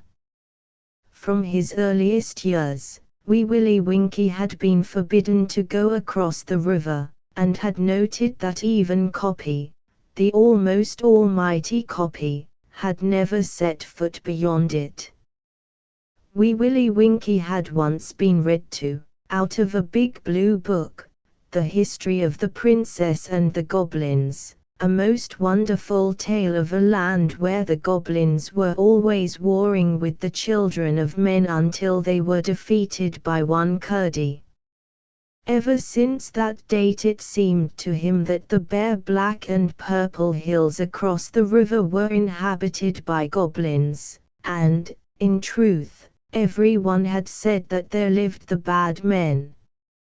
Even in his own house the lower halves of the windows were covered with green paper on account of the bad men who might, if allowed clear view, fire into peaceful drawing rooms and comfortable bedrooms. Certainly, beyond the river, which was the end of all the earth, lived the bad men.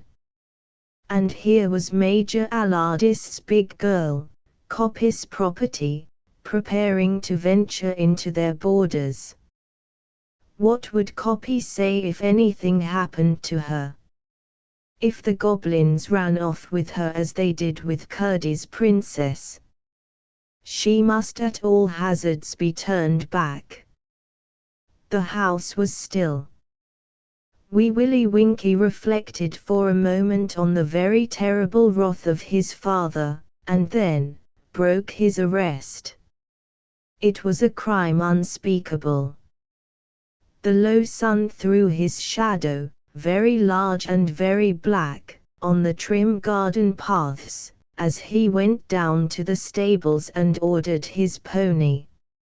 It seemed to him in the hush of the dawn that all the big world had been bidden to stand still and look at Wee Willie Winkie guilty of mutiny. The drowsy groom handed him his mount, and, since the one great sin made all others insignificant, Wee Willie Winkie said that he was going to ride over to Copy Sahib, and went out at a foot pace, stepping on the soft mould of the flower borders. The devastating track of the pony's feet was the last misdeed that cut him off from all sympathy of humanity. He turned into the road, leaned forward, and rode as fast as the pony could put foot to the ground in the direction of the river. But the liveliest of 12-2 ponies can do little against the long canter of a whaler. Miss Allardyce was far ahead, had passed through the crops, beyond the police post, when all the guards were asleep, and her mount was scattering the pebbles of the riverbed as Wee Willie Winkie left the cantonment and British India behind him. Bowed forward and still flogging, Wee Willie Winkie shot into Afghan territory, and could just see Miss Allardyce, a black speck, flickering across the stony plain. The reason of her wandering was simple enough. Copy, in a tone of too hastily assumed authority, had told her overnight that she must not ride out by the river. And she had gone to prove her own spirit and teach Copy a lesson. Almost at the foot of the inhospitable hills, Wee Willie Winkie saw the whaler blunder and come down heavily. Miss Allardyce struggled clear, but her ankle had been severely twisted, and she could not stand. Having thus demonstrated her spirit, she wept copiously, and was surprised by the apparition of a white, wide-eyed child in khaki, on a nearly spent pony. "Are you badly hurted?" shouted Wee Willie Winkie, as soon as he was within range. "You didn't ought to be here." "I don't know," said Miss Allardyce, ruefully, ignoring the reproof. "Good gracious, child, what are you doing here?" "You said you was going aquas Viva," panted Wee Willie Winkie, throwing himself off his pony. "And nobody, not even Copy, must go aquas Viva, and I came after you ever so hard, but you wouldn't stop, and now you've hurted yourself, and Copy will be angry with me, and I've broken my oist. I've broken my oist." The future colonel of the 195th sat down and sobbed. In spite of the pain in her ankle, the girl was moved. "Have you ridden all the way from cantonments, little man?" "What for?" "You belonged to Copy." "Copy told me so," wailed Wee Willie Winkie, disconsolately. "I saw him kissing you, and he said he was fonder of you Van Bell or V.E. Busher or me. And so I came. You must get up and come back. You didn't ought to be here. This is a bad place, and I've broken my oist." "I can't move," Winkie said Miss Allardyce, with a groan. "I've hurt my foot. What shall I do?" She showed a readiness to weep afresh, which steadied Wee Willie Winkie, who had been brought up to believe that tears were the depth of unmanliness. Still, when one is as great a sinner as Wee Willie Winkie, even a man may be permitted to break down. "Winkie," said Miss Allardyce, "when you've rested a little, ride back and tell them to send out something to carry me back in. It hurts fearfully." The child sat still for a little time and Miss Allardyce closed her eyes.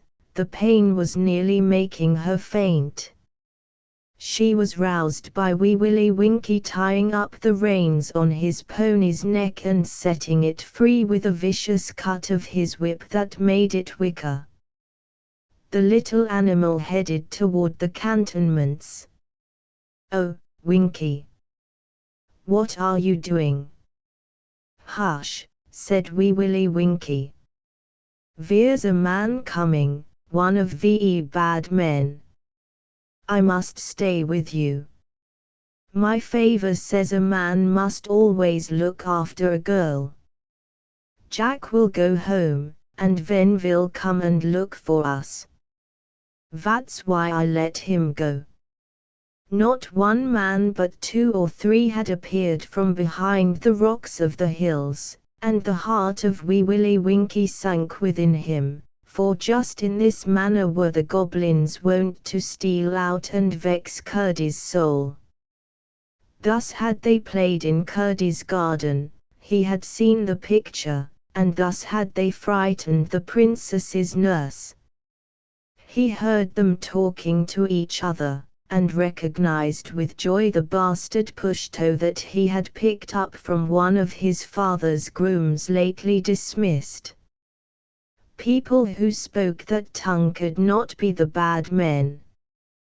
They were only natives after all.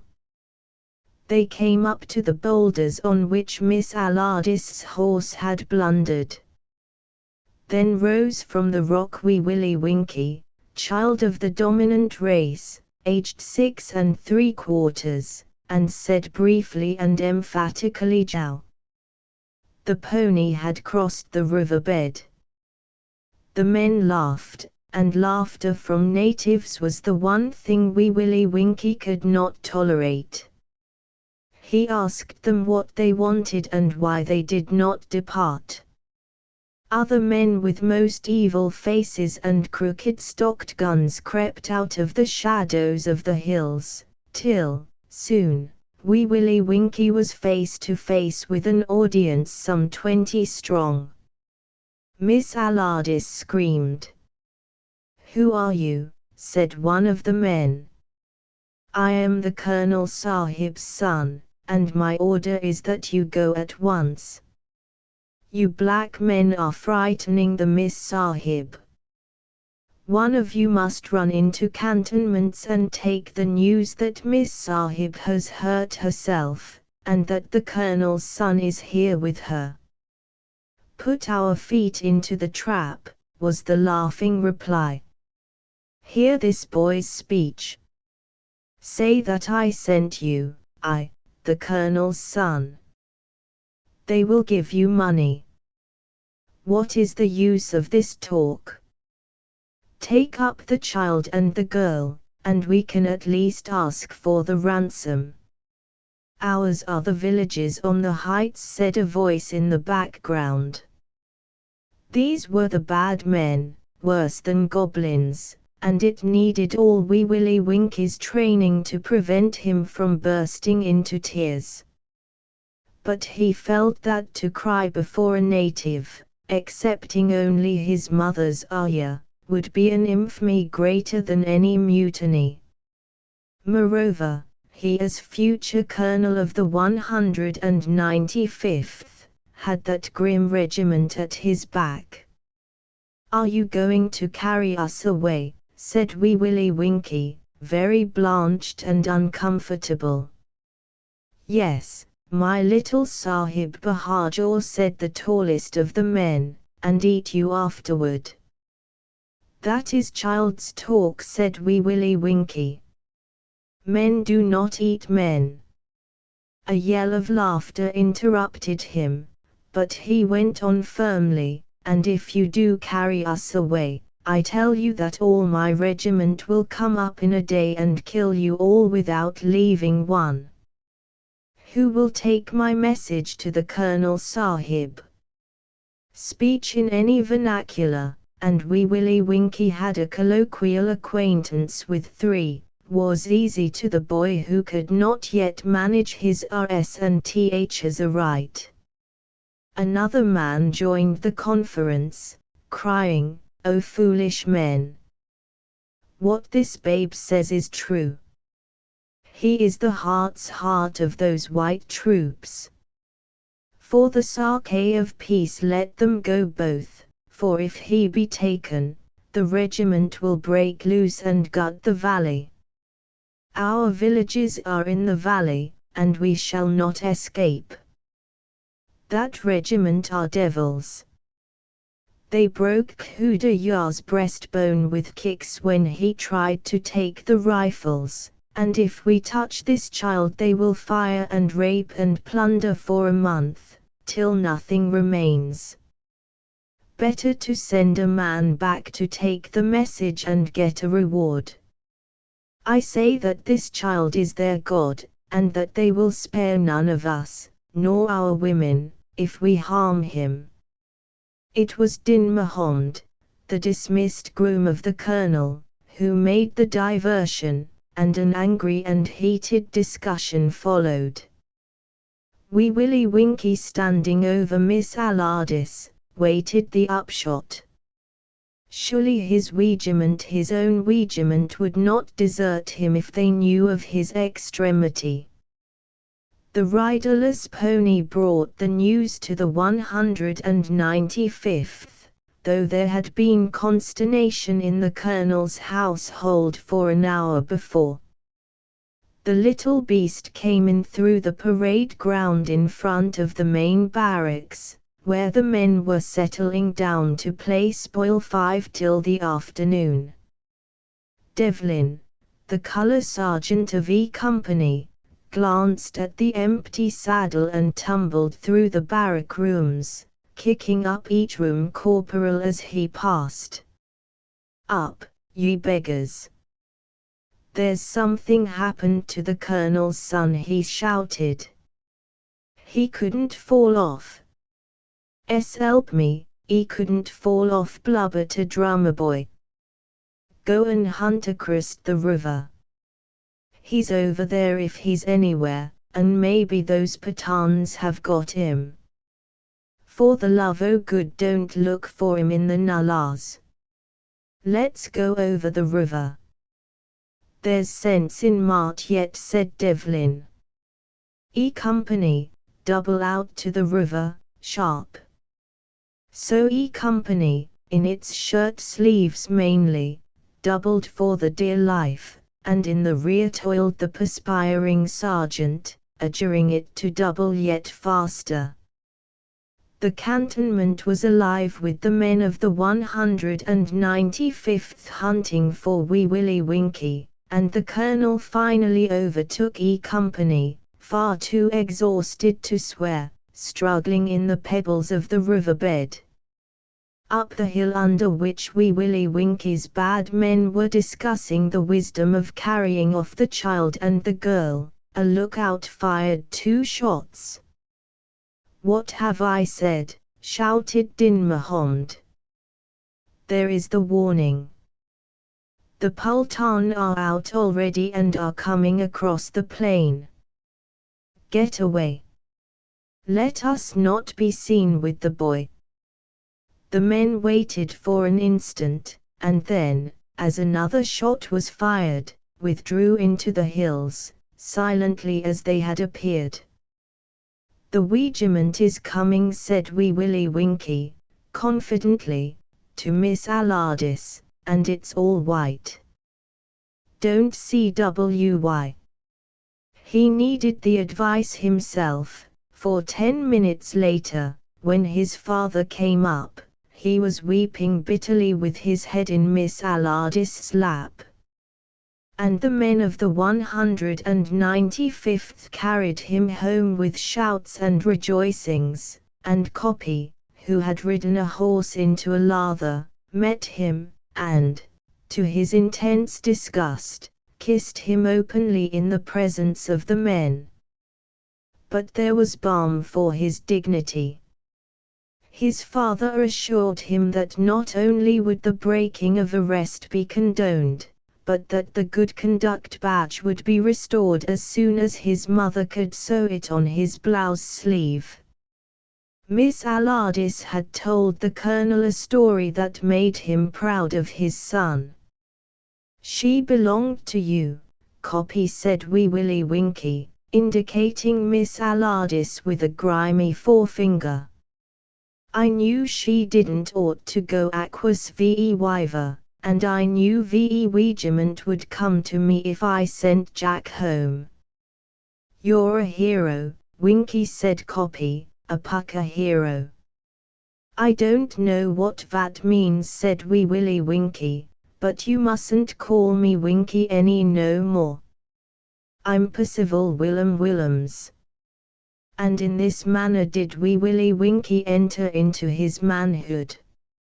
Notes: Washington Irving, the son of a Scotch merchant, was born in New York, the 3rd of April, 1783.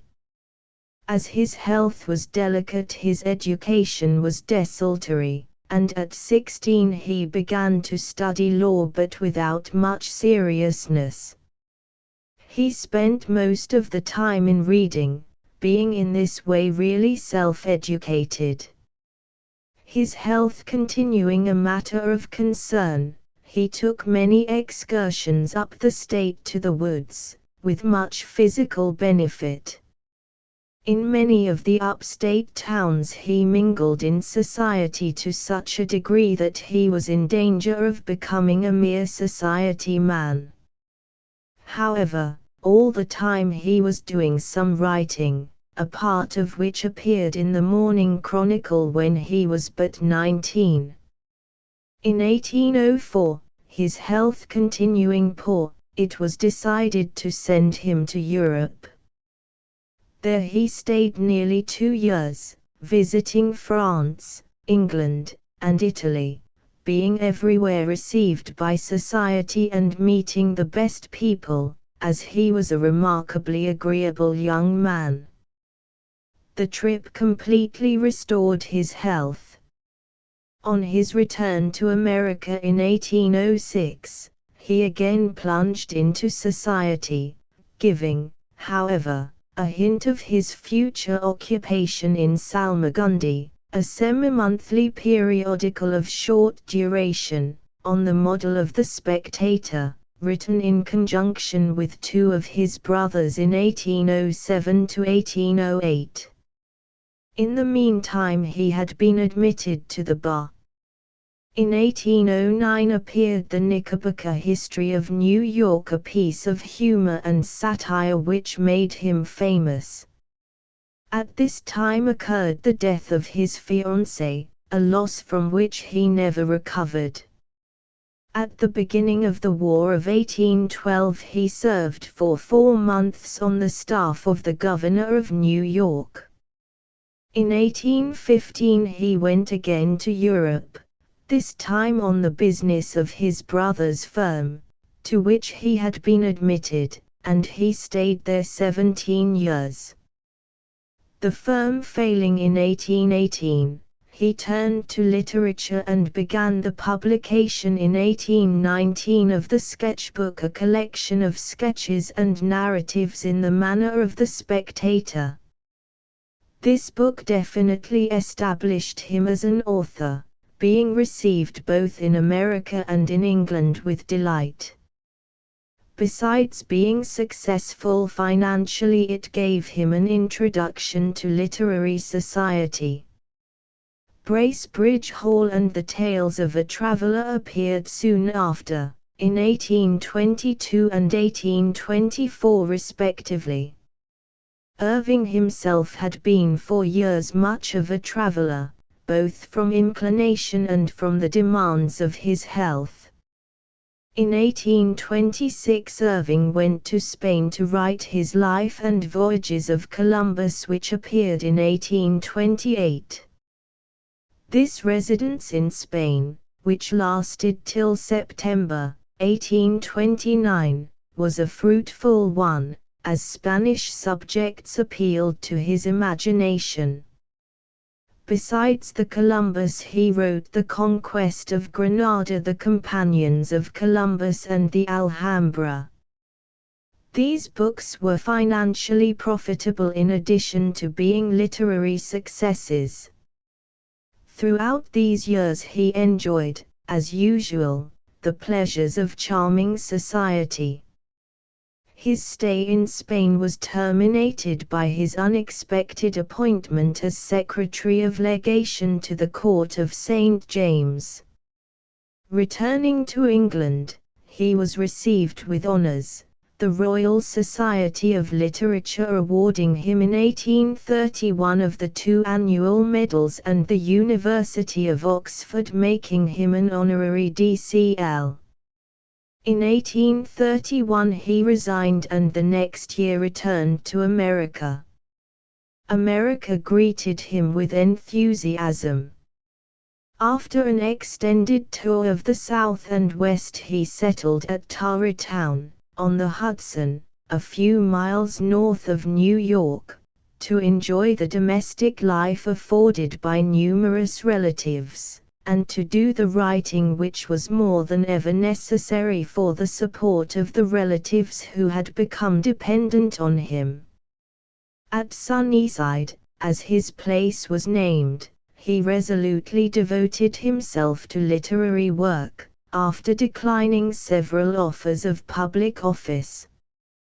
He was a regular contributor to the Knickerbocker magazine at an annual salary, and he wrote several volumes, not now much read, while working on more ambitious literary projects.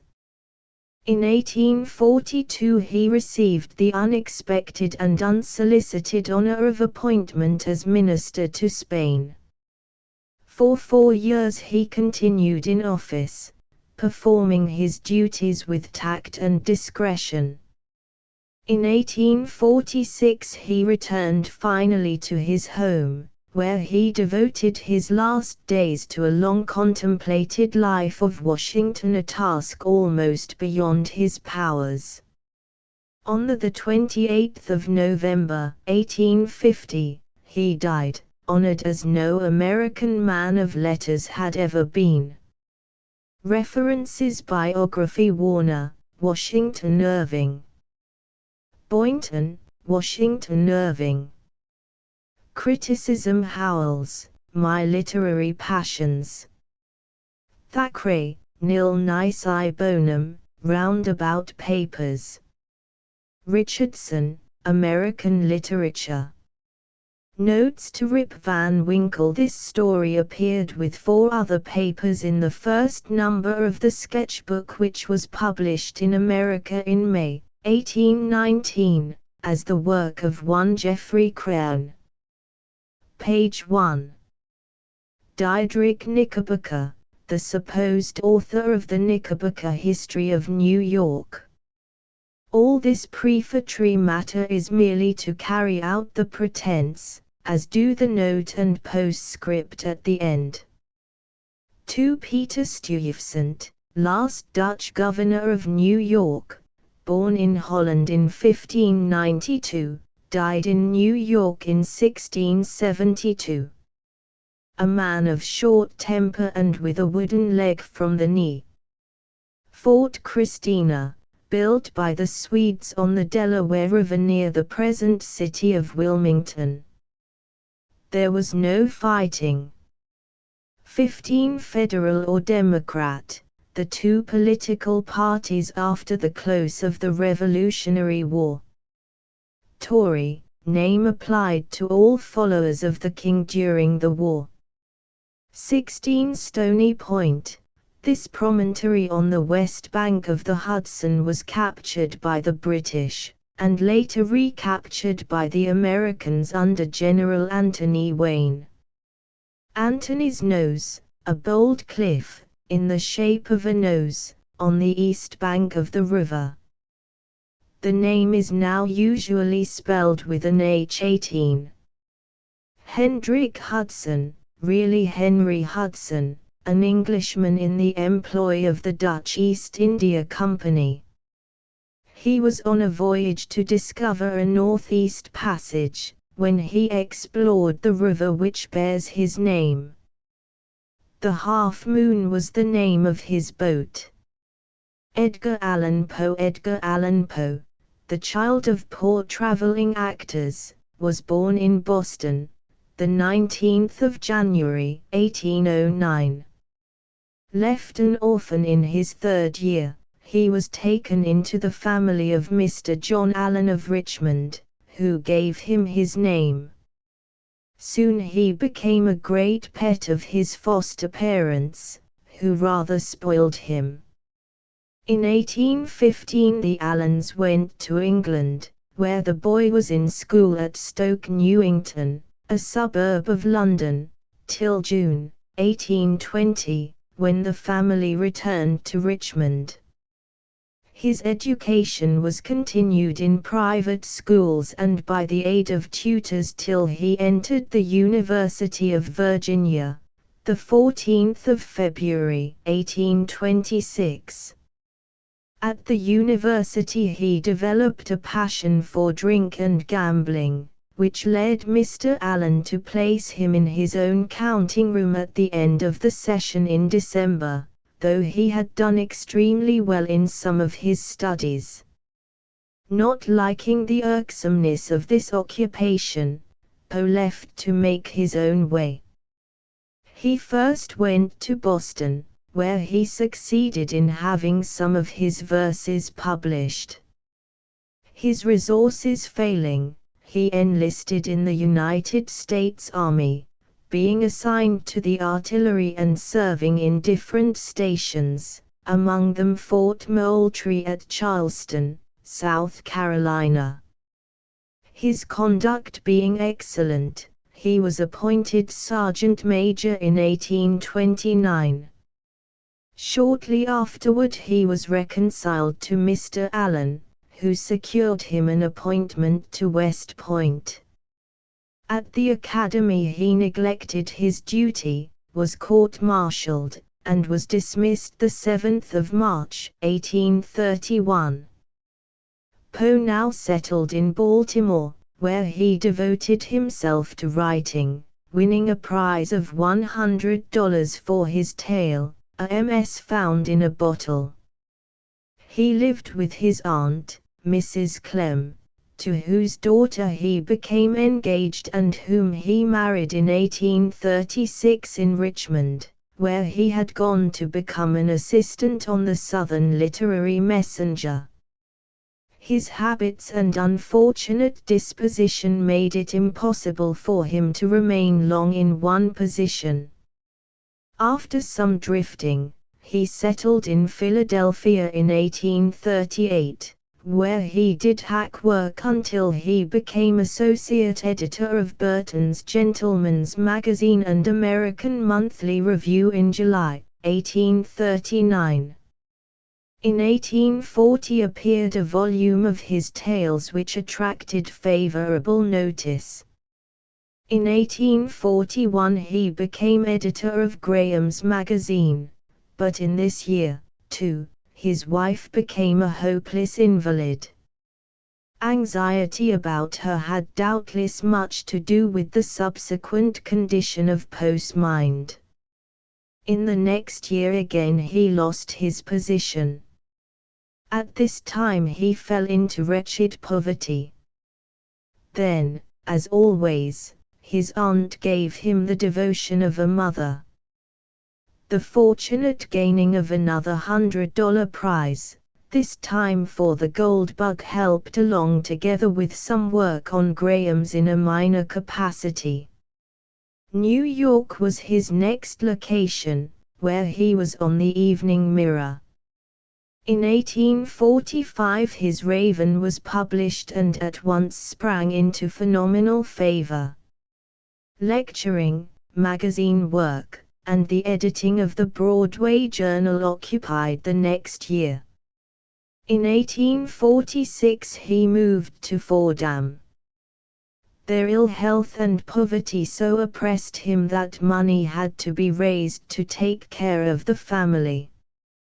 In 1847 Mrs. Poe died.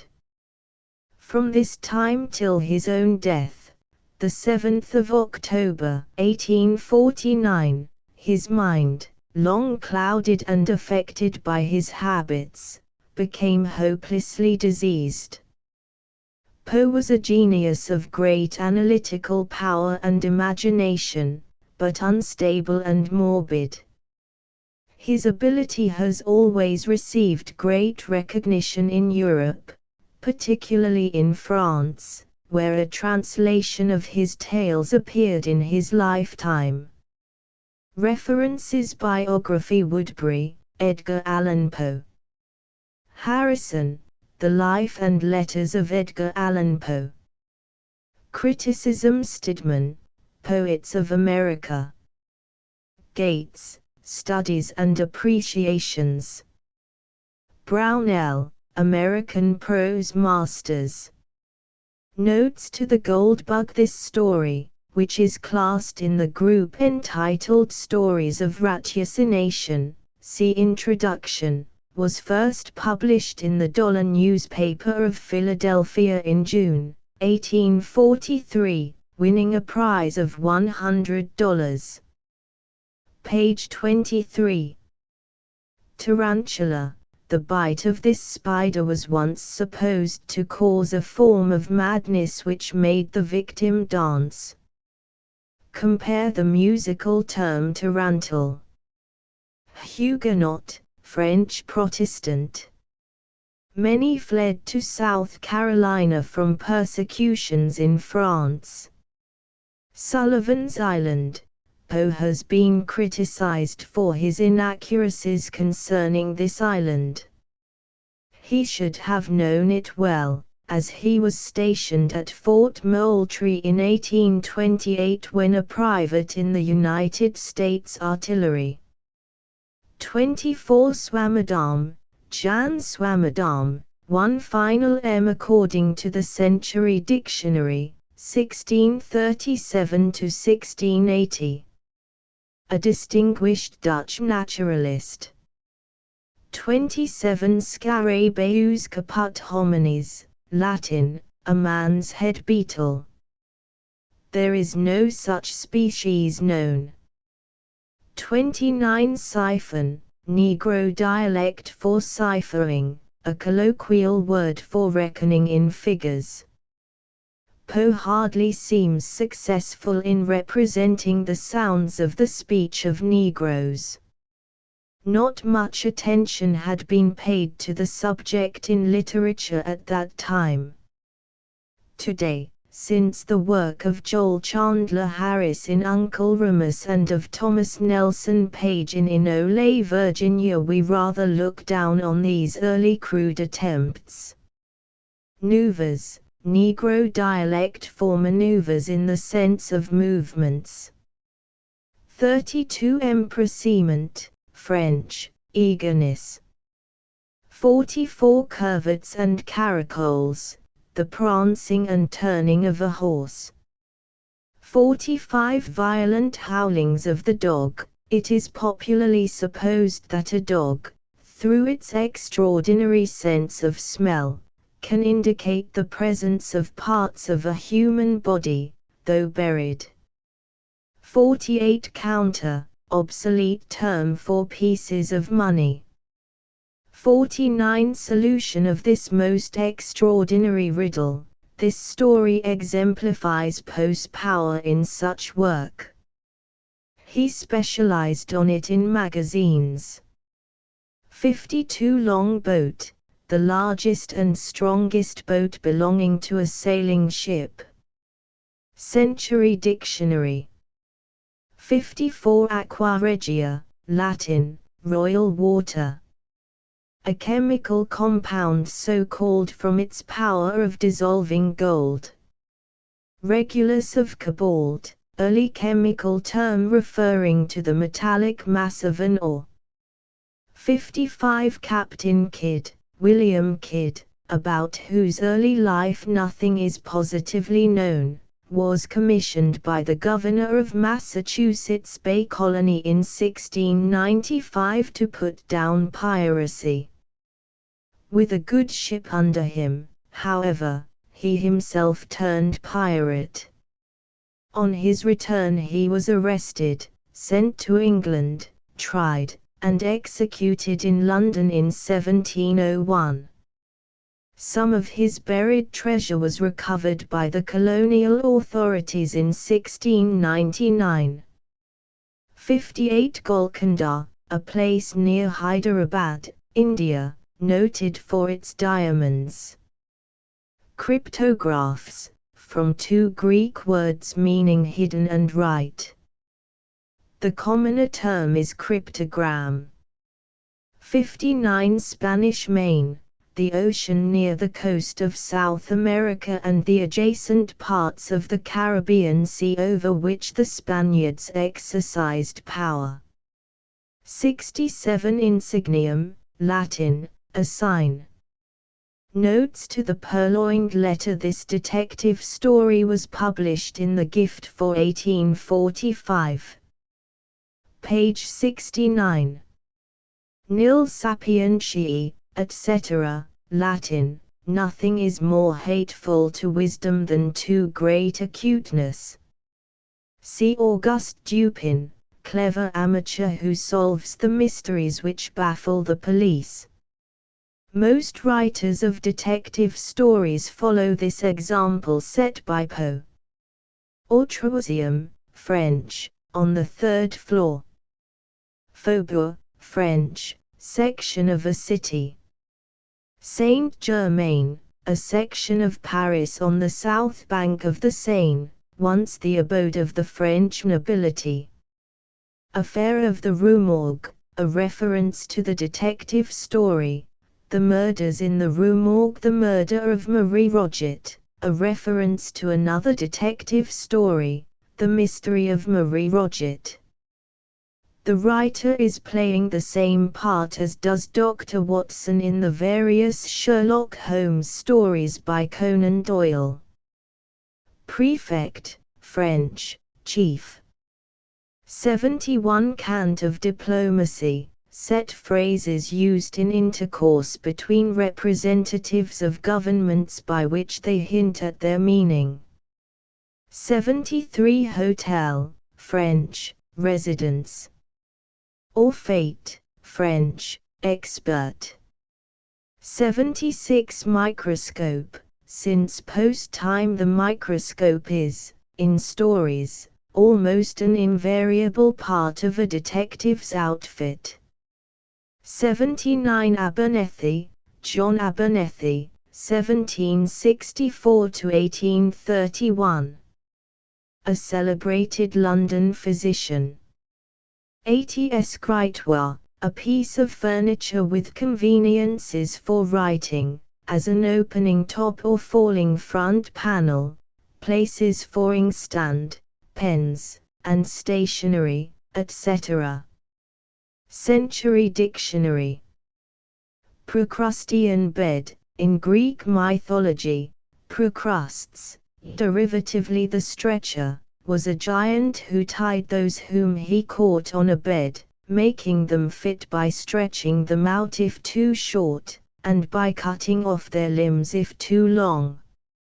82 Rochefoucauld, François La Rochefoucauld, 1613–1680. A French moralist known for his maxims published in 1665. La Bougive, in the edition of Poe's works prepared by Edmund Clarence Stidman and Professor George Edward Woodbury, this name is given as La Bruyère.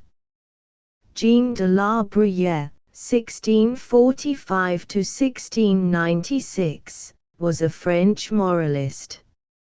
Machiavelli, Niccolò Machiavelli, 1469–1527. A celebrated statesman and writer of Florence, Italy, whose book The Prince is based on unscrupulous principles. Campanella, Tommaso Campanella, 1568–1639. An Italian writer. 83 Recherche, French, far-fetched. Policial, a rare word, meaning pertaining to the police. 84 Non-distributio mediae, Latin, a non-distribution of the middle, or the undistributed middle. This is a mistake in reasoning. When the prefect reasons that all fools are poets, therefore all poets are fools, he has no middle term at all, that is, no class of which poets and fools are both members. Correct reasoning is represented by this: all men are mortal, John is a man, therefore John is mortal. Between mortal and John, two terms, there is a middle term, men, of which both are members. Differential calculus, a higher form of mathematics. Par excellence, French, above all. Il y, etc., French. The odds are that every public idea, every accepted convention, is a foolish trick, for it is suitable for the greatest number. Chanfort, Sebastian Roch Nicolas Chanfort, 1741–1794. A French writer of maxims. Ambitus, Latin, a going around. Poe means by this example and by those that follow that mere similarity of two words does not make them of the same meaning. 85 Bryant, Jacob Bryant, 1715–1804. An English writer on mythology. 86 Intrigant, French, intriga. 87 Vis inertiae, Latin, the force of inertia, the same as inertia, a term of physics which denotes the tendency of a body to remain at rest or in motion. 88 Ministerial Hotel, house of the minister or cabinet officer. 92 Facilis Descensus Averni, a misquotation from Virgil's Aeneid Book 6, line 126. It should be Facilis Descensus Averno. Easy is the descent to Avernus. Catalani, Angelica Catalani, 1779–1849. An Italian singer. Monstrum horrendum, Latin, a horrible monster, the epithet applied to the one-eyed giant, Polyphemus, in Virgil's Aeneid Book 3, line 658. Un design, etc., French. A design so fatal, if it is not worthy of Atri, it is worthy of Theist. Crebillon's Atri, Prosper Joliot de Crebillon, 1674–1762. A French tragic poet. His play, Atri et Theist, bears the date 1707. Nathaniel Hawthorne, or Hathorne, as it was spelled before he changed it, was born in Salem, Massachusetts, the 4th of July, 1804. His family, settled in New England since 1630, had played its part in the activities of the land in various capacities, including the persecution of so-called witches. His father, a sea captain, died on a voyage when the lad was 4 years old. The excessive mourning then in vogue made the widow practically seclude herself in her room, throwing a consequent gloom over the household and affecting the boy's spirits. From this depressing atmosphere he found relief in an early developed taste for reading.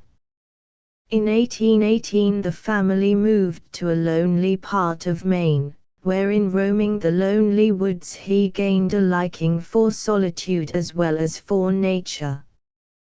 He returned to Salem in 1819 to prepare for Bowdoin College, which he entered in 1821. After an undistinguished course he went back to his native town, whither his mother had also returned. In Salem he remained for 12 years, a recluse in a family of recluses, devoting himself to reading and writing. In 1828 his first book, Fanshawe, was published at his own expense.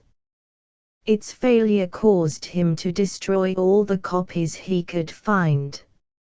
Some of the stories which he wrote during this period were published in the annuals, then fashionable, and in the New England Magazine, but without making much impression.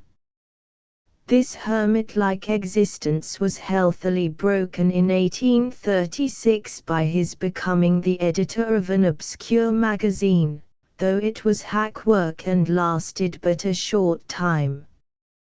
The anonymity to which he had stubbornly clung was also dispelled by one friend, and the publication of his twice-told tales was arranged for by another, his classmate, Horatio Bridge.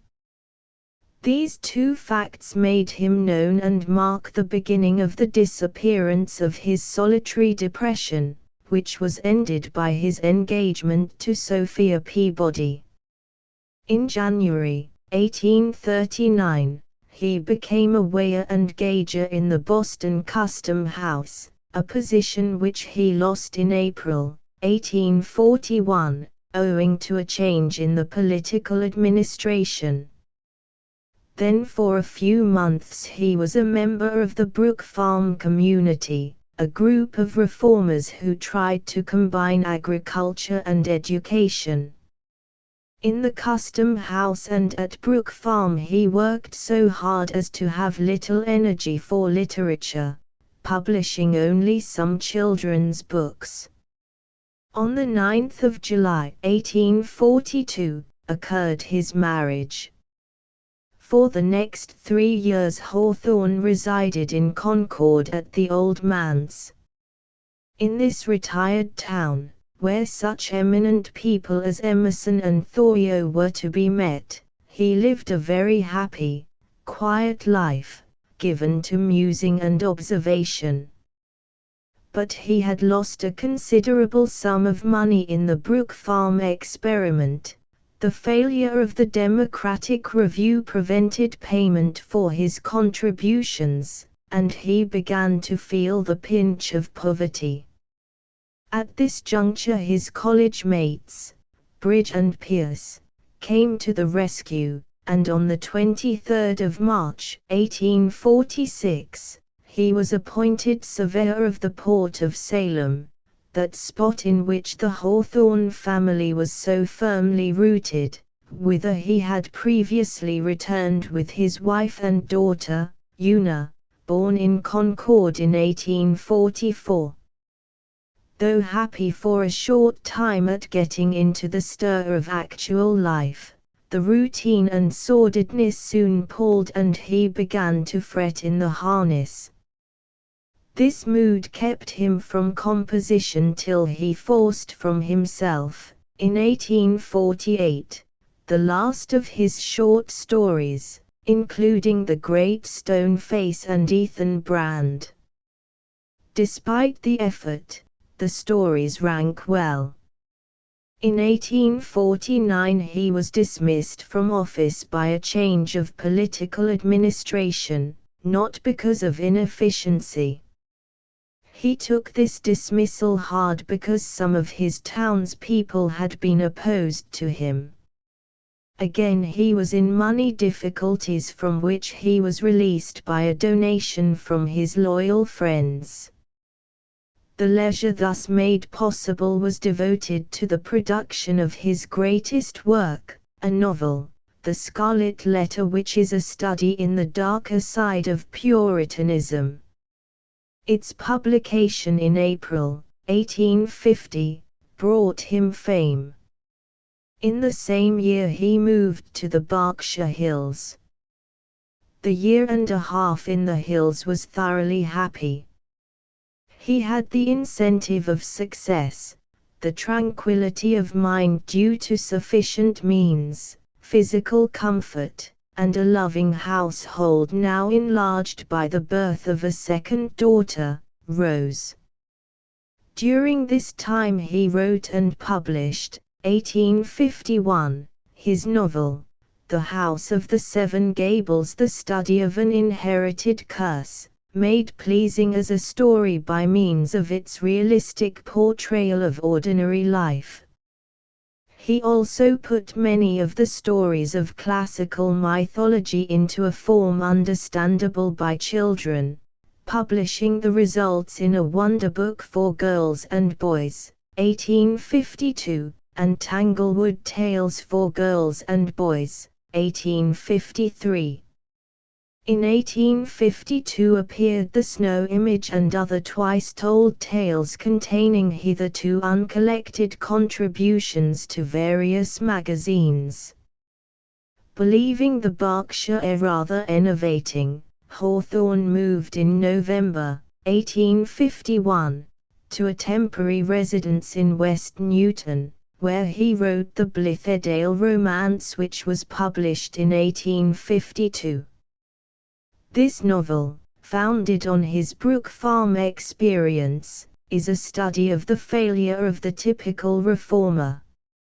In June 1852, the family moved to a place of their own, called the Wayside in Concord. Here the ideal family life continued. In the summer he brought out The Life of Franklin Pierce, the biography of his old college mate, who was shortly after elected to the presidency of the United States, and made Hawthorne United States Consul at Liverpool in 1853.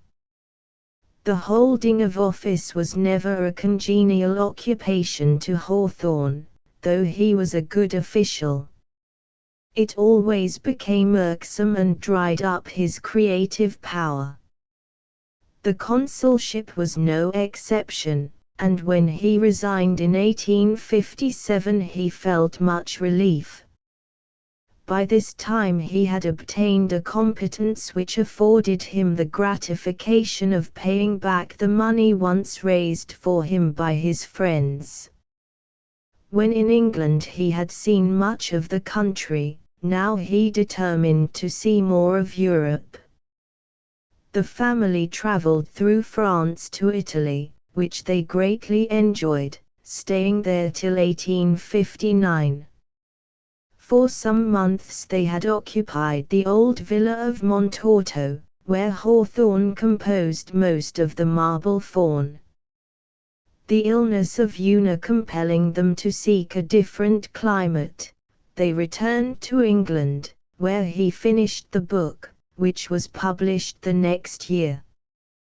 The Marble Faun is an analytical study of evil, but despite the subject, the artistic effects and the interpretation of Italy lend it charm. In 1860 the family returned to Concord.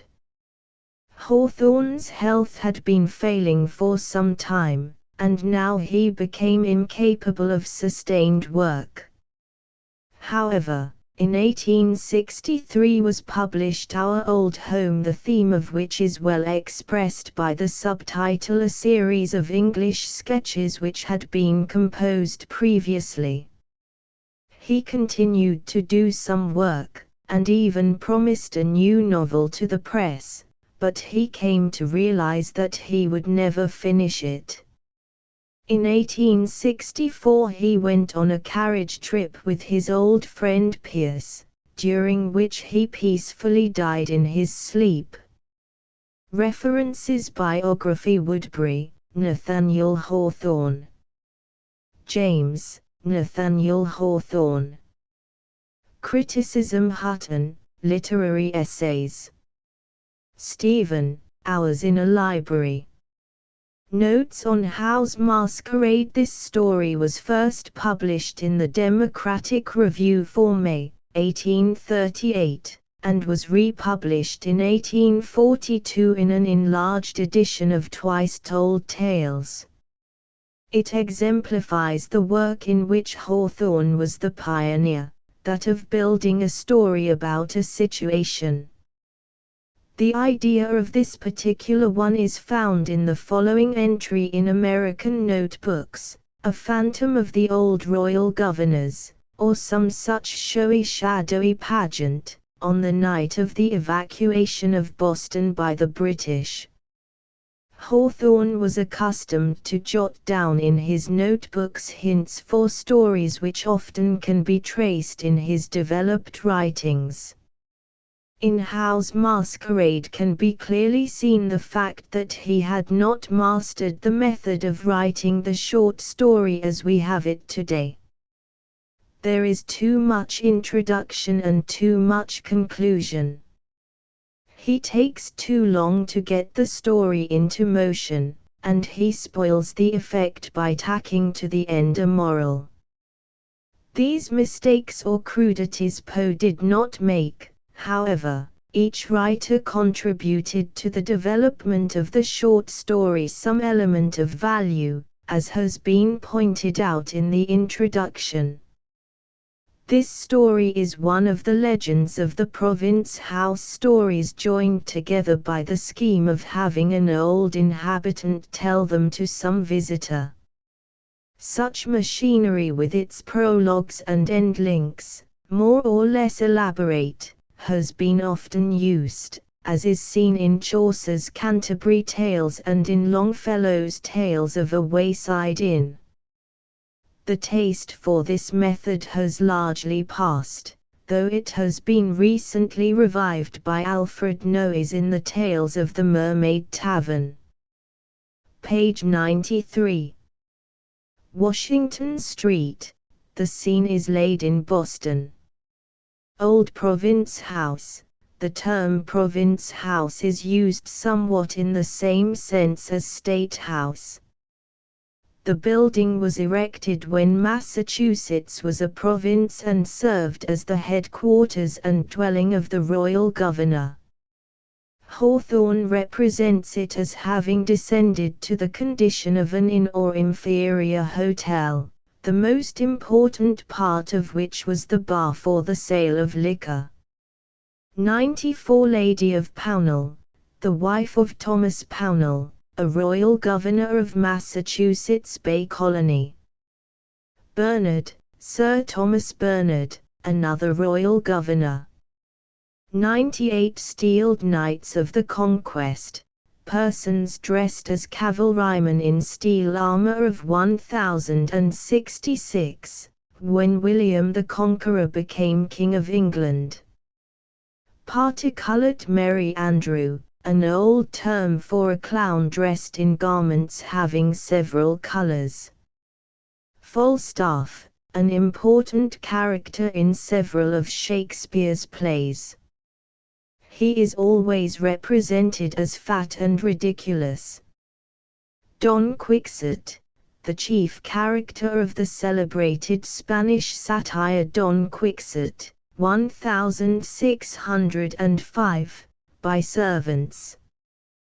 Don Quixote is a simple-minded man, whose head has been turned by reading the extravagant romances of chivalry then current, in which knights ride forth to redress wrongs.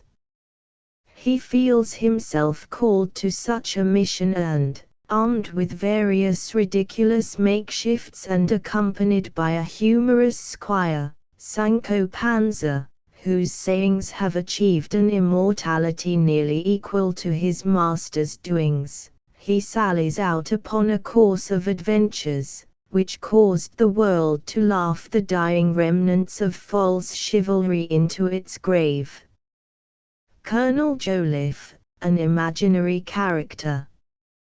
Whig principles. The people belonging to the patriotic party in the colonies were called Whigs. 99 Reverend Mather Byles, an actual person, 1706 to 1788. He was imprisoned in 1777 as a Tory, that is, as an adherent of the king. Wig and band. Protestant clergymen of that day wore wigs and a strip of linen, called a band, placed about the neck with the ends hanging down in front. 102 Regicide judges. In the first part of the 17th century the people of England became dissatisfied with their king, Charles I, because of his illegal acts. They revolted, captured the king, put him on trial, and executed him, the 30th of January, 1649. The judges are called regicide, because they tried and condemned a king. The royal party spoke of him as a martyr to the cause. 110 When the truth-telling accents, etc., Hawthorne has tried in this last paragraph to emphasize the contrast between the rather sordid real and the imaginary. He is entirely too successful, because he spoils the effect of the story, something for which Poe strove with such singleness of purpose as to permit of no such ending. Notes to the Birthmark. This story was first published in the March, 1843, number of The Pioneer, a magazine edited by James Russell Lowell, and was republished in Mosses from an Old Manse in 1846. It belongs to the moral philosophic group of Hawthorne's writings. See Introduction. Page 112. Natural philosophy, an old term for physics. Spiritual affinity. In chemistry, certain elements show a tendency to combine with others, so an attraction of one human spirit for another, leading generally to marriage, is often called a spiritual affinity. 114. Eve of Powers, Hiram Powers, 1805 to 1873. An American sculptor whose statue of Eve is one of his noted works. 118. Pygmalion, in Greek mythology a sculptor who made such a beautiful statue of a woman that he fell in love with it, whereupon in answer to his prayer the goddess Aphrodite gave it life.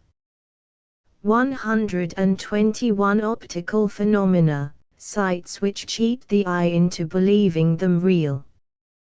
122. Corrosive acid, a powerful chemical which eats away substance. Dynasty of the Alchemists, the succession of the early investigators of chemistry who spent most of their energy in seeking what was called the universal solvent which would turn every substance into gold. These men were sometimes legitimate investigators, but often cheats who made money out of foolish people. At one time they became so numerous in London that laws were passed against them, but it took Johnson's play The Alchemist to laugh away their hold. 123. Elixir vitae, Arabic, elixir, plus Latin, vitae, literally, the philosopher's stone of life. Another fad of the alchemists. 125. Albertus Magnus, Albert the Great, 1193 to 1280, a member of the Dominican order of monks. Cornelius Agrippa, 1486 to 1535, a student of magic. Paracelsus, Philippus Aureolus Paracelsus, 1493 to 1541, a physician and alchemist. Friar who created the prophetic brazen head. The legendary famous history of Friar Bacon records the construction of such a thing.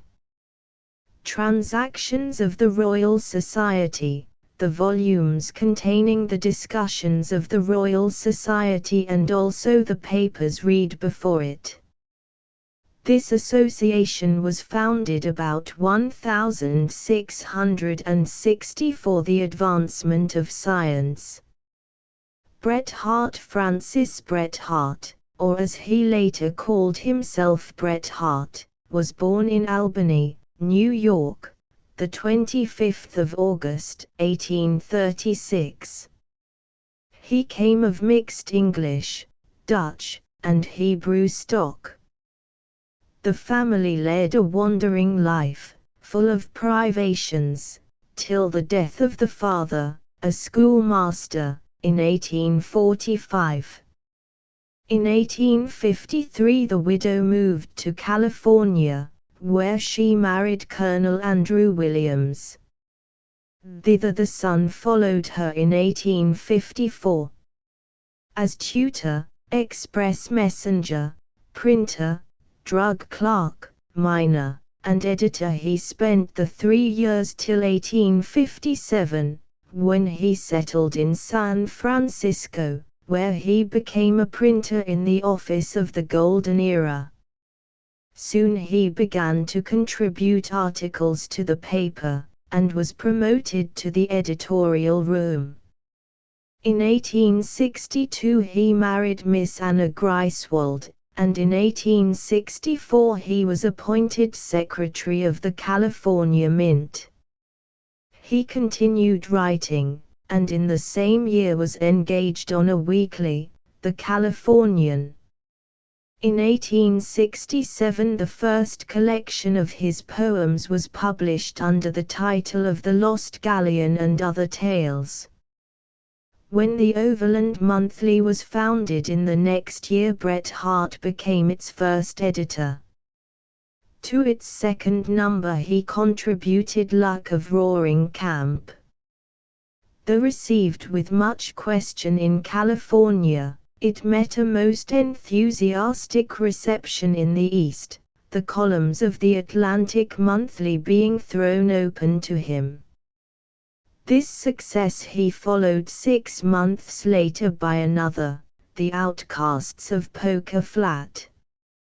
His next great success was the poem Plain Language from Truthful James, which was in the September, 1870, number of the magazine. It made him famous, though he attached little importance to it. In this year he was made Professor of Recent Literature in the University of California.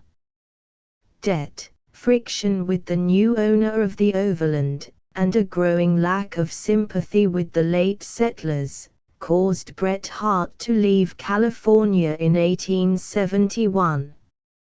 He came east and devoted himself entirely to writing, his work being published for 1 year altogether in the Atlantic Monthly. But his ever-recurring financial difficulties becoming acute, he did some lecturing in addition.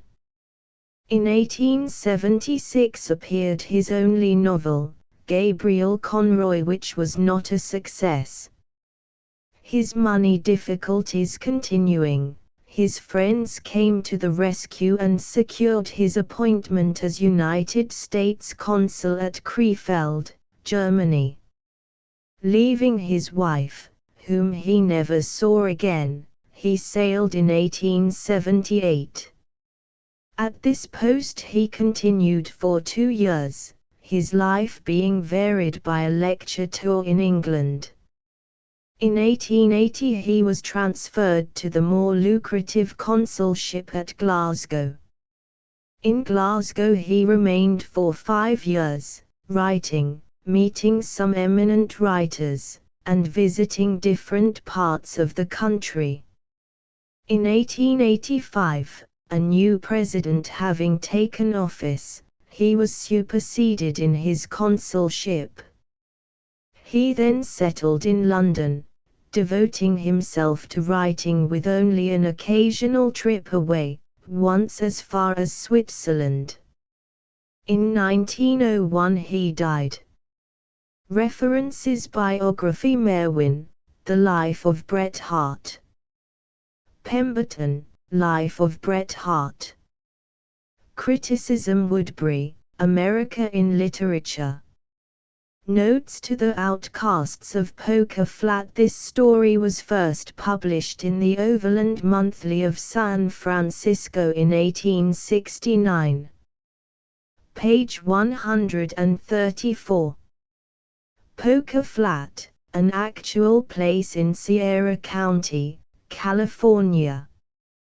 The name is typical of a large class of Western geographic names bestowed by rough, uneducated men when the West was new. Moral atmosphere: these Western mining towns in 1850, in a region which had just become a part of the United States as a result of the war with Mexico, were largely unorganized and without regularly constituted government. the bad element did as it pleased until the better people got tired. Then a vigilance committee would be organized, which would either drive out the undesirables, as in this story, or would execute the entire lot. 135 Sluice robber. One way of separating gold from the gravel and sand in which it is found is to put the mixture into a slanting trough, called a sluice, through which water is run. As these sluices were sometimes of considerable length, it was not a difficult matter for a man to rob one. 136 Parthian. The Parthians inhabited a part of ancient Persia. It was their custom when retreating to continue to shoot arrows at their enemy.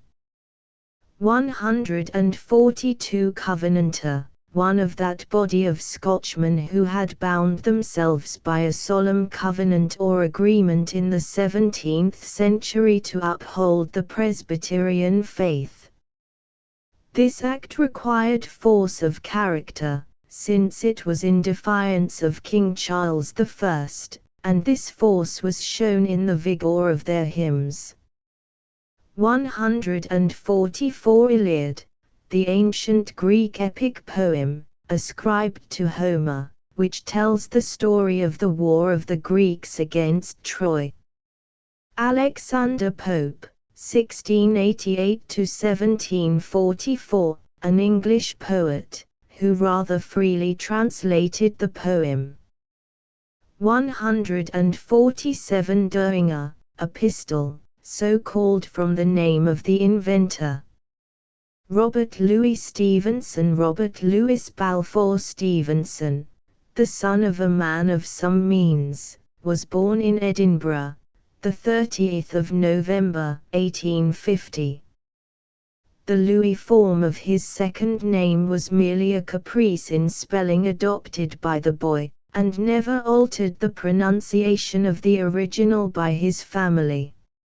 An only child, afflicted with poor health, he was an object of solicitude, notably to his nurse, Alison Cunningham, to whose loving devotion the world owes an unpayable debt.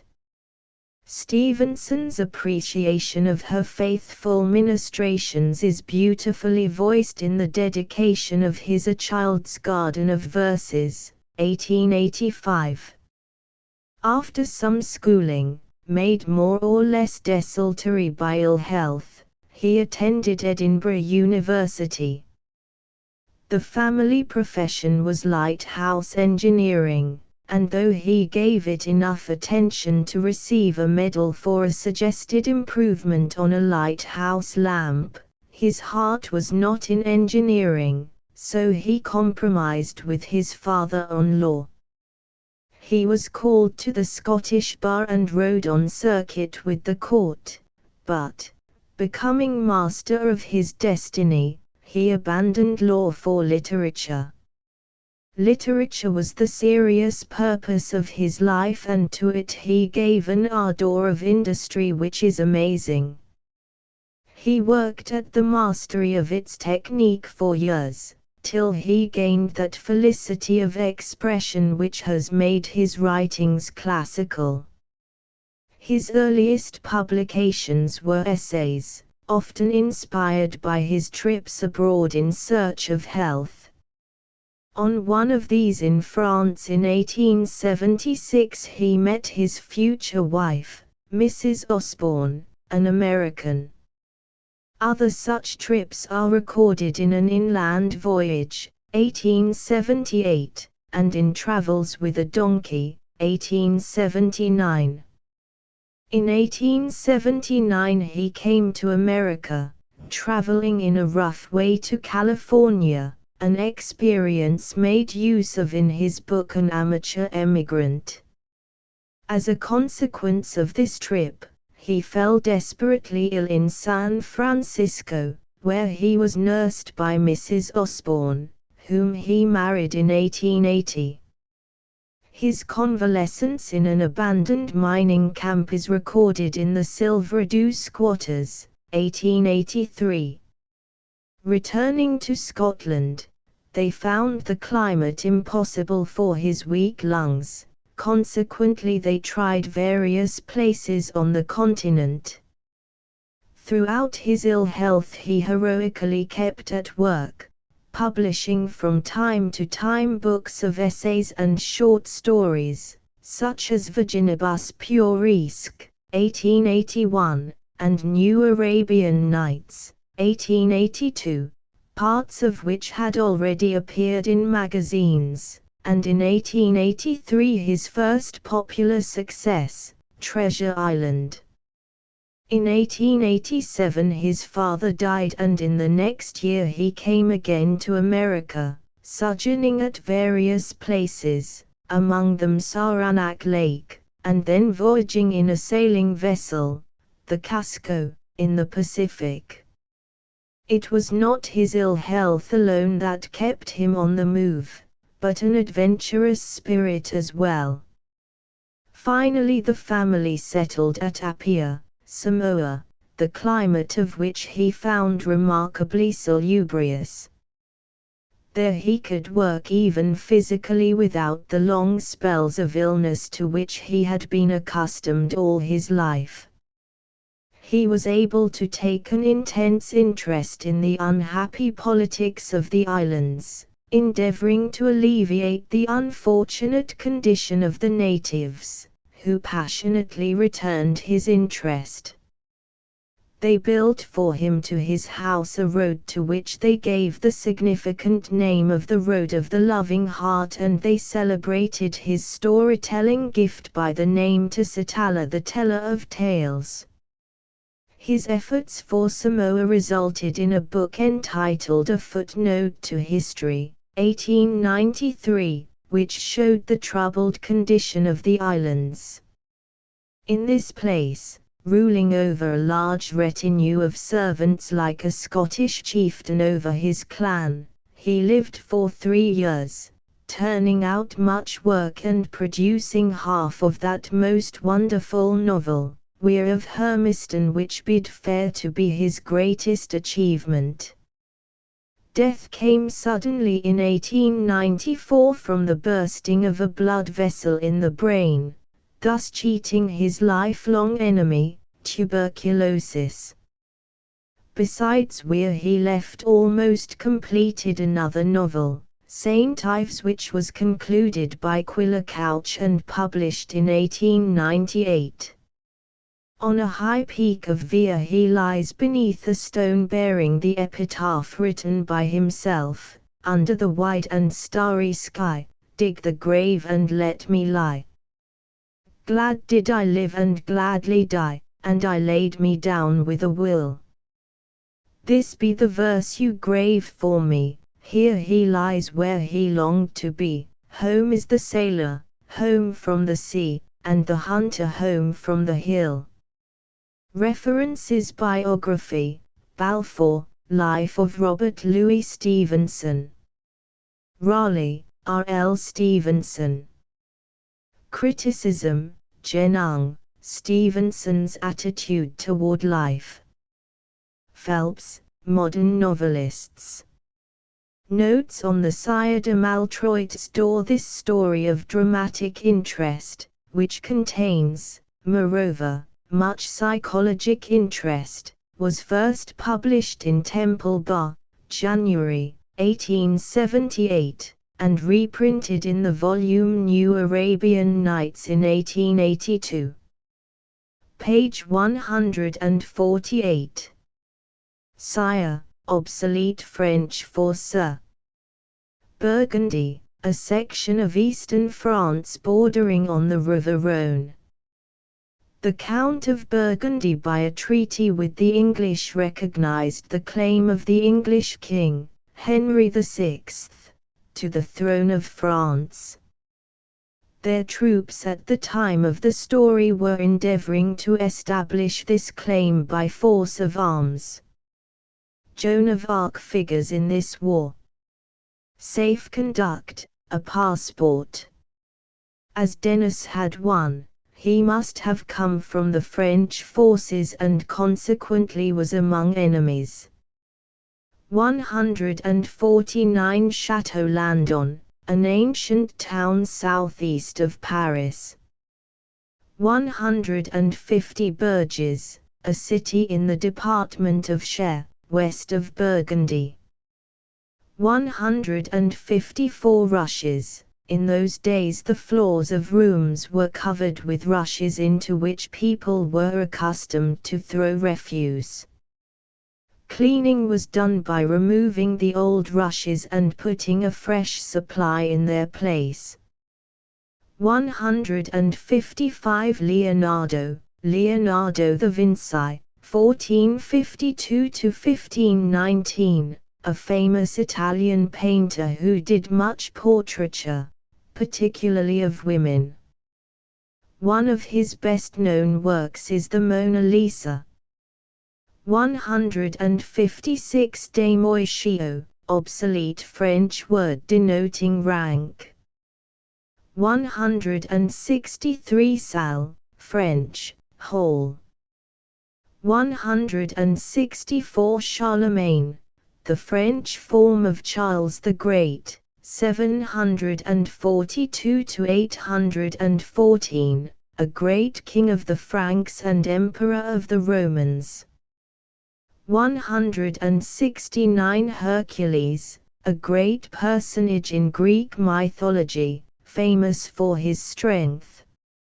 Solomon, king of Israel, 993–953 BC, noted for his wisdom. Notes on Markheim. This psychological study was written in 1884 and published in Unwin's Annual for 1885. Page 179. Time was that when the brains were out, a misquotation from Shakespeare's Macbeth Act 3, Scene 4, lines 78–79. In full this most apposite reference runs, "The times have been, that, when the brains were out, the man would die, and there an end, but now they rise again, with 20 mortal murders on their crowns, and push us from our stools. This is more strange than such a murder is." 180 Bohemian goblets, drinking glasses of glass made in Bohemia, the most northern portion of the Empire of Austria-Hungary. Its glassware is famous. 182 Brownrigg, Elizabeth Brownrigg, a notorious English murderess of the 18th century. Pictures of such persons were common at country fairs. Mannings, other murderers, man and wife. Thurtell, another murderer and his victim. 185 other murderers, compare the agonies of Bill Sikes in Oliver Twist. 186 Sheraton sideboard, Thomas Sheraton, 1751–1806, was a well-known English furniture maker. Jacobean tombs, graves of the times of the English kings named James of the 17th century. 187 A face was thrust into the aperture. This was not a real person but one born of Markheim's troubled mind. The conversation shows the dual nature of man, containing both good and bad, and how a man excuses his wickedness. The subject was used again by Stevenson in Dr. Jekyll and Mr. Hyde. Rudyard Kipling is the son of John Lockwood Kipling, successively professor in the Bombay School of Art and curator of the Government Museum at Lahore, India, and of Alice MacDonald, the daughter of a Wesleyan minister. He was born at Bombay, the 30th of December, 1865. His given name commemorates the meeting place of his parents, a small lake in Staffordshire. In accordance with the custom dictated by the needs of health and of education in the case of white children born in India, he was taken in 1871 to England, where he stayed with a relative at Southsea, near Portsmouth. The experiences of such little exiles from the home circle are feelingly shown in BAA, Black Sheep, and in the beginning of The Light That Failed. When 13 he entered the United Services College, Westwood Ho, Bedford, North Devon. Here he stayed from 1878 to 1882, taking part in some at least of the happenings so well narrated in Storky and Company. 1899. On leaving college in 1882 he went to Lahore, India, where he became sub-editor of the Civil and Military Gazette. In 1887 he joined the editorial staff of the Allahabad Pioneer. To these papers he contributed many of the poems and short stories soon collected in the volumes named Departmental Ditties, 1886, and Plain Tales from the Hills, 1888. All of these writings come near to actual occurrences, and give a fascinating glimpse of conditions in India. In the same year of 1888 he published in India 6 other volumes of tales. Leaving India in 1889, he returned to Europe via China, Japan, and the United States, sending back to the 2 papers travel sketches which have since been collected under the title of From Sea to Sea, 1899. On reaching England he found himself a celebrated man.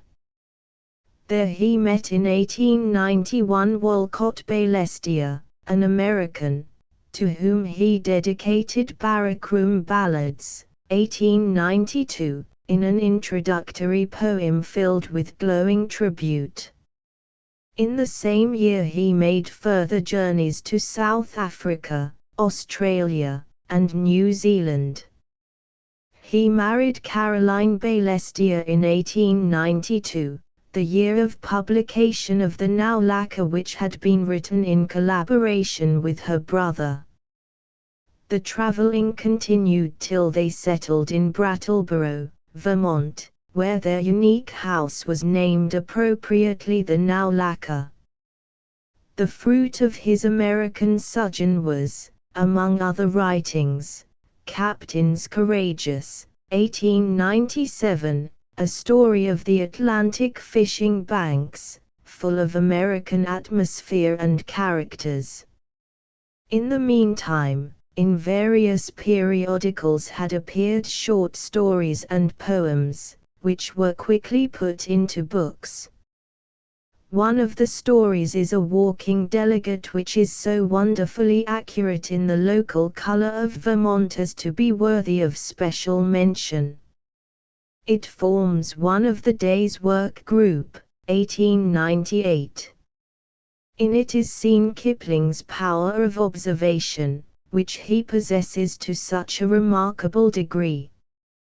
To this period belong those famous collections, The Jungle Book, 1894, and The Second Jungle Book, 1895, containing the beast stories which seem so plausible, and a book of poems, The Seven Seas, 1896. In 1896 the Kiplings returned to England, taking a house at Rottingdean.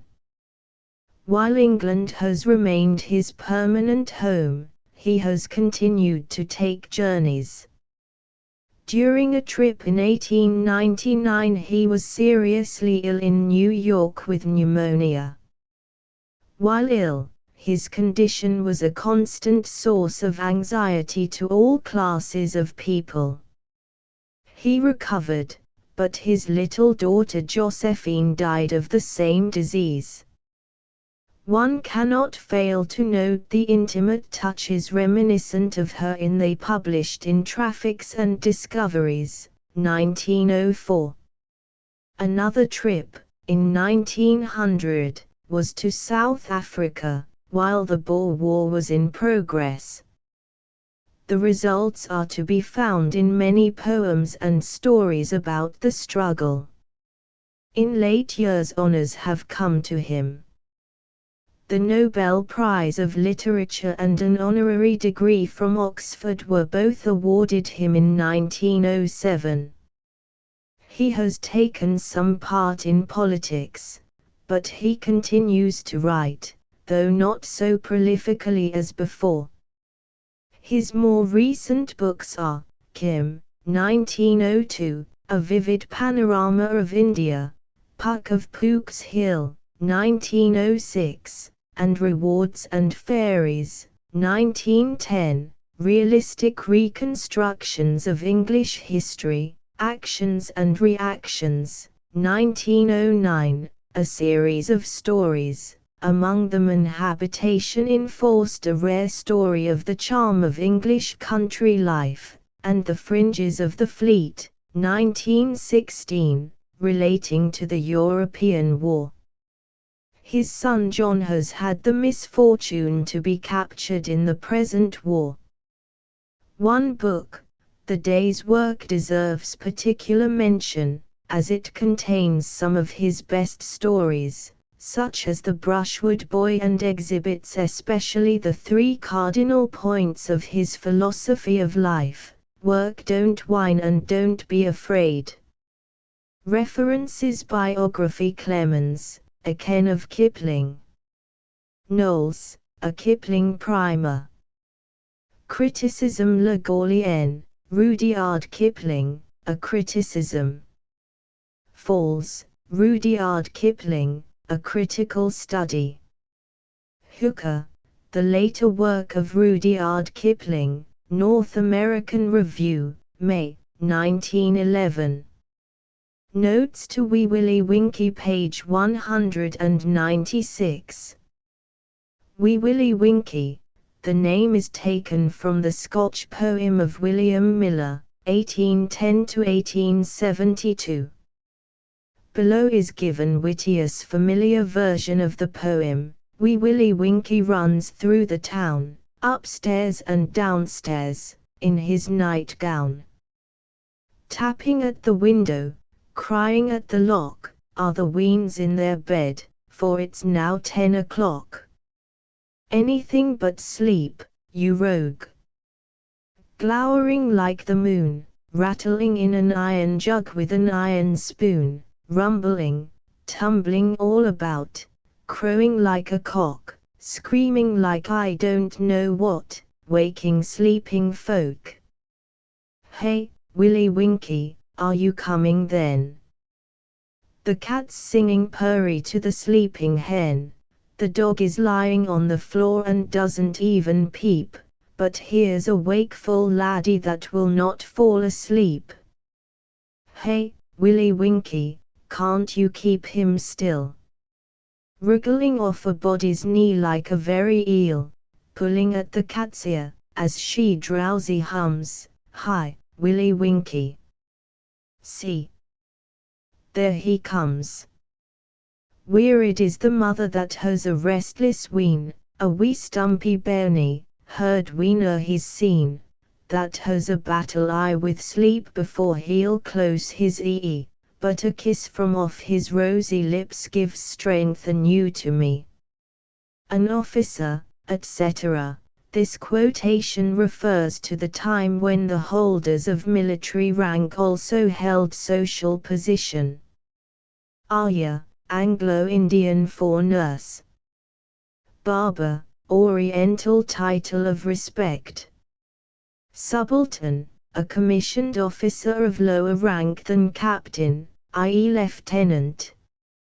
Compound, an enclosure, in the East, for a residence. 197 Commissioner, a civilian official having charge of a department. Station, a military post. Mess, a group of officers who eat together, hence the officers. Rank and file, the non-commissioned officers and privates. 198 Afghan and Egyptian medals. It is customary for medals to be struck off in commemoration of campaigns and for them to be called after the places in which the campaigns occurred. 199 Hutjau, native expression equivalent to go away at once. 200 Bell, Busher, dogs' names. Busher equals butcher. 201 Old Adam, it is a religious belief that Adam, supposedly the first man, committed sin, the tendency to which he handed down to all men as his descendants. Hence when one does wrong it is said that the old Adam comes out. Quarters, house or rooms of an officer. 202 Bad Men, childish name for hostile natives. Broke his arrest, an officer under arrest is his own keeper.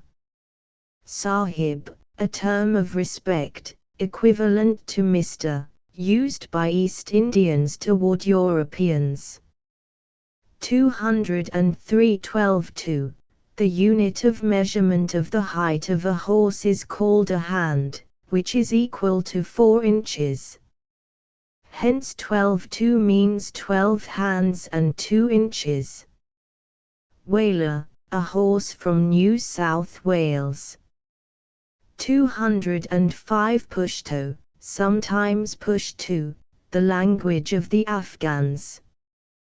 206 Sahib Bahadur, Sahib equals Mr.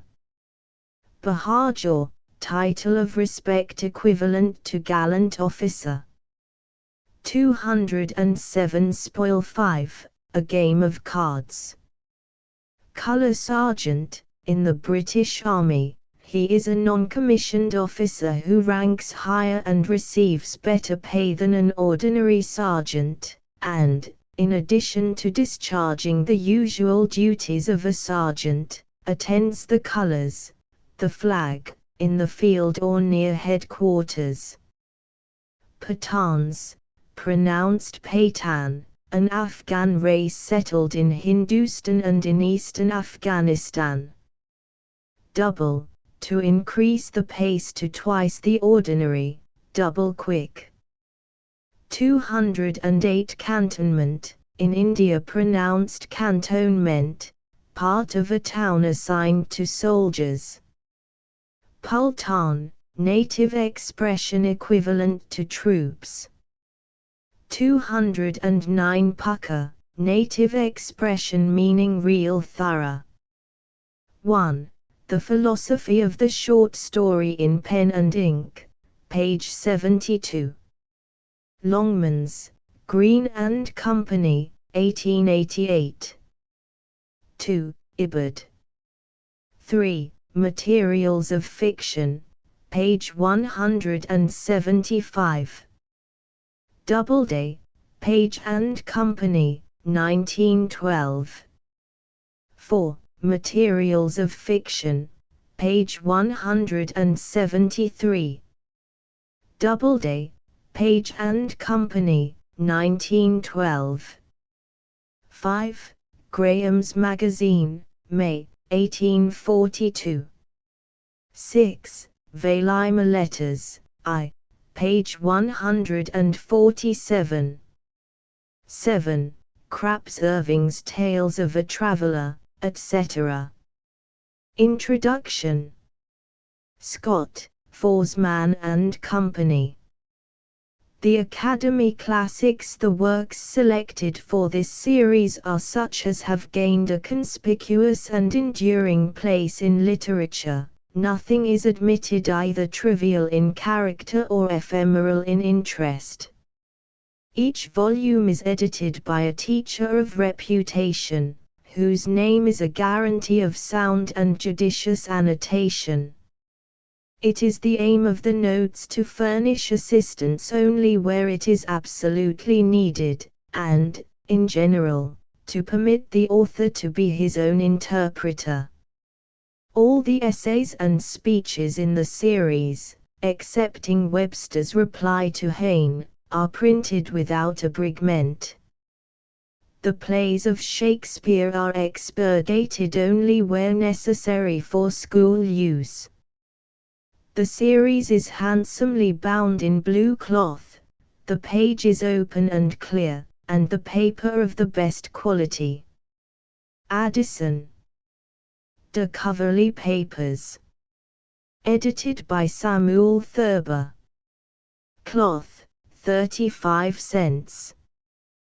This volume contains 37 papers, of which 20 have Sir Roger as the main theme, and 17 mention him in such a way as to throw further light on his character. Arnold. Essays in Criticism. Edited by Susan S. Sheridan. Cloth, 25 cents. The essays are those on the study of poetry, on Keats, and on Wordsworth. Rugby Chapel. Edited by L. D. Sill. In 4 English Poems. Cloth, 25 cents. Sohrab and Rustum. Edited by Gia Watrous. In 3 Narrative Poems. Cloth, 30 cents. Burke. Conciliation with the Colonies. Edited by C. B. Bradley. Cloth, 30 cents. This book contains the complete speech, and a sketch of the English Constitution and Government. Burns. Selections. Edited by Lois G. Hufford. Cloth, 35 cents. The selections are 4 to 5 in number and include The Cotter's Saturday Night, Tam O'Shanter, The Vision, The Briggs of Ayr, and all the more familiar short poems and songs. The Academy Classics, continued Byron. The Prisoner of Chillon. Edited by L. D. Sill. In 4 English Poems. Cloth, 25 cents. Carlyle. Essay on Burns. Edited by H. W. Boynton. Cloth, 25 cents. Essay on Boswell's Johnson. Edited by H. W. Boynton. Out of print. Coleridge. The Ancient Mariner. Edited by Gia Watrous. In 3 Narrative Poems. Cloth, 30 cents. Cowper. John Gilpin's Ride. Edited by L. D. Sill. In 4 English Poems. Cloth, 25 cents. George Eliot. Silas Marner. Edited by W. Patterson Atkinson. Cloth, 30 cents.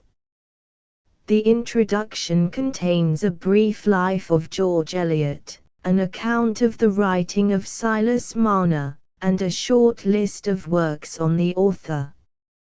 Emerson. Select Essays and Poems.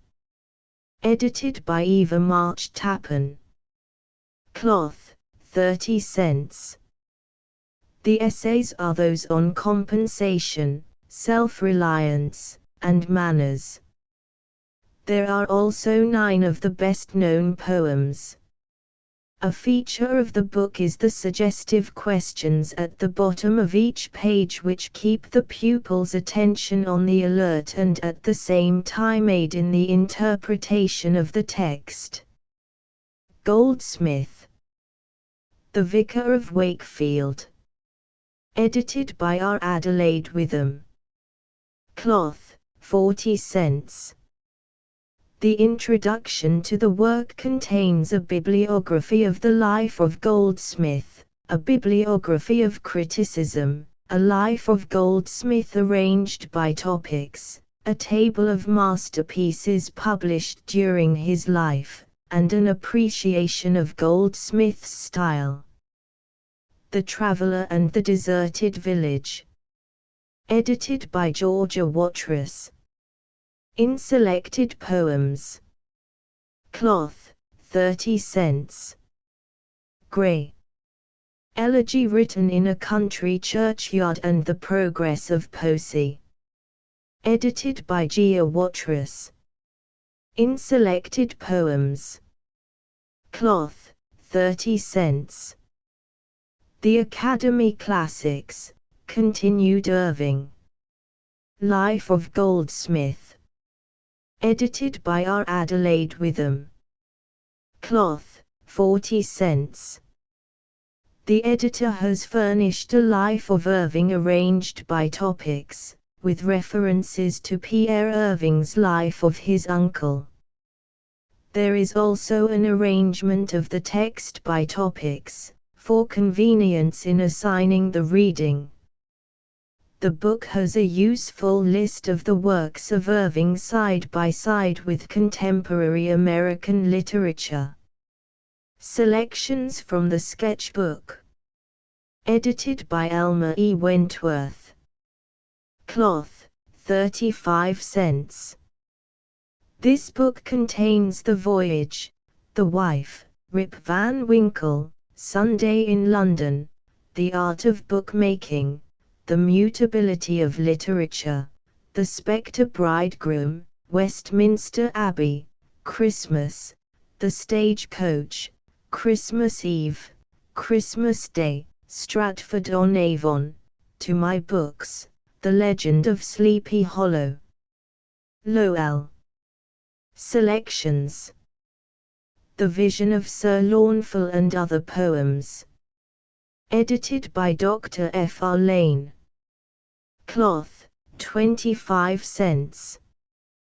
There are 14 poems in all, including such passages from the Fable for Critics as refer to prominent American men of letters. Macaulay. Edited by Samuel Thurber. Essay on Addison. Essay on Lord Clive. Essay on Johnson. Essay on Milton. Cloth, each, 25 cents. There is a map of India in the Essay on Clive. Essay on Chatham. Boards, 20 cents. Essays on Milton and Addison. 1 volume, cloth, 35 cents. Macaulay. Essay on Warren Hastings. Edited by Joseph V. Denny. Cloth, 40 cents. This edition will be found especially useful to pupils in composition who are studying Macaulay for structure. The essay affords conspicuously excellent illustrations of all 4 forms of discourse: narration, description, exposition, and argumentation. The book has a map of India, a sketch of Macaulay's life, and a bibliography. The Academy Classics, continued Milton. Minor Poems. Edited by Samuel Thurber. Cloth, 30 cents. El Allegro, Il Penseroso, Comus, Lycidas, Arcades, On the Nativity, On Shakespeare, At a Solemn Music, Sonnets. Paradise Lost, Books I and II. Edited by Henry W. Boynton. Cloth, 30 cents. This edition has the first 2 books of Paradise Lost complete and a resume of the rest of the epic, with quotations of notable passages. The introduction has two plans and a description of the Miltonic universe. Pope. The Rape of the Lock. Edited by L.D. Sill. In 4 English poems. Cloth, 25 cents. An Essay on Criticism. Edited by Georgia Watrous. In Selected Poems. Cloth, 30 cents. Scott. The Lady of the Lake. Edited by G. B. Alton. Cloth, 30 cents. Marmion. Edited by Mary E. Adams. Cloth, 30 cents. Shakespeare. Edited by Samuel Thurber. As You Like It. Julius Caesar. Macbeth. Merchant of Venice. The Tempest. Cloth, each, 30 cents. Hamlet, with Pearson's Questions on Hamlet. Cloth, 35 cents. Stevenson. Treasure Island. Edited by W. D. Lewis. Cloth, 50 cents. This edition has a short introduction and a life of Stevenson. Very few notes are provided. A complete glossary explains all the unusual terms used in the story. The book contains illustrations and a map. Tennyson. Enoch Arden. Edited by Gia Watrous. In 3 narrative poems. Cloth, 30 cents. Idylls of the King, Selections. Edited by H. W. Boynton. Cloth, 30 cents. The Academy Classics, continued Webster. Reply to Hayne. Edited by C. B. Bradley. Cloth, 25 cents. 4 English poems. Edited by L. D. Sill. Cloth, 25 cents. The Rape of the Lock, John Gilpin's Ride, The Prisoner of Chillon, and Rugby Chapel. Selected poems from Pope, Gray, and Goldsmith. Edited by Georgia Watrous.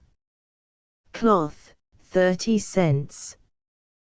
The poems included are Pope's Essay on Criticism, Gray's Elegy and Progress of Poesy, and Goldsmith's Traveller and Deserted Village. 3 narrative poems. Edited by Gia Watrous. Cloth, 30 cents.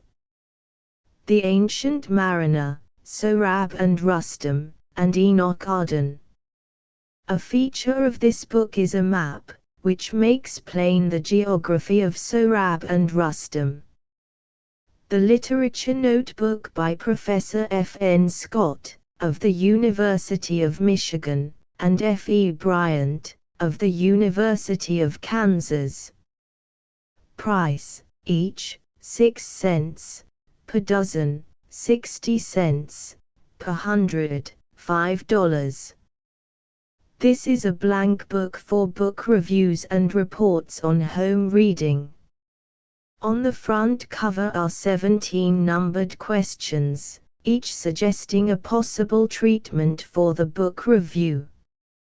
The purpose of these is to enable the teacher with the least labor to prescribe the scope of the essay he wishes the pupil to write.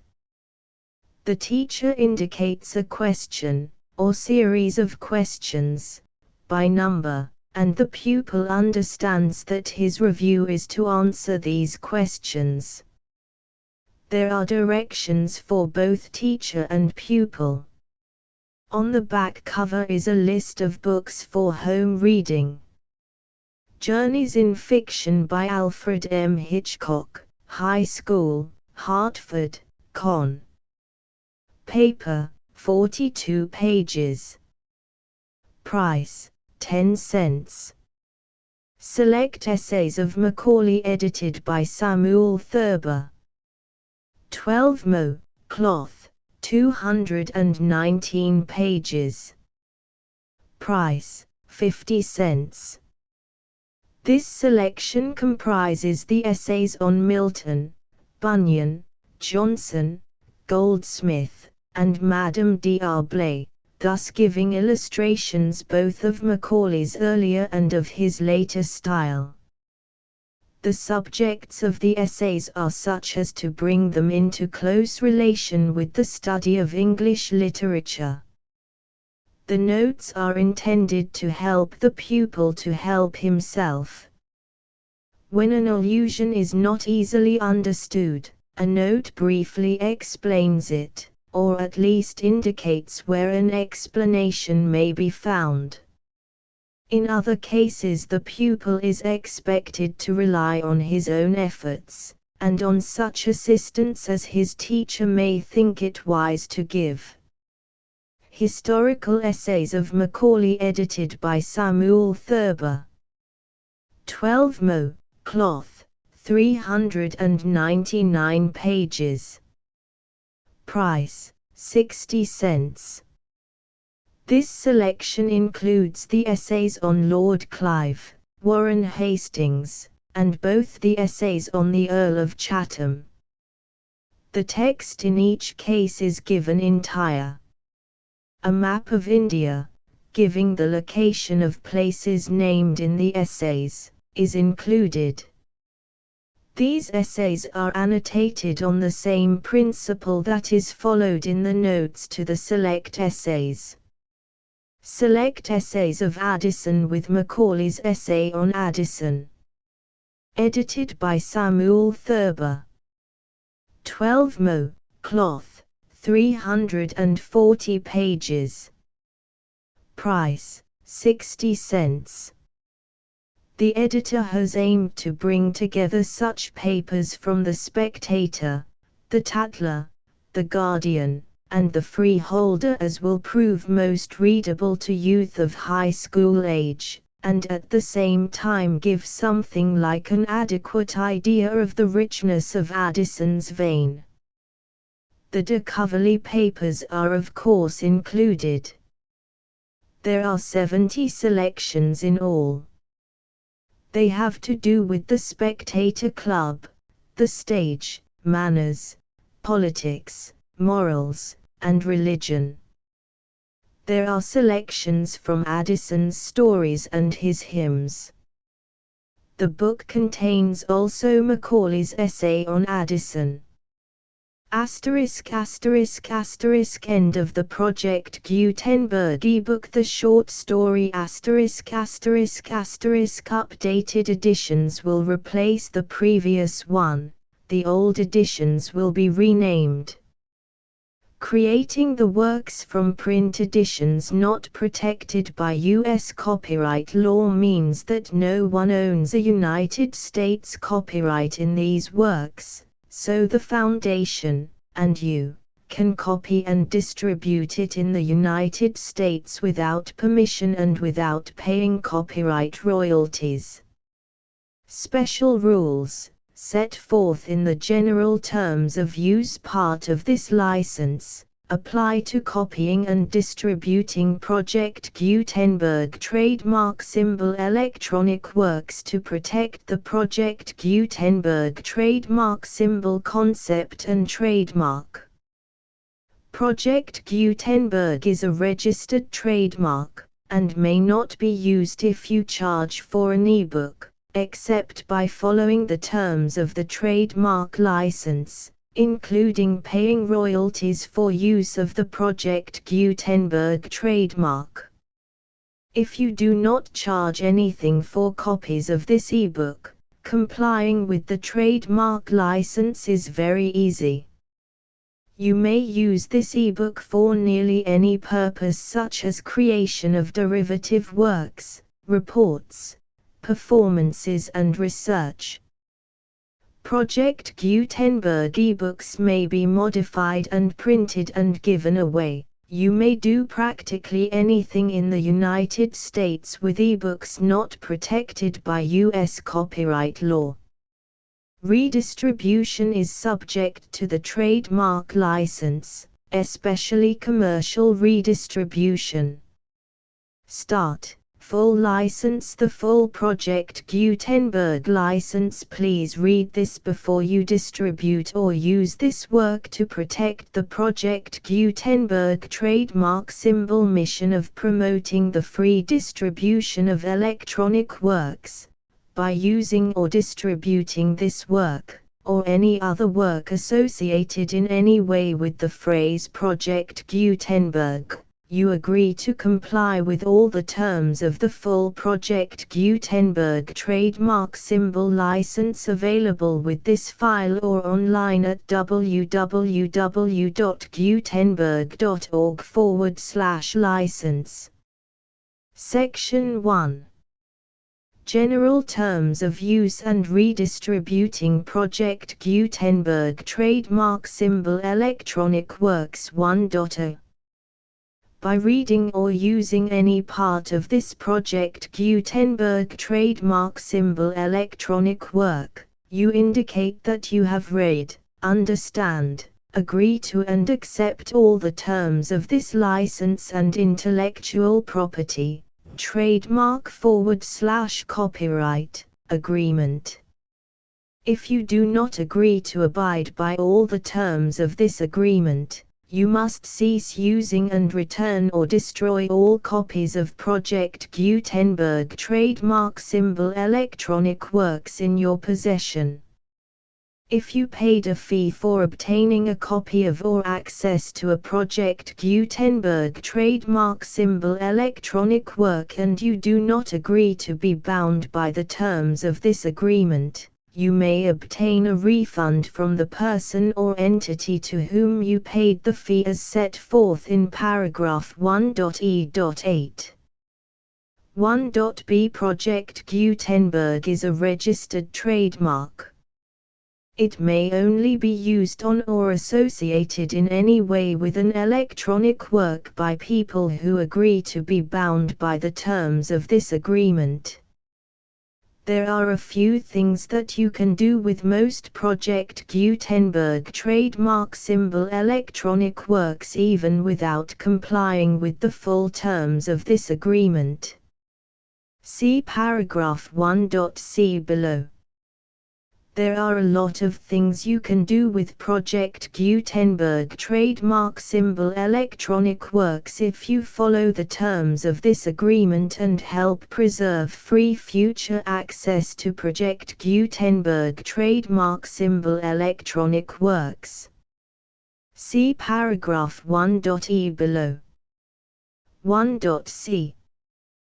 The Project Gutenberg Literary Archive Foundation, the Foundation or PGLAF, owns a compilation copyright in the collection of Project Gutenberg trademark symbol electronic works.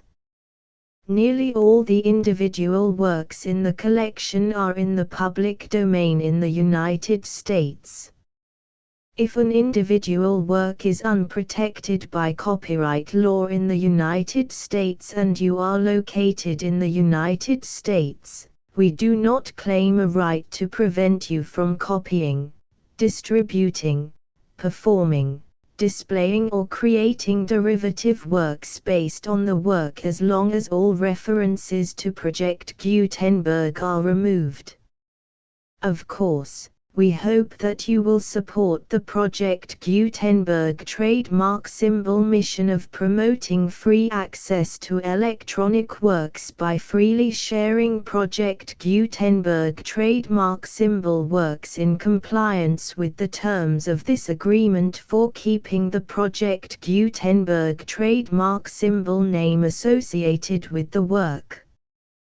You can easily comply with the terms of this agreement by keeping this work in the same format with its attached full Project Gutenberg trademark symbol license when you share it without charge with others. 1.d. The copyright laws of the place where you are located also govern what you can do with this work. Copyright laws in most countries are in a constant state of change. If you are outside the United States, check the laws of your country in addition to the terms of this agreement before downloading, copying, displaying, performing, distributing or creating derivative works based on this work or any other Project Gutenberg trademark symbol work. The Foundation makes no representations concerning the copyright status of any work in any country other than the United States. 1.e. Unless you have removed all references to Project Gutenberg, 1.e.1.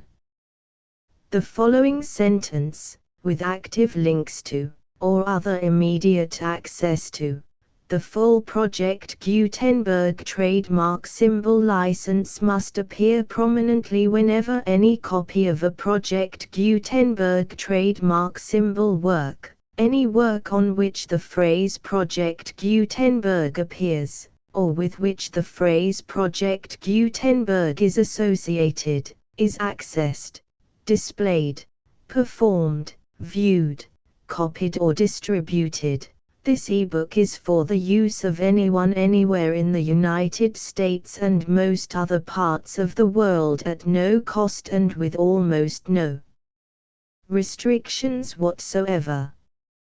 You may copy it, give it away or reuse it under the terms of the Project Gutenberg license included with this ebook or online at www.gutenberg.org. If you are not located in the United States, you will have to check the laws of the country where you are located before using this ebook. 1.e.2. If an individual Project Gutenberg trademark symbol electronic work is derived from texts not protected by U.S. copyright law, does not contain a notice indicating that it is posted with permission of the copyright holder, the work can be copied and distributed to anyone in the United States without paying any fees or charges. If you are redistributing or providing access to a work with the phrase Project Gutenberg associated with or appearing on the work, you must comply either with the requirements of paragraphs 1.e.1 through 1.e.7 or obtain permission for the use of the work and the Project Gutenberg trademark symbol trademark as set forth in paragraphs 1.e.8 or 1.e.9. 1.e.3. If an individual Project Gutenberg trademark symbol electronic work is posted with the permission of the copyright holder, your use and distribution must comply with both paragraphs 1.e.1 through 1.e.7 and any additional terms imposed by the copyright holder. Additional terms will be linked to the Project Gutenberg trademark symbol license for all works posted with the permission of the copyright holder found at the beginning of this work. 1.e.4. Do not unlink or detach or remove the full Project Gutenberg trademark symbol license terms from this work, or any files containing a part of this work or any other work associated with Project Gutenberg trademark symbol. 1.e.5. Do not copy, display, perform, distribute or redistribute this electronic work, or any part of this electronic work, without prominently displaying the sentence set forth in paragraph 1.e.1 with active links or immediate access to the full terms of the Project Gutenberg trademark symbol license. 1.e.6. You may convert to and distribute this work in any binary, compressed, marked up, non-proprietary or proprietary form, including any word processing or hypertext form. However, if you provide access to or distribute copies of a Project Gutenberg trademark symbol work in a format other than plain vanilla ASCII or other format used in the official version posted on the official Project Gutenberg trademark symbol website, www.gutenberg.org, you must, at no additional cost, fee or expense to the user, provide a copy, a means of exporting a copy, or a means of obtaining a copy upon request, of the work in its original plain vanilla ASCII or other form. Any alternate format must include the full Project Gutenberg trademark symbol license as specified in paragraph 1.e.1. 1.e.7. Do not charge a fee for access to, viewing, displaying, performing, copying or distributing any Project Gutenberg trademark symbol works unless you comply with paragraph 1.e.8 or 1.e.9. 1.e.8. You may charge a reasonable fee for copies of or providing access to or distributing Project Gutenberg trademark symbol electronic works provided that you pay a royalty fee of 20% of the gross profits you derive from the use of Project Gutenberg trademark symbol works calculated using the method you already use to calculate your applicable taxes. The fee is owed to the owner of the Project Gutenberg trademark symbol trademark, but he has agreed to donate royalties under this paragraph to the Project Gutenberg Literary Archive Foundation. Royalty payments must be paid within 60 days following each date on which you prepare, or are legally required to prepare, your periodic tax returns. Royalty payments should be clearly marked as such and sent to the Project Gutenberg Literary Archive Foundation at the address specified in Section 4, Information about donations to the Project Gutenberg Literary Archive Foundation. You provide a full refund of any money paid by a user who notifies you in writing, or by email, within 30 days of receipt that he does not agree to the terms of the full Project Gutenberg trademark symbol license. You must require such a user to return or destroy all copies of the works possessed in a physical medium and discontinue all use of and all access to other copies of Project Gutenberg trademark symbol works. You provide, in accordance with paragraph 1.f.3, a full refund of any money paid for a work or a replacement copy, if a defect in the electronic work is discovered and reported to you within 90 days of receipt of the work. You comply with all other terms of this agreement for free distribution of Project Gutenberg trademark symbol works. 1.e.9. If you wish to charge a fee or distribute a Project Gutenberg trademark symbol electronic work or group of works on different terms than are set forth in this agreement, you must obtain permission in writing from the Project Gutenberg Literary Archive Foundation, the manager of the Project Gutenberg trademark symbol trademark. Contact the Foundation as set forth in Section 3 below. 1.f1.f.1 Project Gutenberg volunteers and employees expend considerable effort to identify, do copyright research on, transcribe and proofread works not protected by U.S. copyright law in creating the Project Gutenberg trademark symbol collection. Despite these efforts, Project Gutenberg trademark symbol electronic works, and the medium on which they may be stored, may contain defects such as, but not limited to, incomplete, inaccurate or corrupt data, transcription errors, a copyright or other intellectual property infringement, a defective or damaged disk or other medium, a computer virus, or computer codes that damage or cannot be read by your equipment.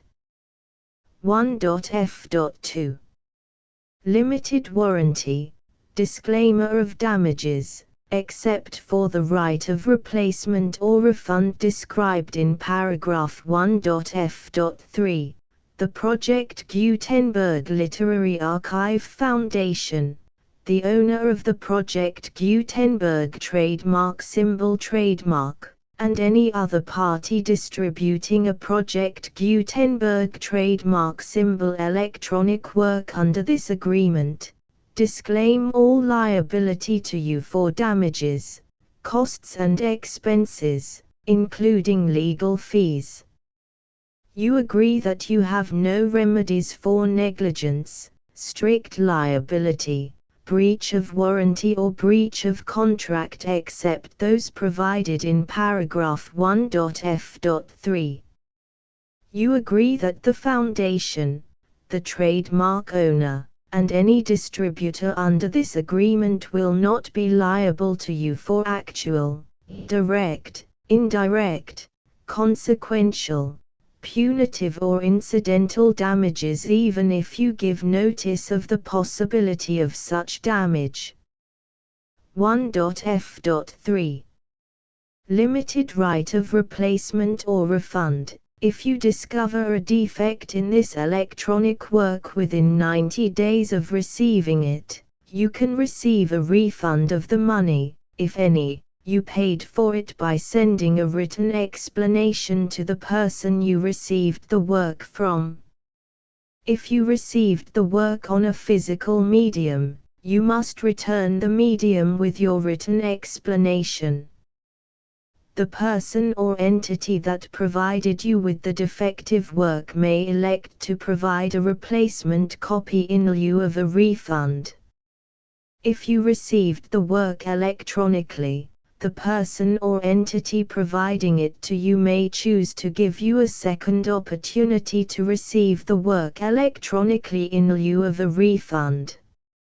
If the second copy is also defective, you may demand a refund in writing without further opportunities to fix the problem. 1.f.4 Except for the limited right of replacement or refund set forth in paragraph 1.f.3, this work is provided to you as is, with no other warranties of any kind, express or implied, including but not limited to warranties of merchantability or fitness for any purpose.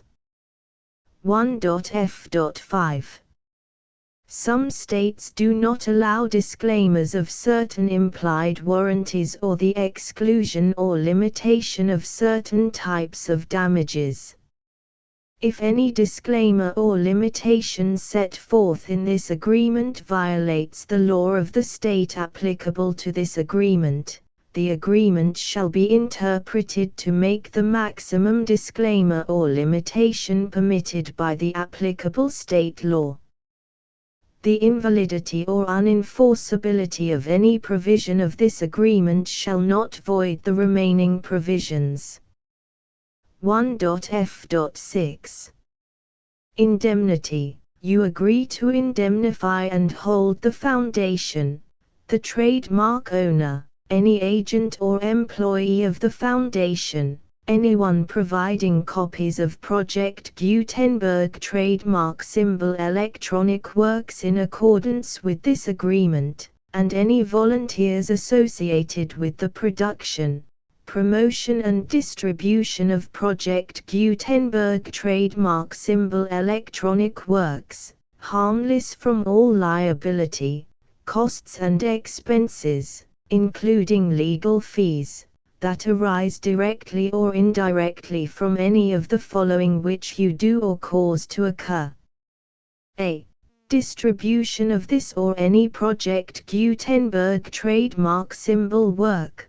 B. Alteration, modification, or additions or deletions to any Project Gutenberg trademark symbol work, and C. Any defect you cause. Section 2. Information about the mission of Project Gutenberg trademark symbol. Project Gutenberg trademark symbol is synonymous with the free distribution of electronic works in formats readable by the widest variety of computers, including obsolete, old, middle-aged and new computers. It exists because of the efforts of hundreds of volunteers and donations from people in all walks of life. Volunteers and financial support to provide volunteers with the assistance they need are critical to reaching Project Gutenberg trademark symbol's goals and ensuring that the Project Gutenberg trademark symbol collection will remain freely available for generations to come. In 2001, the Project Gutenberg Literary Archive Foundation was created to provide a secure and permanent future for Project Gutenberg trademark symbol and future generations. To learn more about the Project Gutenberg Literary Archive Foundation and how your efforts and donations can help, see sections 3 and 4 and the Foundation information page at www.gutenberg.org. Section 3. Information about the Project Gutenberg Literary Archive Foundation. The Project Gutenberg Literary Archive Foundation is a non-profit 501(c)(3) educational corporation organized under the laws of the state of Mississippi and granted tax-exempt status by the Internal Revenue Service. The Foundation's IN or Federal Tax Identification Number is 64-6221541. Contributions to the Project Gutenberg Literary Archive Foundation are tax-deductible to the full extent permitted by U.S. federal laws and your state's laws.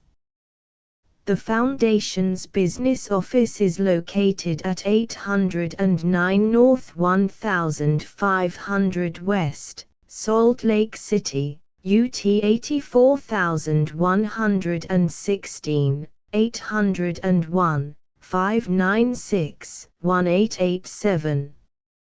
Email contact links and up-to-date contact information can be found at the Foundation's website and official page at www.gutenberg.org/contact section 4. Information about donations to the Project Gutenberg Literary Archive Foundation. Project Gutenberg trademark symbol depends upon and cannot survive without widespread public support and donations to carry out its mission of increasing the number of public domain and licensed works that can be freely distributed in machine-readable form accessible by the widest array of equipment, including outdated equipment. Many small donations, $1 to $5,000, are particularly important to maintaining tax-exempt status with the IRS. The Foundation is committed to complying with the laws regulating charities and charitable donations in all 50 states of the United States. Compliance requirements are not uniform and it takes a considerable effort, much paperwork and many fees to meet and keep up with these requirements. We do not solicit donations in locations where we have not received written confirmation of compliance. To send donations or determine the status of compliance for any particular state, visit www.gutenberg.org/donate. While we cannot and do not solicit contributions from states where we have not met the solicitation requirements, we know of no prohibition against accepting unsolicited donations from donors in such states who approach us with offers to donate. International donations are gratefully accepted, but we cannot make any statements concerning tax treatment of donations received from outside the United States. U.S. laws alone swamp our small staff. Please check the Project Gutenberg web pages for current donation methods and addresses. Donations are accepted in a number of other ways, including checks, online payments and credit card donations. To donate, please visit www.gutenberg.org/donate. Section 5. General information about Project Gutenberg Trademark Symbol Electronic Works. Professor Michael S. Hart was the originator of the Project Gutenberg trademark symbol concept of a library of electronic works that could be freely shared with anyone. For 40 years, he produced and distributed Project Gutenberg trademark symbol ebooks with only a loose network of volunteer support. Project Gutenberg trademark symbol ebooks are often created from several printed editions, all of which are confirmed as not protected by copyright in the US unless a copyright notice is included. Thus, we do not necessarily keep ebooks in compliance with any particular paper edition. Most people start at our website, which has the main PG search facility, www.gutenberg.org. This website includes information about Project Gutenberg trademark symbol, including how to make donations to the Project Gutenberg Literary Archive Foundation, how to help produce our new ebooks, and how to subscribe to our email newsletter to hear about new ebooks.